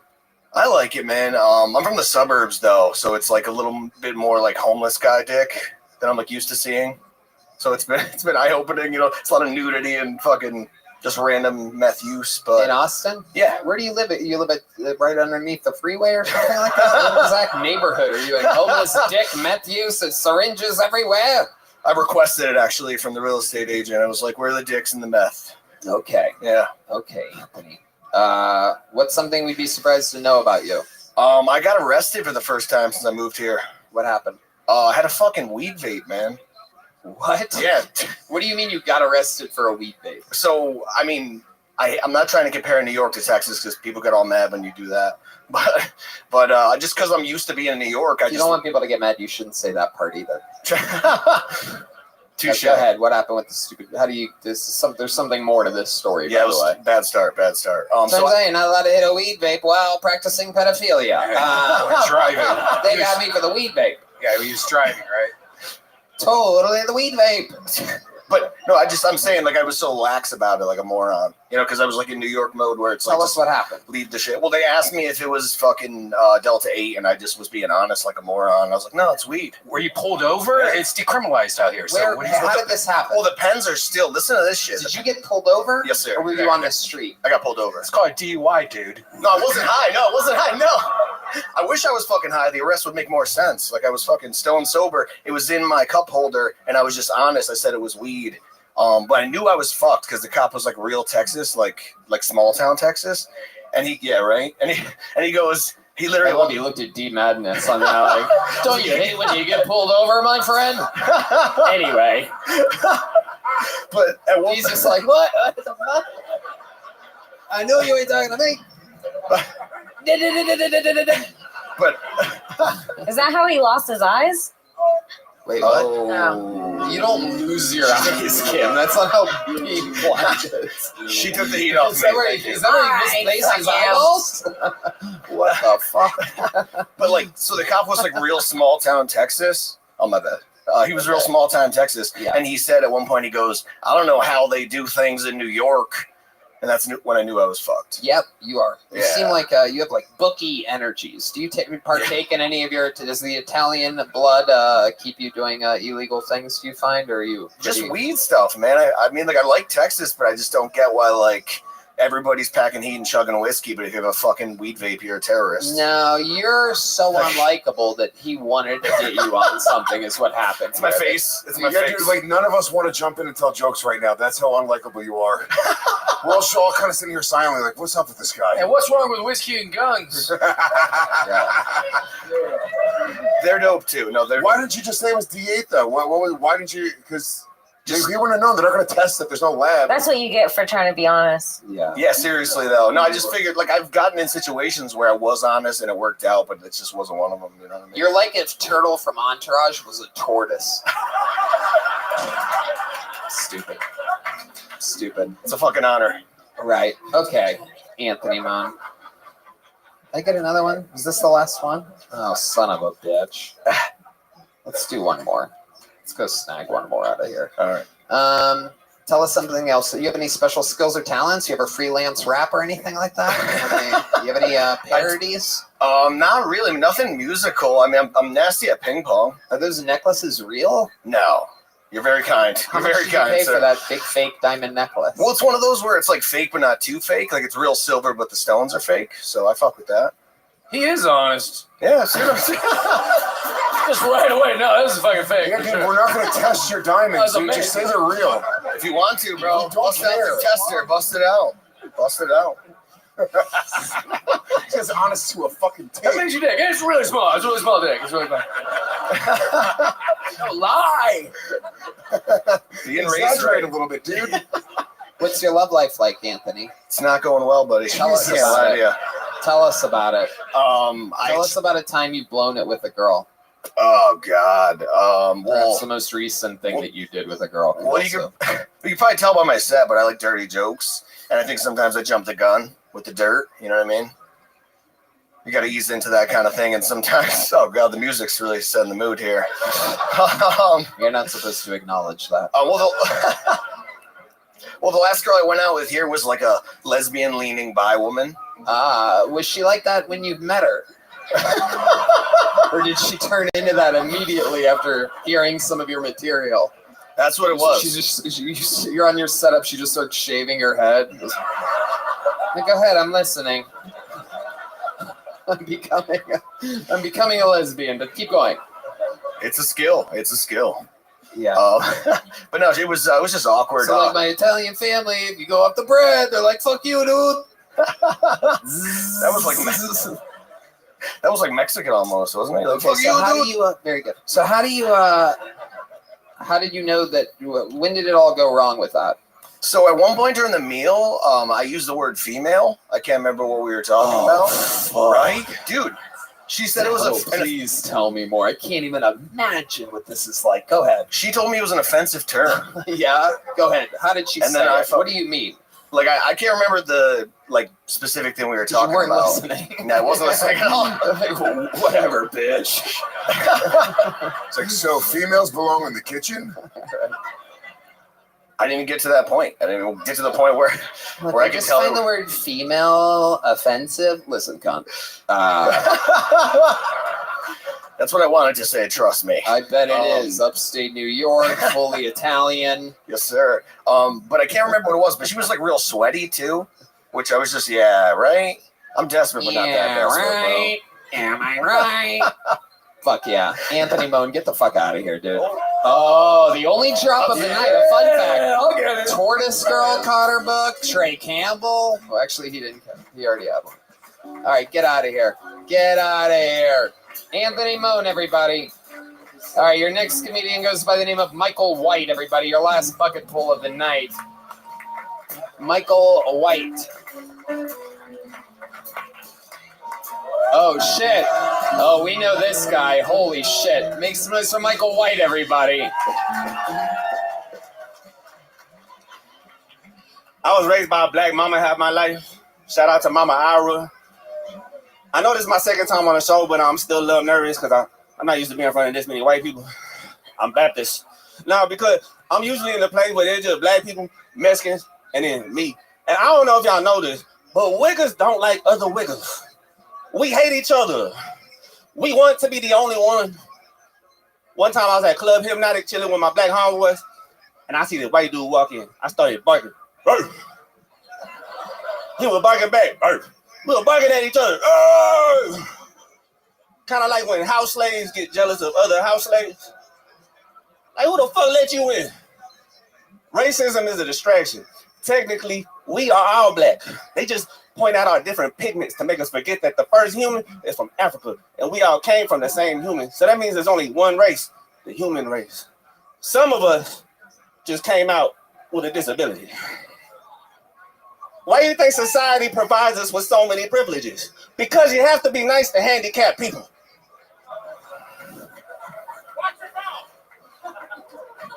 Madness getting wild. How about a hand for Michael White, everybody? A true performance, if you will. A little one-man show there.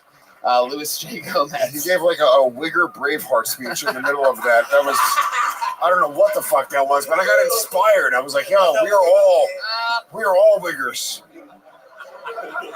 Yeah, dude. It was unbelievable. Yeah, go ahead. I was just confused because I don't see race. I just see everyone as white. Isn't that beautiful? It's very positive. Yeah, it's beautiful. Glass is half full, Jeff. Holy shit. Michael White, you've been on this show once before, an instant legend. I remember you make spaghetti and you sell spaghetti.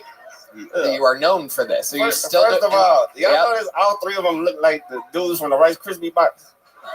Okay, look. No one wants your snaps, your crackle, or your pops here tonight, you son of a bitch. You stop it. I didn't realize the Keebler elves had a power forward, but this is... Yeah. Oh, man, you look like Minnie Mouse's slave owner. I actually am Minnie Mouse's slave owner, so... Wait, do you make your mom spaghetti? No, no. First of all, I was selling spaghetti before Eminem did that. Opened up that restaurant. It was 2020 when I started. His was like the end of the 21.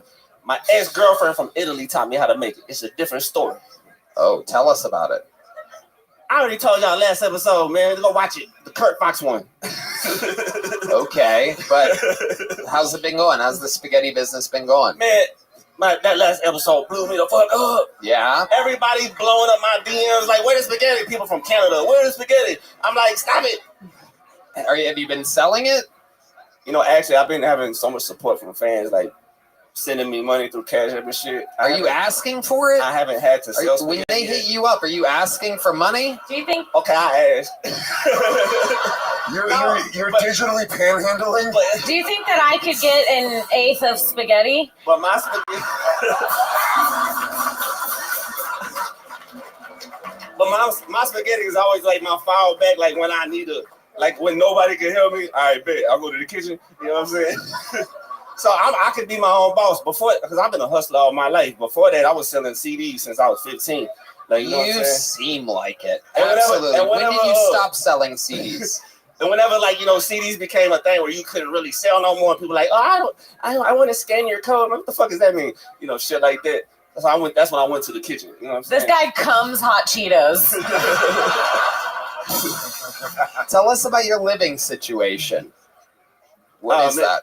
Oh, it's cool, man. I'm broke in the suburbs. Yeah, what does that mean? You have a house, an apartment, roommates? I have an apartment. I got the smallest one. You live by yourself? For $840. Oh shit! How long you been there? And it's in the suburb. Mm-hmm. Corpus Christi, you can live in the suburbs for $800. You're in Corpus Christi? Yeah. That's what, like a 4-hour drive or something? Man, 3.5. Yep. Yeah. Yep. You drive a little bit faster. I come every week over here. It's my 19th time and my second time on the show. I love that. I've been in one car crash. Coming over here. Tell us about that. On the way here? Man, it was actually a blessing in disguise because I got some money from that shit. And you did? Yeah, this guy is black.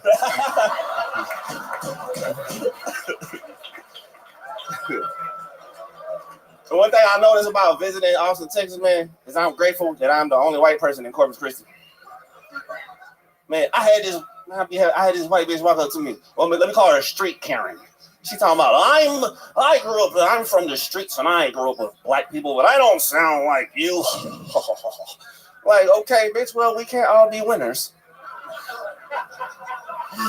You're the real deal over here. I gotta tell you. Tell us more. What's been going on in your life recently? I feel like you're a never-ending fucking vessel of entertainment. Yeah, what have you done since you gave AIDS to Jenny and kids?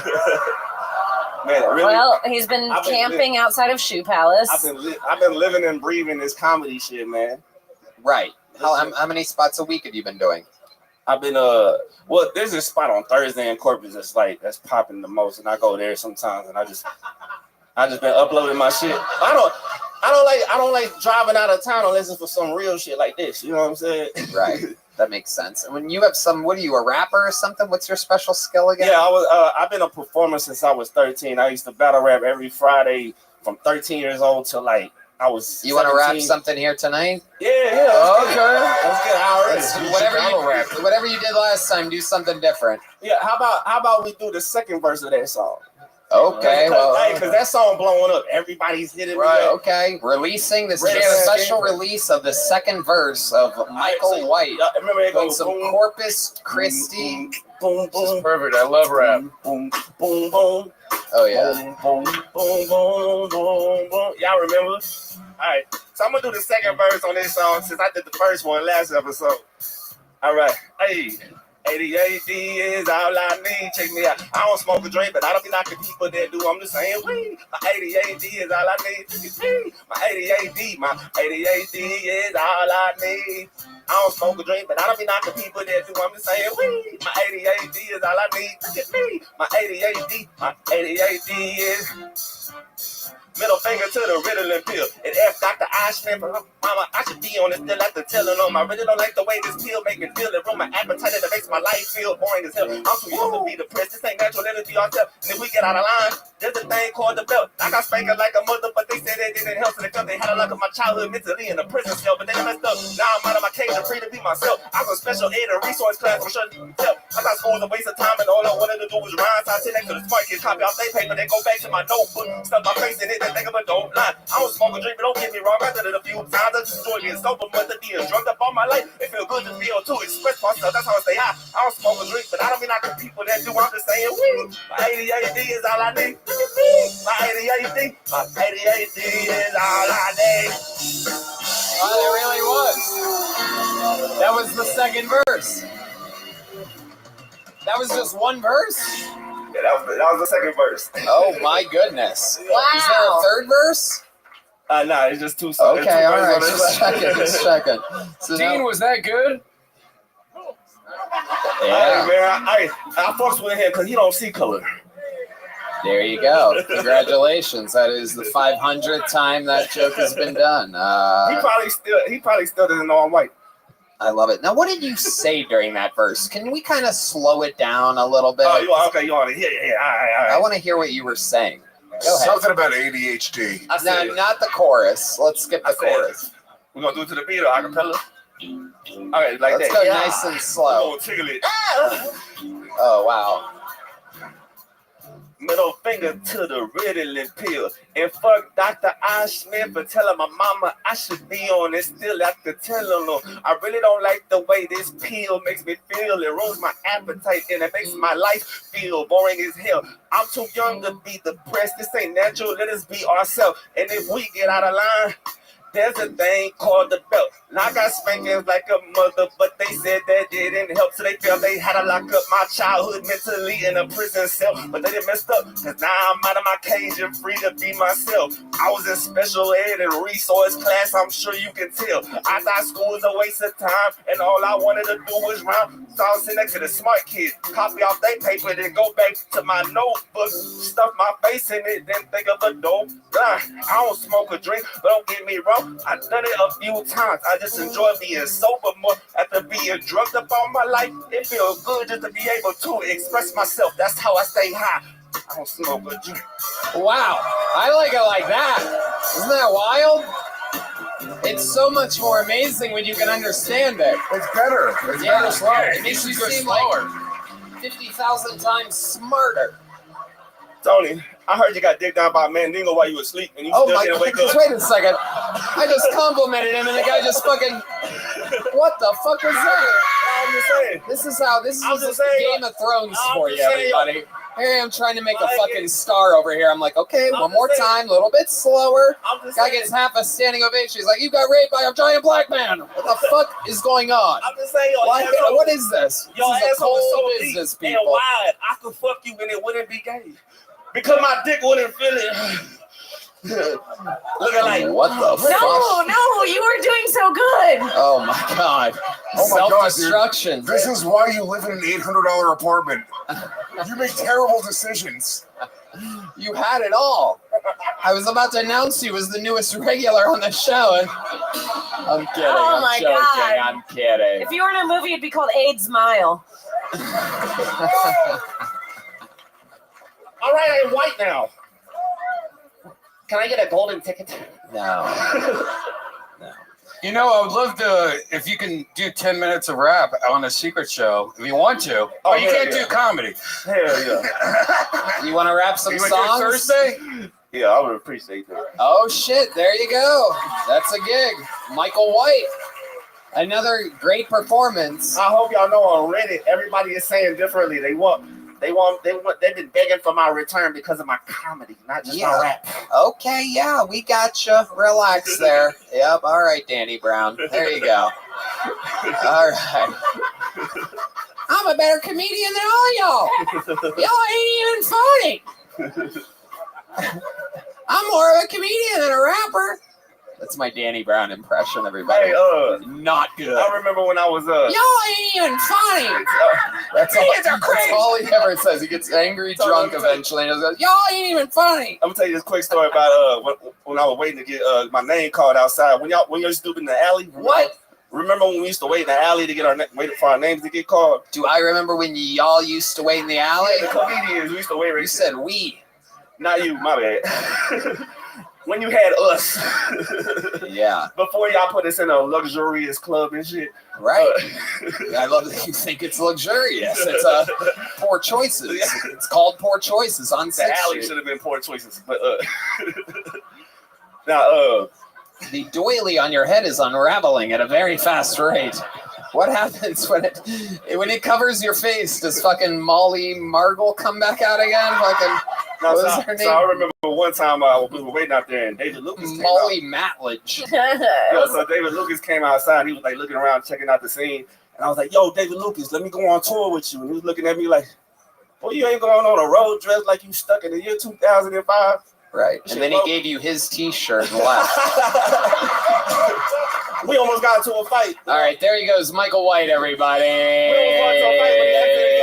All right. Yeah. And then I went and made some spaghetti. Tell him I said Earthworm Jim ate too many. Okay, all right, there he goes. He's shouting out his Cash App, everybody. Jesus fucking Christ. Oh my God. Well, ladies and gentlemen, this is one of those moments that the fan base, all of you, everybody in the Kill Tony universe is going to remember forever because William Montgomery could not make it tonight, everyone. He does he has some type of infection or something like that, sinus infection. So he's missing tonight. But in his place, we get to introduce the newest regular to Kill Tony. This is the man that will be opening every episode of Kill Tony, at least until May, when Rick and Hans Kim and Rick Diaz have their rematch. And if he wants to, who knows what can happen. But ladies and gentlemen, the point is, this is our first new regular announcement since the great Cam Patterson 7 months ago. You guys excited about this?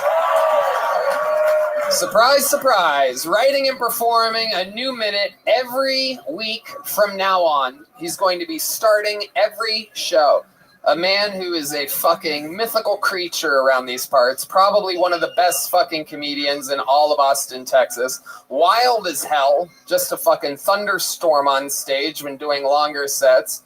Loved by everyone that has a good sense of humor. I can tell you that. This is your newest regular and new Kill Tony legend. Make some noise for the return of the great and powerful Casey Rocket.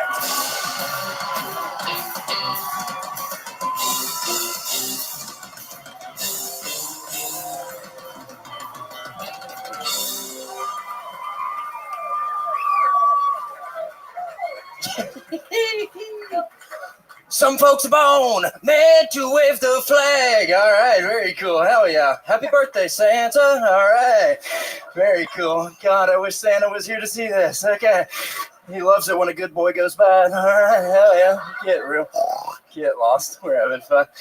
Yeah, I've had a lot of weird jobs in my life. I was a lobster in a grocery store tank for a summer. Great job, great benefits. All you can wear rubber bands. I gotta get out of here. I promised my fiance I'd watch monster truck videos really loud while she's asleep, so. Babe, wake up. Gravedigger's going berserk. Okay. Yeah, hell yeah. Just riffing. Cal Rifkin Jr., we're having fun. Hell yeah. Raw Riff Energy. RRE. What's that spell? Casey Rocket, thank you guys. Happy to be here. Holy shit. Yep. The future has arrived, ladies and gentlemen.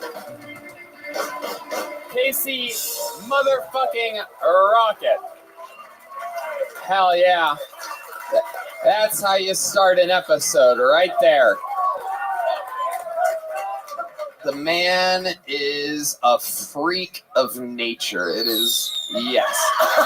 You know what that sound means. The rocket has tongue arrived. stuff, doing some tongue work. Hell yeah. Everybody likes it. Yeah, William's sick. He ate an apple tag. We were in Utah, and I dared him to eat an apple tag. God bless him. He went through with it. So more of a man than I am. Pretty cool. It's just cool to kind of see him just go for it. So. Oh, yeah. my Laughter went down. Okay. I love it. Casey, welcome to the fold. An absolute freak of nature. Louis J. Gomez. I mean, he is Adderall personified. Holy shit, dude. Let me tell you, I don't know Casey. He was at Skankfest, I believe. You're a guy. I hear so much about you. It's at Kimfest. He was at Kimfest, which is the more important festival. Let's I be had real. him first. Doggy, this is my first time actually watching you. You're fucking wild. You're unique. It was so fun, dude. Like, just it was almost choreography. I watch you just fucking own these people. They're idiots, but you were fucking really great, dude. You were really great. I'm very impressed with that. What that was. Oh, thanks, man. They seem really nice. You guys are nice. No, they're fools. In the green room here, there's two televisions that show each of the showrooms and what's going on the stage. I had Casey do a spot on my late night show, whatever it was, Wednesday or Thursday or whatever this past week. And I'm sitting there next to Ron White, and he goes, man, that guy likes to move around a lot on stage, doesn't he?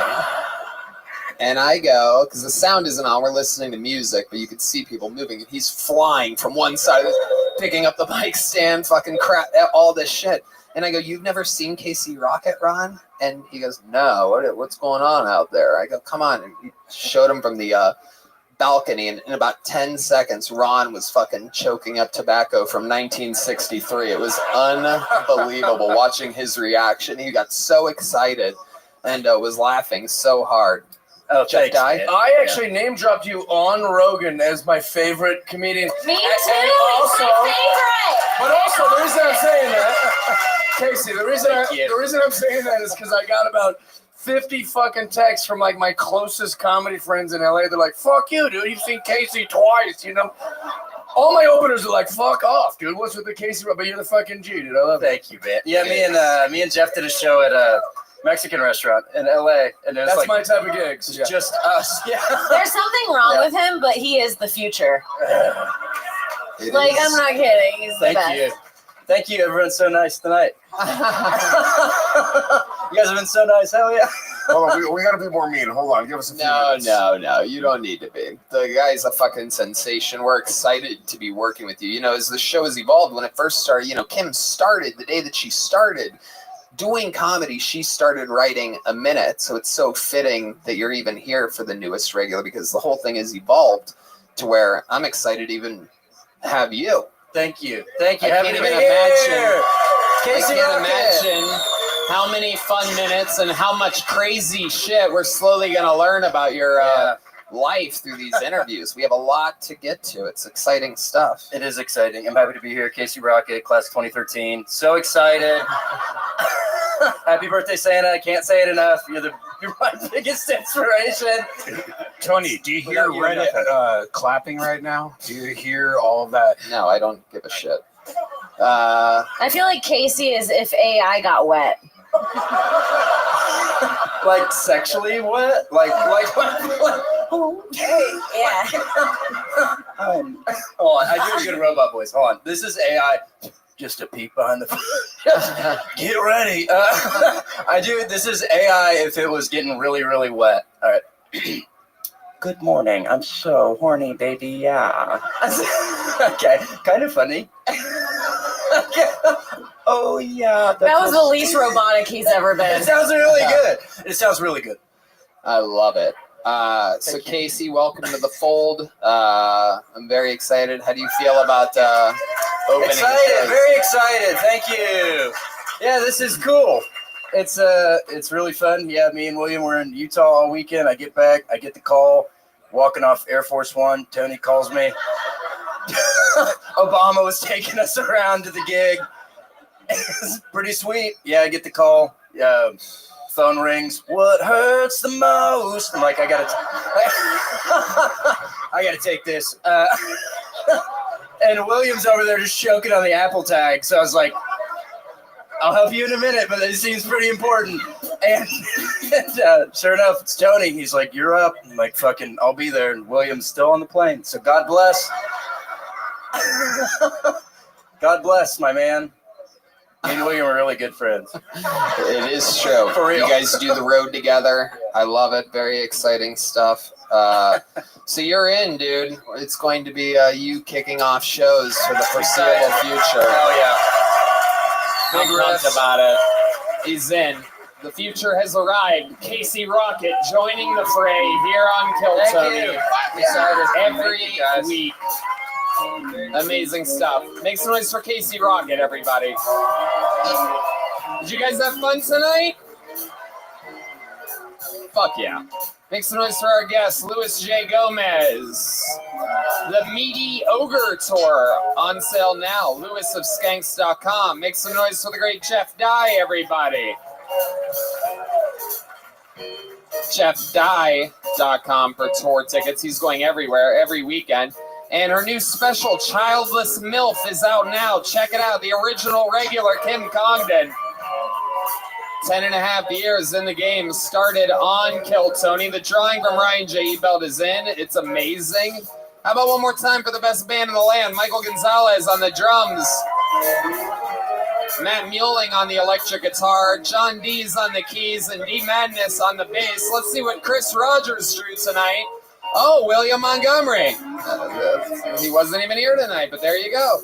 William Montgomery, that's a sweet one. Chris Rogers art on social media. Guys, check out the Sunset Strip right next door at sunsetstripatx.com. I love you guys. That's right, the Sunset Shit Comedy Club. Sunset Connect Mobile Health, ninjabuses.com, Austin Security Guard Service, Yellow Rose, Red Rose, Gel Blaster, CM Smokehouse, and all of our good friends. We love you guys. Good night, everybody. Thank you.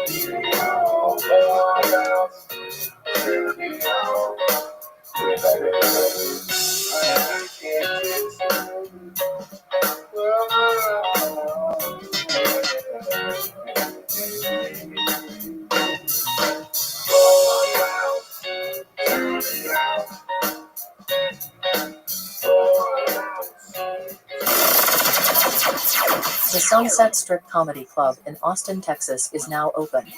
Check out Red Van's secret show every Thursday. Go to sunsetstripatx.com for tickets.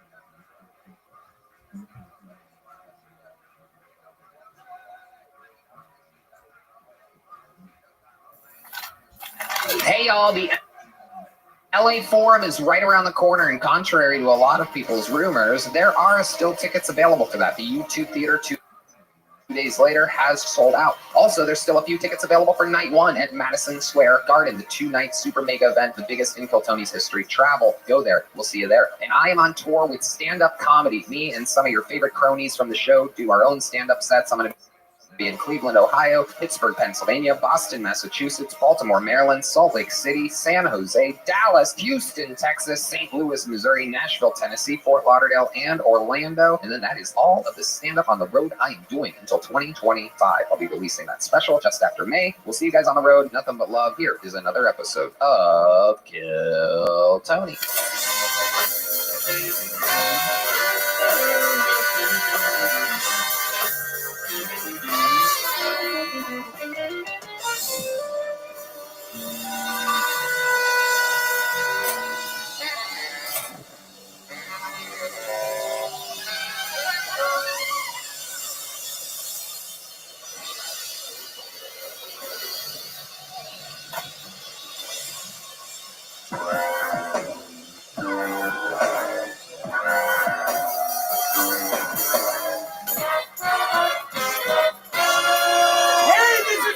Coming to you live from the Comedy Mothership here in Austin, Texas, for a brand new episode of Kill Tony. Get up for Tony! He's clear!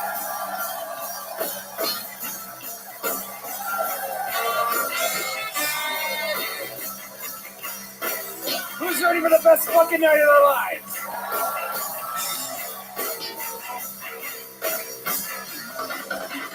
Hey, it's Ribbon, everybody!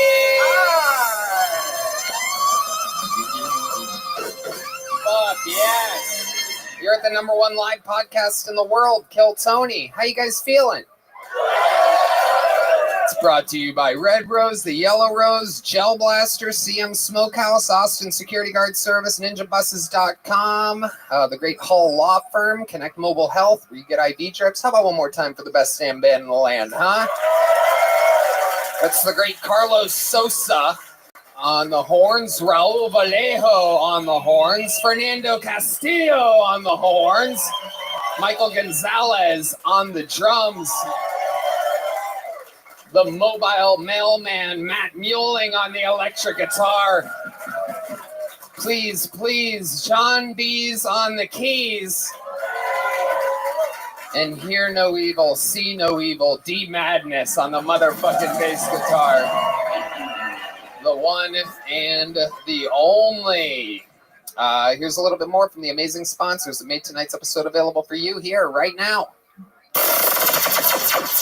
The Sunset Strip Comedy Club in Austin, Texas is now open. Check out Red Band's secret show every Thursday. Go to sunsetstripatx.com for tickets.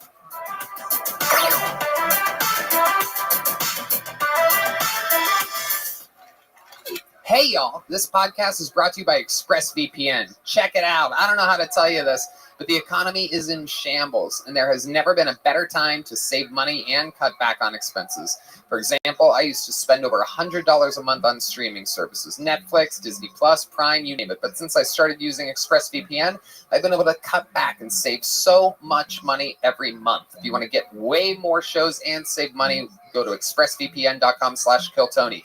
Don't forget to use our links so that you can get 3 extra months free. That's expressvpn.com/KillTony. expressvpn.com/KillTony to learn more. You guys all ready to start tonight's episode or what? Every single week, I present one of the funniest comedians in the world to be on this show. I'm excited about this one. You know, when it's somebody's first time on this show, I always have them with other people, kind of get them acclimated to the flow of everything. This is one of the funniest and smartest and coolest stand-up comedians out of New York.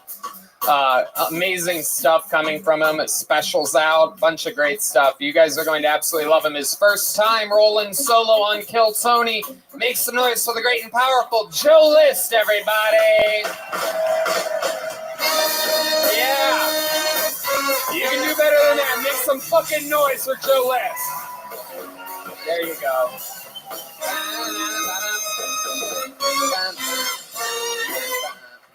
Yeah. Fuck yeah, the horn players are fucking on one tonight. I love that shit. Fill in the room. Joe List, how we doing? I'm doing great. I've actually been on the show before. No, I know. But you were on with Sugar Sean O'Malley. Yeah. Oh, okay. Sorry. Yeah, I was saying when I have people on for their first time, I have them on with other people. to acclimate them so that they understand the flow of everything. And now you're here. I misunderstood. I thought you forgot about me. I almost killed myself back there. Nope. I told the guy, I'm like, I'm not going out. He forgot about me. I suck. I blew it. Joe, tell us what you got going on. What do you want people to go see? Where's it at?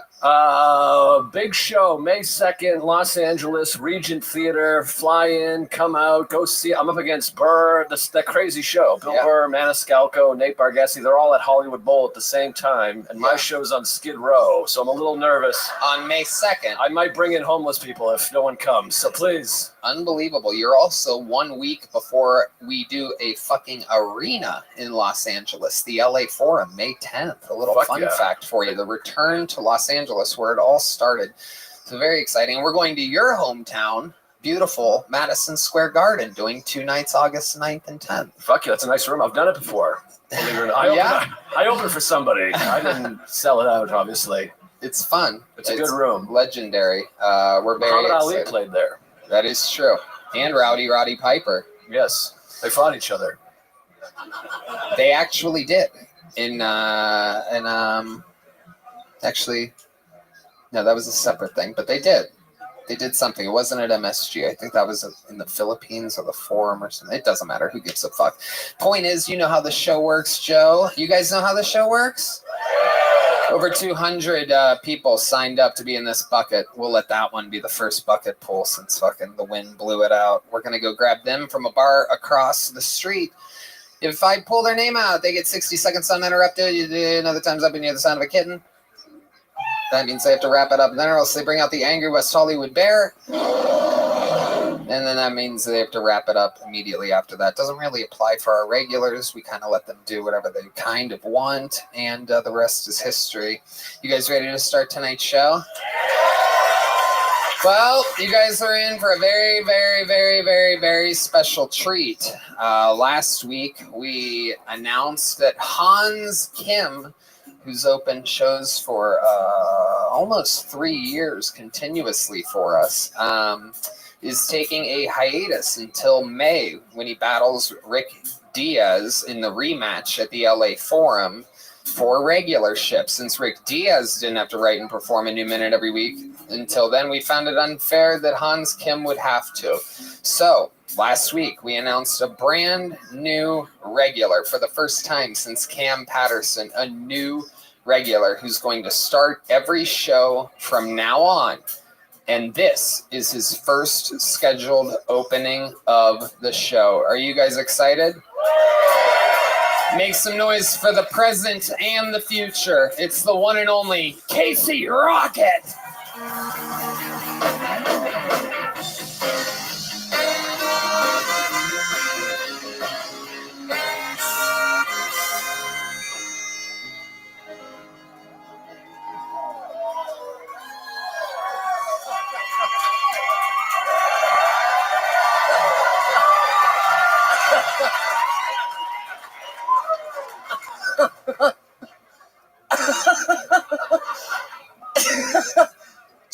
Terry Bradshaw, hell yeah. Is this your hero? Pass that around. We're having fun, all right. Sorry I'm late, guys. I drank a bottle of Robitussin last night and I got stuck in Jumanji again, so it hasn't been the best summer. Ain't no fuss when you're on the tuss, all right. Folks, researchers say there's 2 types of people in this world. Sure, I know what you're thinking. Yeah, the researchers. But what do they say? They say there's 2 types of people in this world. The men who go to war and the women who love them. And if you ask me, ladies and gentlemen, there's 3 types of people in this world. The men who go to war, the women, oh, fuck, who love them. And the 3rd type of person, the type of guy who likes to cool down at night with a nice warm glass of Tuss.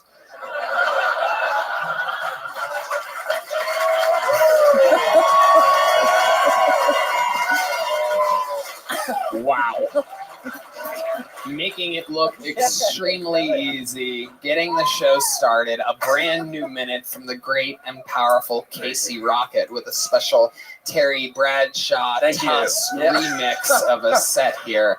Yeah, there's a long pause at the beginning, and I was like, do I go through with the Terry Bradshaw? Because I wasn't sure if it was a pro Bradshaw room.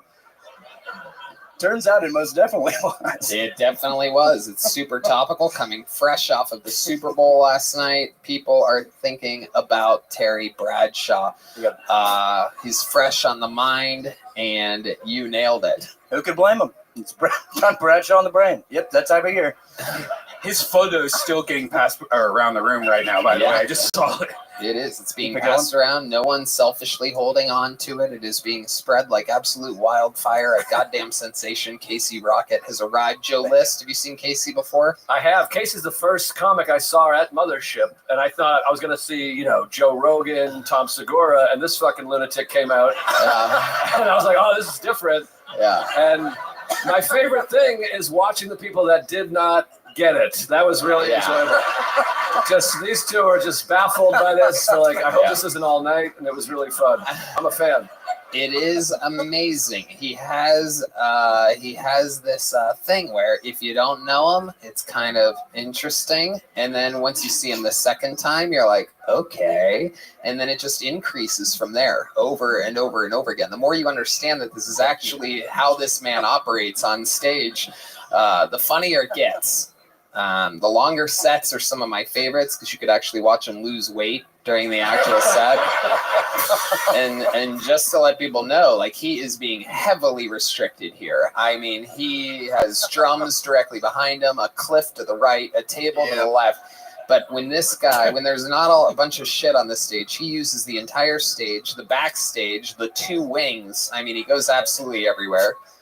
Famous for having a bunch of stuff on him, including random print-ups of pieces of paper. Casey, where do you get these printed at? Yeah, I go to Walgreens. Okay, pointless sound effect, everybody.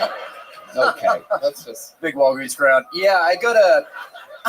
hear that Walgreens pop every time. I go to Walgreens, and I had to kind of explain to him what was happening. My picture budget is through the fucking roof. Yeah. So honestly, $50-$60 a week. They're only like $1 each, so. Amazing. And you go through all of these things, Joe? I feel like this is a big show. With time, you may be able to afford a printer. Those inkjets are expensive. They add up. But I'll tell you what, Casey, I actually dug into this information a little bit, and my great producer, Yoni, found out that you get them printed at Walgreens, and we went ahead and spent $200 on a Walgreens gift card. So this will get you through a couple weeks, I do believe, of print-ups. That's right. Welcome to the Kill Tony universe, my friend. That's a real Walgreens gift card. He's getting emotional. For those of you just listening to the podcast, there's a tear in his eye. We've never seen him get this real before. This emotional music playing is happening in the moment. Everybody's feeling it up here. The horn players are also crying a little bit. Their eyes are filled with water. For those of you just listening to the podcast, if you're watching, close your eyes and let me describe to you what's happening. Deep Madness is actually crying, which is unprecedented because I don't believe he has tear ducts. Something's flowing out of there. Perhaps there's a leaky ceiling or something like that. The room has gone emotional. There's a woman delivering a baby in the audience right now. She's gone into labor. The Walgreens gift card was just too overwhelming. Casey, how do you feel? How do you feel, Casey? $200 in Walgreens gift cards. You know, when I was a kid,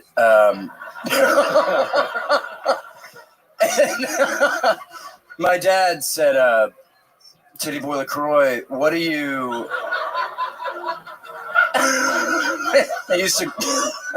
he would call me Little Tibbs, and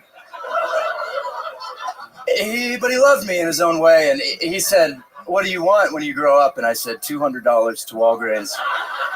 And he stopped me, and he said, shh, and he said, what do you want it for?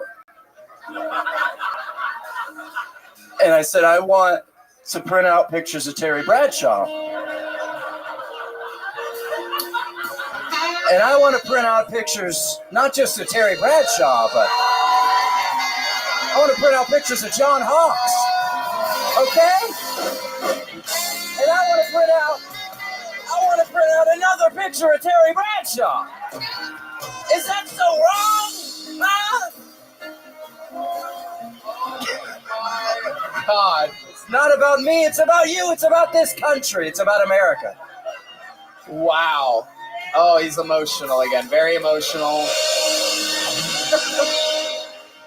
Casey, that should get you through a couple weeks of printing pictures. $200 from the fine people over at Walgreens. We could not be more excited that you're part of the squad here. Your first scheduled spot opening an episode of Kill Tony, where we're excited about next week and every week moving forward. I'm excited. It's an honor, guys. So fun. This is really, really cool. Thank you. Make some noise for the great and powerful Casey, guys. Holy shit. And like that, it has begun. A partnership. At one point considered unfathomable, a union like this. But the Rocket has joined Kill Tony. We found him out of the bucket. The same fucking bucket that we found Cam out of, that we found David Lucas out of, that we found Hans, William, everybody. So any one of these bucketfuls could be the future of the show. Or it could be a completely mentally ill person who is threatening and dangerous to the core. Anything can happen. 60 seconds uninterrupted to your first bucket pool. Nico Casablancas, everybody. We're going to meet them all together. How we doing, Mothership? How we doing? Damn, I have to follow Casey Rocket. That is nerve-wracking. Anyways, I'm sure most of you guys saw the Super Bowl yesterday. Of course, Reba McEntire with a beautiful rendition of the national anthem. Give it up for Reba McEntire right now. Yeah. I don't know if you know that when she actually got announced, Biden had actually signed an executive order to change the national anthem. Yeah, to a single mom who works 2 jobs, who loves her kids and never stops. So apparently she didn't get the fucking message either. So sorry. But happy birthday to the Baja Blast. Fucking any Baja Blast lovers in the crowd right now? Give it up. Yo, 20 years old. 20 years old, Baja Blast. Nothing I love more than Baja Blast and fucking 20-year-olds. So that's what me and fucking Leonardo DiCaprio have in common.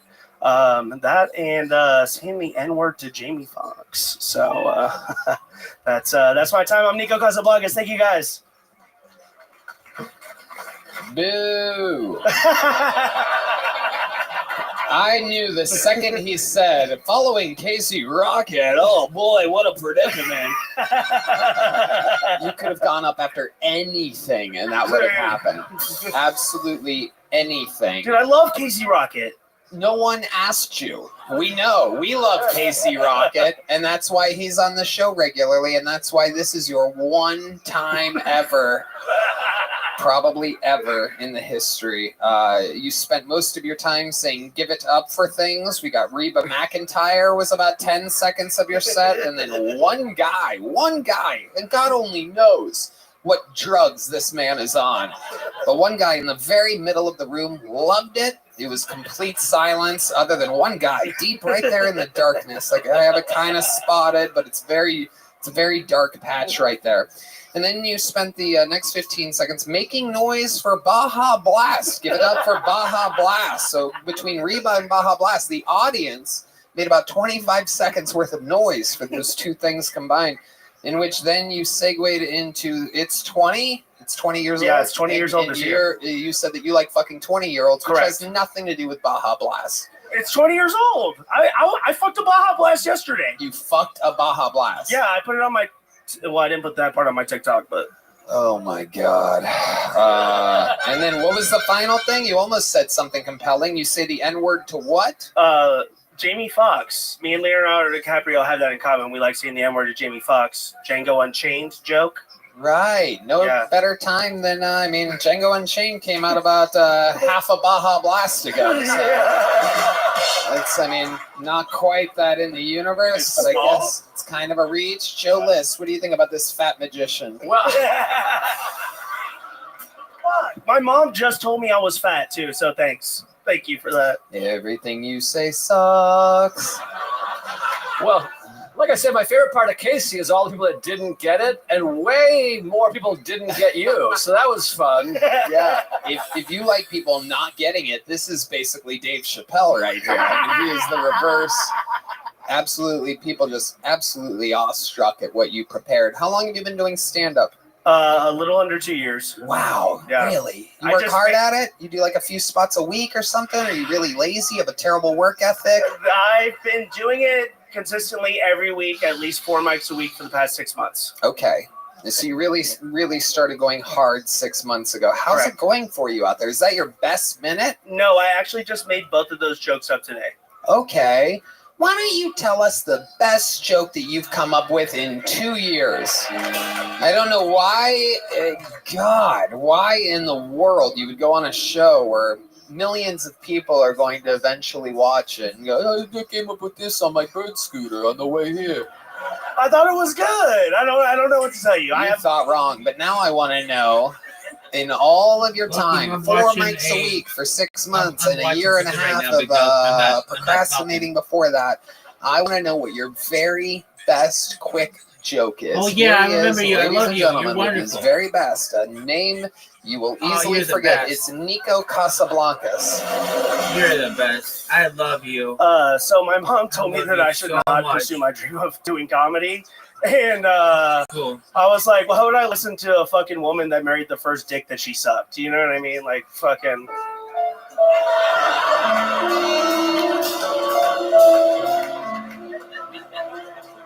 Your mom sounds wise beyond her years, frankly. Sounds like a brilliant woman to me. What do you do for work, Nico? How do you make a living? What kind of weed do you deliver? For a living? I am a consultant at a accounting company. What kind of consulting are you doing at a comedy? Are you making things less funny? Because I'm charging them more money to like upsell tell us them what you other do at the things. fucking thing. So I just upsell people to bigger plans to make sure that they get all the shit that we're doing. It's software as a service sales. So. But what does that have to do with comedy? No, I didn't say comedy. Oh, he didn't? Oh, you said you're a consultant at a what? At an accounting company. Oh, wow. I Yeah. totally misheard that. Yeah, That's yeah, incredible. yeah, Sometimes yeah. the sound, Sorry. people don't understand. There's like a... I think you're just so reverb. desperate to hear comedy right now. Yeah, absolutely. It is true. But now that he mentions accounting, you do comedy like a accounting consultant. Thank you. Thanks. What do you do for fun? You seem like your face has a little wear and tear. You a heavy drinker? Yeah, I DJ. I've been going to music festivals. I've been to 77 festivals. I've been doing that since 2009. What's your DJ name? Solstice. There you go. You got a laugh there. That's a bigger laugh than your best joke and your full minute tonight. Yeah. Solstice. Yes. So you're a gay DJ. Even though we're both from Ohio, no. Solstice. Ready? Yeah, I hope you like this song. I'm playing it for the next 3 hours, everybody.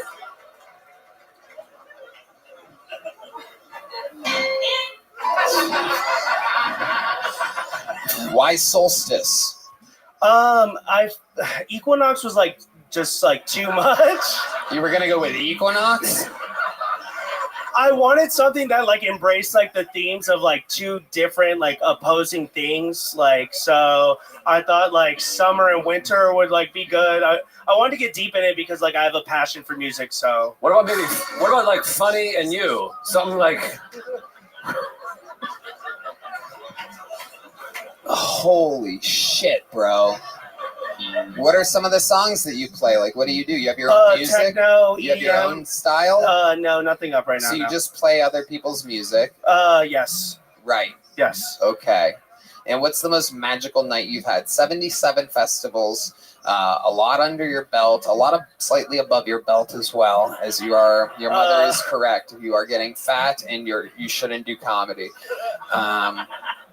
Fuck. What's the most amazing time? 77 music festivals. Probably the first time I did the best acid that I'd ever had, and it was at Electric Forest. and I felt like I was in touch with the trees, and the molecules were like coming in my body and stuff like that, and like Yeah. like I felt like I was like really. I feel bad for the trees on that one. Like, yeah, this guy's one of us. Would have been funnier to actually pull a tree out of the bucket tonight and have it perform. Nico, congratulations. You're leaving here with a very small joke book via the great Bonsai. Real handmade Texas leather. There goes Nico. Not much to him, folks. That's what happens. This ain't easy. Comedy's not easy.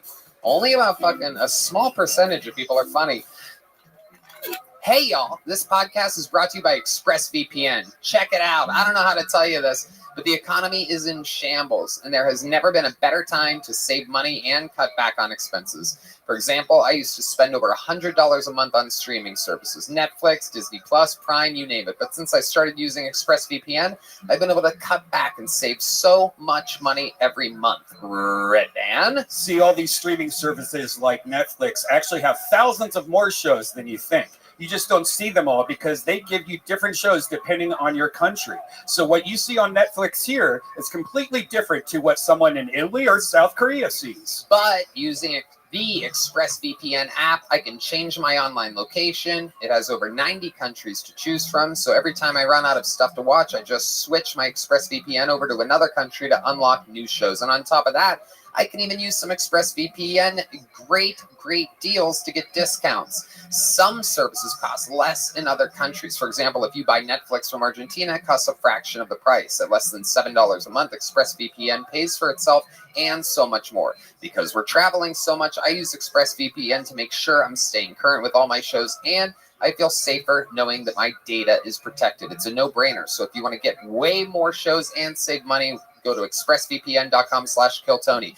Don't forget to use our links so that you can get 3 extra months free. That's expressvpn.com/KillTony. expressvpn.com/KillTony to learn more. Hey everyone, this podcast is brought to you by Game Time. I'll be honest with y'all. I tried buying concert tickets last week and was appalled at the ticket buying experience. I couldn't tell if the seats were good, so I took a gamble, and guess what? The seats sucked.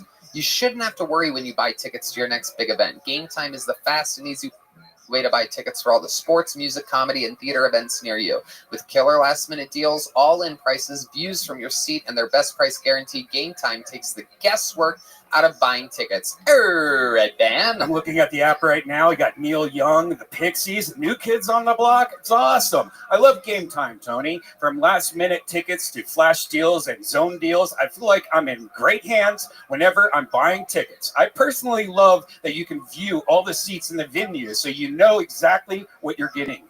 Damn right. Game Time is the only ticketing app that gives you complete peace of mind with your purchase. All-in prices show your total up front, so you know you're getting a great deal before you check out. Buy tickets in seconds with 2 taps. They're obsessed with finding ways to help you save money on tickets. Game Time has the deals on tickets right up to the start of the event, and even an hour after it starts. It's the place to find last-minute seats, and the Game Time guarantee means that you'll always get the best price. If you find tickets in the same section or row for less, Game Time will credit you 110% of the difference. Take the guesswork out of buying tickets with Game Time. Download the Game Time app, create an account, and use code KillTony for $20 off your first purchase. Terms apply. Again, create an account and redeem code KILLTONY for $20 off. That's why. Download Game Time today. Last minute tickets, lowest price, guaranteed.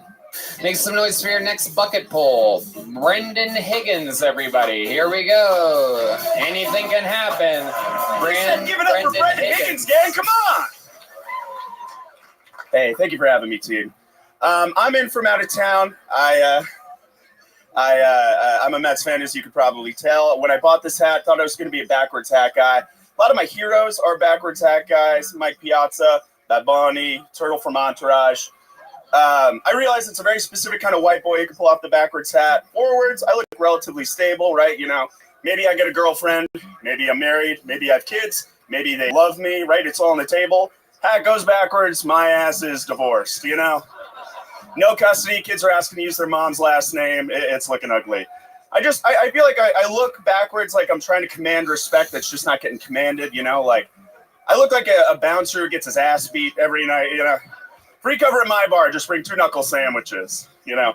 I look like a youth pastor who got fired for offering to buy the kids cigarettes. They didn't even take me up on it. You know, they were waiting for my ass to slip. It was ugly. I look like I always have a cracked iPhone screen. You know what I mean? Like, even when I get a new iPhone, they don't give it to me. They throw it down a flight of stairs, tell me to go get it, you know? The one thing everybody tells me over and over with the backwards hat. There you go. You did it. You went beyond your time. Sorry. Thank you. Brendan Higgins, everybody. So let's talk, Brendan. Brendan. Hi, Brendan. There you go. Sorry. You thought that was it, huh? I did think I was sneaking out of here, yeah. Yeah. No. No, Brendan. It's not going to be that easy tonight. How you feeling? How does that feel right God, I gotta tell you, I feel fat. Oh my God. I had so much barbecue today, I didn't think I was gonna get on stage. That's what did it. It was today's barbecue that made you like that. An incredible amount of food you must have consumed. No, I was at 32 until noon. And then you go right ahead. There you go. Okay, Brendan Higgins. How long have you been doing stand-up? I started in college in like 2014, but not, every day. Right. Yeah. Okay. How long have you been taking it seriously, or have you not? God, I hope to start taking it seriously soon. Yeah, So I guess maybe today is what do you the do? start You of it. go up every once in a great while? No, I live in New York. I host my own show. I'm trying to get in with the clubs, but it's a racket. It's a lot of. Is it a racket or is it quality-based content? It's a little bit of. I've never heard anyone say that the why. New York scene is a racket before. It seems like if you're funny, you're going to get spots. Really? No, I don't find that. It's a lot of. Well, I guess. You go ahead. No, I want to hear. I want to hear. We Look, have a clearly veteran I'm not- New York comedian. I'm not the Brendan, expert here. Brendan, let me help you, by the way, because this is a podcast. If someone's talking, you have to wait till that person's done talking.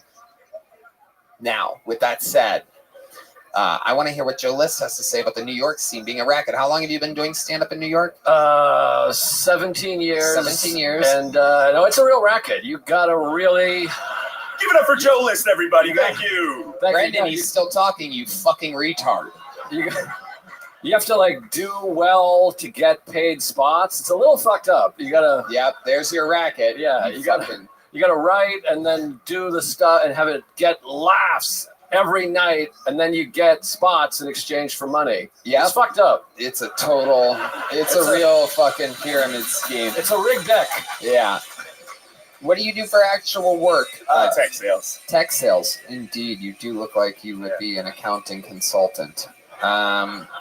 What do you do for fun, Brendan? You seem like you have some deep, dark secrets. I go to a lot of concerts. I don't know, rap and emo music mostly. You use a VPN? yeah. You do, don't you? When need be, yeah, I guess. Yeah, when's need be. What do you do? Sorry. When you use your VPN, what do you do? And nothing that cool, like watching TV shows from other countries, There's a Wong Kar-wai TV show coming out of China right now I'm trying to get my hands on. There's a what? It doesn't matter. You're a great interview. ExpressVPN.com/KillTony is the best VPN, just to let you know. Yeah, goddamn right. Yep. And if you use it right now, you get 3 extra months of ExpressVPN absolutely free. I'm sorry, when I'm selling my soul, sometimes phlegm comes out of my throat. I feel a little guilt that comes over me. Tell us a dirty little secret about you. What would surprise us about you, Brendan? What would surprise? I was a diver in college, believe it or not. Wow, diving into what? Birthday cakes? No, yeah. They used to call me the Jackie Robinson of diving. I was doing it for all the kids who wear their shirts in the pool. Those were my people.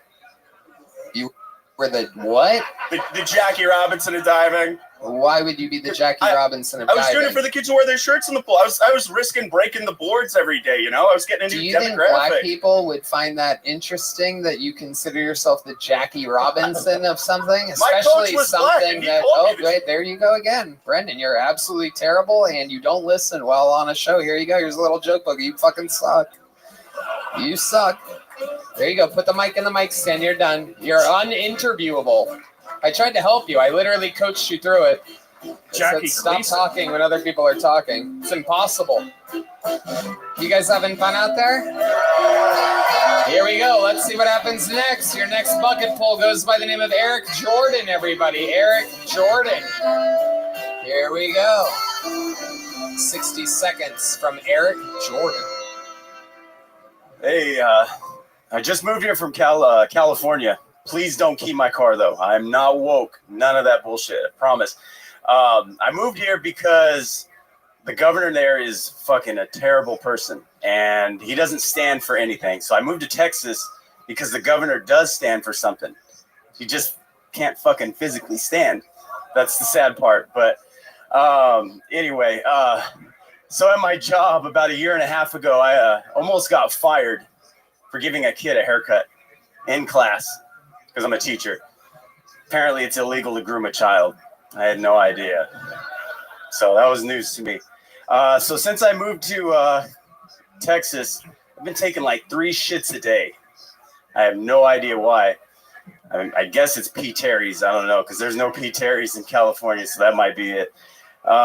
Every time I take a shit, I know it's pretty graphic. Every time I take a shit, it's just explosive. It's explosive. It looks like July 5th on Cesar Chavez Boulevard or MLK. That's it.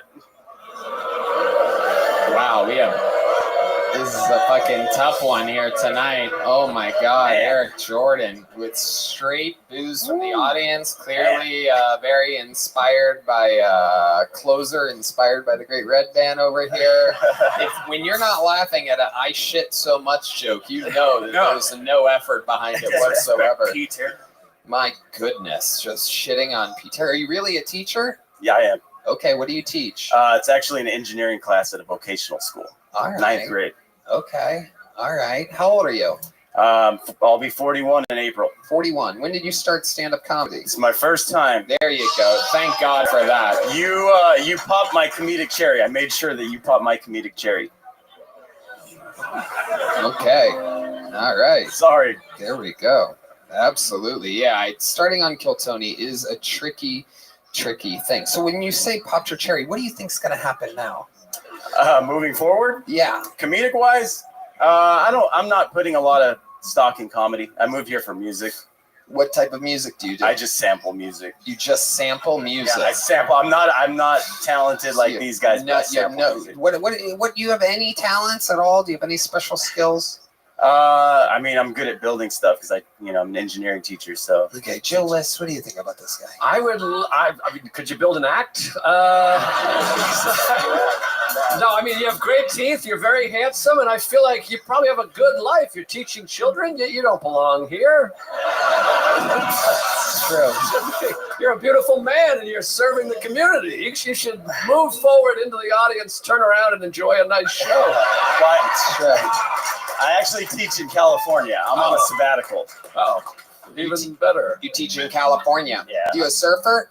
No, I live in Fresno, the worst part of California. Jesus Christ. Okay, so he does, Joe has a great point. You're a good-looking guy. What do you utilize that? You single? I am single. What type of a game do you have? What's your move to get ladies? Oh, man, I'm meat and potatoes, man. As you can tell, these people didn't really accept me, and they don't really accept me. Is that true? Girls don't like you? You go to bars or anything? I don't know. It's weird, man. I don't know. You're a little bit shy. This is incredible. Maybe so. I mean, this. Austin's got the most beautiful women in the world. I do know that. I agree completely. Like, no joke. None of them are here tonight, but they are. They're out there somewhere, deep, and perhaps in the darkness or something like that. But still in Vegas. I mean, I get laid. You must. I mean, how are you not getting laid? Explain to us what goes wrong. You want to mimic a date? Let's pretend like we're on a date. Let's do it. Pretend like I'm a hot chick. Okay. Okay, here we go. I'm just a hot chick. Just got my hair cut super short because I just got out of a really bad relationship. Oh, hi. How are you? Hey, I'm good. How are you? Good. What's your name? Eric. What's your name? I'm Tanya. Tanya. Ooh, yeah. I like Tanya. Man, you're a really good-looking guy. What do you do? I'm a teacher. You want to get out of here? Yeah, I could teach you a few things. Whoa, look at that. All right, let's get an actual girl up here to see how he buckles under the pressure. How long have you been in Austin? About a month and a half. Month and a half. Mm-hmm. And you have no game whatsoever. You haven't hooked up with a chick? I did. You I did? have, Tell yes. us what happened there. Where did you find her at? On Bumble. It was on Bumble, yeah. That's the one where, the chick decides or something? Yeah, they have to initiate the contact. Right. Okay. So someone initiated contact with you. What did she say? She was really pushy. She was really pushy. In what way? She was. You could tell she was more like she wants a relationship, and I'm not here for a relationship. Okay. Sorry. So what happened? You guys go on a date? Actually, she just came to my place. It happened, and then yada yada yada. It doesn't sound Never like saw her she was again. into a relationship.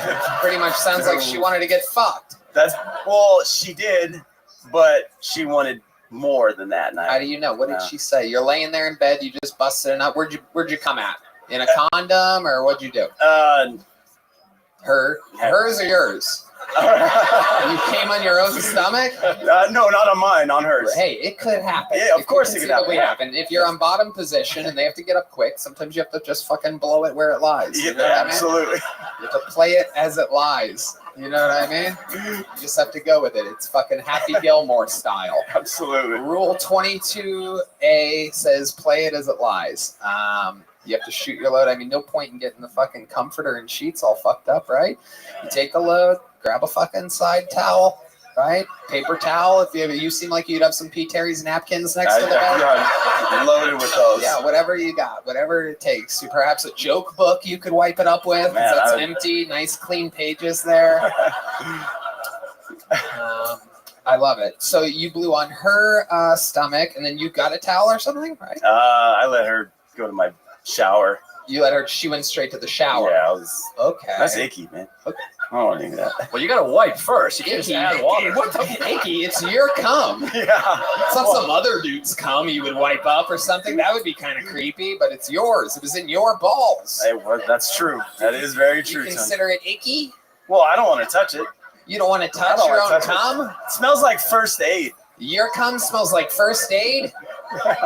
Aid? First Or aid. AIDS? No, not AIDS. I knew where Well, you were you going knew with I that. was going to say that. You Been watching you for a while, You've been watching Tony. the show for a long time. I popped your cherry. That's true. I knew you were going to say first aids. I shouldn't have said it, you son of a bitch. It's got the word aid in it. All you had to do was add an S, you quick-ass motherfucker. Did you watch the Super Bowl on Nickelodeon? Or I didn't like to. I don't get it. Why would he watch it on Nickelodeon? They had the Super Bowl on Nickelodeon, but it was all slime and SpongeBob. They like put it on It's a lot top of graphics. Yeah, It's icky. like It's kitty. icky, right? Oh, Yeah. it's icky. See, it's All right, icky. well, the reach was for icky on that one. Okay. Okay. Wow. Most interesting thing, Joe Liv, what do you think about I just think that your cum smells like first aid is way funnier than anything in that notebook. I mean, Yes. if you came out with cum smells like first aid, I don't even know what that means, but I'm like, I'm listening. Yep. Yeah? Yep. Okay.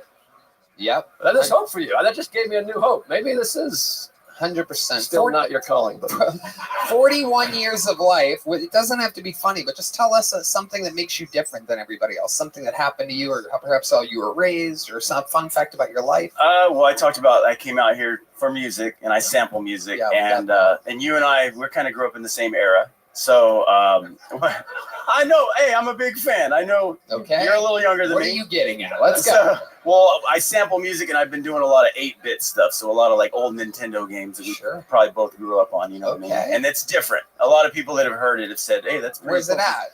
It's on my MacBook at home. Okay. Not here. Wow, you are a marketing genius, I my am. friend. There it is.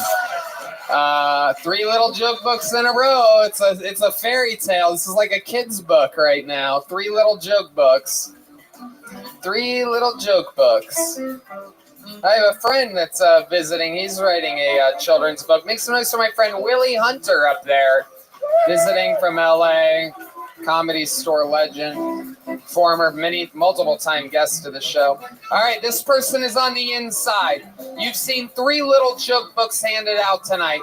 Perhaps someone from your very own audience, a representative of you, will turn the tide for the bucket pulls tonight. Make some noise for the Inside Zone. Jeff Scott, everybody. Jeff Scott.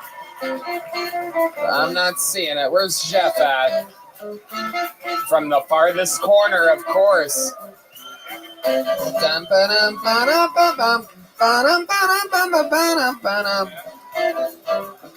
Madison Square Garden, the Forum, so much fun stuff happening. Of course, huge announcements at the ends of those shows, as always with our big shows, where we always announce where we're going next. The people in Europe might be excited at an announcement. Before we pull the next name, here's the audience, the zone. One of you, it's Jeff Scott.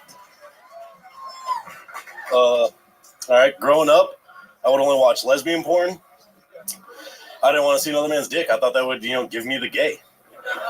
And when I was younger, having the gay was a sin. But you see, porn, well, that's where I learned all my sex moves from. So until I was like 24, I was just out here scissoring bitches.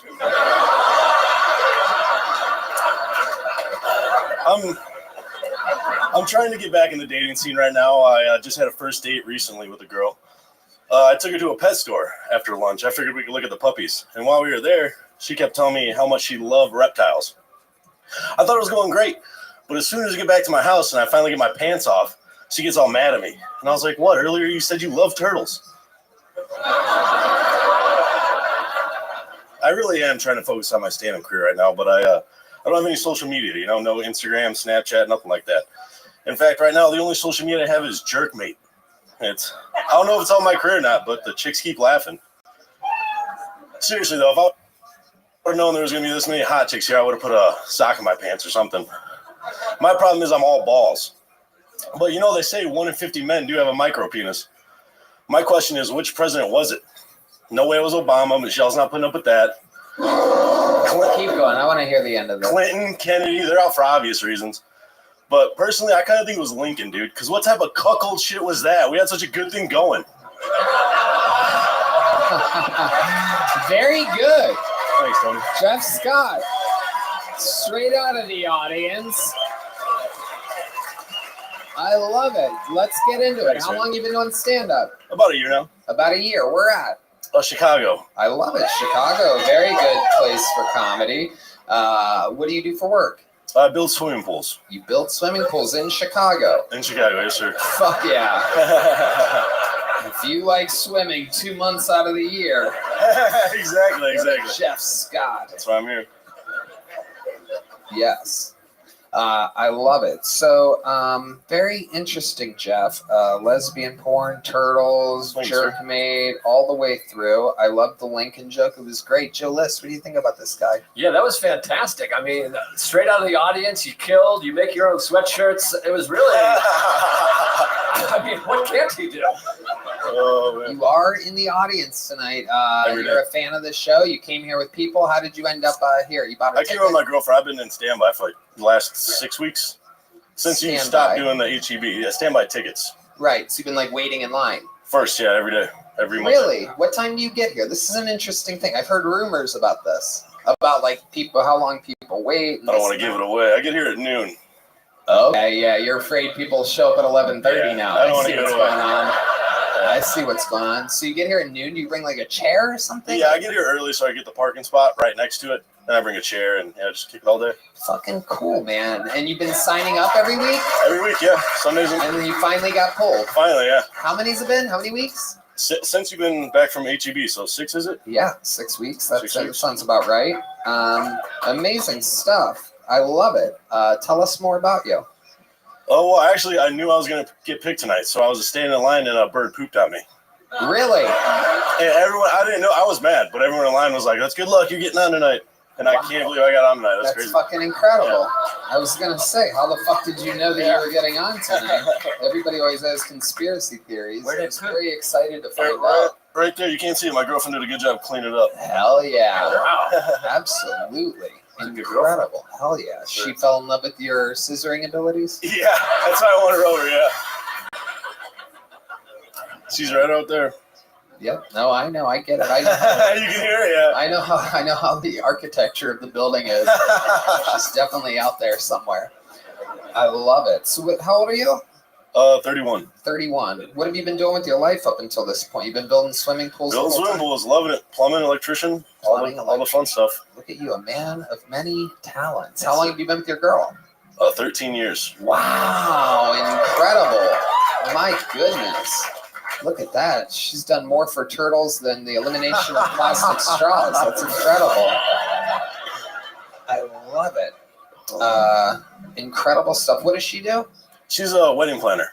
Aw, adorable. And you guys aren't married? We're not married, no. 13 years? 13 years, yeah. We're not big into it. We're not big into You it. can't write better than this. You've been dating a wedding planner for 13 years? Yeah, that's true. I hope you do that as a bit. I'll write it down.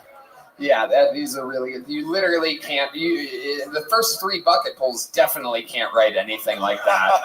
And here you are in the interview portion, just absolutely smashing with better premises than anybody came up with before you, other than, of course, the great Casey Rocket, who hit Terry Bradshaw right on the head multiple times. You can't beat that. You can't beat that. Sorry, can I ask you a question? Absolutely. Has there ever been a proposal on Kill Tony? Stop, Joe. Joe. There has. There Oh, was one in Sydney, Australia, and between a chubby white guy and an Asian girl, and then there was one on New Year's Eve. You'll never believe it. Chubby white guy and an Asian girl. Did she didn't prepare a minute though, right? No, she doesn't. No, she doesn't do stand up. Right, and you don't want to bring her up here, do you? We don't need her. If you want, she'll come up. She loves attention, so. Oh shit. Oh my god. Wow. I see why you've been dating for 13 years. Holy shit. I love that you know she loves attention, but still won't propose and give her a wedding. Is there a reason why you haven't proposed yet? Oh, I You're guess afraid not. to go in the I mean, deep end? we're not big into it. No kids, no marriage. Afraid to go in the deep end? Nice fucking swimming pool builder? Sons of bitches. What about the tax break? I guess, yeah, I guess. Does it make a lot of sense? Good question, Red Man. What about the tax break? What's the longest set you've ever done? Jesus Christ. Like 10 minutes. 10, 15. I would love to have you for do a 5-minute set on the Secret Show Thursday. That'd be amazing. Heck yeah. Secret Show. And guess what, my friend? 6 weeks in the making, the first big joke book of the night. Jeff Scott, everybody. He's Jeff Scott Jokes on Twitter or Instagram or one of the two. Jeff Scott, famously the name of a 30-year Comedy Store piano player legend who passed away during the global pandemic. One of the reasons why so many people left the Comedy Store and LA, he was really the guy that was a staple there. So his spirit lives on in new comedian Jeff Scott. One more time for your own Jeff Scott, everybody. Hello. This podcast is brought to you by ZipRecruiter. Look, people, daylight savings time is upon us. And you may be asking yourselves, what's the point?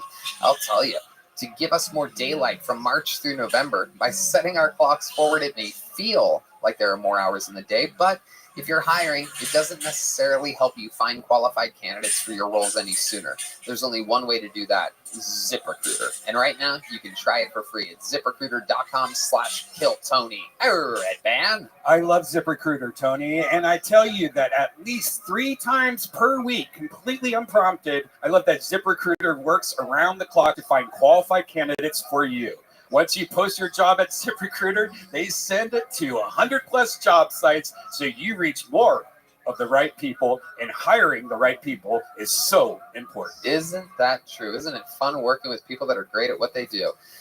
That's right. Red Band, ZipRecruiter's smart technology also scans thousands of resumes to identify people whose skills and experience match your job. So spring forward with a new hiring partner, ZipRecruiter, and find top talent sooner. See why 4 out of 5 employers who post on ZipRecruiter get a quality candidate within the first day. Just go to this exclusive web address to try ZipRecruiter for free. ZipRecruiter.com/KillTony. Once again, that's ZipRecruiter.com/KillTony. ZipRecruiter, the smartest way to hire. And now the momentum shall flow as we switch to one of our esteemed, brilliant, unbelievable regulars. Ladies and gentlemen, I present to you a fucking phenom. You know him. You love him. He's an international superstar. Kill Tony's own Cam Patterson, everybody.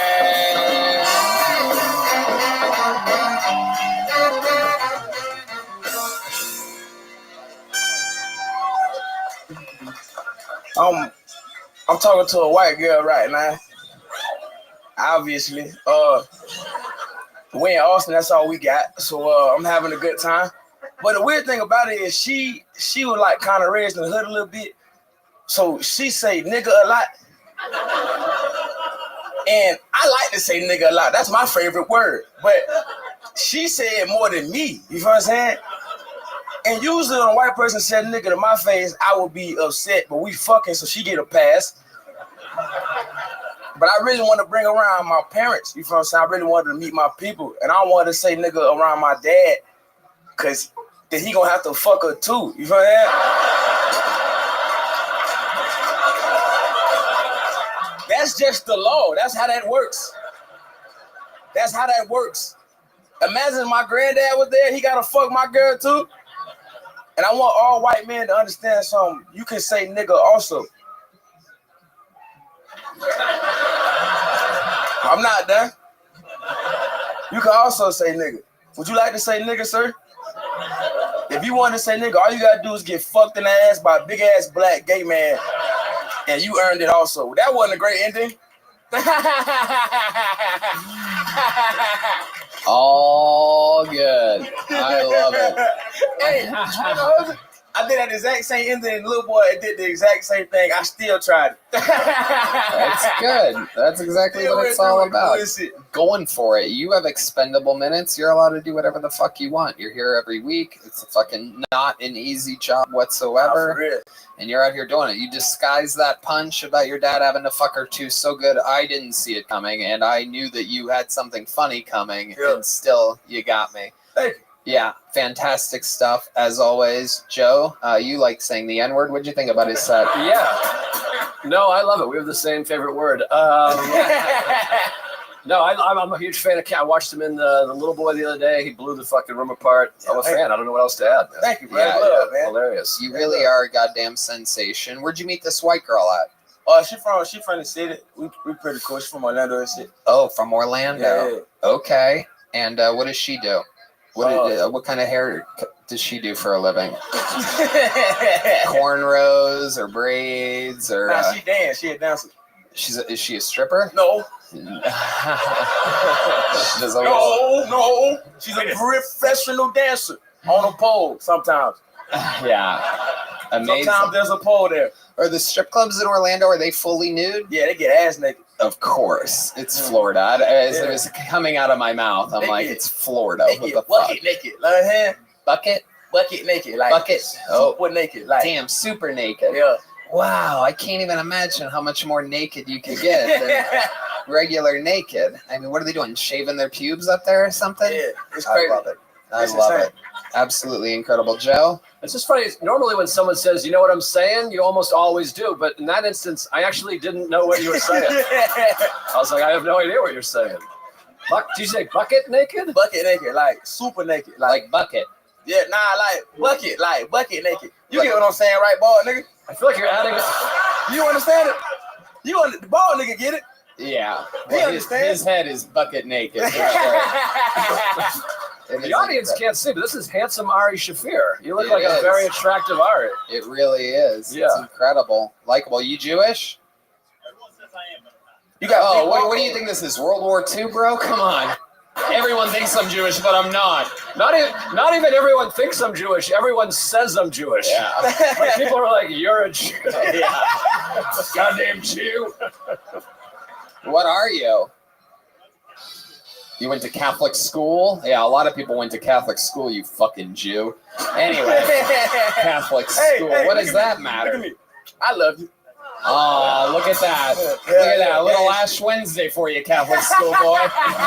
You got a little mark on his forehead now. We got to get Cam some hand lotion ASAP. Please, Yoni. We have any fucking Vaseline? We got a thumbs up from Yoni. Hey man, you gave Casey a gift card. I be going to Walgreens all the time. Oh shit. I'm always at Walgreens stealing a whole bunch of shit. Yeah, you're looting, dude. You don't need a gift card to loot.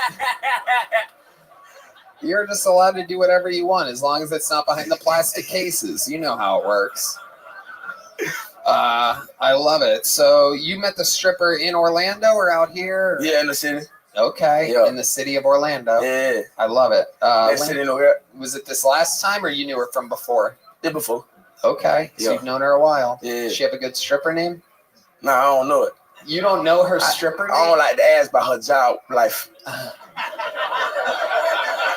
Her job life. When you come home, baby, enjoy yourself. You know what I'm saying? That's right. You only know her by her real name. Yeah, I don't even know that, but I love her. You are I'm in hilarious. love. You are. What's your most favorite thing about her? Does she do something special in She the got a bedroom? fat ass. Oh shit! Love Made me real that. happy. Come on now, talk We to love me. that. What's your Even favorite man thing see to that do? ass, boy. What's your favorite thing to do with a woman with a fat ass? Do you like to hit it from behind? Or Yeah. perhaps You ever put your thumb in the bitch booty? I You ever have. did that? You put it. Oh, he just pointed to the girl. Look at that. That is incredible. I do believe she likes that. That thumb in that booty, he get it. And that nigga shoot deer. That nigga understand. Oh yeah, for sure. He get it. He puts the buck in bucket naked. You know what I'm saying? A true hunter right here, a slayer of deer. I love it. Cam, you did it again. I mean, absolutely unbelievable. You're a fucking absolute specimen of what should go on here with appearances, energy, charisma, writing, execution. One more time for the great and powerful Cam Patterson, everybody. The best, the man, the myth. He's on tour with me all over the country right now. We're finishing it up. It's going to be done in May. Some fun, few more giant theaters to go. Make space for your next bucket pull. His name is Roy Mendoza, everybody. Roy or Ray Mendoza. Here we go. Yo, Austin, Texas. How the fuck are we doing out here tonight, man? Y'all looking beautiful. Y'all looking beautiful. I'm a local, by the way, just so y'all know. So give me a little extra love. Come on, give me a little extra love. No, by the way, me and Cam have a lot in common. He loves saying the N-word a lot. I actually say the N-word for my breakfast. I have my bacon and eggs, say the N-word 5 times, then brush my teeth. That's just my natural regimen. But anyways, on a serious note, guys, I just came out of a very long-term relationship. So, you know, it's been tough. My ex was actually my nephew's ex. So obviously y'all can see I'm Hispanic, if y'all haven't seen the mustache yet. But I have, I guess, some trailer trash genetics somewhere along the way. So it's been difficult, you know, because I almost became a great uncle to myself. So it's been interesting. It's been interesting. But yeah, man, this is beautiful. This is you know, seeing Joe List, people like this out here, you know, it's inspiring. Trying to do my thing out here, you know. I'm trying to get some Louis C.K. money out here. All right, thank you guys. That's my time. What the fuck, man? What is going on? Is it Ray or Roy? Roy, brother. Uh-huh. Roy. Okay. Yeah. So, how long have you been attempting stand-up comedy? I have been attempting stand-up. This is my second open mic. My first time I did an open mic was at the original Cap City back in like 2018. So what made you come back here tonight? What made you have this grand return comparing Just yourself? being a huge fan and nutting up because I'm a local from here, and I said, you know what? Y'all been here for so long. I need to nut up, come out here, and at least do it. You know, get that out of my system. Uh-huh. And how do you think it went? Not great. I felt like it went better at Cap City. Yeah. There was like 14 people, and I made like 2 of them laugh, so it felt a little bit better. Yep. Yeah, man. Yep, that ratio is a lot better than what you did here. Exactly, Joe List? Exactly. So much to say. I mean, it seems like maybe you're a fan of mine, so I thought you were fantastic. Awesome. Everybody go see 4th of July. It's a great movie. This is the best comedian from the show. This is He unbelievable. knows what he's doing. You know, if he needs extras and Mexicans, maybe. You know, There you go. Shut up, Mendoza. No, shout out Mendoza's. At first, you came out like you looked like a guy that does a lot of comedy, but there was a lot of wasted time, I think. Yep. And it's but you look like a comic. Like you're standing. It's and the glasses, I got a generic Mexican ass vibe looking, so I can pass for Frank Castillo. A lot of other Mexicans out there that are doing the same thing. So. Yeah. No, you just made the jokes. They're doing jokes. Yeah, that's the thing you're missing. Yeah, trying to make that Louis C.K. money with 0 punchlines whatsoever. I hear you. Before I let you go, tell us something interesting about your life. You good at something? You ever do anything? Yeah, man. So I was trying to refrain from saying this, but I've been a drummer since I was a kid. I've been really since I was 3 years old. Since you were a kid. How old are you? How old am I? Yeah. I am 30. 32. 32. And how old were you when you started playing the drums? I was 3 years old. Okay. You're god awful at comedy. If you lose this, will you never do stand up again? The drum off? Yeah. Yeah. Okay. No, I just needed so to get it's a up here. special retirement version, ladies and gentlemen. Hold on, This is a Mexican hold on, drum off. Hold on. Well, no. I'll definitely do a drum off, but I think it'd be a lot better if we could perform some type of song. Like some, no? You don't make the rules. All right, let's go. Yeah, you're insane. Let's go. Is it Ray or Roy? Roy. Okay, Roy, you know how this works. So you're going to do a drum solo. You're going to keep it a little around 30 seconds or so or less. And then Michael Gonzalez goes. If you win this drum off, you're the brand new drummer on Kill Tony, which means your unfunny, unlikable ass will be here every single week performing on this show. You will take Michael Gonzalez's job, one of the most professional, absolute legendary drummers in the history of the show and in all of Austin, Texas. And he will have to become a, what do you do for a living? He's going to have to be an insurance agent. It's a switch. For those of you that don't know, if he loses, Michael becomes an insurance agent and Roy Mendoza becomes the new drummer on Kill Tony, here with a drum solo. This is a Mexican drum off. This is Roy Mendoza.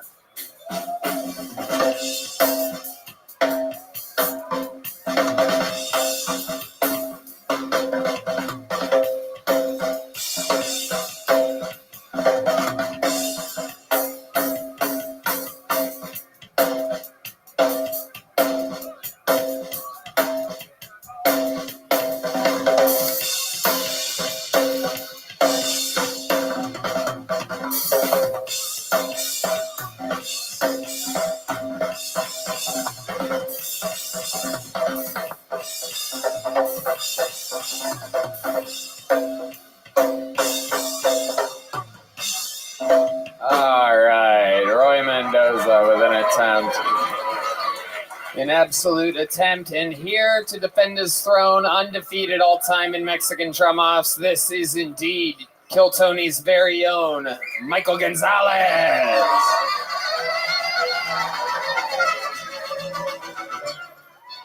Here he is, repping the ladies soccer team of Austin, Texas. And clearly representing a little bit of Genghis Khan on his head, everyone. This is Michael Gonzalez with the drum solo. Michael Gonzalez.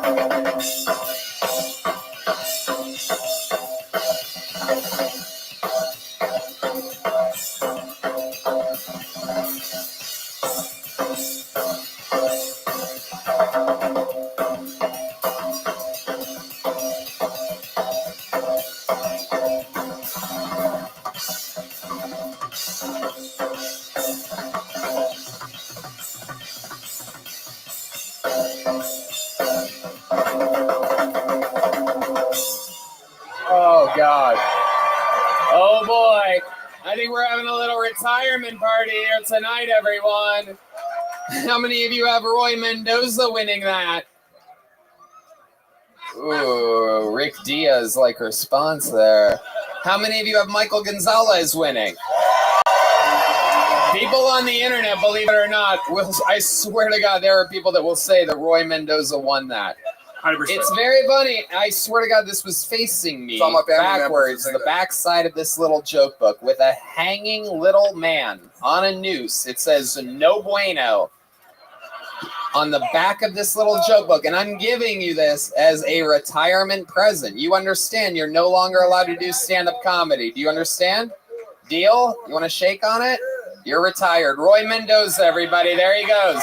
Holy shit, the first ever retirement edition of a Mexican drum off. We having fun tonight. Anything can happen. Let's keep it moving. Your next bucket pool, 60 seconds uninterrupted, going to Deshaun Johnson, everybody. 1, 2, 3, 4. Hey, yeah, music. Ah! I don't have any jokes. I just came here to scare white people. Rawr! What's going on? It's Black History Month, and I can't celebrate it because I'm not a real nigga, as you can tell by the size of my pants. Some bitch outside said I was the first nigga she ever seen with a thigh gap. That fucking bugged me. I can't celebrate Black History Month because I'm also a nigga that went through an emo phase. You know that shit. My mom's a cunt, and my dad hates. No? Okay, fair enough. Yeah, I don't have any jokes. I just came here to find a white girl with a fat ass and a good credit score. I'm trying to make waffle-colored niggas. Can we make waffle-colored niggas, please? I'm trying to fuck my way into a cottage. Does anyone have a cottage? Do you have a cottage, sir? All right. Fair enough. Does that mean a nigga's done? What's up? Fantastic. It does mean that a man is done. Yeah. Deshaun, I got to tell you, that was absolutely fantastic. The best bucket pull of the night, not from the inside. That was great. I love it. You disguise your punchlines by saying you don't have jokes, and then you do a joke. Exactly. Most of the bucket pulls tonight didn't have jokes, didn't say that they didn't have jokes, and just didn't have jokes. You did something totally different, outside of the box. Black History Month is booming. I can't tell where the black leather stops and your neck begins exactly. You are quite you are a beacon of Black History Month. Truly, I can't think of a better representative than you. Yeah. You feel comfy up here, obviously, right? Absolutely. I'm right at home. Yeah, man. Yeah. I'm from Canada. That's probably why. That's true. I'm really not a real nigga. So you're comfortable too. I was born and raised in an all-black neighborhood, and you are from Canada. So who would have guessed? Exactly. Who would have guessed? What part of Canada are you from? I'm from Toronto, Canada. I love that. Toronto, Canada. The rare black Toronto man. Yep. I love it. I love it. What was it like growing up in Toronto? Fuck. It was difficult. Yeah. A lot of people such as yourselves, you know, calling me niggers and so. Really? They do that in Canada? Since I was a child. They apologize immediately after? No. I mean, I was outnumbered too, right? So there's not much I can do. Right. So yeah. Okay. Yeah. And tell us more about your life. What do you do how old are you? I'm 28. Wow, 28. Okay, beautiful. And what do you do for work? I'm a scammer. I scam white people for a living. I'm a retired scammer, so everything's fine. You're fine. How do you do it? What's your scam? Tell us about it. Hey, come on. This is a fun show. What kind of watch you got on? This is a good interview. You can't scam me out of my Rolex. I don't see. That's impossible. Wait, where'd it go? Holy shit! I'm tricky. I'm tricky. Okay, so what was the scam that you were doing? I'm curious. The thing is, I'm really a scammer, so I can't really talk much about it. Really? Yeah. Can you tell us about a scam that you used to do that you don't do anymore? Come on, give me fucking something here. These interviews are tough tonight. God, these people are making me work for it. Fuck. Okay. I used to have a lot of American bills. Like in Canada, they can't verify American bills, so I used to tell. I actually got arrested for this, to be honest. This is great. Great. There's no double jeopardy there. Yeah, so I get a lot of counterfeit bills. I buy like fucking a lot of leather shit. A lot. I believe that. You are rocking the leather pants, the leather jacket. Yeah. I did get arrested for it. How did they catch you? I was driving one day, and I just got pulled over, and they're like, Deshaun, you've been wanted since fucking October. It was like, I've been wanted for 2 years, and then they just arrested me, and sat in a holding cell and ate crackers and shit in a holding cell. Yeah, Canadian police are nice. I never had any bad run-ins with the police or anything. Yeah, Canadian police, famously nice, apologetic. Very nice. I once shot a nigga in the head with a BB gun, and that. See, that's the difference between Canada and America, right there. Yeah, the difference is the word BB before the gun. You know what? It wasn't the difference. It wasn't the same up there. It wasn't a BB gun. It was like, the fucking guns they used to like put down inmates. So it was like a real gun. Oh. It was like a fucking 6 Sawyer issued gun with like a metal pellet. And then I shot. Well, this guy was beating on my aunt, and then I shot him. Then I shot him in the head, and then the police came, and I told him that I had a BB gun, and he told me to hide it. The police officer told you to hide it. The police told me to hide it. Was he white or black? He was white. He was white. Unbelievable. Look at that. Because he knew that that guy was a perp. What? He was a perp. He was a perpetrator. He was a bad guy. The nigga that beat on my aunt, or who was the perpetrator? Yeah, yes. No. He was not a perpetrator at the time. He was bleeding and everything, so it was like, it was pretty fucked. Yeah. I was the perp, but I was the fucking perp, Tony. And I just police in Canada suck. That's my point. The perp, I do believe, is the name of the criminal in this instance. Perp is also the name of your favorite drink. I think we're getting it all confused here. This nigga's tricky. This nigga's tricky. Okay, all right. I am tricky. Yeah. Tell us more about you. You're so likable. Very, very funny. How long have you been doing stand-up? 5 months. 5 months. That's it. Incredible. Very, very good. Thank you. How long are you in Austin for? I just got here today. Okay, you got here so today. white bitches. Oh, you got a girl with you. All right. You got a nigga with you. It's all good. He puts his thumb in her butt sometimes. Oh, fuck. Hey. Hell yeah. So how long you planning on staying? As long as I can. Okay. Are you doing any scams while you're here? Hopefully not. Hopefully I can get some sets. Hopefully I can, actually do real work. Right. And get better as a comic. Yeah. And throw that life away, man. I don't need anything else. I have everything. I have all the fucking. You've been doing this for 5 months and you love it? You think I fucking love this shit, bro. This shit is amazing. Wow. Like, this shit changed my life. It's really. You seem like you're going to be doing this absolutely forever. 1,000%. Incredible. Joe List. I mean, I thought it was hilarious. For the first 30 seconds, I thought you were bucket naked. I really did. I was like, listen, I respect you and all, Joe, but when I'm tapped into the streets, nigga, I will hire a nigga to stick a pipe in your ass, dog. Fucking relax. He eats crackers like you in his jail cell. I mean, is that offensive? I'm just saying, I thought you were nude. That's funny. Oh, dude, someone's not leaving with the watch they came in with. Facts. You. What kind of watch you got on, nigga? Holy shit. I don't have a watch. I'm not a watch guy. You can have my wedding ring. I don't want it anymore anyway. No, it was hilarious. I loved it. I think you're great. Thank you, bro. Don't beat me up. What the fuck? He loves you. He's a big fan. He loves you so much, he's been smoking your thumb since he got up here.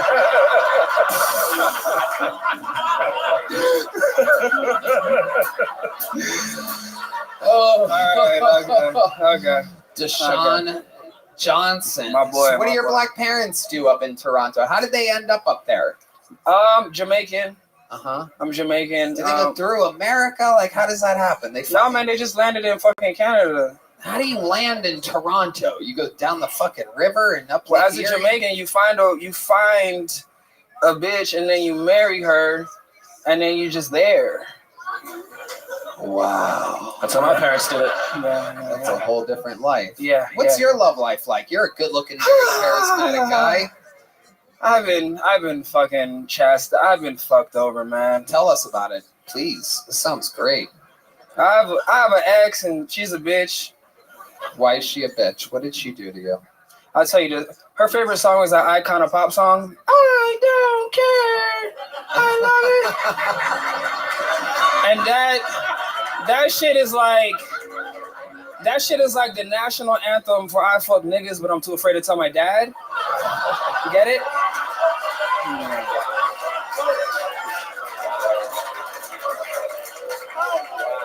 I was trying to fuck my way into a white dad for years because they have time for their kids and shit and boats.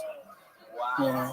Last time I talked to him, he said he was 5 minutes away, and that was 30 years ago. Wow, you are very, very funny. How did your relationship end? Did she break up with you? You break up with her? She fucked a nigga named Chuck. Oh no. Hi, Megan. Megan can see this. Fuck you, bitch. Yeah. Yeah. And you know what? I'm just gonna say it because I'm with you. Fuck you, Chuck. Yeah, nigga. Fuck son of a bitch. You son of a bitch. And he did this at her place, or were you guys living together at the time? No, he accidentally put on some leather pants afterwards. We weren't living together. It was How'd you find out about it? I went through her phone, nigga. I went through the bitch's phone. Yeah. I don't give a fuck. I almost did a spit take, and then I got control of it. Then you called me the N-word, and I almost did another spit take. Yeah, nigga. You almost fucking got me twice with that mouthful. Went through her phone. It was crazy. I mean, what did you see? I saw that she fucked a nigga named Chuck. You said you just said Chuck? No, it was because I had. Oh my god, do we have to do this right fucking now? This is the shit.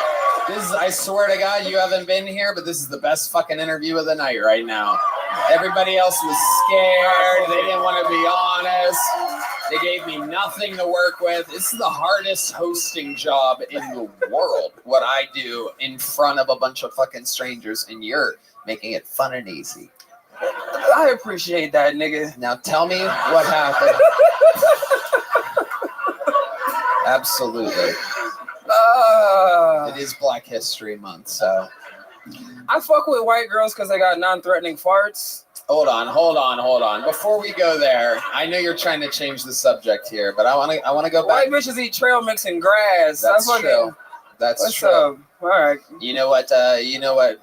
Favorite kind of ground meat they love? Chuck. Okay, so some Chuck beef. Nigga, it was fuck Chuck. Now you on a nigga side? Yeah. I'm like, what's up, Chuck? Okay, so you see Chuck in the phone, and then what happens? What do you confront her right away? Is she asleep at the time? Is she in the shower? How'd you get the phone? She had, all I can remember, because I was just so fucking enraged. She had a robe on, and I just remember a robe bar. She had a robe on. A robe on. Right, absolutely. All I can remember. Yeah, she had a robe on. All I can remember, we had just fucked. Oh, this was. Oh, you know what? Okay, I'm remembering now. Yep. Okay. Oh wow, this is a traumatizing moment. You're having fucking Vietnam flashbacks right now. Fuck it. Come back. What the fuck is that? Don't do that. Okay, let me tell you the story. Yeah. So I'm there. I went through a laptop, nigga. I went through a laptop. Shit. Right? Oh, and then I seen, come over and at like a specific time. Yeah. Right? And previously she had told me she had just kissed Chuck. You know, and I just kind of let it, right? Because at this point in time, dude, I was fucking sad. I was traveling all the way back and forth. It was a long distance relationship. Yeah. So I was traveling all the way back. In Montreal. She was in this shitty town called Brantford, Ontario. Yeah. Go ahead. So, I had went through her iPad while she was in class because it was university at the time. And then, what kind of hair does she do? Huh? She was at cosmetic school. She's white. She's a teacher now. Oh, I forgot she was white. That makes sense. A good old teacher. She's a teacher now. Teacher of things. Go ahead. You're doing good. I'm making callbacks to things from earlier you don't know about. It's okay. Just trust me. I like you. I got you. Okay.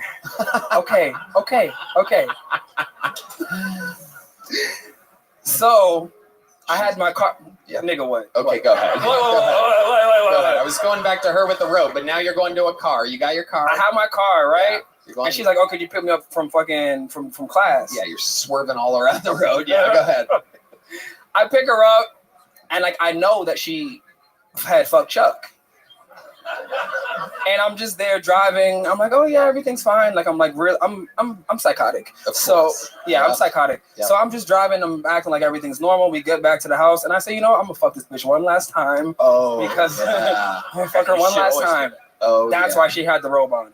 That is Right. why. You fucked her one last time. We fucked She one last throws time. the robe on. I get my fucking leather jacket on. Yeah. I fucking put my leather jacket Goddamn on. right. I get up and then I head for the door. She said, "Where are you going?" I said, "Nigga, I'm gone." And then I went to the car and she ran outside in her robe. I can remember this vividly. It is very traumatic, but I'm telling you because I'm on Kill Tony. And then, I love it. Very Oh, smart. man, it's so fucking funny.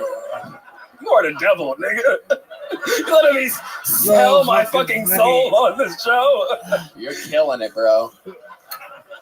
That's. You heard D Madness. D Madness said trust. He's absolutely spot on there. He knows how fucking. He doesn't need to see me to know how good I am at this. He can feel it. There's an energy. D Madness Day, by the way, is Valentine's Day. This Wednesday is playing at the Skylark Lounge, 6 to 8. Go ahead. This is sad. I mean, that's not the first vicious one I went through. I also hold on. My ex. Hold on a second. Hold on. We didn't really get to finish the story. She comes out in the robe, and then you say what? Fuck you, bitch. I'm gone. You didn't tell her why? No. She figured out after, but I didn't tell her. I went and drove all the way back with home. her afterwards? Yeah, we still talk And to you're this like, day. I know you fucked Chuck. And she's like, you know, I don't care. I love it. Oh! Okay. It was all set up for that. The devil. You're the devil. I was just trying to get there the whole time. I love you react to my jokes how black people react to magic tricks. You're like, you're the fucking devil. This guy's got demon powers. How did he get to that joke? How the fuck? You'd run away right now if you knew which direction you could go. If I wasn't on Kill Tony, I would have ran out. Yes, I would have ran. Yeah. I also went through another bitch's phone. Yeah. I'm gonna talk to you all fucking night. I drove. Yeah. We went all the way to Mexico. It was her birthday, right? What is right, white lady? So you went to Mexico. Went to Mexico. Everything was fine. Everything was great. You know, I'm that nigga. So, yeah. So. Me too. That's how I feel on the inside. I feel the energy. You do kind of feel you niggledy, not full nigga, but I feel you. Yep. I feel you. Yep. I got 2 black organs. My heart. No, nothing. Mexico. Yeah. Right? Fucking we're in Mexico having a great time, going zip lining, doing all these white activities I've never done, like swimming and shit. So we're fucking in Mexico. I go through the bitch's phone. You know who she's texting? This is a great time. Usher. No, not Usher, nigga. Chuck. No, man. She is texting the most randomest person in the world. She's texting Marlon Wayne's son. Oh my God. Sean Wayne. Yeah. And this nigga, this is a little nigga. He's like 17. Yeah. And she's, you know what she said to him? He's like, what are you doing? He's like, what are you doing in Mexico? And she's like, oh, I'm on a girls trip. Oh my God. Fuck you, Natalie. Oh my God. She's like, I'm on a girls trip. Look at all these leather pants. I swear.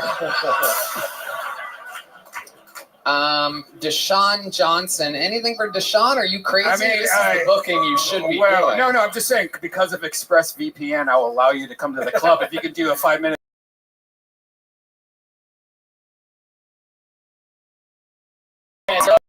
Double gun, Bone's Eye, Big Joke Book. Welcome to the family.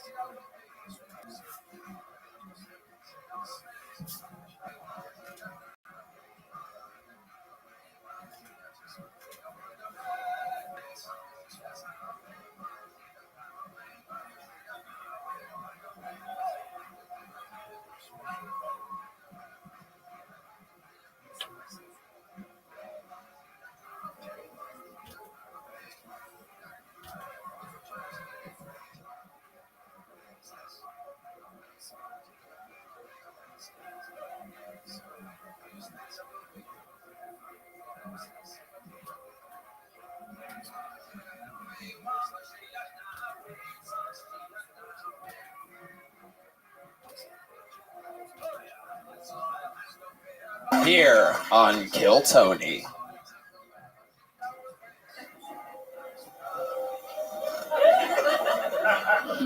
One of my first jokes was comparing myself with Stephen Hawking, but in light of the recent controversy, I want to clarify, I don't like children.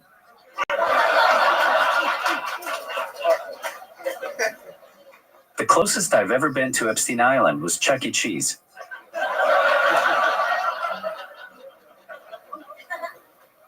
I was just trying to steal pizza, and one kid came up to me, and he's like, this animatronic thing is broken. Fuck you, kid. This is why I don't like you guys. I could never keep up with all the kids running around. Hawking must have had turbo on his fuck chair.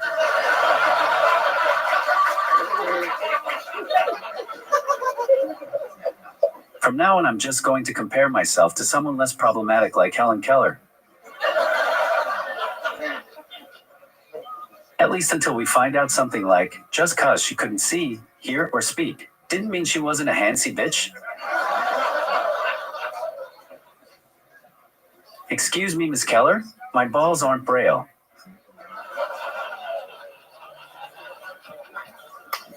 The great Aaron Belial, ladies and gentlemen. Right down the barrel. His own position, his own perspective, material that only he can do. Another absolutely fantastic set, Aaron. How we feeling tonight? How's it going? What's shaking, other than your left hand? Oh, shit. Oh my God. Oh my God. What is happening? That's gross. Oh my God. Oh, shit. That So this week is actually my 1-year Kill Tony anniversary. Oh. I want to try something different here. Can I be real for a sec? Hold on, dude. Repeat that again. You don't have to type it all the way out, do you? Oh, you do. I want to be real for a sec. Yeah. Growing up in my situation was really shitty. I wanted to be understood, and nobody wanted to listen, and it made me depressed for 25 years. Then I started therapy and comedy and got on Kill Tony, and now I'm making a living having fun. People care what I have to say, and it's partly because I work 80 hours a week like I have 8 arms. But it all started here. You're always doing what you can to help, and I really appreciate that. Damn. Don't touch me, ever, for the rest of the history of the show. Don't touch me. Yeah. Wow. Thank you, Aaron. That's very, very sweet of you. I mean, absolutely unbelievable. The type of love that I feel from you, I really can only describe and by typing it through a phone and having a robot voice speak back to you. I'm speaking the language of comedy, which turns out to be my real voice, from a guy who has always wanted to be heard. Thank you. You're like the Jesus of the special needs community. Please don't die. If you die, we are all fucked. It is true, except I actually exist, unlike Jesus. But I do. I text with you quite often. You are one of the nicest human beings, a true Canadian, not like that last guy that was up here. Have you ever seen him do stand-up? Deshaun Johnson? He's from Toronto. Funny guy. You don't remember him? The one black guy in Toronto? You were too busy crossing the other side of the street when you saw him? They're all black, dude. Yeah, he's like, Deshaun's like, there's no way I can get the watch off this guy's left wrist. I don't know what's going on here. Locked down. That shit is more crooked than Hillary Clinton. I don't know what's going on there. Is that thing reaching? Is it stay the same? Has it always been at that angle? It's kind of going backwards. It's getting tighter. Yeah, it seems like you're trying to grab your own wrist right now. It's some type of jujitsu or something like that. It is absolutely incredible. The clock is about to strike 3:30 here on your left hand. Here he goes. He got my 3:30 joke. That's what that was. A little Canadian. There's a transaction currency exchange. Can you get me a gift card for stem cells? We might be able to actually do something. Yeah. We are friends with the great Brigham over at Ways Too Well, which actually famously injects stem cells into people and heals them rapidly and does miraculous stuff. The reason why Aaron Rodgers was ready for the playoffs had the Jets not completely blown it is because of Austin's own Ways Too Well. I would be interested to see what would happen if we injected your wrist with stem cells. It seems like it couldn't fucking hurt. That's for sure. I'm pretty sure it's not going to get any worse. Is that something you'd actually want to do? Yeah, okay. Let's fucking try it. That'll be a fun episode. Just keep some Narcan on deck and fucking do a GIF animation. Like, hey! Holy shit. The fucking, hold on. Deshaun Johnson's inside is to get back to his seat real quick. Look at this fucking white guy. Oh boy, it's a long walk.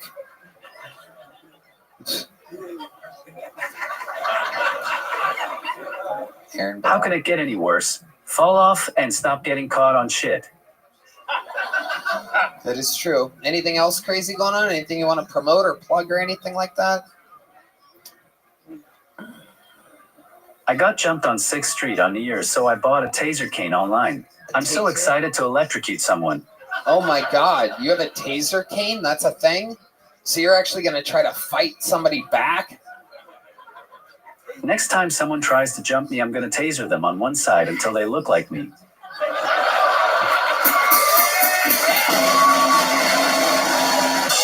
Unbelievable. Pretty soon all of 6th Street is going to look like a scene from a zombie movie. Everybody just fucking... Hell yeah. D loves it. Aaron, you're a freak. What else? On the way here, a crackhead comes up to me, and this is not a joke. He says, "Oh my God, do you have the polio?" "No, but I have the thunder." What? I don't get that one. I don't get it.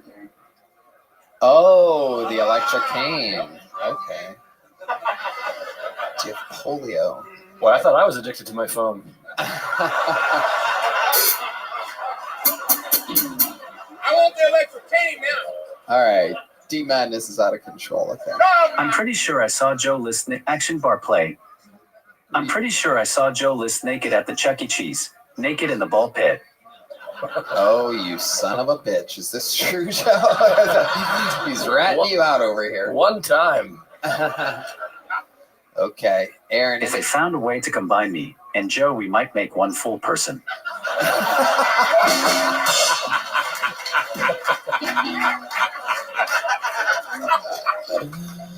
Holy shit. Anything else, Aaron? You're fucking killing. You're fantastic. You look like Caillou if he recovered from brain cancer. Oh my God, you're just roasting Joe? How dare you? Yeah. I put you out in front of these great comedians, you just come out and fucking burn bridges that you can barely walk across.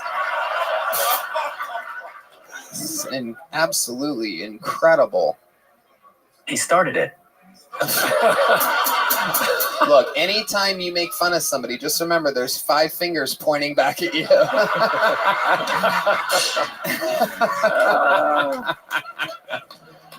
Anything else, Aaron? For the love of God. I'm sorry. Oh. Do you want a hug? Sure. Is this a shirt? All right. Hell yeah. Absolutely. Oh.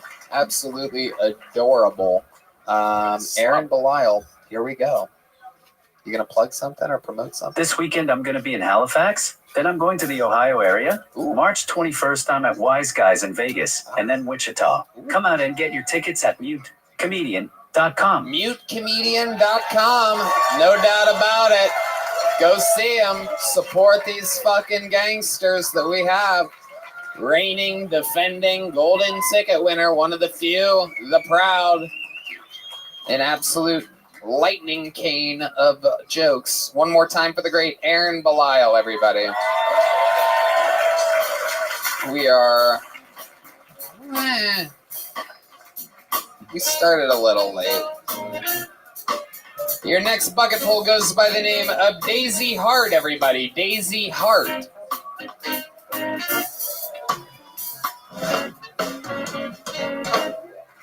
Hi, everybody. I'm Daisy. I'm the world's worst Asian. I'm allergic to shellfish, so no sushi dates for me. I also delivered my first baby at 18. I'm Asian. I already ruined that one. I was going to say I'm not actually a Mexican since I delivered at 18. It was an emergency delivery for one of my friends, and I made the horrible life decision of becoming a nurse that night because I delivered a super preemie baby. And, 10 years later, lots of trauma later, I learned through therapy that, I can try to make a joke about my life and hope that it comes out funny. But looking at your face, it's not coming out funny tonight. But also, I had some one-liners like, guys that do yoga, are you guys able to suck your own dicks? Because I'd really love to learn how to do that so I can increase my hyper independence, as my Uber driver told me it's called. But my doctor says it's really just a control freak issue. So that's why I like to do things where I'm in control, like making boys into sissies. So there we go. Okay, Daisy Hart, welcome. I love it. Treating this like a true therapy session up here. Yeah, free therapy for the week. I had to skip last week. Okay. Hi, Daisy. How long you been doing stand-up? I actually have only done like a burlesque comedy, like sexy story thing at Poor Choices one time, like last year. Okay. What made you want to come here where there's millions of viewers with no real practice? Well, I did actually practice and like totally forgot everything whenever I got out here, which is just kind of like my little 6th grade talent show where we came out with no microphones and tried to sing. So it's like reliving that trauma all over again. But no, that's totally fine. Okay, a lot of trauma. You have big crazy eyes, Daisy. Tell us more about you. I have very big eyes for Asian, Just are you really Asian? Are yeah, you sure I'm half about Asian. that? I'm a first-generation American. What kind of Asian are you? Filipino. So the Mexican of Asians. How Filipino are you? Half. And what's the other half? Portuguese, which I hear is the cause of slavery. So I learned that this year. A lot of sad fun facts. Sorry, yeah. Joe List, what do you think about Daisy here? Well, she forgot her act, and I wish I could also. I'm sorry. I apologize. I really hoped that it would be better, but I came with a friend for both of our first times and didn't think that both of us would get on here. Like, I thought once he got on, like, I was, like, in the clear. Your friend also got on? Yeah. Who's your friend? Roy Mendoza. Oh, so Jesus was that bad? Christ. I told him to practice. Well, I'll tell you, you did exactly as good as he did. Exactly, He but, retired. like, Did he tell you? Did you guys get to talk in between this? No. Oh, you don't know. He's retired for life. We're going to be good. He literally retired.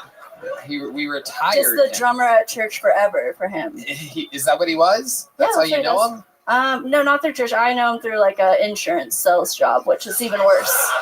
Oh my God.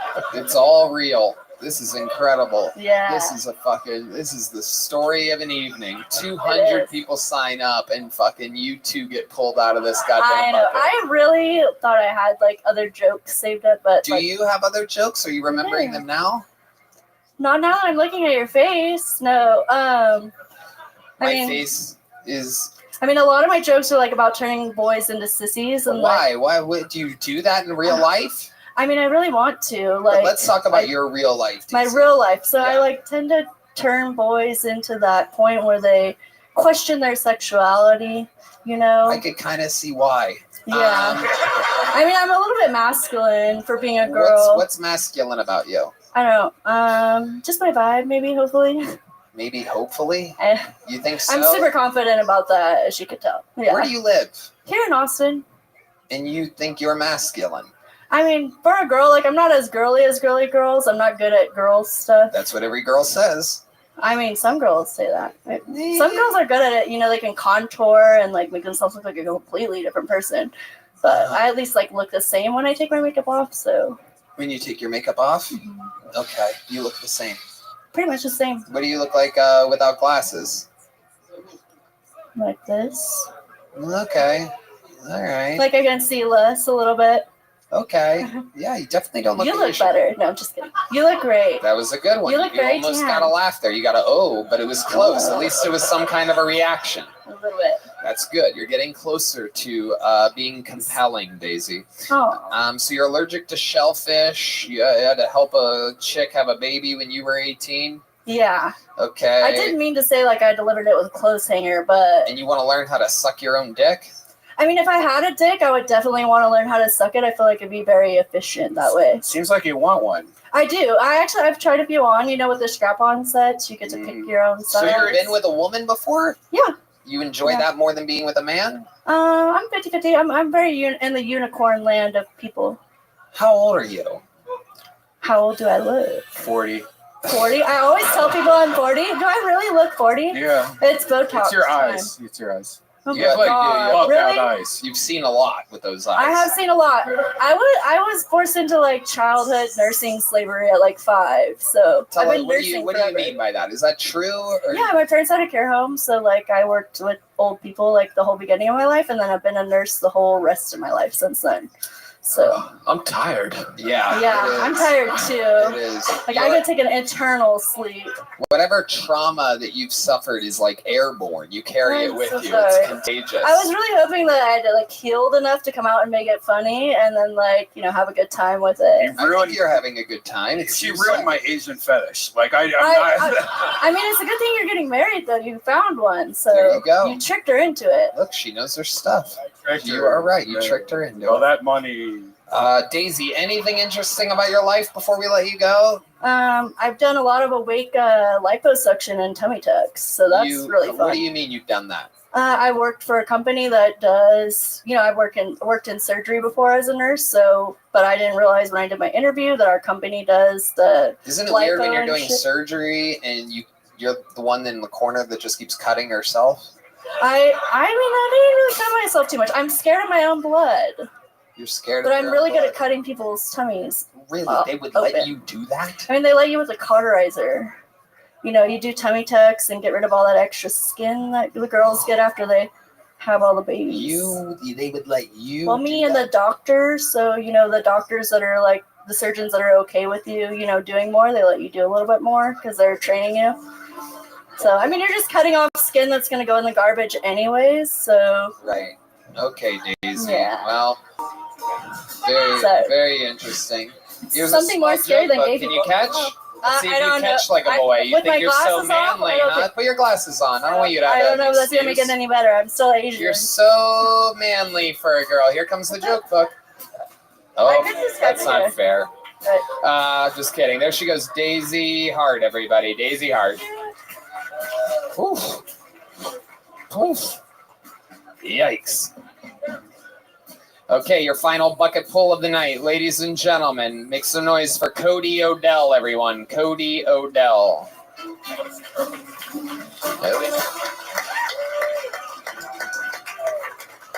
Here he is, Cody Odell, everyone. Hey, how's it going, guys? Do I just start? I guess I've never done this. How's it going, guys? I was listening to this podcast, and this guy was like, "These OnlyFans girls aren't traditional women." Right? I was like, "This guy's clearly never heard of the oldest job in the world."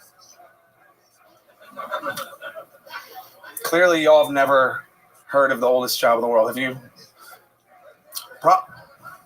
Hey! OF girls are traditional, right? All right. I've been looking for an apartment. And I saw a listing and it said the walls were painted agreeable gray. And I have a problem with that. We don't even agree on how to spell gray. Right? Some people spell it Grey, right? And other people spell it wrong. Right. Exactly.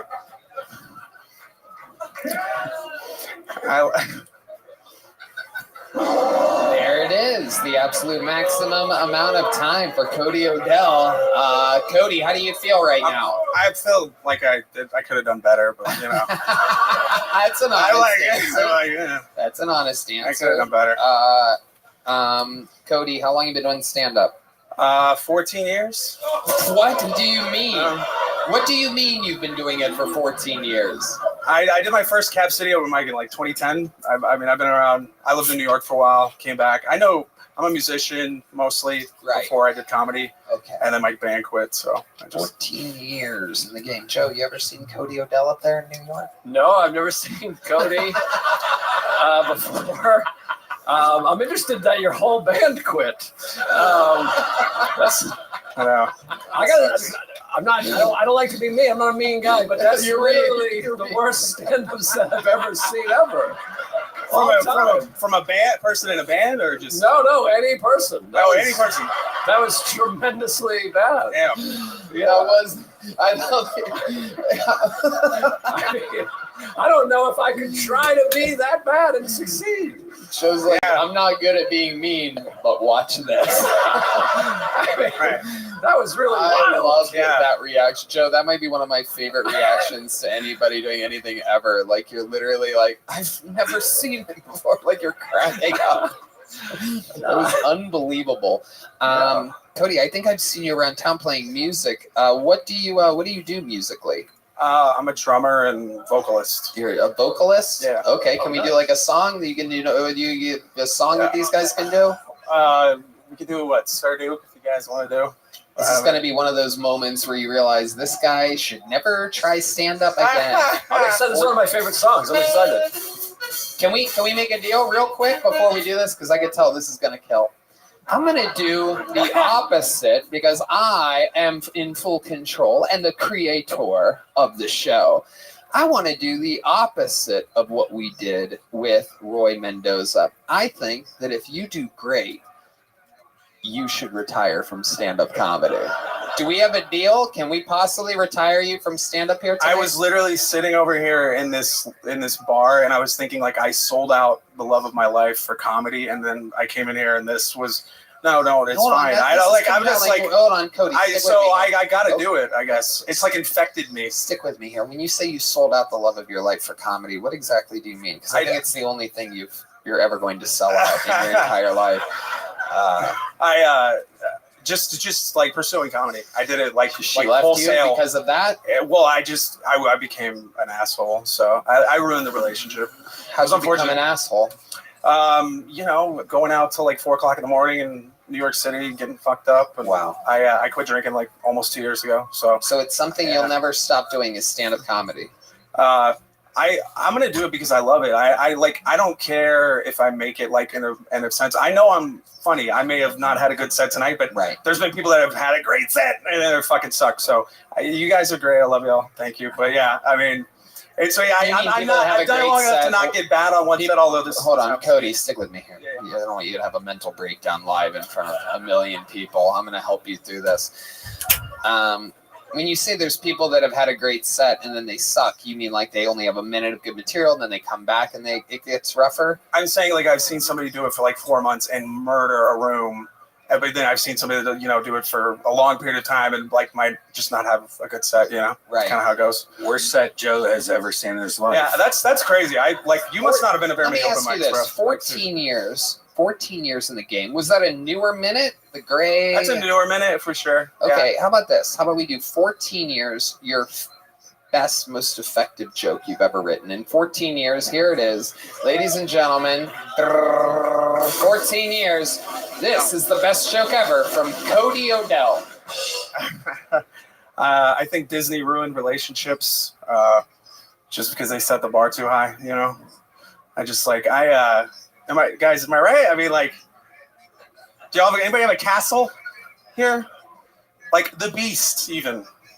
He was a mutant. He had an enchanted castle, right? Like, of course she's not gonna be satisfied with my one bed, one bath. Like, yeah, exactly.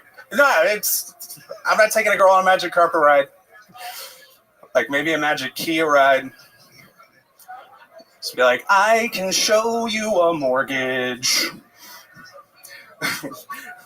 Shining, shimmering interest. Tell me, princess, now when did you last let someone co-sign a whole new loan? A dazzling rate. You never knew. No one to tell us no. You need collateral. That's the end of this joke. All right. That's better than the first minute. Let's end it with a song. A 1, a 2, a 1, 2, 3, 4.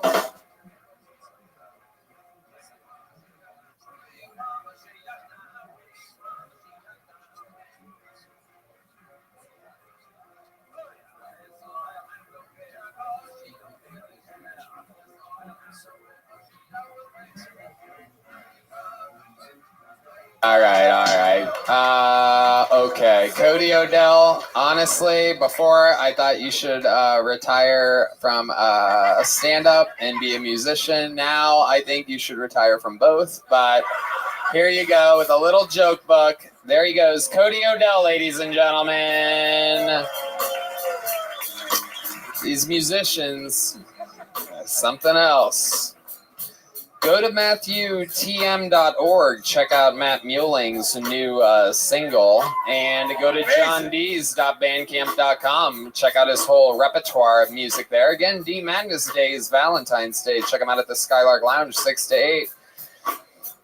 All right. Jesus Christ. The last 2 bucket pulls. I'm sure there's a few people watching online that have killed themselves and won't even get to see the final comedian of the night. He's a legend. Everybody, he is the only. Actually, he's not. We have 2 living members of the Hall of Fame now. David Lucas has also joined the fray. But this man, record for most sets, most interviews, most everything. Some people call him the Sultan of San Antonio, the Duke of Davenport, the Islander of the British Isles, the Tijuana Tornado, the Des Moines Drowning Dude. Ladies and gentlemen, the Memphis Strangler, the Big Red Machine, the one and only William Montgomery, everybody.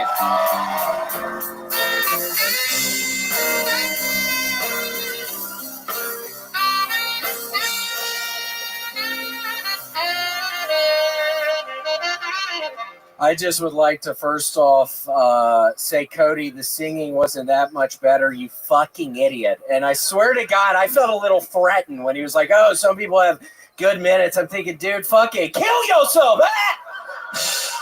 Okay, they recently found 3 Chiefs fans frozen to death in their buddy's backyard. Apparently, right before they died, one of them said, wouldn't it be cool if we watched the Super Bowl with Toby Keith?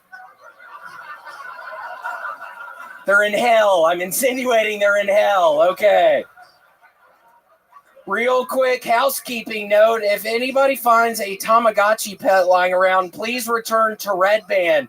He was going to feed it, but he was too hungry and it fell out of his pocket. Knuckles from the Sonic universe is getting a standalone film. Not to be outdone, Kirby from the Nintendo universe is getting a standalone OnlyFans. Apparently, Kirby has a special talent that I had to see to believe, and yeah, it's true. Kirby swallows that shit whole. Okay, that's my time. Thank you. I love it. 1 minute, 15 seconds from the legend, the man that's done it more than anyone ever has in the history of the show, The Big Red Machine, William Lights Out Montgomery. Yeah, I mean, I would honestly like to see that piece of shit Cody try to do this fucking week in and week out. Just by his stinky fucking attitude, Tony. I swear to God, right off the bat, it's like he thinks he can, dude, you could never do this shit, you piece of shit. I'm back there fucking getting way too high. I hear that fucking idiot come up on the stage. I'm literally worried about the Tamagotchi pad from Red Band. That's all I'm thinking about. Okay. He kind of did have a terrible attitude. That part did stand out to me where he goes, some people have a good set and then they suck. Like, it's like, well, yeah, but you want to have more good sets than bad sets. But yeah, it's like, do the math, you fucking dumbass. Like, seriously, it's these fucking delusional fucking weirdos in this fucking place. I love it. Ooh, your mustache blew up just then. You can do that. It almost blew off. That's incredible. I didn't know you could do that. Well, it was actually a $400 surgery I got this past Thursday, Tony. What did they do exactly? They added more hair. They got hair from the back of my head, kind of back here. Yeah, where there's hair, yeah. And yeah, they did an implant. They started out, I'm thinking about implants on the top of my head, Tony. I was actually... Have you thought about perhaps taking some of your beard hairs and putting them on the top? Tony, I look like a black person. They're all frizzy. Move on. Aboard. No, but yeah, Tony, I don't think it could work. That mustache is flying every which direction tonight. It is amazing that we have done this publicly for so many years, and every week you find new things. This mustache thing is killing me. You don't think it's funny, you fucking idiot? I've been looking at you this whole fucking time. You seem like a real weirdo. Oh, I see your nasty looking slut sitting right beside you now. You know who that is? That's the great actor Edward Norton right there. I don't know if you know that. He was the Incredible Hulk. Holy shit.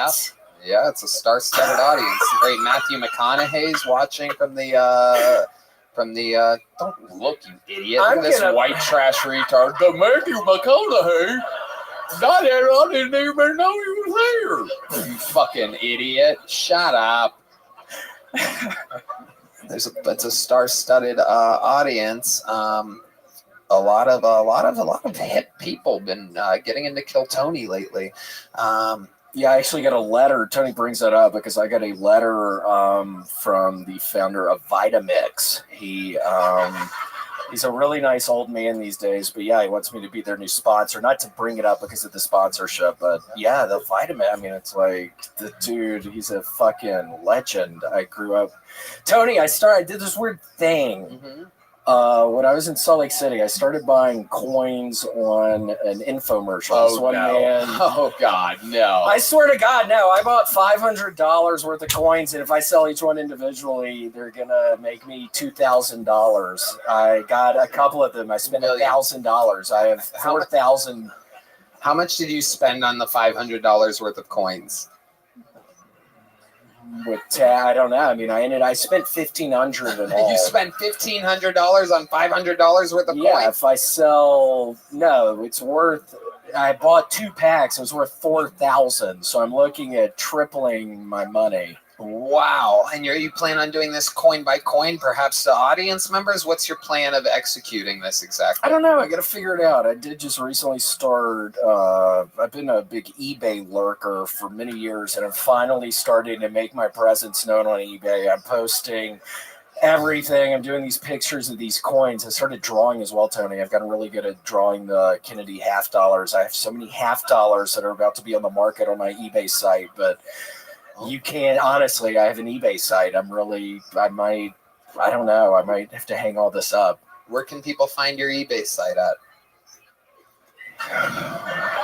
Williams Coins on eBay. Just Williams Coins is my shop. Okay. There's going to be a lot of people looking up Williams Coins. I implore you in the next 3 weeks to actually build that eBay.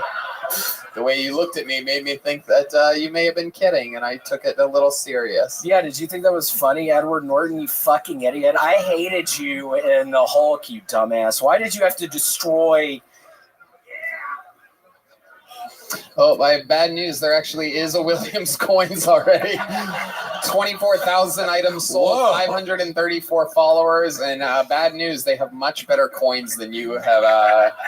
than you are offering. Tony, that is my actual eBay site. I wanted to get it out tonight. I have been selling coins on eBay for the past 10 years. So I was trying to think of a creative way to get it out there. But yes, that is actually, I've made a lot of money on that. So wow, that is incredible. I had no idea about this coin business. I'm always finding out new, very interesting, intriguing things about you. Such a compelling subject.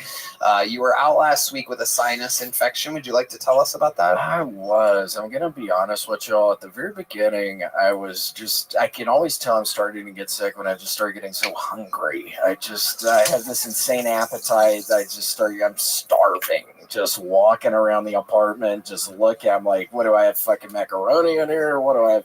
I got macaroni, but hold on, where's the milk in here? And then it's like, wait, I got the milk. Do I have the butter in this fucking plate? And then I just get so starving, Tony, and I have to start walking around. And then I start eating peanut butter crackers, and I'm like, oh yeah, sure enough, I got a sinus infection in my throat. I'm coughing everywhere. I'm eating peanut butter crackers everywhere. I'm waiting to call your ass, Tony, and I'm scared to death. I'm gonna think Tony's gonna be so angry. You did wait till the last minute. You waited till about 20 minutes before the show started last week to let me know. You were really stalling. I was, and hold on, why was that so funny?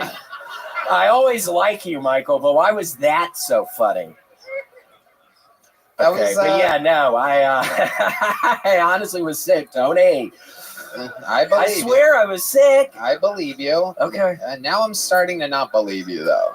I did believe you, but now the way you're telling me. I promise I was sick. Tell us some more of your symptoms. What kind of symptoms did you have? Well, it's horrible. I started playing The Last of Us 2 Remaster again, and they have You this know new game mode. No, Tony, I started having these horrible nightmares. We have this plant situated in the bedroom, and it looks like somebody's head, and I wake up, and I think there's zombies in there, and the first time it happened, I said, oh, hello? What were you eating at the time? And my girlfriend was like, why would you? It's a zombie. You probably shouldn't.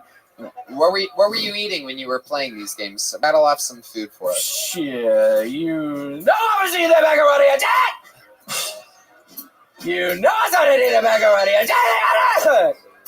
It's macaroni and cheese for those of you that don't understand. And prunes. The prunes have been helping my bowel movements. Tony, I took a shit today that was, I swear to God, 3 feet long. I had to get it out of the water to fucking get my tape measure out. I had to figure out how to use the tape measure to measure it because the shit is so fucking floppy.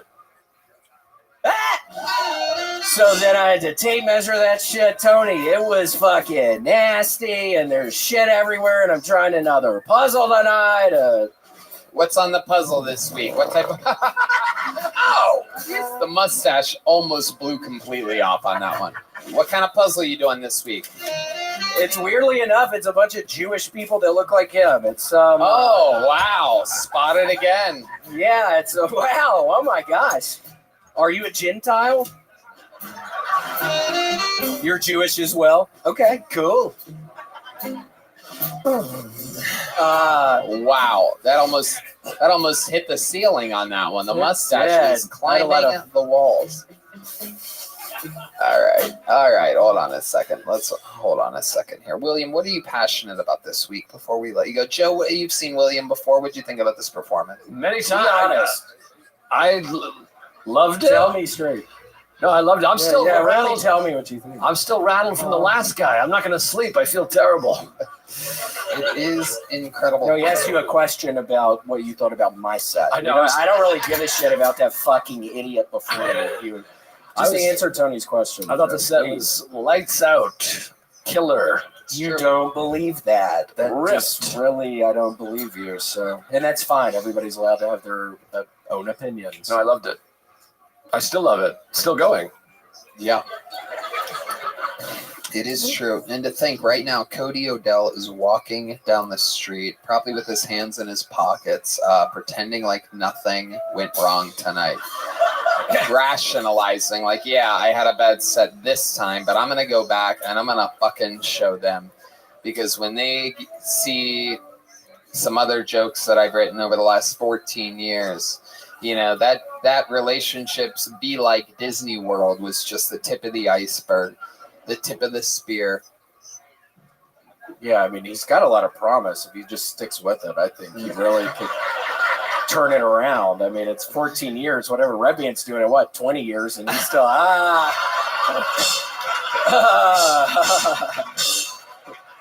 What are we going to hear about the dolphin pussy again, you dumbass?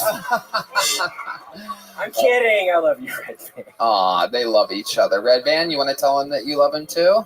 I love you. I love you too. Oh my God, what a magical moment. I feel like Redman's about to propose again. You know, William. Uh-oh. Look at this. Look at this. All right. William, anything else before we let you go? Anything you want to promote or anything like that? Just play. Everybody is so sweet. Anybody who's ever gotten a cameo is so sweet. Tony, we are fucking. I am balls deep in those motherfuckers right now. That's honestly, I was so scared about getting the sign. It's Valentine's Day. Been doing a bunch of happy Valentine's Days messages to people. It's been a whole lot of fun, and I greatly appreciate it. But it starts turning into my biggest fucking nightmare when it seems like every fucking thing that comes out of my mouth just... Okay, I don't know where I was going with that. Okay. Abort. Where are your tickets on sale at? You have some upcoming tour dates, correct? Yeah, you can just find it on my Instagram. Yes, going to a number of places. Very excited. Find it on his Instagram. Find it on my Instagram. I don't know. I need somebody to help me build a website. I mean, I gave some fucking idiot fucking $20,000 like 4 years ago, and worth of telling coins or actual money, or no, it was actually money. It was traveler's checks, and he was like, so now he has my fucking domain name. I was trying to get William Montgomery Comedy is turning into a fucking. I'm about to sue his fucking ass. So. It wasn't Deshaun, was it? It could have been. We never found out what his actual scam was. But I will tell you this, my friend. It's an easy-to-build website if you just take the one simple step of going to Squarespace. The one that begins with SQU would be that one, Red Band. Oh, my God. And using the simple promo code, which this is back when it was kind of hard to find on the thing because they used to send the whole goddamn thing. But yeah, I've so appreciated all the cameo messages. This that is good it's like, stuff. oh my gosh. There it is. All that It's comes out of Tony. my The promo code mouth. Tony. Go to squarespace.com. Just Save 10% every off your day. first purchase of a website or It's domain. just a bunch of... Okay. William, anything you're passionate about? I've been... You gonna eat some mac and cheese when you get home, maybe? Yeah, probably. Yeah, I gotta heat up the oven. The microwave stopped working. Your microwave stopped working? Yeah, Tony. I mean, I'm having a really bad day today. It's like it's fucking... I'm trying to heat up my eggs earlier in the microwave when I wake up. Have you ever thought about boiling the noodles for your macaroni and cheese? Man, I ain't never gonna boil the noodles! There he goes, William Montgomery, everybody. We did it again. Joe List. Tell us what... You have dates coming up. Joe List. What's the website? ComedianJoeList.com. Yes. ComedianJoeList.com. He's on tour everywhere. Your special is? 3 specials on YouTube. They're all there. You can go see all. It's all under Joe List Comedy? Absolutely. Yep. There you go. How about one more time for the great Joe List? Come on. The drawing from Ryan J. Ebelt is in. It's fucking awesome. He draws every episode while the show happens. RyanJEbelt.com. Let's see what Chris Rogers drew up. Whoa!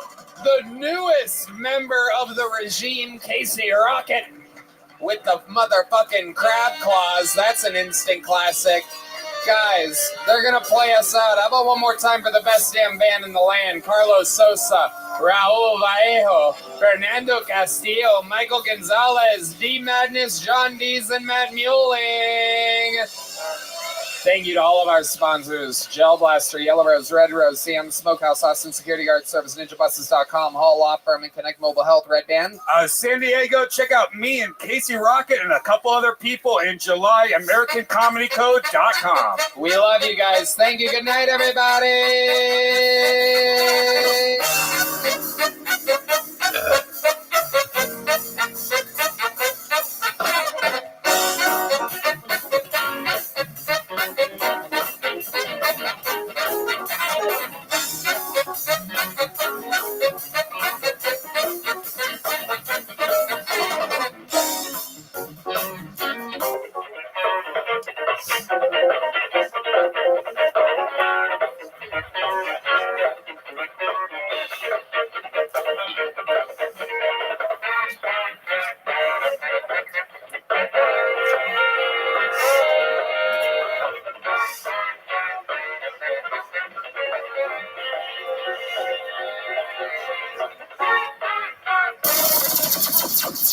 The Sunset Strip Comedy Club in Austin, Texas is now open.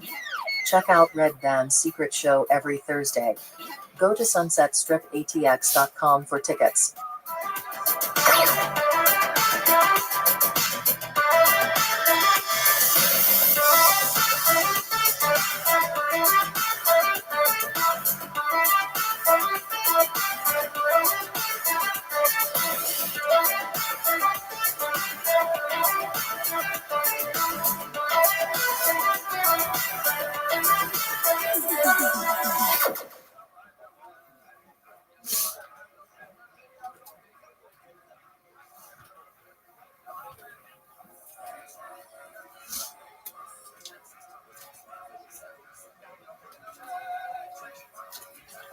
Hey y'all, the LA Forum is right around the corner.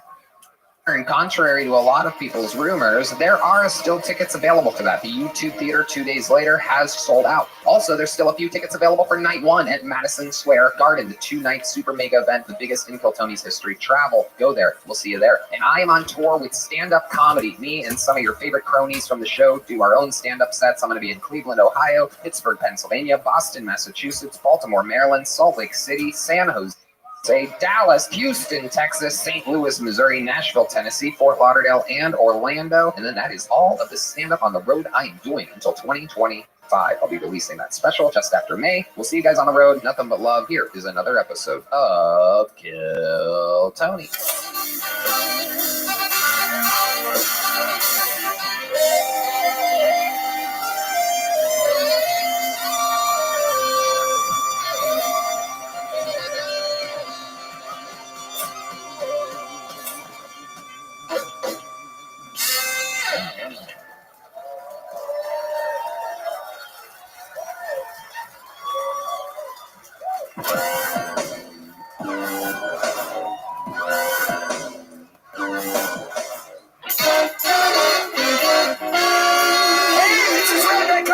From the Comedy Mothership here in Austin, Texas, for a brand new episode of Kill Tony.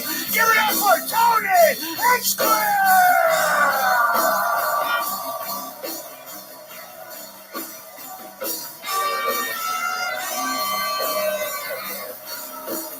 Who's ready for the best fucking night of their lives, huh?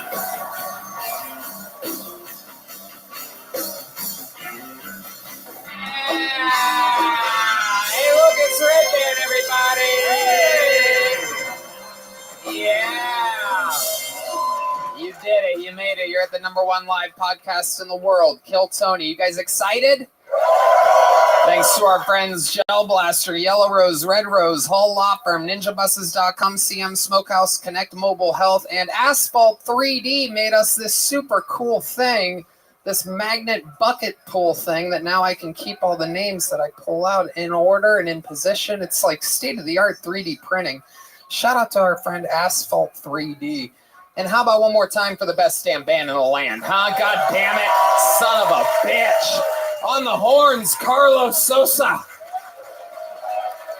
Raul Vallejo. And Fernando Castillo. Not to be confused with the great Michael Gonzalez. And then on the diverse side of the room, we have the mortician Matt Muling on the electric guitar, John Bees on the keys, and the Dark Force D Madness on the bass guitar, everybody. Before we start tonight's episode, here's a little bit more from the amazing sponsors that made it all available for you.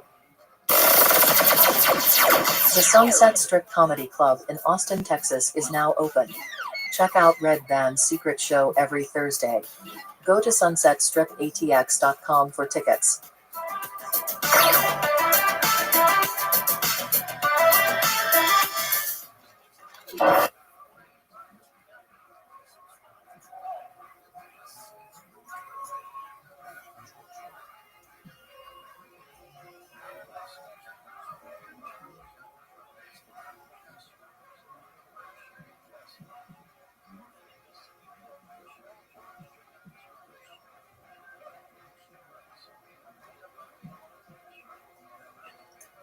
You guys ready to start tonight's episode, huh?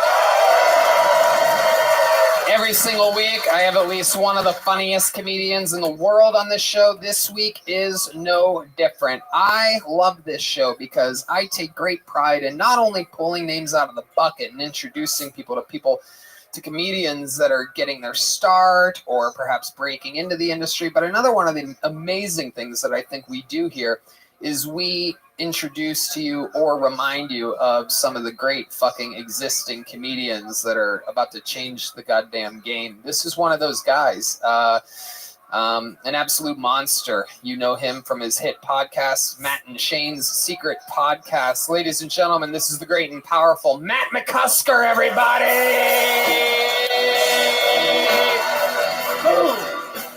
Fuck yeah! His second second time ever on the show. The first one being the New Year's Eve episode. This is his first time at Kill Tony, at the mothership. Home field advantage. One of the newest residents of Austin, Texas. Thank you. Tilting the polarization of the Austin comedy scene. One of my favorite comedians. How's it going, Matt? Pretty good. Thank you for the introduction, though. Matt's on tour, mattmccusker.com for tickets, and of course, Matt and Shane's secret podcast. Shane Gillis taping SNL this week. We got Matt McCusker on the #1 live comedy show in the world. So fuck you, Shane. So welcome, Matt. You did New Year's Eve. That show was fucking awesome, crazy. We're going to have fun here again. You remember how it works. 175 people tonight signed up for the chance to get pulled out of this bucket. If I pull their name out, they get 60 seconds uninterrupted. You know their time is up and you hear the sound of a kitten. That means they have to wrap it up then, or else they bring out the angry West Hollywood bear. And they have to wrap it up then. And then I interview them. We find out more about them. The whole thing's improvised. Anything can happen. You guys ready to start tonight's show? I pull the name out. They grab that person from the bar across the street. Poor choices, which is what we're going to see a lot of people make tonight. And we will begin with one of our regulars, everybody. Now, some of you might not know yet, but there is a new regular that starts every episode of the show. He's a goddamn force of nature. You probably know him from his hit appearances on, of all things, Kill Tony. I present to you one of the top young rising comedians in the world, Austin's own. This is Casey Rocket.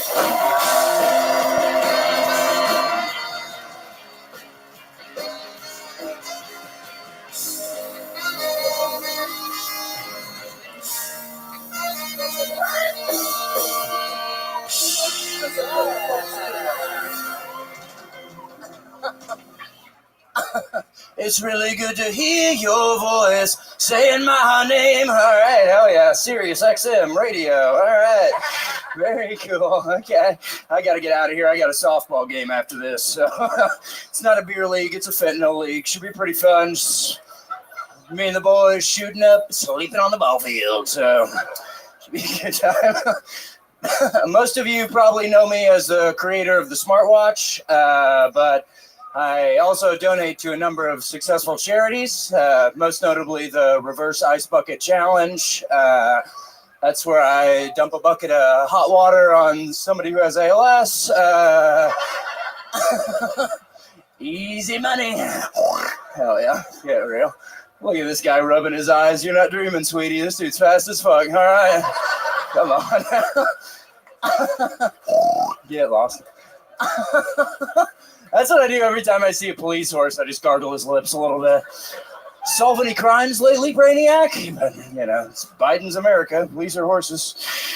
Okay, we're done. Thank you. Yeah, Casey Rocket. Casey Rocket. Boom, boom, boom, boom, boom, boom, boom. The fucking mighty machine of Morocco. Casey Rocket has arrived. Another brand new minute. Thank you. So much goddamn fun. Whee! All right, yeah, fun. I don't know why I thought you were all going to yell like that, too. Okay. Didn't feel good. Okay. You are a fucking phenom. This weekend, for the first time ever in my stand-up comedy history, I took Casey Rocket to a massive theater to open up for me. And it was unfucking believable. If you think he's fun in large, sold-out comedy rooms, you should see him in an unbelievably huge, sold-out theater. His crab walk from side to side is so fast. Have you ever measured it? Like, have you ever measured, like, what's your 40 crab walk? Oh, crab 40? Yeah, 3.5. Yeah. It's unbelievable. Yeah, it's about Mach 3. Yeah. Mach 3 or 4. The key is small steps. I don't want to tell you too much, but he uses the entire stage. I mean, you actually watch him lose like 3 or 4 pounds in 15 minutes on a theater stage. It is absolutely incredible. Your cardio is amazing. How do you stay in shape? One day at a time, just spending time with my friends and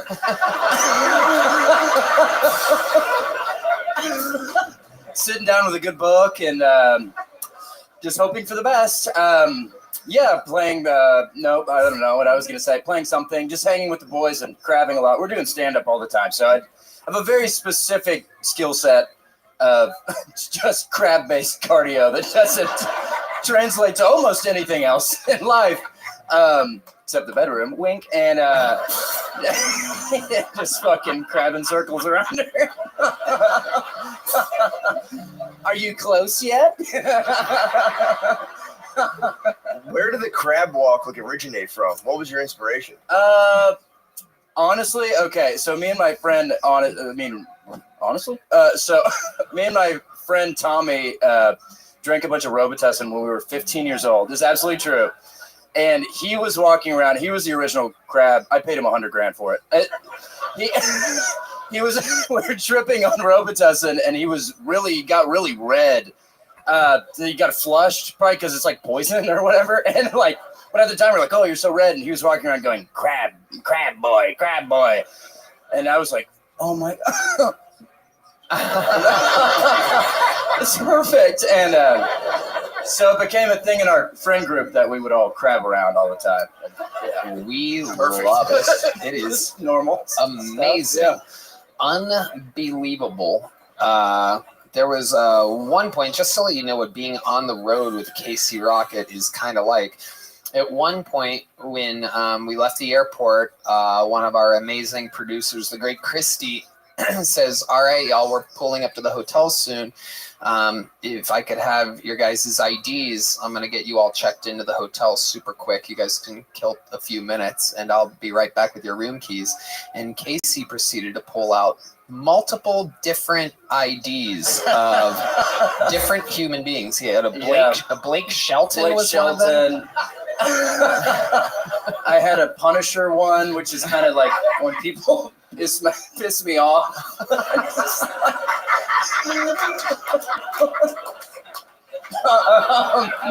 Yeah, Blake Shelton. There was what's her name? Billie Eilish. Yeah, so it was a bad girl license, is what it says. Yeah, I didn't bring it, but yeah.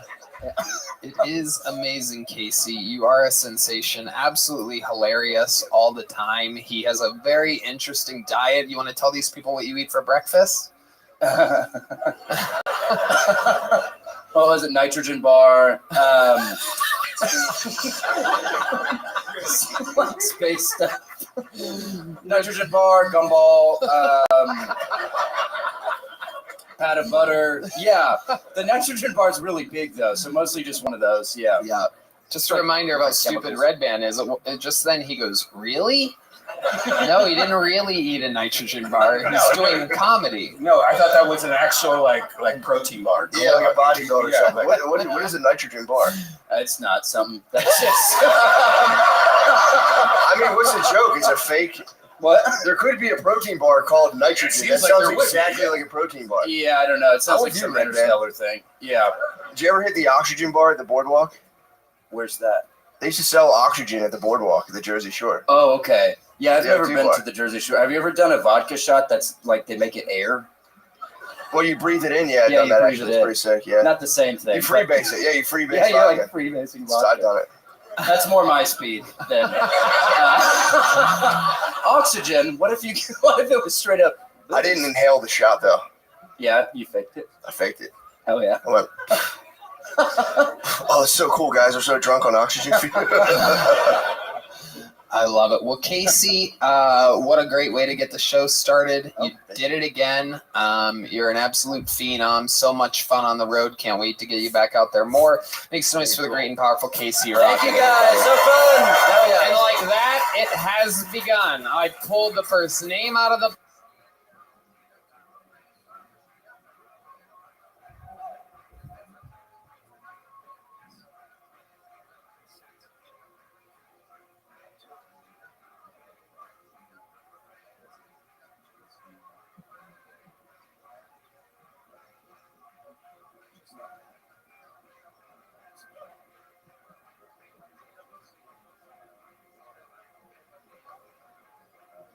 Do you know what the problem with gay comics is?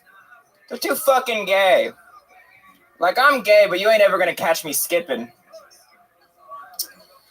My dad, when he found out I was gay, he took it pretty hard. He was like, Jackson, are you gay? I said, I'm not gonna give you a straight answer. And then he came over, he's like, why you got knee pads but no rollerblades? You know, I'm gay, right? But I'm not an ally. Not an ally. I'm in the axis of powers. It's Germany and Ireland. And my boyfriend broke up with me because he found out I was gay. He took it real hard. He took it right on the chin. This black girl asked me if I say the N-word. I said, ever? Ever, ever? Ever, ever?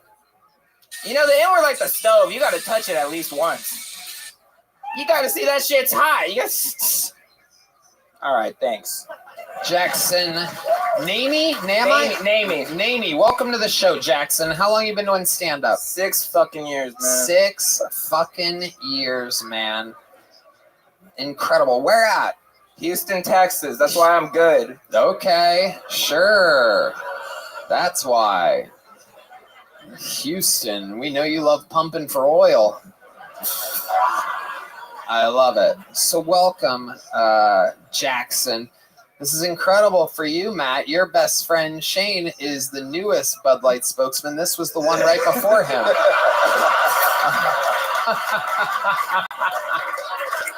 He does look like one of those newfangled trans school shooters. No doubt about it. Liberal arts school shooter. I love it. Jackson, what do you do for a living? I work at a hair store. A hair store? Old ladies come up to me. They're like, what can I do with my weave? I'm like, nothing can help that mop on your head. You fucking... Oh, shit. You're a bad hair salesman. Geriatric. Damn, dude. I love it. Are you gay? Nope. Keep dreaming, Jackson. Keep dreaming. I'll let you jerk off to the podcast, though, back at home. I love it. So, how often do you come to Austin to perform? This is my first time. Your first time? Wow, 6 years in Houston. This is your first time coming to Austin. Mm-hmm. And you got pulled out of the bucket first. What are the fucking odds? You're a lucky little gay guy, aren't you? Tell us about some of your escapades. You said you're not that gay, but you seem gay as fuck. I'm gay as the day is long. Yeah, and the day might be longer than any of us know. If that's how gay you are. It's like a 48-hour day right here. So tell us about it. What's the gayest thing you've ever done? Suck dick. Okay, well, I mean... Fellatio? Okay, yeah, I know what that all is. Over. Okay. You did what?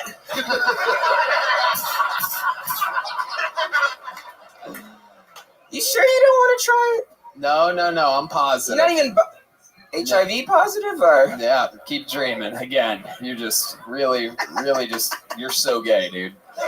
It's incredible. Usually I'm so gay on this show, but you came and you make me look like fucking Red Band. You make me just look like a bear. Yeah, exactly. I'm a manly man now that Jackson is here. So Jackson, what else do you do? What do you do for fun when you're not being gay or doing stand-up? I just cry a lot. Do you? What do you cry about? This dude broke my heart. Mackenzie Joel, fuck you so bad. Wow, you called him out by name. Fuck you, Mackenzie. Yeah, Mackenzie. You made the biggest mistake of your life, pal. Tell us about it. What did he do? How did this go down? I want to know. I want to know the fucking. So like, he's gay and I'm we gay. know he's gay, dude. And like, two gays don't necessarily make a. It's, you know, we're both bottoms. We're both bottoms. Oh, you put the batteries in the wrong way. Yeah. Uh-oh. The scissoring, it just didn't. Much scissoring, yeah. The old ass to ass. We're two catty bitches. It didn't work out. Oh my goodness gracious. So how did it go down? He broke your heart? He broke my fucking heart. How did he do it? Tell us, how did the breakup happen? Via text? No, we went to Orange, Texas and came back and he was like, all right, you went to a place in Texas named after a fruit? And you got broken up with? I go everywhere I go is named after fruit. All right, you're tagging good jokes with bad jokes here. You're knocking them down. You're knocking them down there, Jackson. So, tell us how it went down. Did he tell you he took you to like, Orange? I can't do this anymore. I wish I need somebody that will fuck me in the ass. You wouldn't fuck him in the ass. I want to be fucked, man. You just like being fucked. I just want to be fucked. I don't want to fuck. So how do you come? Sounds like a good marriage. What? Very hard. Like you come hard while getting fucked in the ass. If I think of gay shit, I come really hard. Like, okay. I still don't really get how gay sex works, believe it or not. I know that sounds suspicious, but there's a G-spot in your asshole. And it just comes out. Your penis you gets can hard come. and then you come? What? You don't like touch it or anything? If you want to. Okay. You're making this harder than it has to be. Oh my. Jackson, have you ever been with a woman before? It's a black girl. Okay. How long ago was that? It's like, shut your ass up, Jackson. Shut your bitch ass up. She didn't like me. Right. Damn. She did the right thing. Shut your blind ass up. She did the right thing. Hey, watch out, watch out. Famously homophobic D Madness on the attack. And he did. He got it right in his face there for a second. I don't know if you saw that lean. Oh, shit. You're looking at my ass, but... Oh. Whoa. Whoa, whoa, whoa, whoa, D, you were nowhere close to his ass, by the way. Jackson, just up here. No, D, stop reaching for it. You're not going to get what you're looking for, dude. This is a trick to get fucked in the ass. Don't fall for it, dude. Keep that bass out of here. I like Stevie Wonder. Come on. Okay, Jesus, Jackson. Okay, D, relax, D, Jesus Christ. All right, Jackson, damn, fun dude. times. Congratulations. D, sit down, you crazy bastard. Jesus Christ. He does not like gay people. It's a thing. He's like a wild animal. It's like a bear can smell a woman's like period. He guitarist. can smell semen in an asshole, and he does not like it. You got a lot of attitude, man. A lot of gay attitude. Yeah, dude. You're real. I liked your YouTube special. Thank you, sir. This guy's not gay at all, dude. He's fucking crazy. My special was like conversion therapy. It just fucking. You think I still have hope? Like I can find the light. I can. Absolutely, dude. Okay, tell my dad that. He The means light I will. at the end I'm gonna of the fuck old your dad. brown tunnel. Ever since I've been gay, my dad just work on the fence all day, man. He don't even stop. It's not even broken. He just hate me. He works on the fence. I'm gonna fuck him on the fence. I'm gonna fuck your dad. Don't worry. How old are you, He's Jackson? gonna get it. 23. Do you still live with your parents? Yeah. Okay. Oh, nice. And what does your dad do for a living? I don't fucking know. You don't know what your dad does for a living? He's fucking, I don't know, praise the gay away. I don't know. He's fucking. Okay, we're works gonna on let you out of here, All right. Jackson. There you go. When they stop answering, that's when the fun ends. Jackson caught the little joke book. Not easy for a gay guy to catch things, but he did it. I don't know if you know this, D Madness, but this podcast is sponsored by Squarespace, the all-in-one website platform for entrepreneurs to stand out and succeed online. Whether you're just starting out or managing a growing brand, Squarespace makes it easy to create a beautiful website, engage with your audience, and sell anything from products to content to time, all in one place, all on your terms. Red Band. I've used them a few times, Tony, and I'm obsessed with Squarespace. There's no other website building tool I turn to when I need to make a sleek, professional-looking website. With Fluid Engine, a next-generation website design system from Squarespace, it's never been easier for anyone to unlock unbreakable creativity.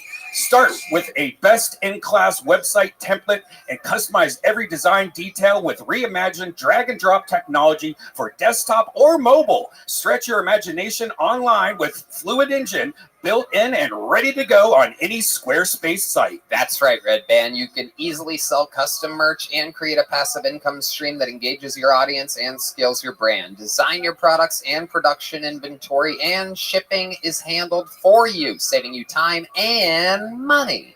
Plus, sell your products on an online store. Whether you sell physical, digital, or service products, Squarespace has the tools you need to start selling online. There's no doubt about it. I love how easy Squarespace is to use. Making a website has never been easier thanks to Squarespace. So head to squarespace.com for a free trial, and when you're ready to launch, go to squarespace.com/KillTony to save 10% off your first purchase of a website or domain. That's squarespace.com/KillTony. Your next comedian goes by the name of Gordon Sumner, everybody. Gordon Sumner. Moving on to Gordon Sumner. Bucket full number 2. Oh, look, it's the great Heidi, everybody. I forgot to mention we have a new member of the crew. Heidi Golznig, everyone. You might remember her from the New Year's Eve episode of Kill Tony. There she goes, Heidi, everybody. We've got to get her out at a better time, producers. Then when the comedian comes out, make some noise one more time for Gordon Sumner, everybody. Gordon Sumner. What's up, everybody? So I got a problem with Pete Davidson, okay? He's too tall, he's too good at comedy, and his dick is too big, okay? But you know what he proves? You can't be great at comedy, you can't be tall, and have a father. Anybody here do jujitsu? You look like the kind of guy that does jujitsu. This guy right here. Hold on. Let me pause for a sec. You look like the kind of guy that does jujitsu. You do jujitsu? Oh my God. I got a problem with jujitsu people too, you know? Because first of all, it's very erotic of a sport. You're either a top or a bottom, right? You get this crazy cauliflower ear. And then if you ever want to fight one of these weirdos, they say, all right, come on!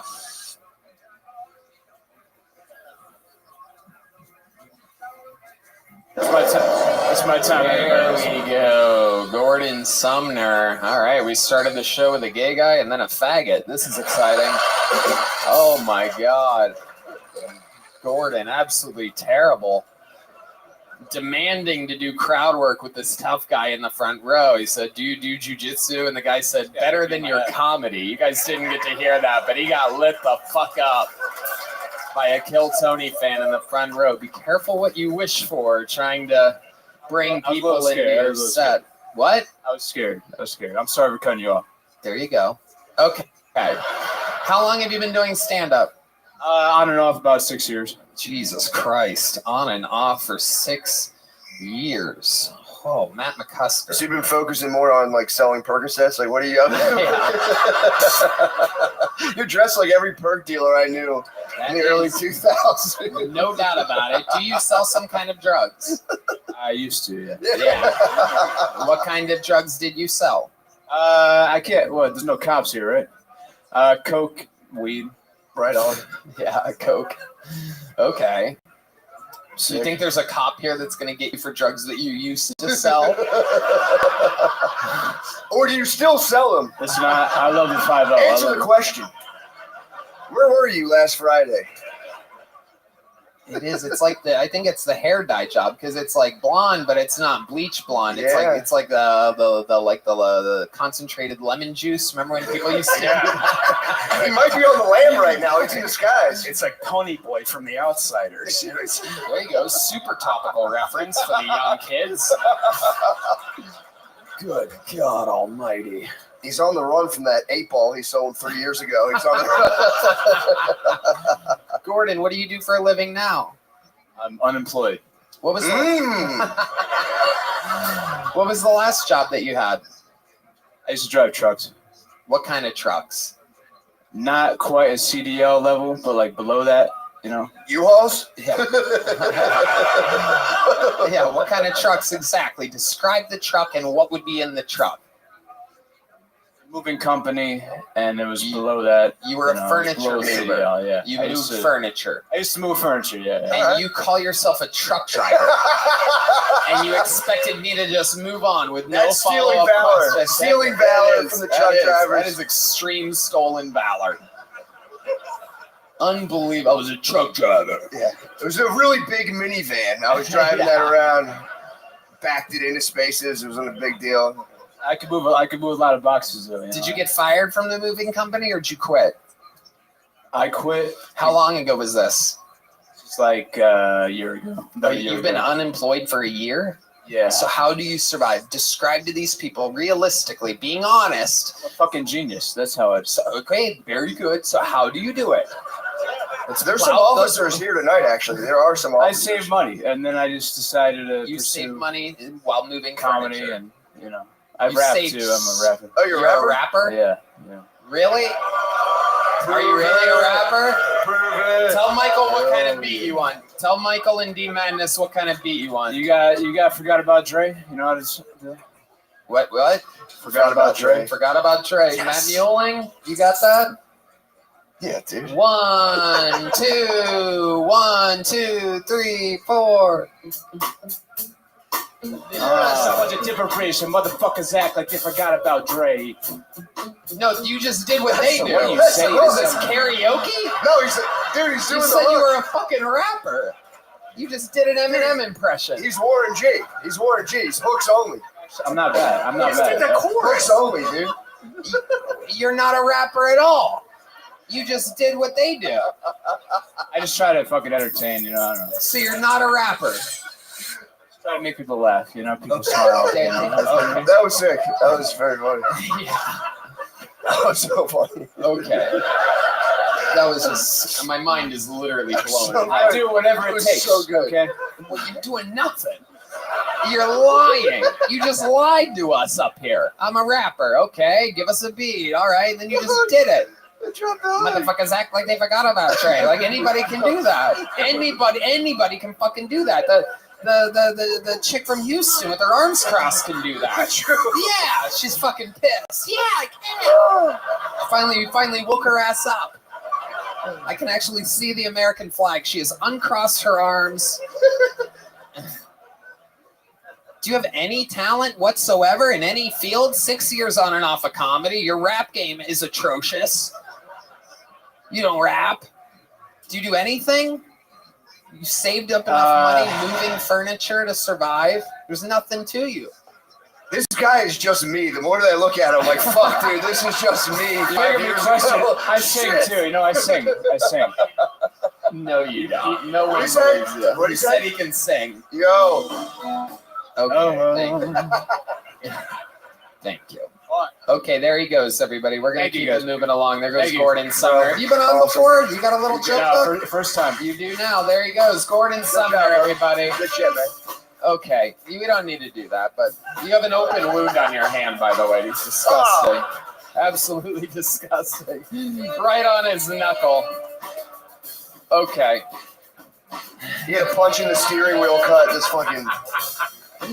Make some noise for your next bucket pull. Billy Swift, everybody. Billy Swift.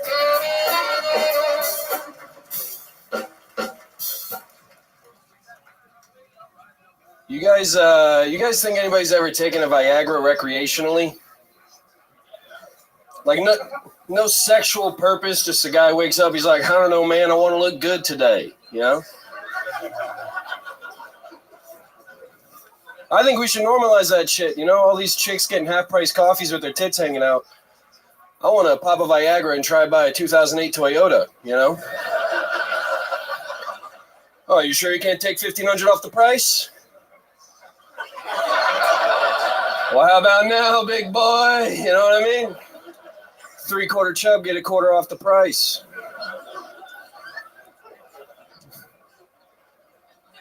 I'm recently single, and I've realized that I like different things sexually now that I'm single. I've realized that I like to make girls queef. It's just kind of like the trumpets of victory to me, like I start hearing that shit get to go, and I start stomping my foot, beating on her stomach, you know, turning her to Mumford and Cunts. You know what I mean? Thank you, everybody. That's been my time. There he is, Billy Swift, doing comedy. That's our first, I believe, actual set of the night from a human being.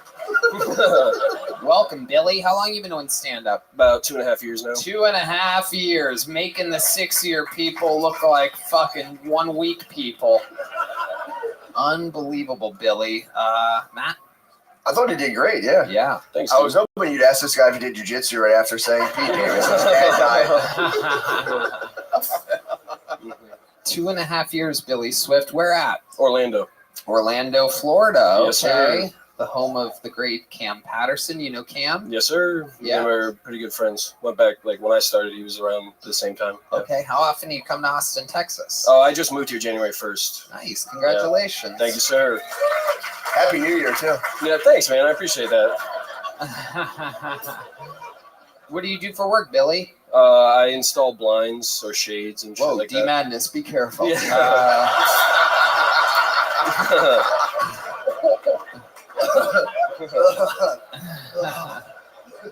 He qualifies as both a blind and a shade, if you know what I mean. Yeah. We call them shades sometimes, these types of people, you know what I mean?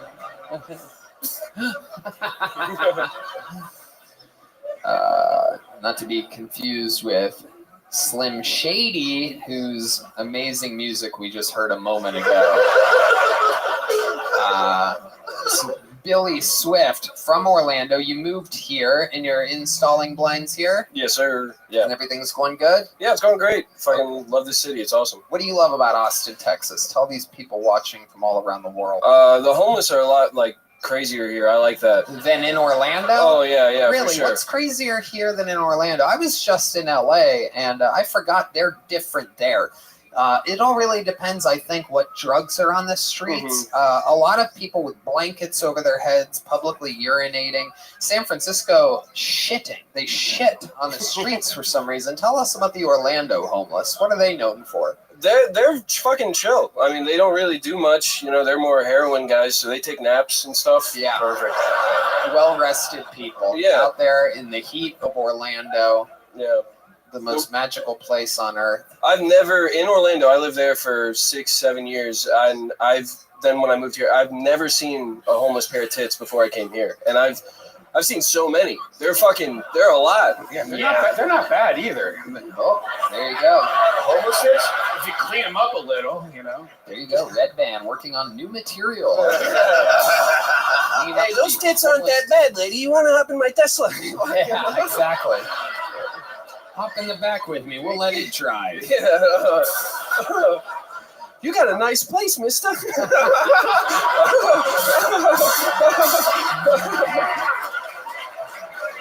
love it. How'd you see her tits? Huh? How'd you see her tits? The homeless lady. She was just out putting them out. I mean, so one lady just wears a tutu. She's just running around top and bottom showing, but she likes that midsection covered up for some reason. Her belly button?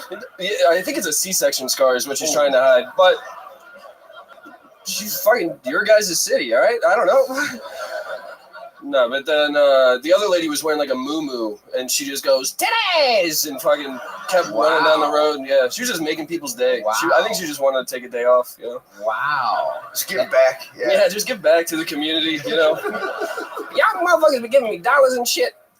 Titties! Which is the one that you see? Which is your home? Is it the muumuu one? No, it's the one that's covering up her stomach. I've seen that one. I thought yours was the muumuu since you respond to that kind of language. Since you're a cow. I got it. I know. Okay, Billy Swift, what do you do for fun when you're not installing blinds or doing stand-up? I used to train MMA and stuff. Really? Yeah. Oh my God. Wow. I wouldn't have guessed that. MMA. What were you, the bag? Oh, shit, dude. Just kidding, bro. Yeah. What kind of Just MMA kidding, did bro. you specialize in? No, I mean, like, I started doing jiu-jitsu and Muay Thai and then transitioned into MMA once I got older. But I wrestled in high school, did all that kind of stuff. Had one professional fight, or one amateur fight. How'd that go? Knocked the guy out by 52 seconds. You knocked him out in 52 seconds Yeah. and then you retired? Yep. Undefeated, bitch. Wow. You know? I'm out. You're like, just if fucking Khabib around. was a kebab. Okay. That was a fat person MMA joke right there. If Khabib was a kebab, he retired undefeated. Khabib retired undefeated kebab. Come on, fucking laugh, people. Laugh. It's a food kebab. Okay. I love it. So what made you retire after only one fight? I just got burnt out, man. I was doing construction, and then I trained from like 4th grade. My dad was a professional fighter, so he always had me training with him. And then I started from 4th grade, wrestled all the way through high school, took it seriously, and then I got old and just decided to stop. It's a shame. The first bucket pool's father wasn't a professional fighter. You know what I mean? I gotta be straight as an arrow right now. Really great guy. Okay, yeah. What's your love life like, Billy Swift? You talk a lot about doing Viagra, having a boner. You ever do that? Did you know that gay guys can come from the bottom position without touching their penis at all? It's like a magician's trick or something. They just get fucked and they get hard and they come. That's a weird Wim Hof method. That's how I feel. That's how I feel. How do you think I feel? I'm hosting the show. I found out in front of 1 million people that's how gay guys come. I'm like, how do you come? He's like, what do you mean? By getting fucked in the ass. I'm like, what? You're saying you didn't know where the I prostate swear was? to God, I didn't know. I thought there has to be something, right? Yeah, sure. Tony. You never heard of a dude getting milked before? No. Dudes can get milked. Yeah, dude. Yeah. Really? Yeah. This is the fucking weirdest ploy, dude. I know you're lying, all right? You know exactly what we're talking about right now. What? He's like, no. Yeah. Gay guys can come from the bottom position? I had no idea. What? I'm so busy eating pussy, I had no clue. Yeah, dude. Well, now you know. Now you know. Billy Swift. I don't remember. What'd you say your love life's like? It's nothing right now. I was in a long-term relationship before I moved from Florida here. And you broke up with her to move here? No, but it just ended up happening that way. I was like, what else do I have to stay in You took her Orlando? to Orange, Texas, and told her it's not working out? Just opened up the minivan door, let her out. Have you been with a girl since you've been in Austin? No. Have you kissed a girl since you've been in Austin? No. Really? Yeah. Well, you know, we have a little history on this show. We have some of the best female fans in the world on this comedy show. They know how to play along. So if there's any girl out there that wants to come give this very funny man his first Austin kiss, let's do it. You guys think we should, huh? There's the red light. Anybody out there? Fucking nobody? Yes! No, this girl will. Come on up. Don't milk it. I just learned what milking was. All the way down. Just all right. She's actually a pretty Luckily, good looking Scott. girl. Yeah. Billy Swift's about to get a deal on a car. Oh, yeah, man. Oh my goodness. All right. Yo, don't Whoa, oh my God. Billy Swift getting his first Austin kiss. Here we go. Oh, that was a weak kiss. That was a very weak kiss. Come on, give him a real kiss.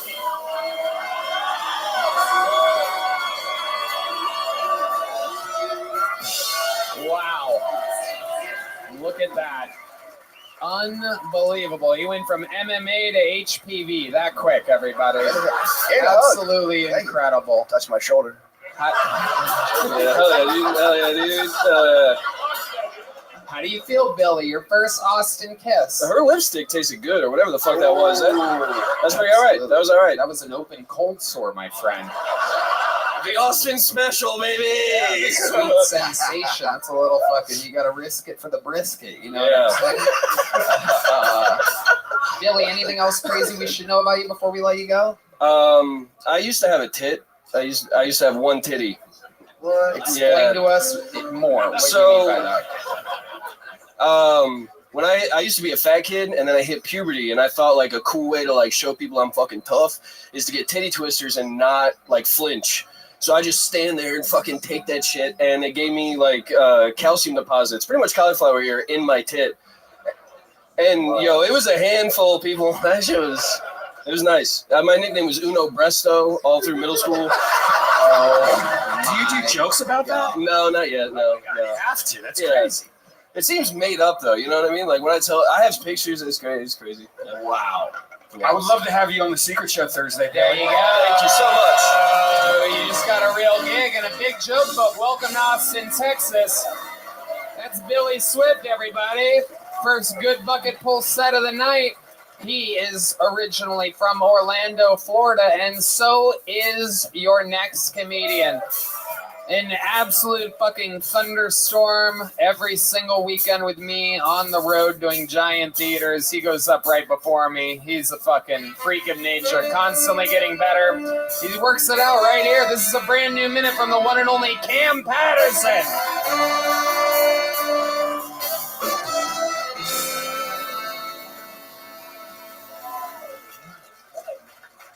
Billy just kissed my dick. All right, that's a dick sucking joke. All right, let's get it started. I don't do crowd work no more at shows. Somebody fucked it up for y'all. I was doing a show one time and I asked the guy, I said, hey, man, what do you do for work? He was like, I fuck your mother every Tuesday and Thursday. Her pussy was bad. And my whole set went straight downhill. I had no response for that bullshit. Cause listen, the first part, okay, you know what I'm saying? Fuck my mama, cool, you feel me? But her pussy being bad, that's some fucked up shit, sir. I would like to, my mama got great pussy. That's what I would like to think. I don't know, but I would like to think that. I also have a good pussy theory. Hear me out. All right. I think if you got good, if you have good pussy, your kids got good hair. That's what that is. If your mama got good pussy, you got good hair. Like you, man, mama had good pussy. You, sir, your mama had good pussy. That nigga bald. So you tell me, baby. All right, how much time? Exactly 1 minute. Boom, boom, boom. That is how you do it. Cam Patterson has done it again. An unbelievable new minute. Welcome. Thank you. We're doing this, huh? Yep. Hell yeah. We are. D Madness is smiling because you're straight. Well, hell yeah. I got your back, D Madness. No more games, but I love gay people. What were you gonna say, John? D has good hair, and Matt doesn't. So. Damn! Oh shit! Your mama a slut. That's the rules, baby. I don't know what to tell you. Them's the rules. Dims the rules, indeed. Where did you come up with this theory, Cam? This is interesting research. I thought to myself, nobody want their mama to have bad pussy. You know what I'm saying? And I got good hair, so I just wanted to make sure that I never made my mama got good pussy. That's right. That actually makes total sense. Do you think guys with big dicks have daughters with huge pussies? Yes. Okay, fair enough. Also, yep, that sound logic right up. That makes sense. I was just curious. That makes sense. I'm a scientist. I know shit like this. Yes, that's correct. This is incredible. It's we've done more research into the hair pussy, big dick, big pussy. I do believe we've done more research than they did on the COVID vaccine already. So this is very exciting. If Anthony Fauci's watching, his mind's blown. Who that is? Who the fuck is that? That nigga got a cool ass name. Nigga named Fauci. That nigga sound like a character in a cartoon or something. That's hard. Fauci. That's a good ass name. I don't know what he did, but hey, I like his name. I guess, yeah, if you don't know how to spell it, yeah, that's a good name. How you spell it? Fauci. Call my dad, he'll get it. Cam's dad famously can't spell. He shows up on the road all the time. Yeah. He is so much fun, such a cool guy, and he had his feet out. I was roasting his feet. Yeah. He has these crazy toes. My dad got the worst toes in the world. Me and my dad both had bad toes. My mama would always say, if he ever said I'm not his kid, she would take my feet out. Right. Yeah. So look, nigga. Hey, you guys have same toes. Yeah. you are a man of many talons.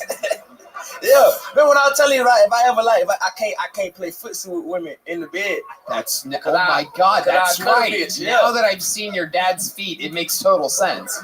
Like, what's wrong with your toes? They have like Freddy Krueger style fucking. Yeah, my toe like knives, nigga. Yeah.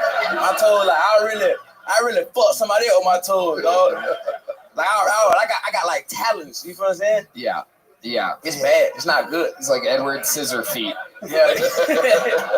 They're just sharp piggies. Like that's what they are. They're like Nah, them pointy. niggas wolves, dog. Piggies sound gay. I got wolves for feet. But I love gay people. That's true. That's true. It's funny, his face twitches every time. I can see it. Ooh, the lovely Heidi is here.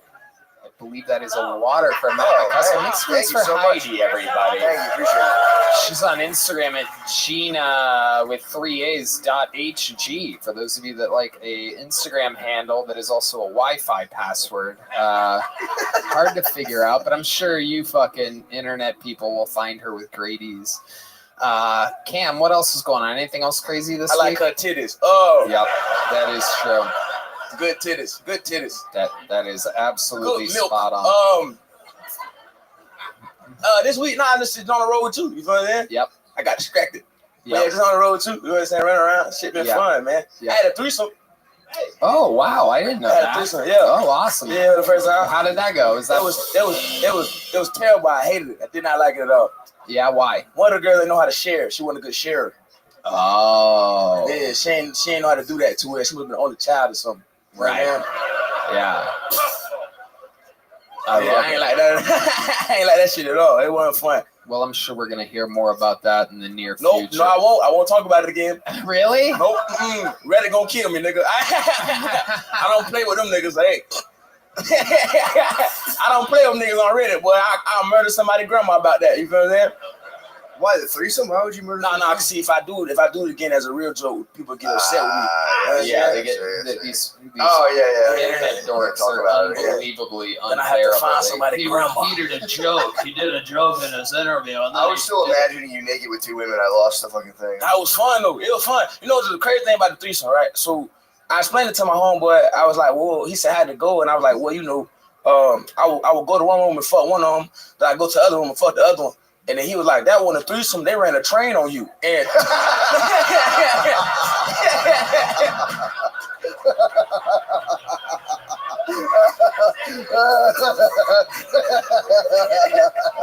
that's hilarious. I didn't like that too much. That wasn't fun.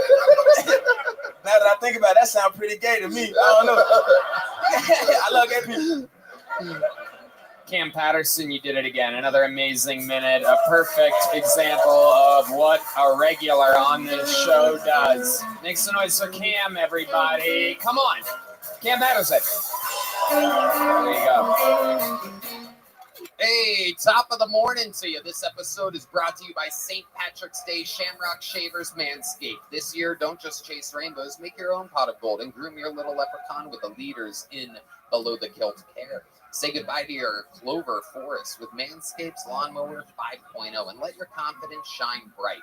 Embrace the luck of the Irish and join the 10 million men worldwide who trust Manscaped. Head over to manscaped.com and use code Tony for 20% off plus free shipping. Tony, can I be honest with you? My St. Patty's Day of the past were terrible. I would try to shave my head, like my whole body, head to toe. Go to my local pub and drink a big green beer, feeling smooth. It was my St. Patty's Day wish. But guess what? It never happened. Because the razors I used couldn't do the job. But that was my life before Manscaped. This St. Patty's Day, I'm going to enjoy a shepherd's pie completely hairless, thanks to Manscaped. Completely disgusting. Meet your new lucky charm for St. Patrick's Day, the Lawnmower 5.0 Ultra. This trimmer comes with 2 interchangeable next-gen safe blade models. No doubt about it. They are next-gen skin-safe blade heads, one for a classic trim and a new foil blade to go smooth wherever your heart desires. And you know what my heart desires. Equipped with dual LED spotlights, navigate your shamrock patch in peace. Worried you'll make a mess? Fear not. This wonder is waterproof. Shaved by the misty moors under a waterfall or even during a rain dance. Its compact case makes it an ideal companion, ready for any adventure or last-minute plans. Whether you're sculpting your beard or cleaning up your neckline, there's always the right tools for the job. That's 20% off and free shipping with code Tony. Get 20% off and free shipping with code Tony at manscaped.com. This St. Patrick's Day, make sure your little hairy leprechaun is luckier than ever with Manscaped. All right, onward we go. Back to the bucket where things can get dangerous real quick. This is 60 seconds for Angelo Seville, everyone. Here we go. Angelo Seville. I thought I got molested one time. What else? I just found out my dog's gay. You know, I got him from the shelter, and I started to think he was gay because he kept doing a lot of gay shit. But what confirmed my suspicions was I took him out, I fed him, and I left to work. But when I got home, I opened the door, and he was sitting on the couch, and this time the peanut butter was on his nuts. So I did it that one time, but, you know, I'm getting rid of him now. Not because he's gay. I'm not getting rid of him because he's gay. That'd be fucked up. I'm getting rid of him because I was gone for work for a couple of weeks, and I got home earlier than expected, and when I got home, he was fucking a black dude. So you can't have that, man. One last thing, though. One last thing. They say chicks dig scars, but you don't see burn victims getting a lot of pussy. Thank you. Angelo Seville. The amazing thing was that you were getting laughter somehow. I'm not exactly sure how in the world. I thought it was funny. Any of that was, but I guess so. But a wise observation: burn victims not getting a ton of pussy. Yeah. So Angelo, how long you been doing stand-up? A little over a year now. Where at? Started about an hour north of here, up in Temple. Come down to Austin occasionally, but. Okay. What do you do for a living? I'm in the Army. What do you do in the Army? I'm a medic. Okay. Have you served overseas? I went to Kuwait, but that was mainly just like standing around in the desert. It wasn't really anything cool. We're still Kuwaiting for a punchline. So we're just standing around in the desert because there's not much happening in Kuwait anymore. Not at all, no. Yeah, the war ended there a while ago. So why did they send a medic to Kuwait? It was during the pullout of Afghanistan, so there's a lot of refugees going there. But the Kuwaiti government didn't want them there, so they sent them away as soon as I got there. So I played a lot of volleyball. You played volleyball? Yep. Okay. Desert volleyball. Yeah. A little sand between your toes. Yep. Okay. What else do you do, Angelo? I like to paint. Okay. Paint a lot. You gay? No. Why do you say it like that? Because I'm not. I've never heard someone say, I'm not gay, because I'm not. I'm not, dude. We believe you, dude. We believe you. Nobody thinks you're gay. All right. Good. Okay, Angelo. That was the goal. What's your love life like with the ladies? I'm actually married to a woman. Oh. Yeah, I have a child. Okay. The perfect disguise. Yeah. It's all one big muse. What? It's just a big disguise. How old's the... No, I'm asking what you said. How old is the kid? She's 4. She is 4. Okay, you spend a lot of time with her? Yes. What's your favorite thing about fatherhood? You know, I don't think I've had a normal like fatherhood. My child has special needs, but it's pretty cool. Oh, tell us about the special needs of your father. So she has a rare genetic disorder called Prader-Willi syndrome. What's it called? Prader-Willi syndrome. Prater? Prader. DER. There you go. You do something. Oh, look this up. Prader-Willi. WILLY? Ends in an I. It ends in an I. As in... Oh, there it is. Okay, let's look at images here. This is what I want. Oh, it's headshots of Red Band. Disgusting. Okay, so it's a genetic disorder that causes obesity, intellectual disability, and shortness in height. Do you also suffer from this? Yes. I thought she got it from me. Yeah. So she's like a little ball, kind of. So it's such a spectrum thing. She doesn't really have the obesity part. Not yet. Yeah, not yet.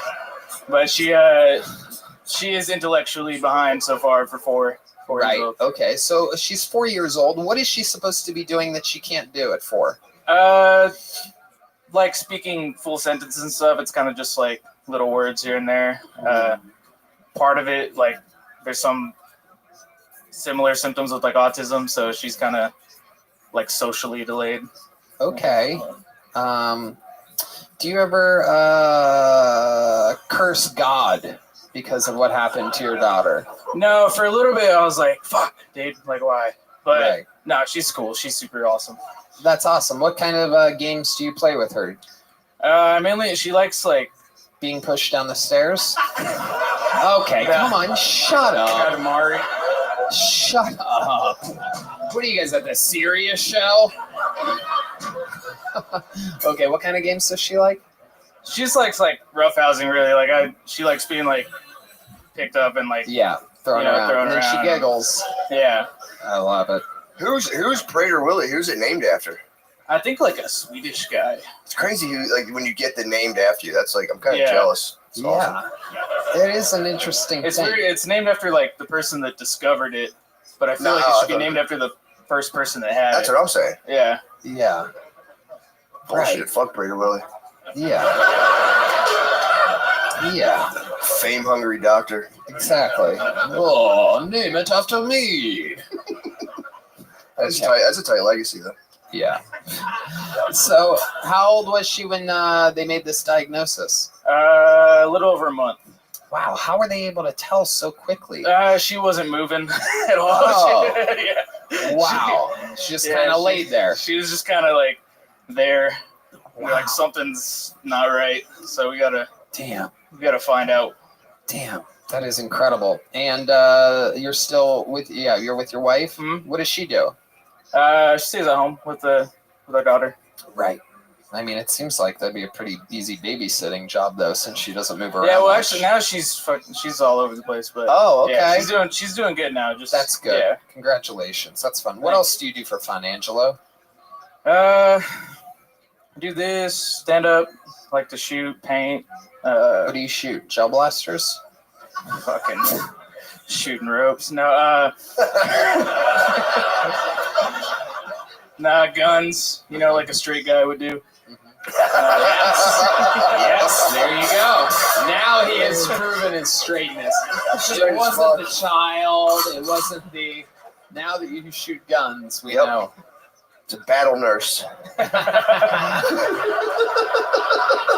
right. An army of one. Okay. All right, Angelo. So 1 year in stand-up comedy. You think that's your best minute?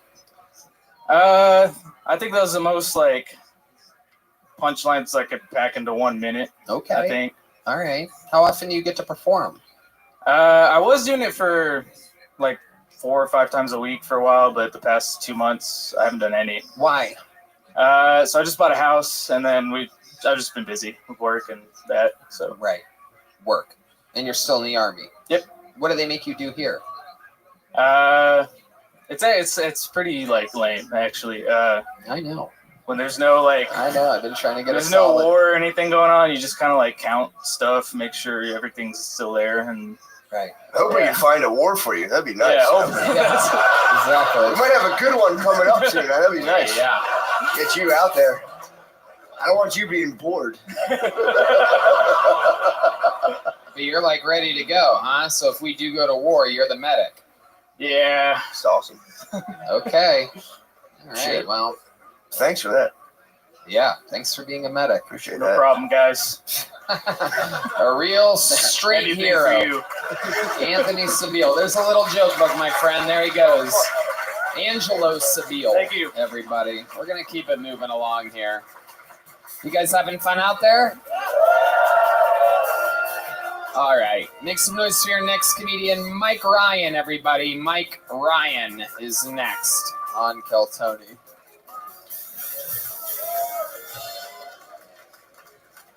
How's everybody feeling tonight? I was feeling pretty good to this gay comic back there. He said I'm dressed like Fat Forrest Gump. His name was Jackson Nami. So I don't know if you guys can tell by my general demeanor or my fashion sense, but I go to a lot of strip clubs. Recently, I went to the Yellow Rose, right? Yeah. I heard about it on the show, wanted to go check it out. I actually saw a blind guy there. I was like, damn, dude, it's probably cheaper to listen to Akon at home.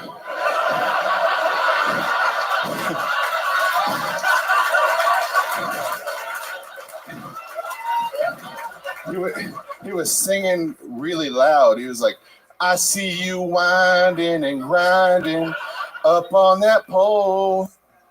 I was like, no, you don't.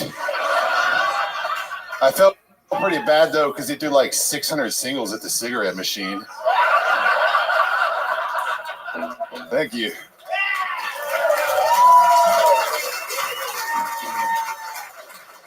Make some noise for Mike Ryan, everybody. Very fun performance. Thank you, guys. Thank you. That was fantastic. That blind strip club Akon joke, absolutely incredible. One of my favorites of the night. How long have you been on stand-up? 4 months. 4 months? Yeah. Wow, this is very backwards episode. Wait. Literally, the two worst sets of the night were the two guys that have been doing it 6 years. The next best set was 2.5 years, and you're 4 months. Yeah, so I worked with a guy, and he told me about this show. What do you do for work? I'm a logistics coordinator in the refineries in Houston. Okay. He told me about this show, and I started watching it. I fell in love. I just started right in a minute. I started going to the Secret Group in Houston. Yeah. Shout out to Secret Group. Yeah, we love this Secret Shout Group. out to Andrew Youngblood. I produce his podcast now. And it's the Mess Hall podcast. Check it out. Sorry to plug a podcast on here. We know Andrew. Yeah, Secret Group is amazing. I just saw Andrew open for Mark Norman in Houston as well, and it was great, man. So I fell in love with comedy from watching this show. Okay. I love it. Absolutely. I've signed up multiple times, and every time that I've signed up, somebody that rode with me got pulled. So Will Loden, Trey Campbell's a good friend of mine as well. Like he's been one of the guys that's helped me out a lot. Okay. I recently had him in my podcast as well. I love it. How old are you? I am 36. 36. What's your living situation? So I get like barn or shed vibes from you. Yeah. No, I have a house. Your own house? Yeah, I have a house. Well, so when my wife left, I moved in a roommate, but because I didn't want to live alone. But okay. How long ago did how your you wife? like me now? Hell yeah! There you go, big winner. Absolutely. Hell yeah. Absolutely. So when did your wife leave you? She left in June. So I got married in October, and then she left in June the next year. I waited 35 years to get married. I'm like, I'm never getting married. I met her, fell head over heels. We got married, and 6 months later, I came home. She's like, I don't want to be married to you Why anymore. didn't she want to be married to you anymore? What's the real reason? So my best friend and best man, he actually died on my wedding day. Wait a second. So I just kind of emotionally shut down immediately. Oh my God! How did he die on your wedding day? He was murdered. He was murdered on your wedding day. So where was your wedding at? He got shot 2 days before, and he died an hour before the ceremony. You didn't reschedule the wedding? No, Your best man got shot 2 days before. Yeah. How did I went to the hospital, and they told me he was going to be fine. And then when they went to do the second surgery to close him up. Wow. Wow. I thought it happened at the wedding. That'd be like a live Clue event. Like, who done it? Classic. Bro, Houston's hood as fuck, dude. Like, I don't know if you know about Houston, man, but it's, yeah, well, you know, that's why a lot of people that live in Houston keep their arms crossed so that they have a natural shield to bullets. Did they find the murderer? No. Damn, they that never large? found out who shot him. What was So he involved with to So have he that? owned a very successful recording studio, and he was recording some rappers, and he left to go to the store. Apparently, some guys in some alternate crews got into it. They had a shootout in the studio. He pulled up in the driveway, and they thought that he was like this other person coming back or something. That's as much as I can assume that happened. Country singers, right? No. I'm not gonna say the rapper's name, but one day. Why won't you say the rapper's name? Well, I'm not gonna implicate somebody if I don't know for sure. You think that a rapper shot your best friend? I think it's somebody in his posse, dude. Wow, this is all so interesting. Yeah, thank you. We gotta solve Was this. it Akon? I fucking love you, Tony. Aw, you're sweet. Hey, Jackson loves you too, boy. Man, he rode with me. Jackson rode with me. Nami, yeah, he rode with me. Oh, you guys are friends. Yeah, we're from Houston's tight knit, bro. Houston's Hell yeah. Well, the Houston comedy. his scene- asshole is not tight knit at all. Let me You tell heard- you, yeah. and I know from experience. You know what I'm running? How do you think he got the spot? Bro, this is so surreal right now. Literally, this was my only goal in comedy. I only prepared minutes. I do 5-minute mics, but I just do 5 1-minute sets. And, Incredible. Yeah. Well, here you are. You're doing it. Hell yeah. I love that. So, your wife left you. You emotionally shut Thanks for down. bringing that back up. Yeah.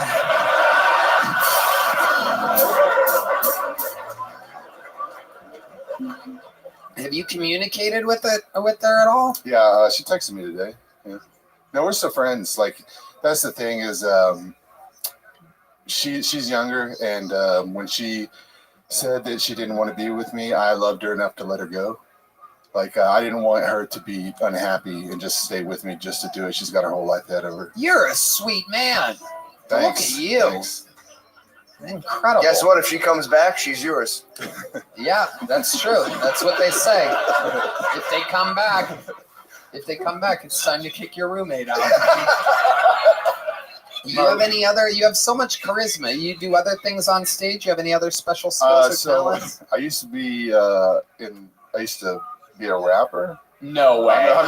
No, you gotta be kidding. I'm not doing it. I'm not doing it. No, you gotta be fucking kidding me. So I rapped over dubstep. This was when you forgot about Dre? Yeah, no. So when dubstep first became popular, I was one of the promoters in Houston that was doing dubstep shows, and I also emceed over it. And I had a fairly successful local career. Played on a few festivals, stuff like that. But yeah, you would never believe by looking at me, huh? We absolutely have to get at least a sample. You can improvise. If you don't do good, it's okay, because we know we're just putting you on the spot. The whole thing's improvised. 1, 2, You have to do it. 1, You have to 2, do it. 3, 4. That's dubstep. Crimes be subliminal. I used to be a criminal, but now I'm hopping on this mic. I'm golden like the mineral, so take it like it's literal. Real talk, real walk. If a hater's talking shit, his body's lined in white chalk.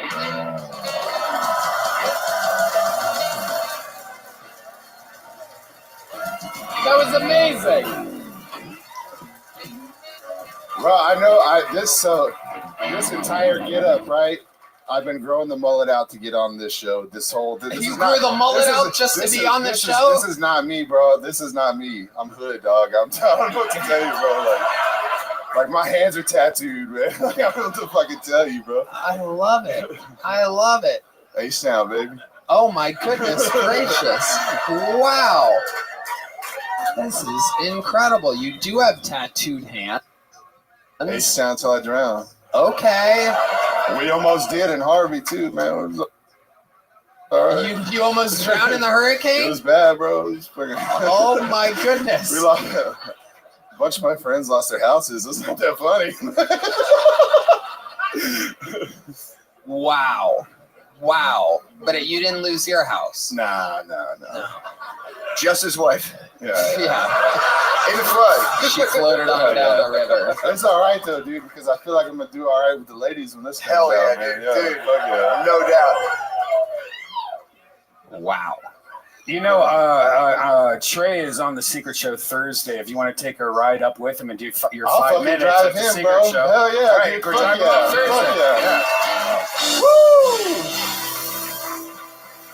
There you go, ladies and gentlemen. The Kill Tony debut of Mike Ryan, and here we go with a big joke book. There he is. Thank you. Hey, thank you, bro. Mike Ryan, you did it, dude. Very exciting. Well, he's been doing it for 4 months. We have 4 years, Anthony Seville. Or wait, 1 year. 2.5 years from Billy Swift. 6 years from Gordon Sumner. 6 years from Jackson Nani, or Naney. But there was a guy on a few weeks ago who debuted on this show. He did his very first minute ever, wrote a minute, absolutely crushed throughout the interview. And I told him when he has another minute ready to come back to the show. So this is the second ever time on stage, the second ever minute from returning guests. This is the return of Carlos Lopez, everybody.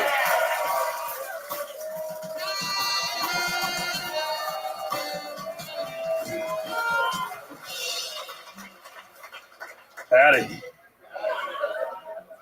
Well, my name is Carlos, and my pronouns are ye and all. If they try to cancel me for that, well, shit.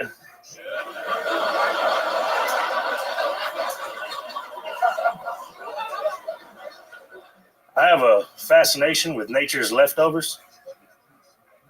There's something about single moms that just gets my juices flowing.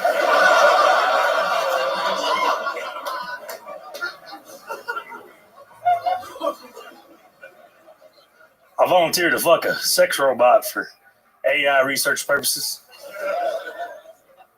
I'm proud to say that not only does artificial intelligence finally understand human emotions, but I'm the one that taught the feeling of disappointment.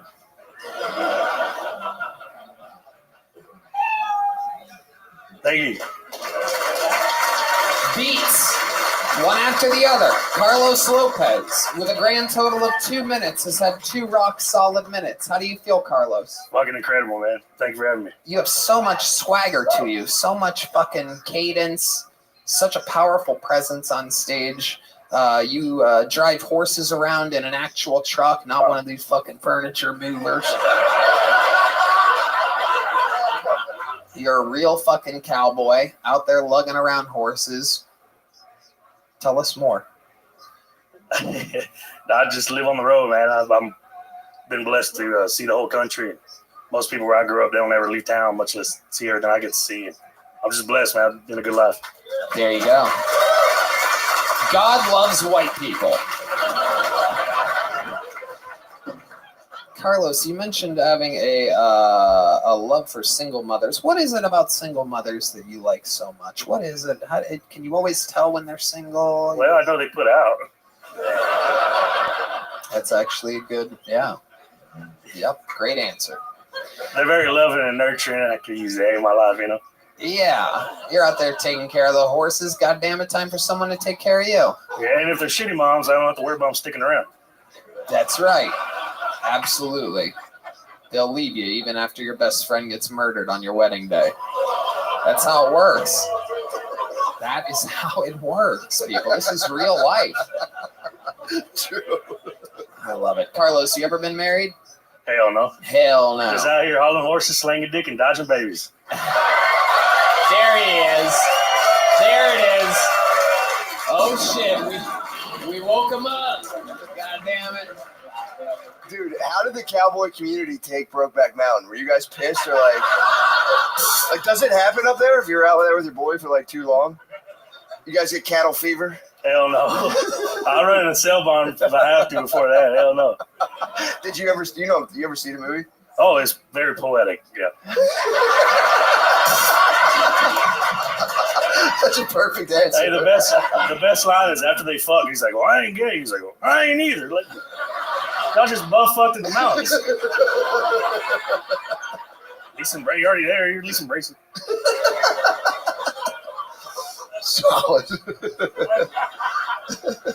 I never saw it. I started it once and I got so hard that I passed out.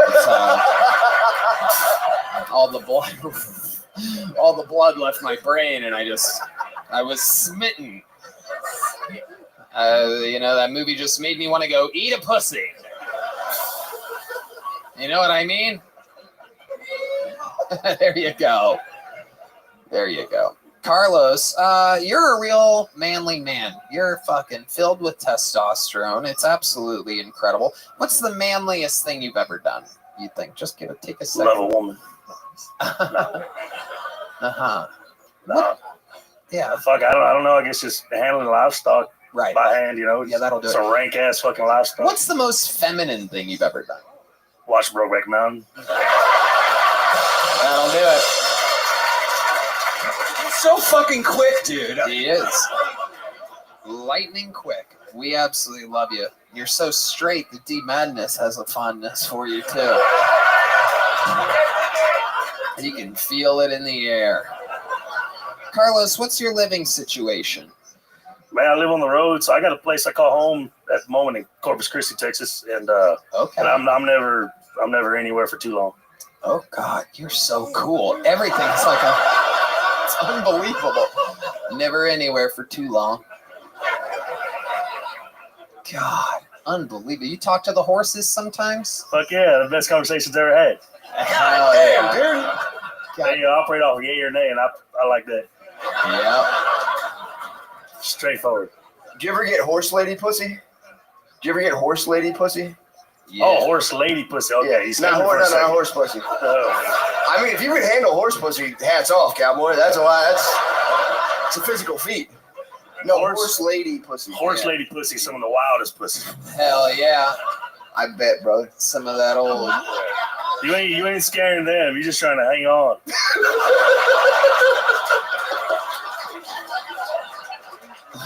Don't believe me? Fucking try it. I believe you. It's absolutely incredible. What's your favorite position to have sexual relations with a woman in? Anyone with a woman, that's fine with me. Make it quick and make it stick. I ain't too big. Wow. No doubt about it. You ever breed horses? Not on purpose.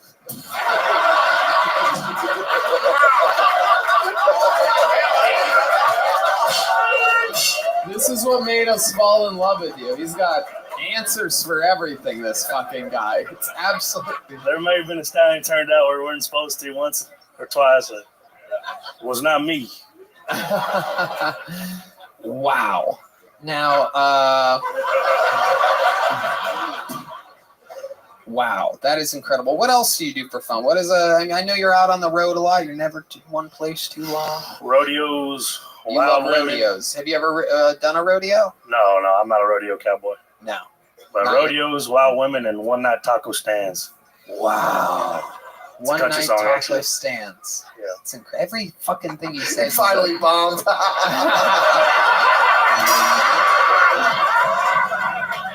It's a song. Well, cowboy. No, you're the man. You are the fucking best. It is incredible. I'm just a nasty comic, dude. I'm sorry. I shouldn't have said that, but it was all so perfect. It is incredible. Can you describe to us what a one-night taco stand is? The taco stand I'm at for one night. Whatever one I run into is my favorite one at the moment. Wow. And it's like a magic power for me. I can find taco stands fucking everywhere. I found one in Traverse City, Michigan one time. I didn't know they had Mexicans over there. Yeah, see, I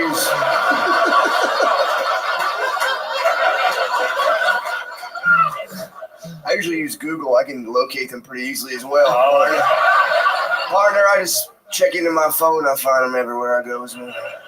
What kind of cell phone do you have? I want to know what a cowboy's cell phone is. It's a notebook. It's a broken one now. Wow. You got the iPhone. Broken iPhone, yeah. Hell yeah. It's punchy. Yep, that's what happens when How'd you break, partner? I fucking can't ever keep anything intact when you're around livestock. Heard that. Yeah, I got 2 dogs myself. Always shitting on the rug. Pick it up with my bare hands and throw it out the window. Yeah. You're in Austin tomorrow night? I can be. Okay. The great Brian Simpson has a show called Bottom of the Barrel, where people have to pull topics out of a bucket and improvise in the moment jokes. And you're so quick. I want to see how that goes for you. So the late show tomorrow night, Bottom of the Barrel, here at the Mothership. That's an official spot at the Comedy Mothership. Not the fucking secret show. This is the Mothership. Is that okay? Yes, sir. Yes, sir. All right, there he goes. Carlos Lopez, everybody, making his second ever appearance. Only has 2 minutes, but he's going to be improvising tomorrow on Bottom of the Barrel. Late show here at the Mothership. Pulled another name out of the bucket. Whoa, Heidi. Make some noise for your next bucket pull. 60 seconds uninterrupted from Jason Vest, everybody. Jason Vest. Here we go. Make some noise, Austin! Little bit about me. I'm a retired veteran. I served 20 years in the military. Make some noise for that. I am a 100% disabled American war hero. When I tripped and fell and my boys come during a motel gangbang in 1996, people. Whoa, don't cringe, people. I was lied to when I joined the military. I was lied to. The recruiter told me, Jason, you're going to be saving lives on the battlefield of Baghdad, Iraq. I was not saving lives on the battlefield of Baghdad, Iraq. I was giving grown men STD tests. I wasn't saving lives on the battlefield. I was a pecker checker. I was saving Ryan's privates one fat cock at a time. I was the dick doctor of Baghdad. And I'm proud to be an American. You don't have an STD. Wrap it up next time and you'll be fine from herpes and HPV. But now I have PTSD because 5 of them dicks I handled were black. Do you know? Okay, Jason Vest. Wrap it up indeed. Oh my goodness gracious. Jason. Tony. Hi, buddy. How are you? How are you? How long you been doing stand-up, Jason? About 3 years. 3 years. Wow. Where at? Detroit, Chicago, now here in Austin. Okay. Detroit, Chicago. What made you move to Austin? Yeah, I started making content on the internet, and I was in Chicago, and I decided that I want to be closer to Texas. I'm a veteran. My fan base is kind of down here. I've got a tiny little following on the internet. And moved here to be a little bit closer to the service members that I. Okay. What type of content do you make on the internet? So I hosted a butthole contest at a strip club in Lansing, Michigan, Tony. I hear you. You're trying to be extreme, but just explain to us slowly. Just answer the questions honestly. Clearly, your delivery isn't that effective. So let's try a different approach. Well, I think he's got that silly Willy syndrome the other guy was talking about.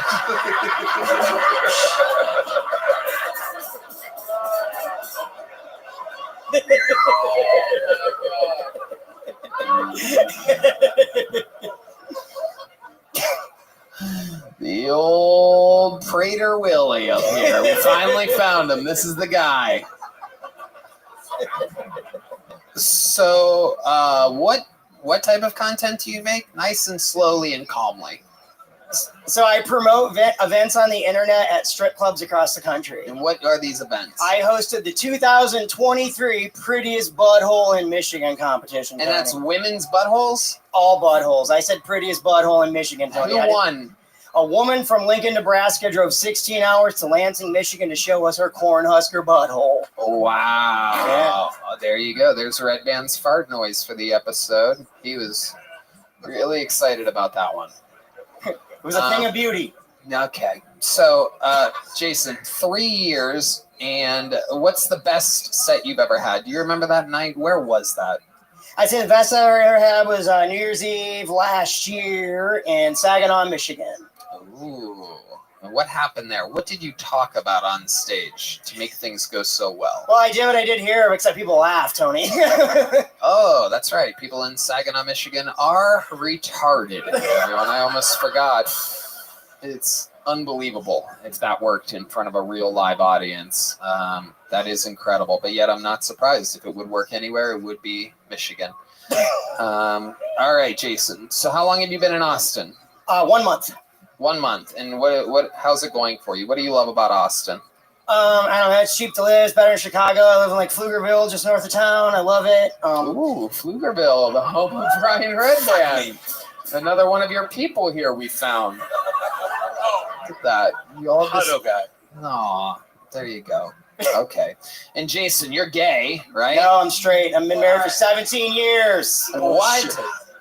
No, I'm straight as hell, man. Really? Hey, butt stuff is fun stuff. It don't mean you're gay. I'm just adventurous, Tony. Come on. I think Don't Ask, Don't Tell is thriving in the military right now.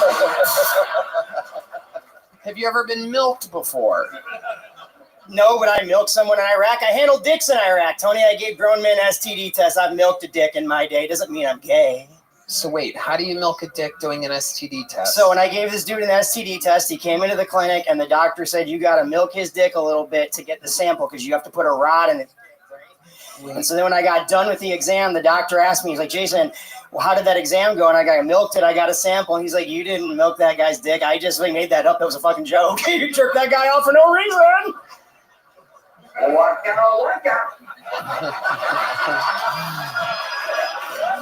Wow. Wow. Jesus Christ. What's going on back there, D? D does not believe you're straight at all, dude. Swear to God. All right, we're going to keep it moving, Jason. There you go. Have a great life. There goes Jason Best. We're going to keep moving on. Little joke book went to Jason, and on to the next one. Make some noise for your next comedian, Pedro Valenzuela, everybody. Pedro Valenzuela. Here we go.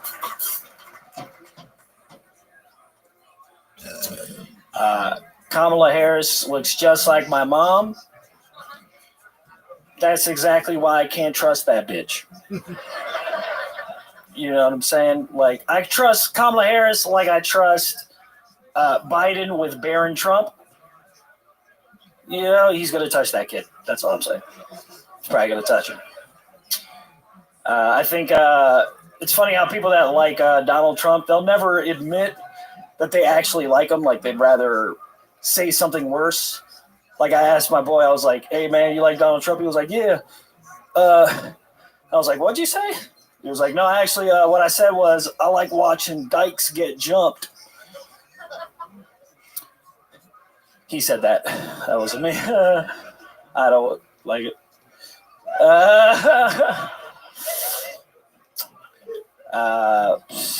My girlfriend had a gender reveal party. Turns out she was a hermaphrodite the whole time. We used to joke around about how her clit looked like a tiny penis. And it was. It was a tiny penis. Is it? Pedro Valenzuela. Oh, my God. This is an incredible night tonight. Pedro, remind us all, how long have you been doing stand-up comedy? I've been doing like 3 years now. Yeah. How's it going? It's going pretty good. I think the life is going not as good. Tell us about life. All right. Well, moved to Austin with a mission. I'm not going to lie to you guys. I am after the powers that be. What the fuck are you? What is going on, dude? I knew that this was going to be a problem, but people think it's crazy. But trust me, shit is wild out here. I've seen a lot of things. I'm getting you out of here. You just go. Pedro Valenzuela. It was a very easy question. Unbelievable. Go pee. Matt McCusker's going to go pee. That gives our inside comedian enough time to make it to the stage. Perhaps one of your very own human beings could leave tonight with a set of the night from a non-regular. Some rough bucket pulls tonight. Coming from the inside, make some noise for Matt Cohen, everybody. It's one of your own people. Matt Cohen. Are you here, Matt? Is there movement from Matt? Oh, here he comes, everybody. Oh, that's a guy going back to his seat. Matt Cohen. We're getting... Okay, from the farthest away possible position. Is he walking towards the stage? now I present you the Inside Zone. Matt Cohen, everybody. All right. So, all my jokes are on my phone, and they won't give me my phone. Not a joke.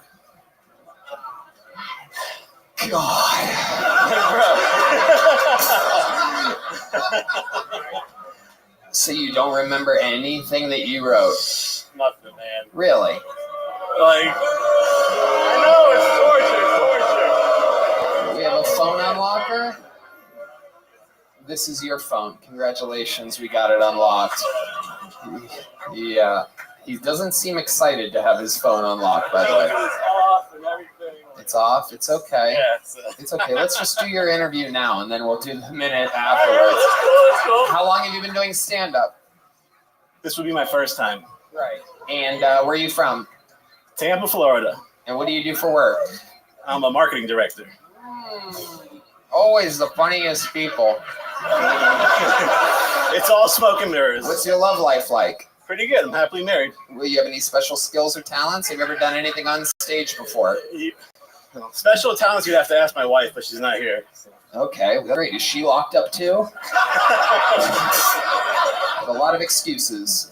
Okay, here we go, ladies and gentlemen. 60 seconds uninterrupted. He signed up for it. Make some noise for Matt Cohen, everybody. Thank you. So when I was in 7th grade, I had a friend named JT, and one night on the phone, JT asked if he could sleep over at my house, and I said, "Sure, cool, no problem." Well, he said, "When I sleep over at my house, at your house, I got something to show you." I'm like, "Okay." We were really into rap music, and I had the the double disc album of Bone Thugs and Harmony, The Art of War. I was like, "Thank you." So I was really excited to show him that CD. Like, we were gonna listen to hip hop music together, because that's what white boys in 7th grade did: listen to rap music and sleepovers. So there's a big buildup. It's coming. So it's Friday night. He's at the house. We're sleeping over, hanging out, listening to Bone Thugs and Harmony, Art of War. And we listen to everything. We listen to all the hits: Body Rot, Thug Love, Look Into My Eyes. You know it. So last song plays. JT says, "I'm ready to show you my surprise." Keep going? Yeah, man. There's the stupid bear. Go, fucking go, dude. Go, get to it, bro. You guys want to know what his surprise was? His dick. His preteen cock. He started stroking his dick. Okay, there he goes, everybody. True story. True story. There you go. You guys can boo better than that.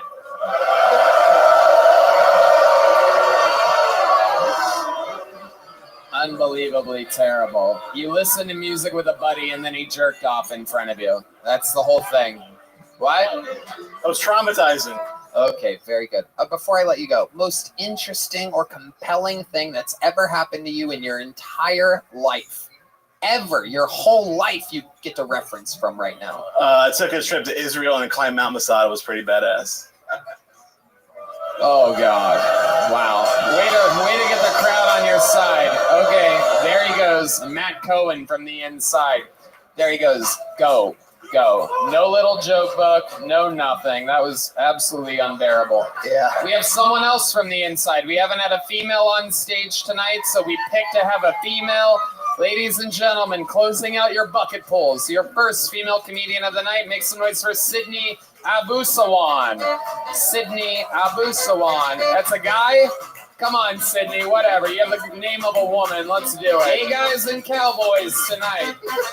Here he is, Sydney Abusawan. Thank you. So, I used to be the proud owner of 2 testicles. Yep. But I was surgically transformed not into the Uno breast tube, but into the Uniballer. Cancer taught me a valuable life lesson.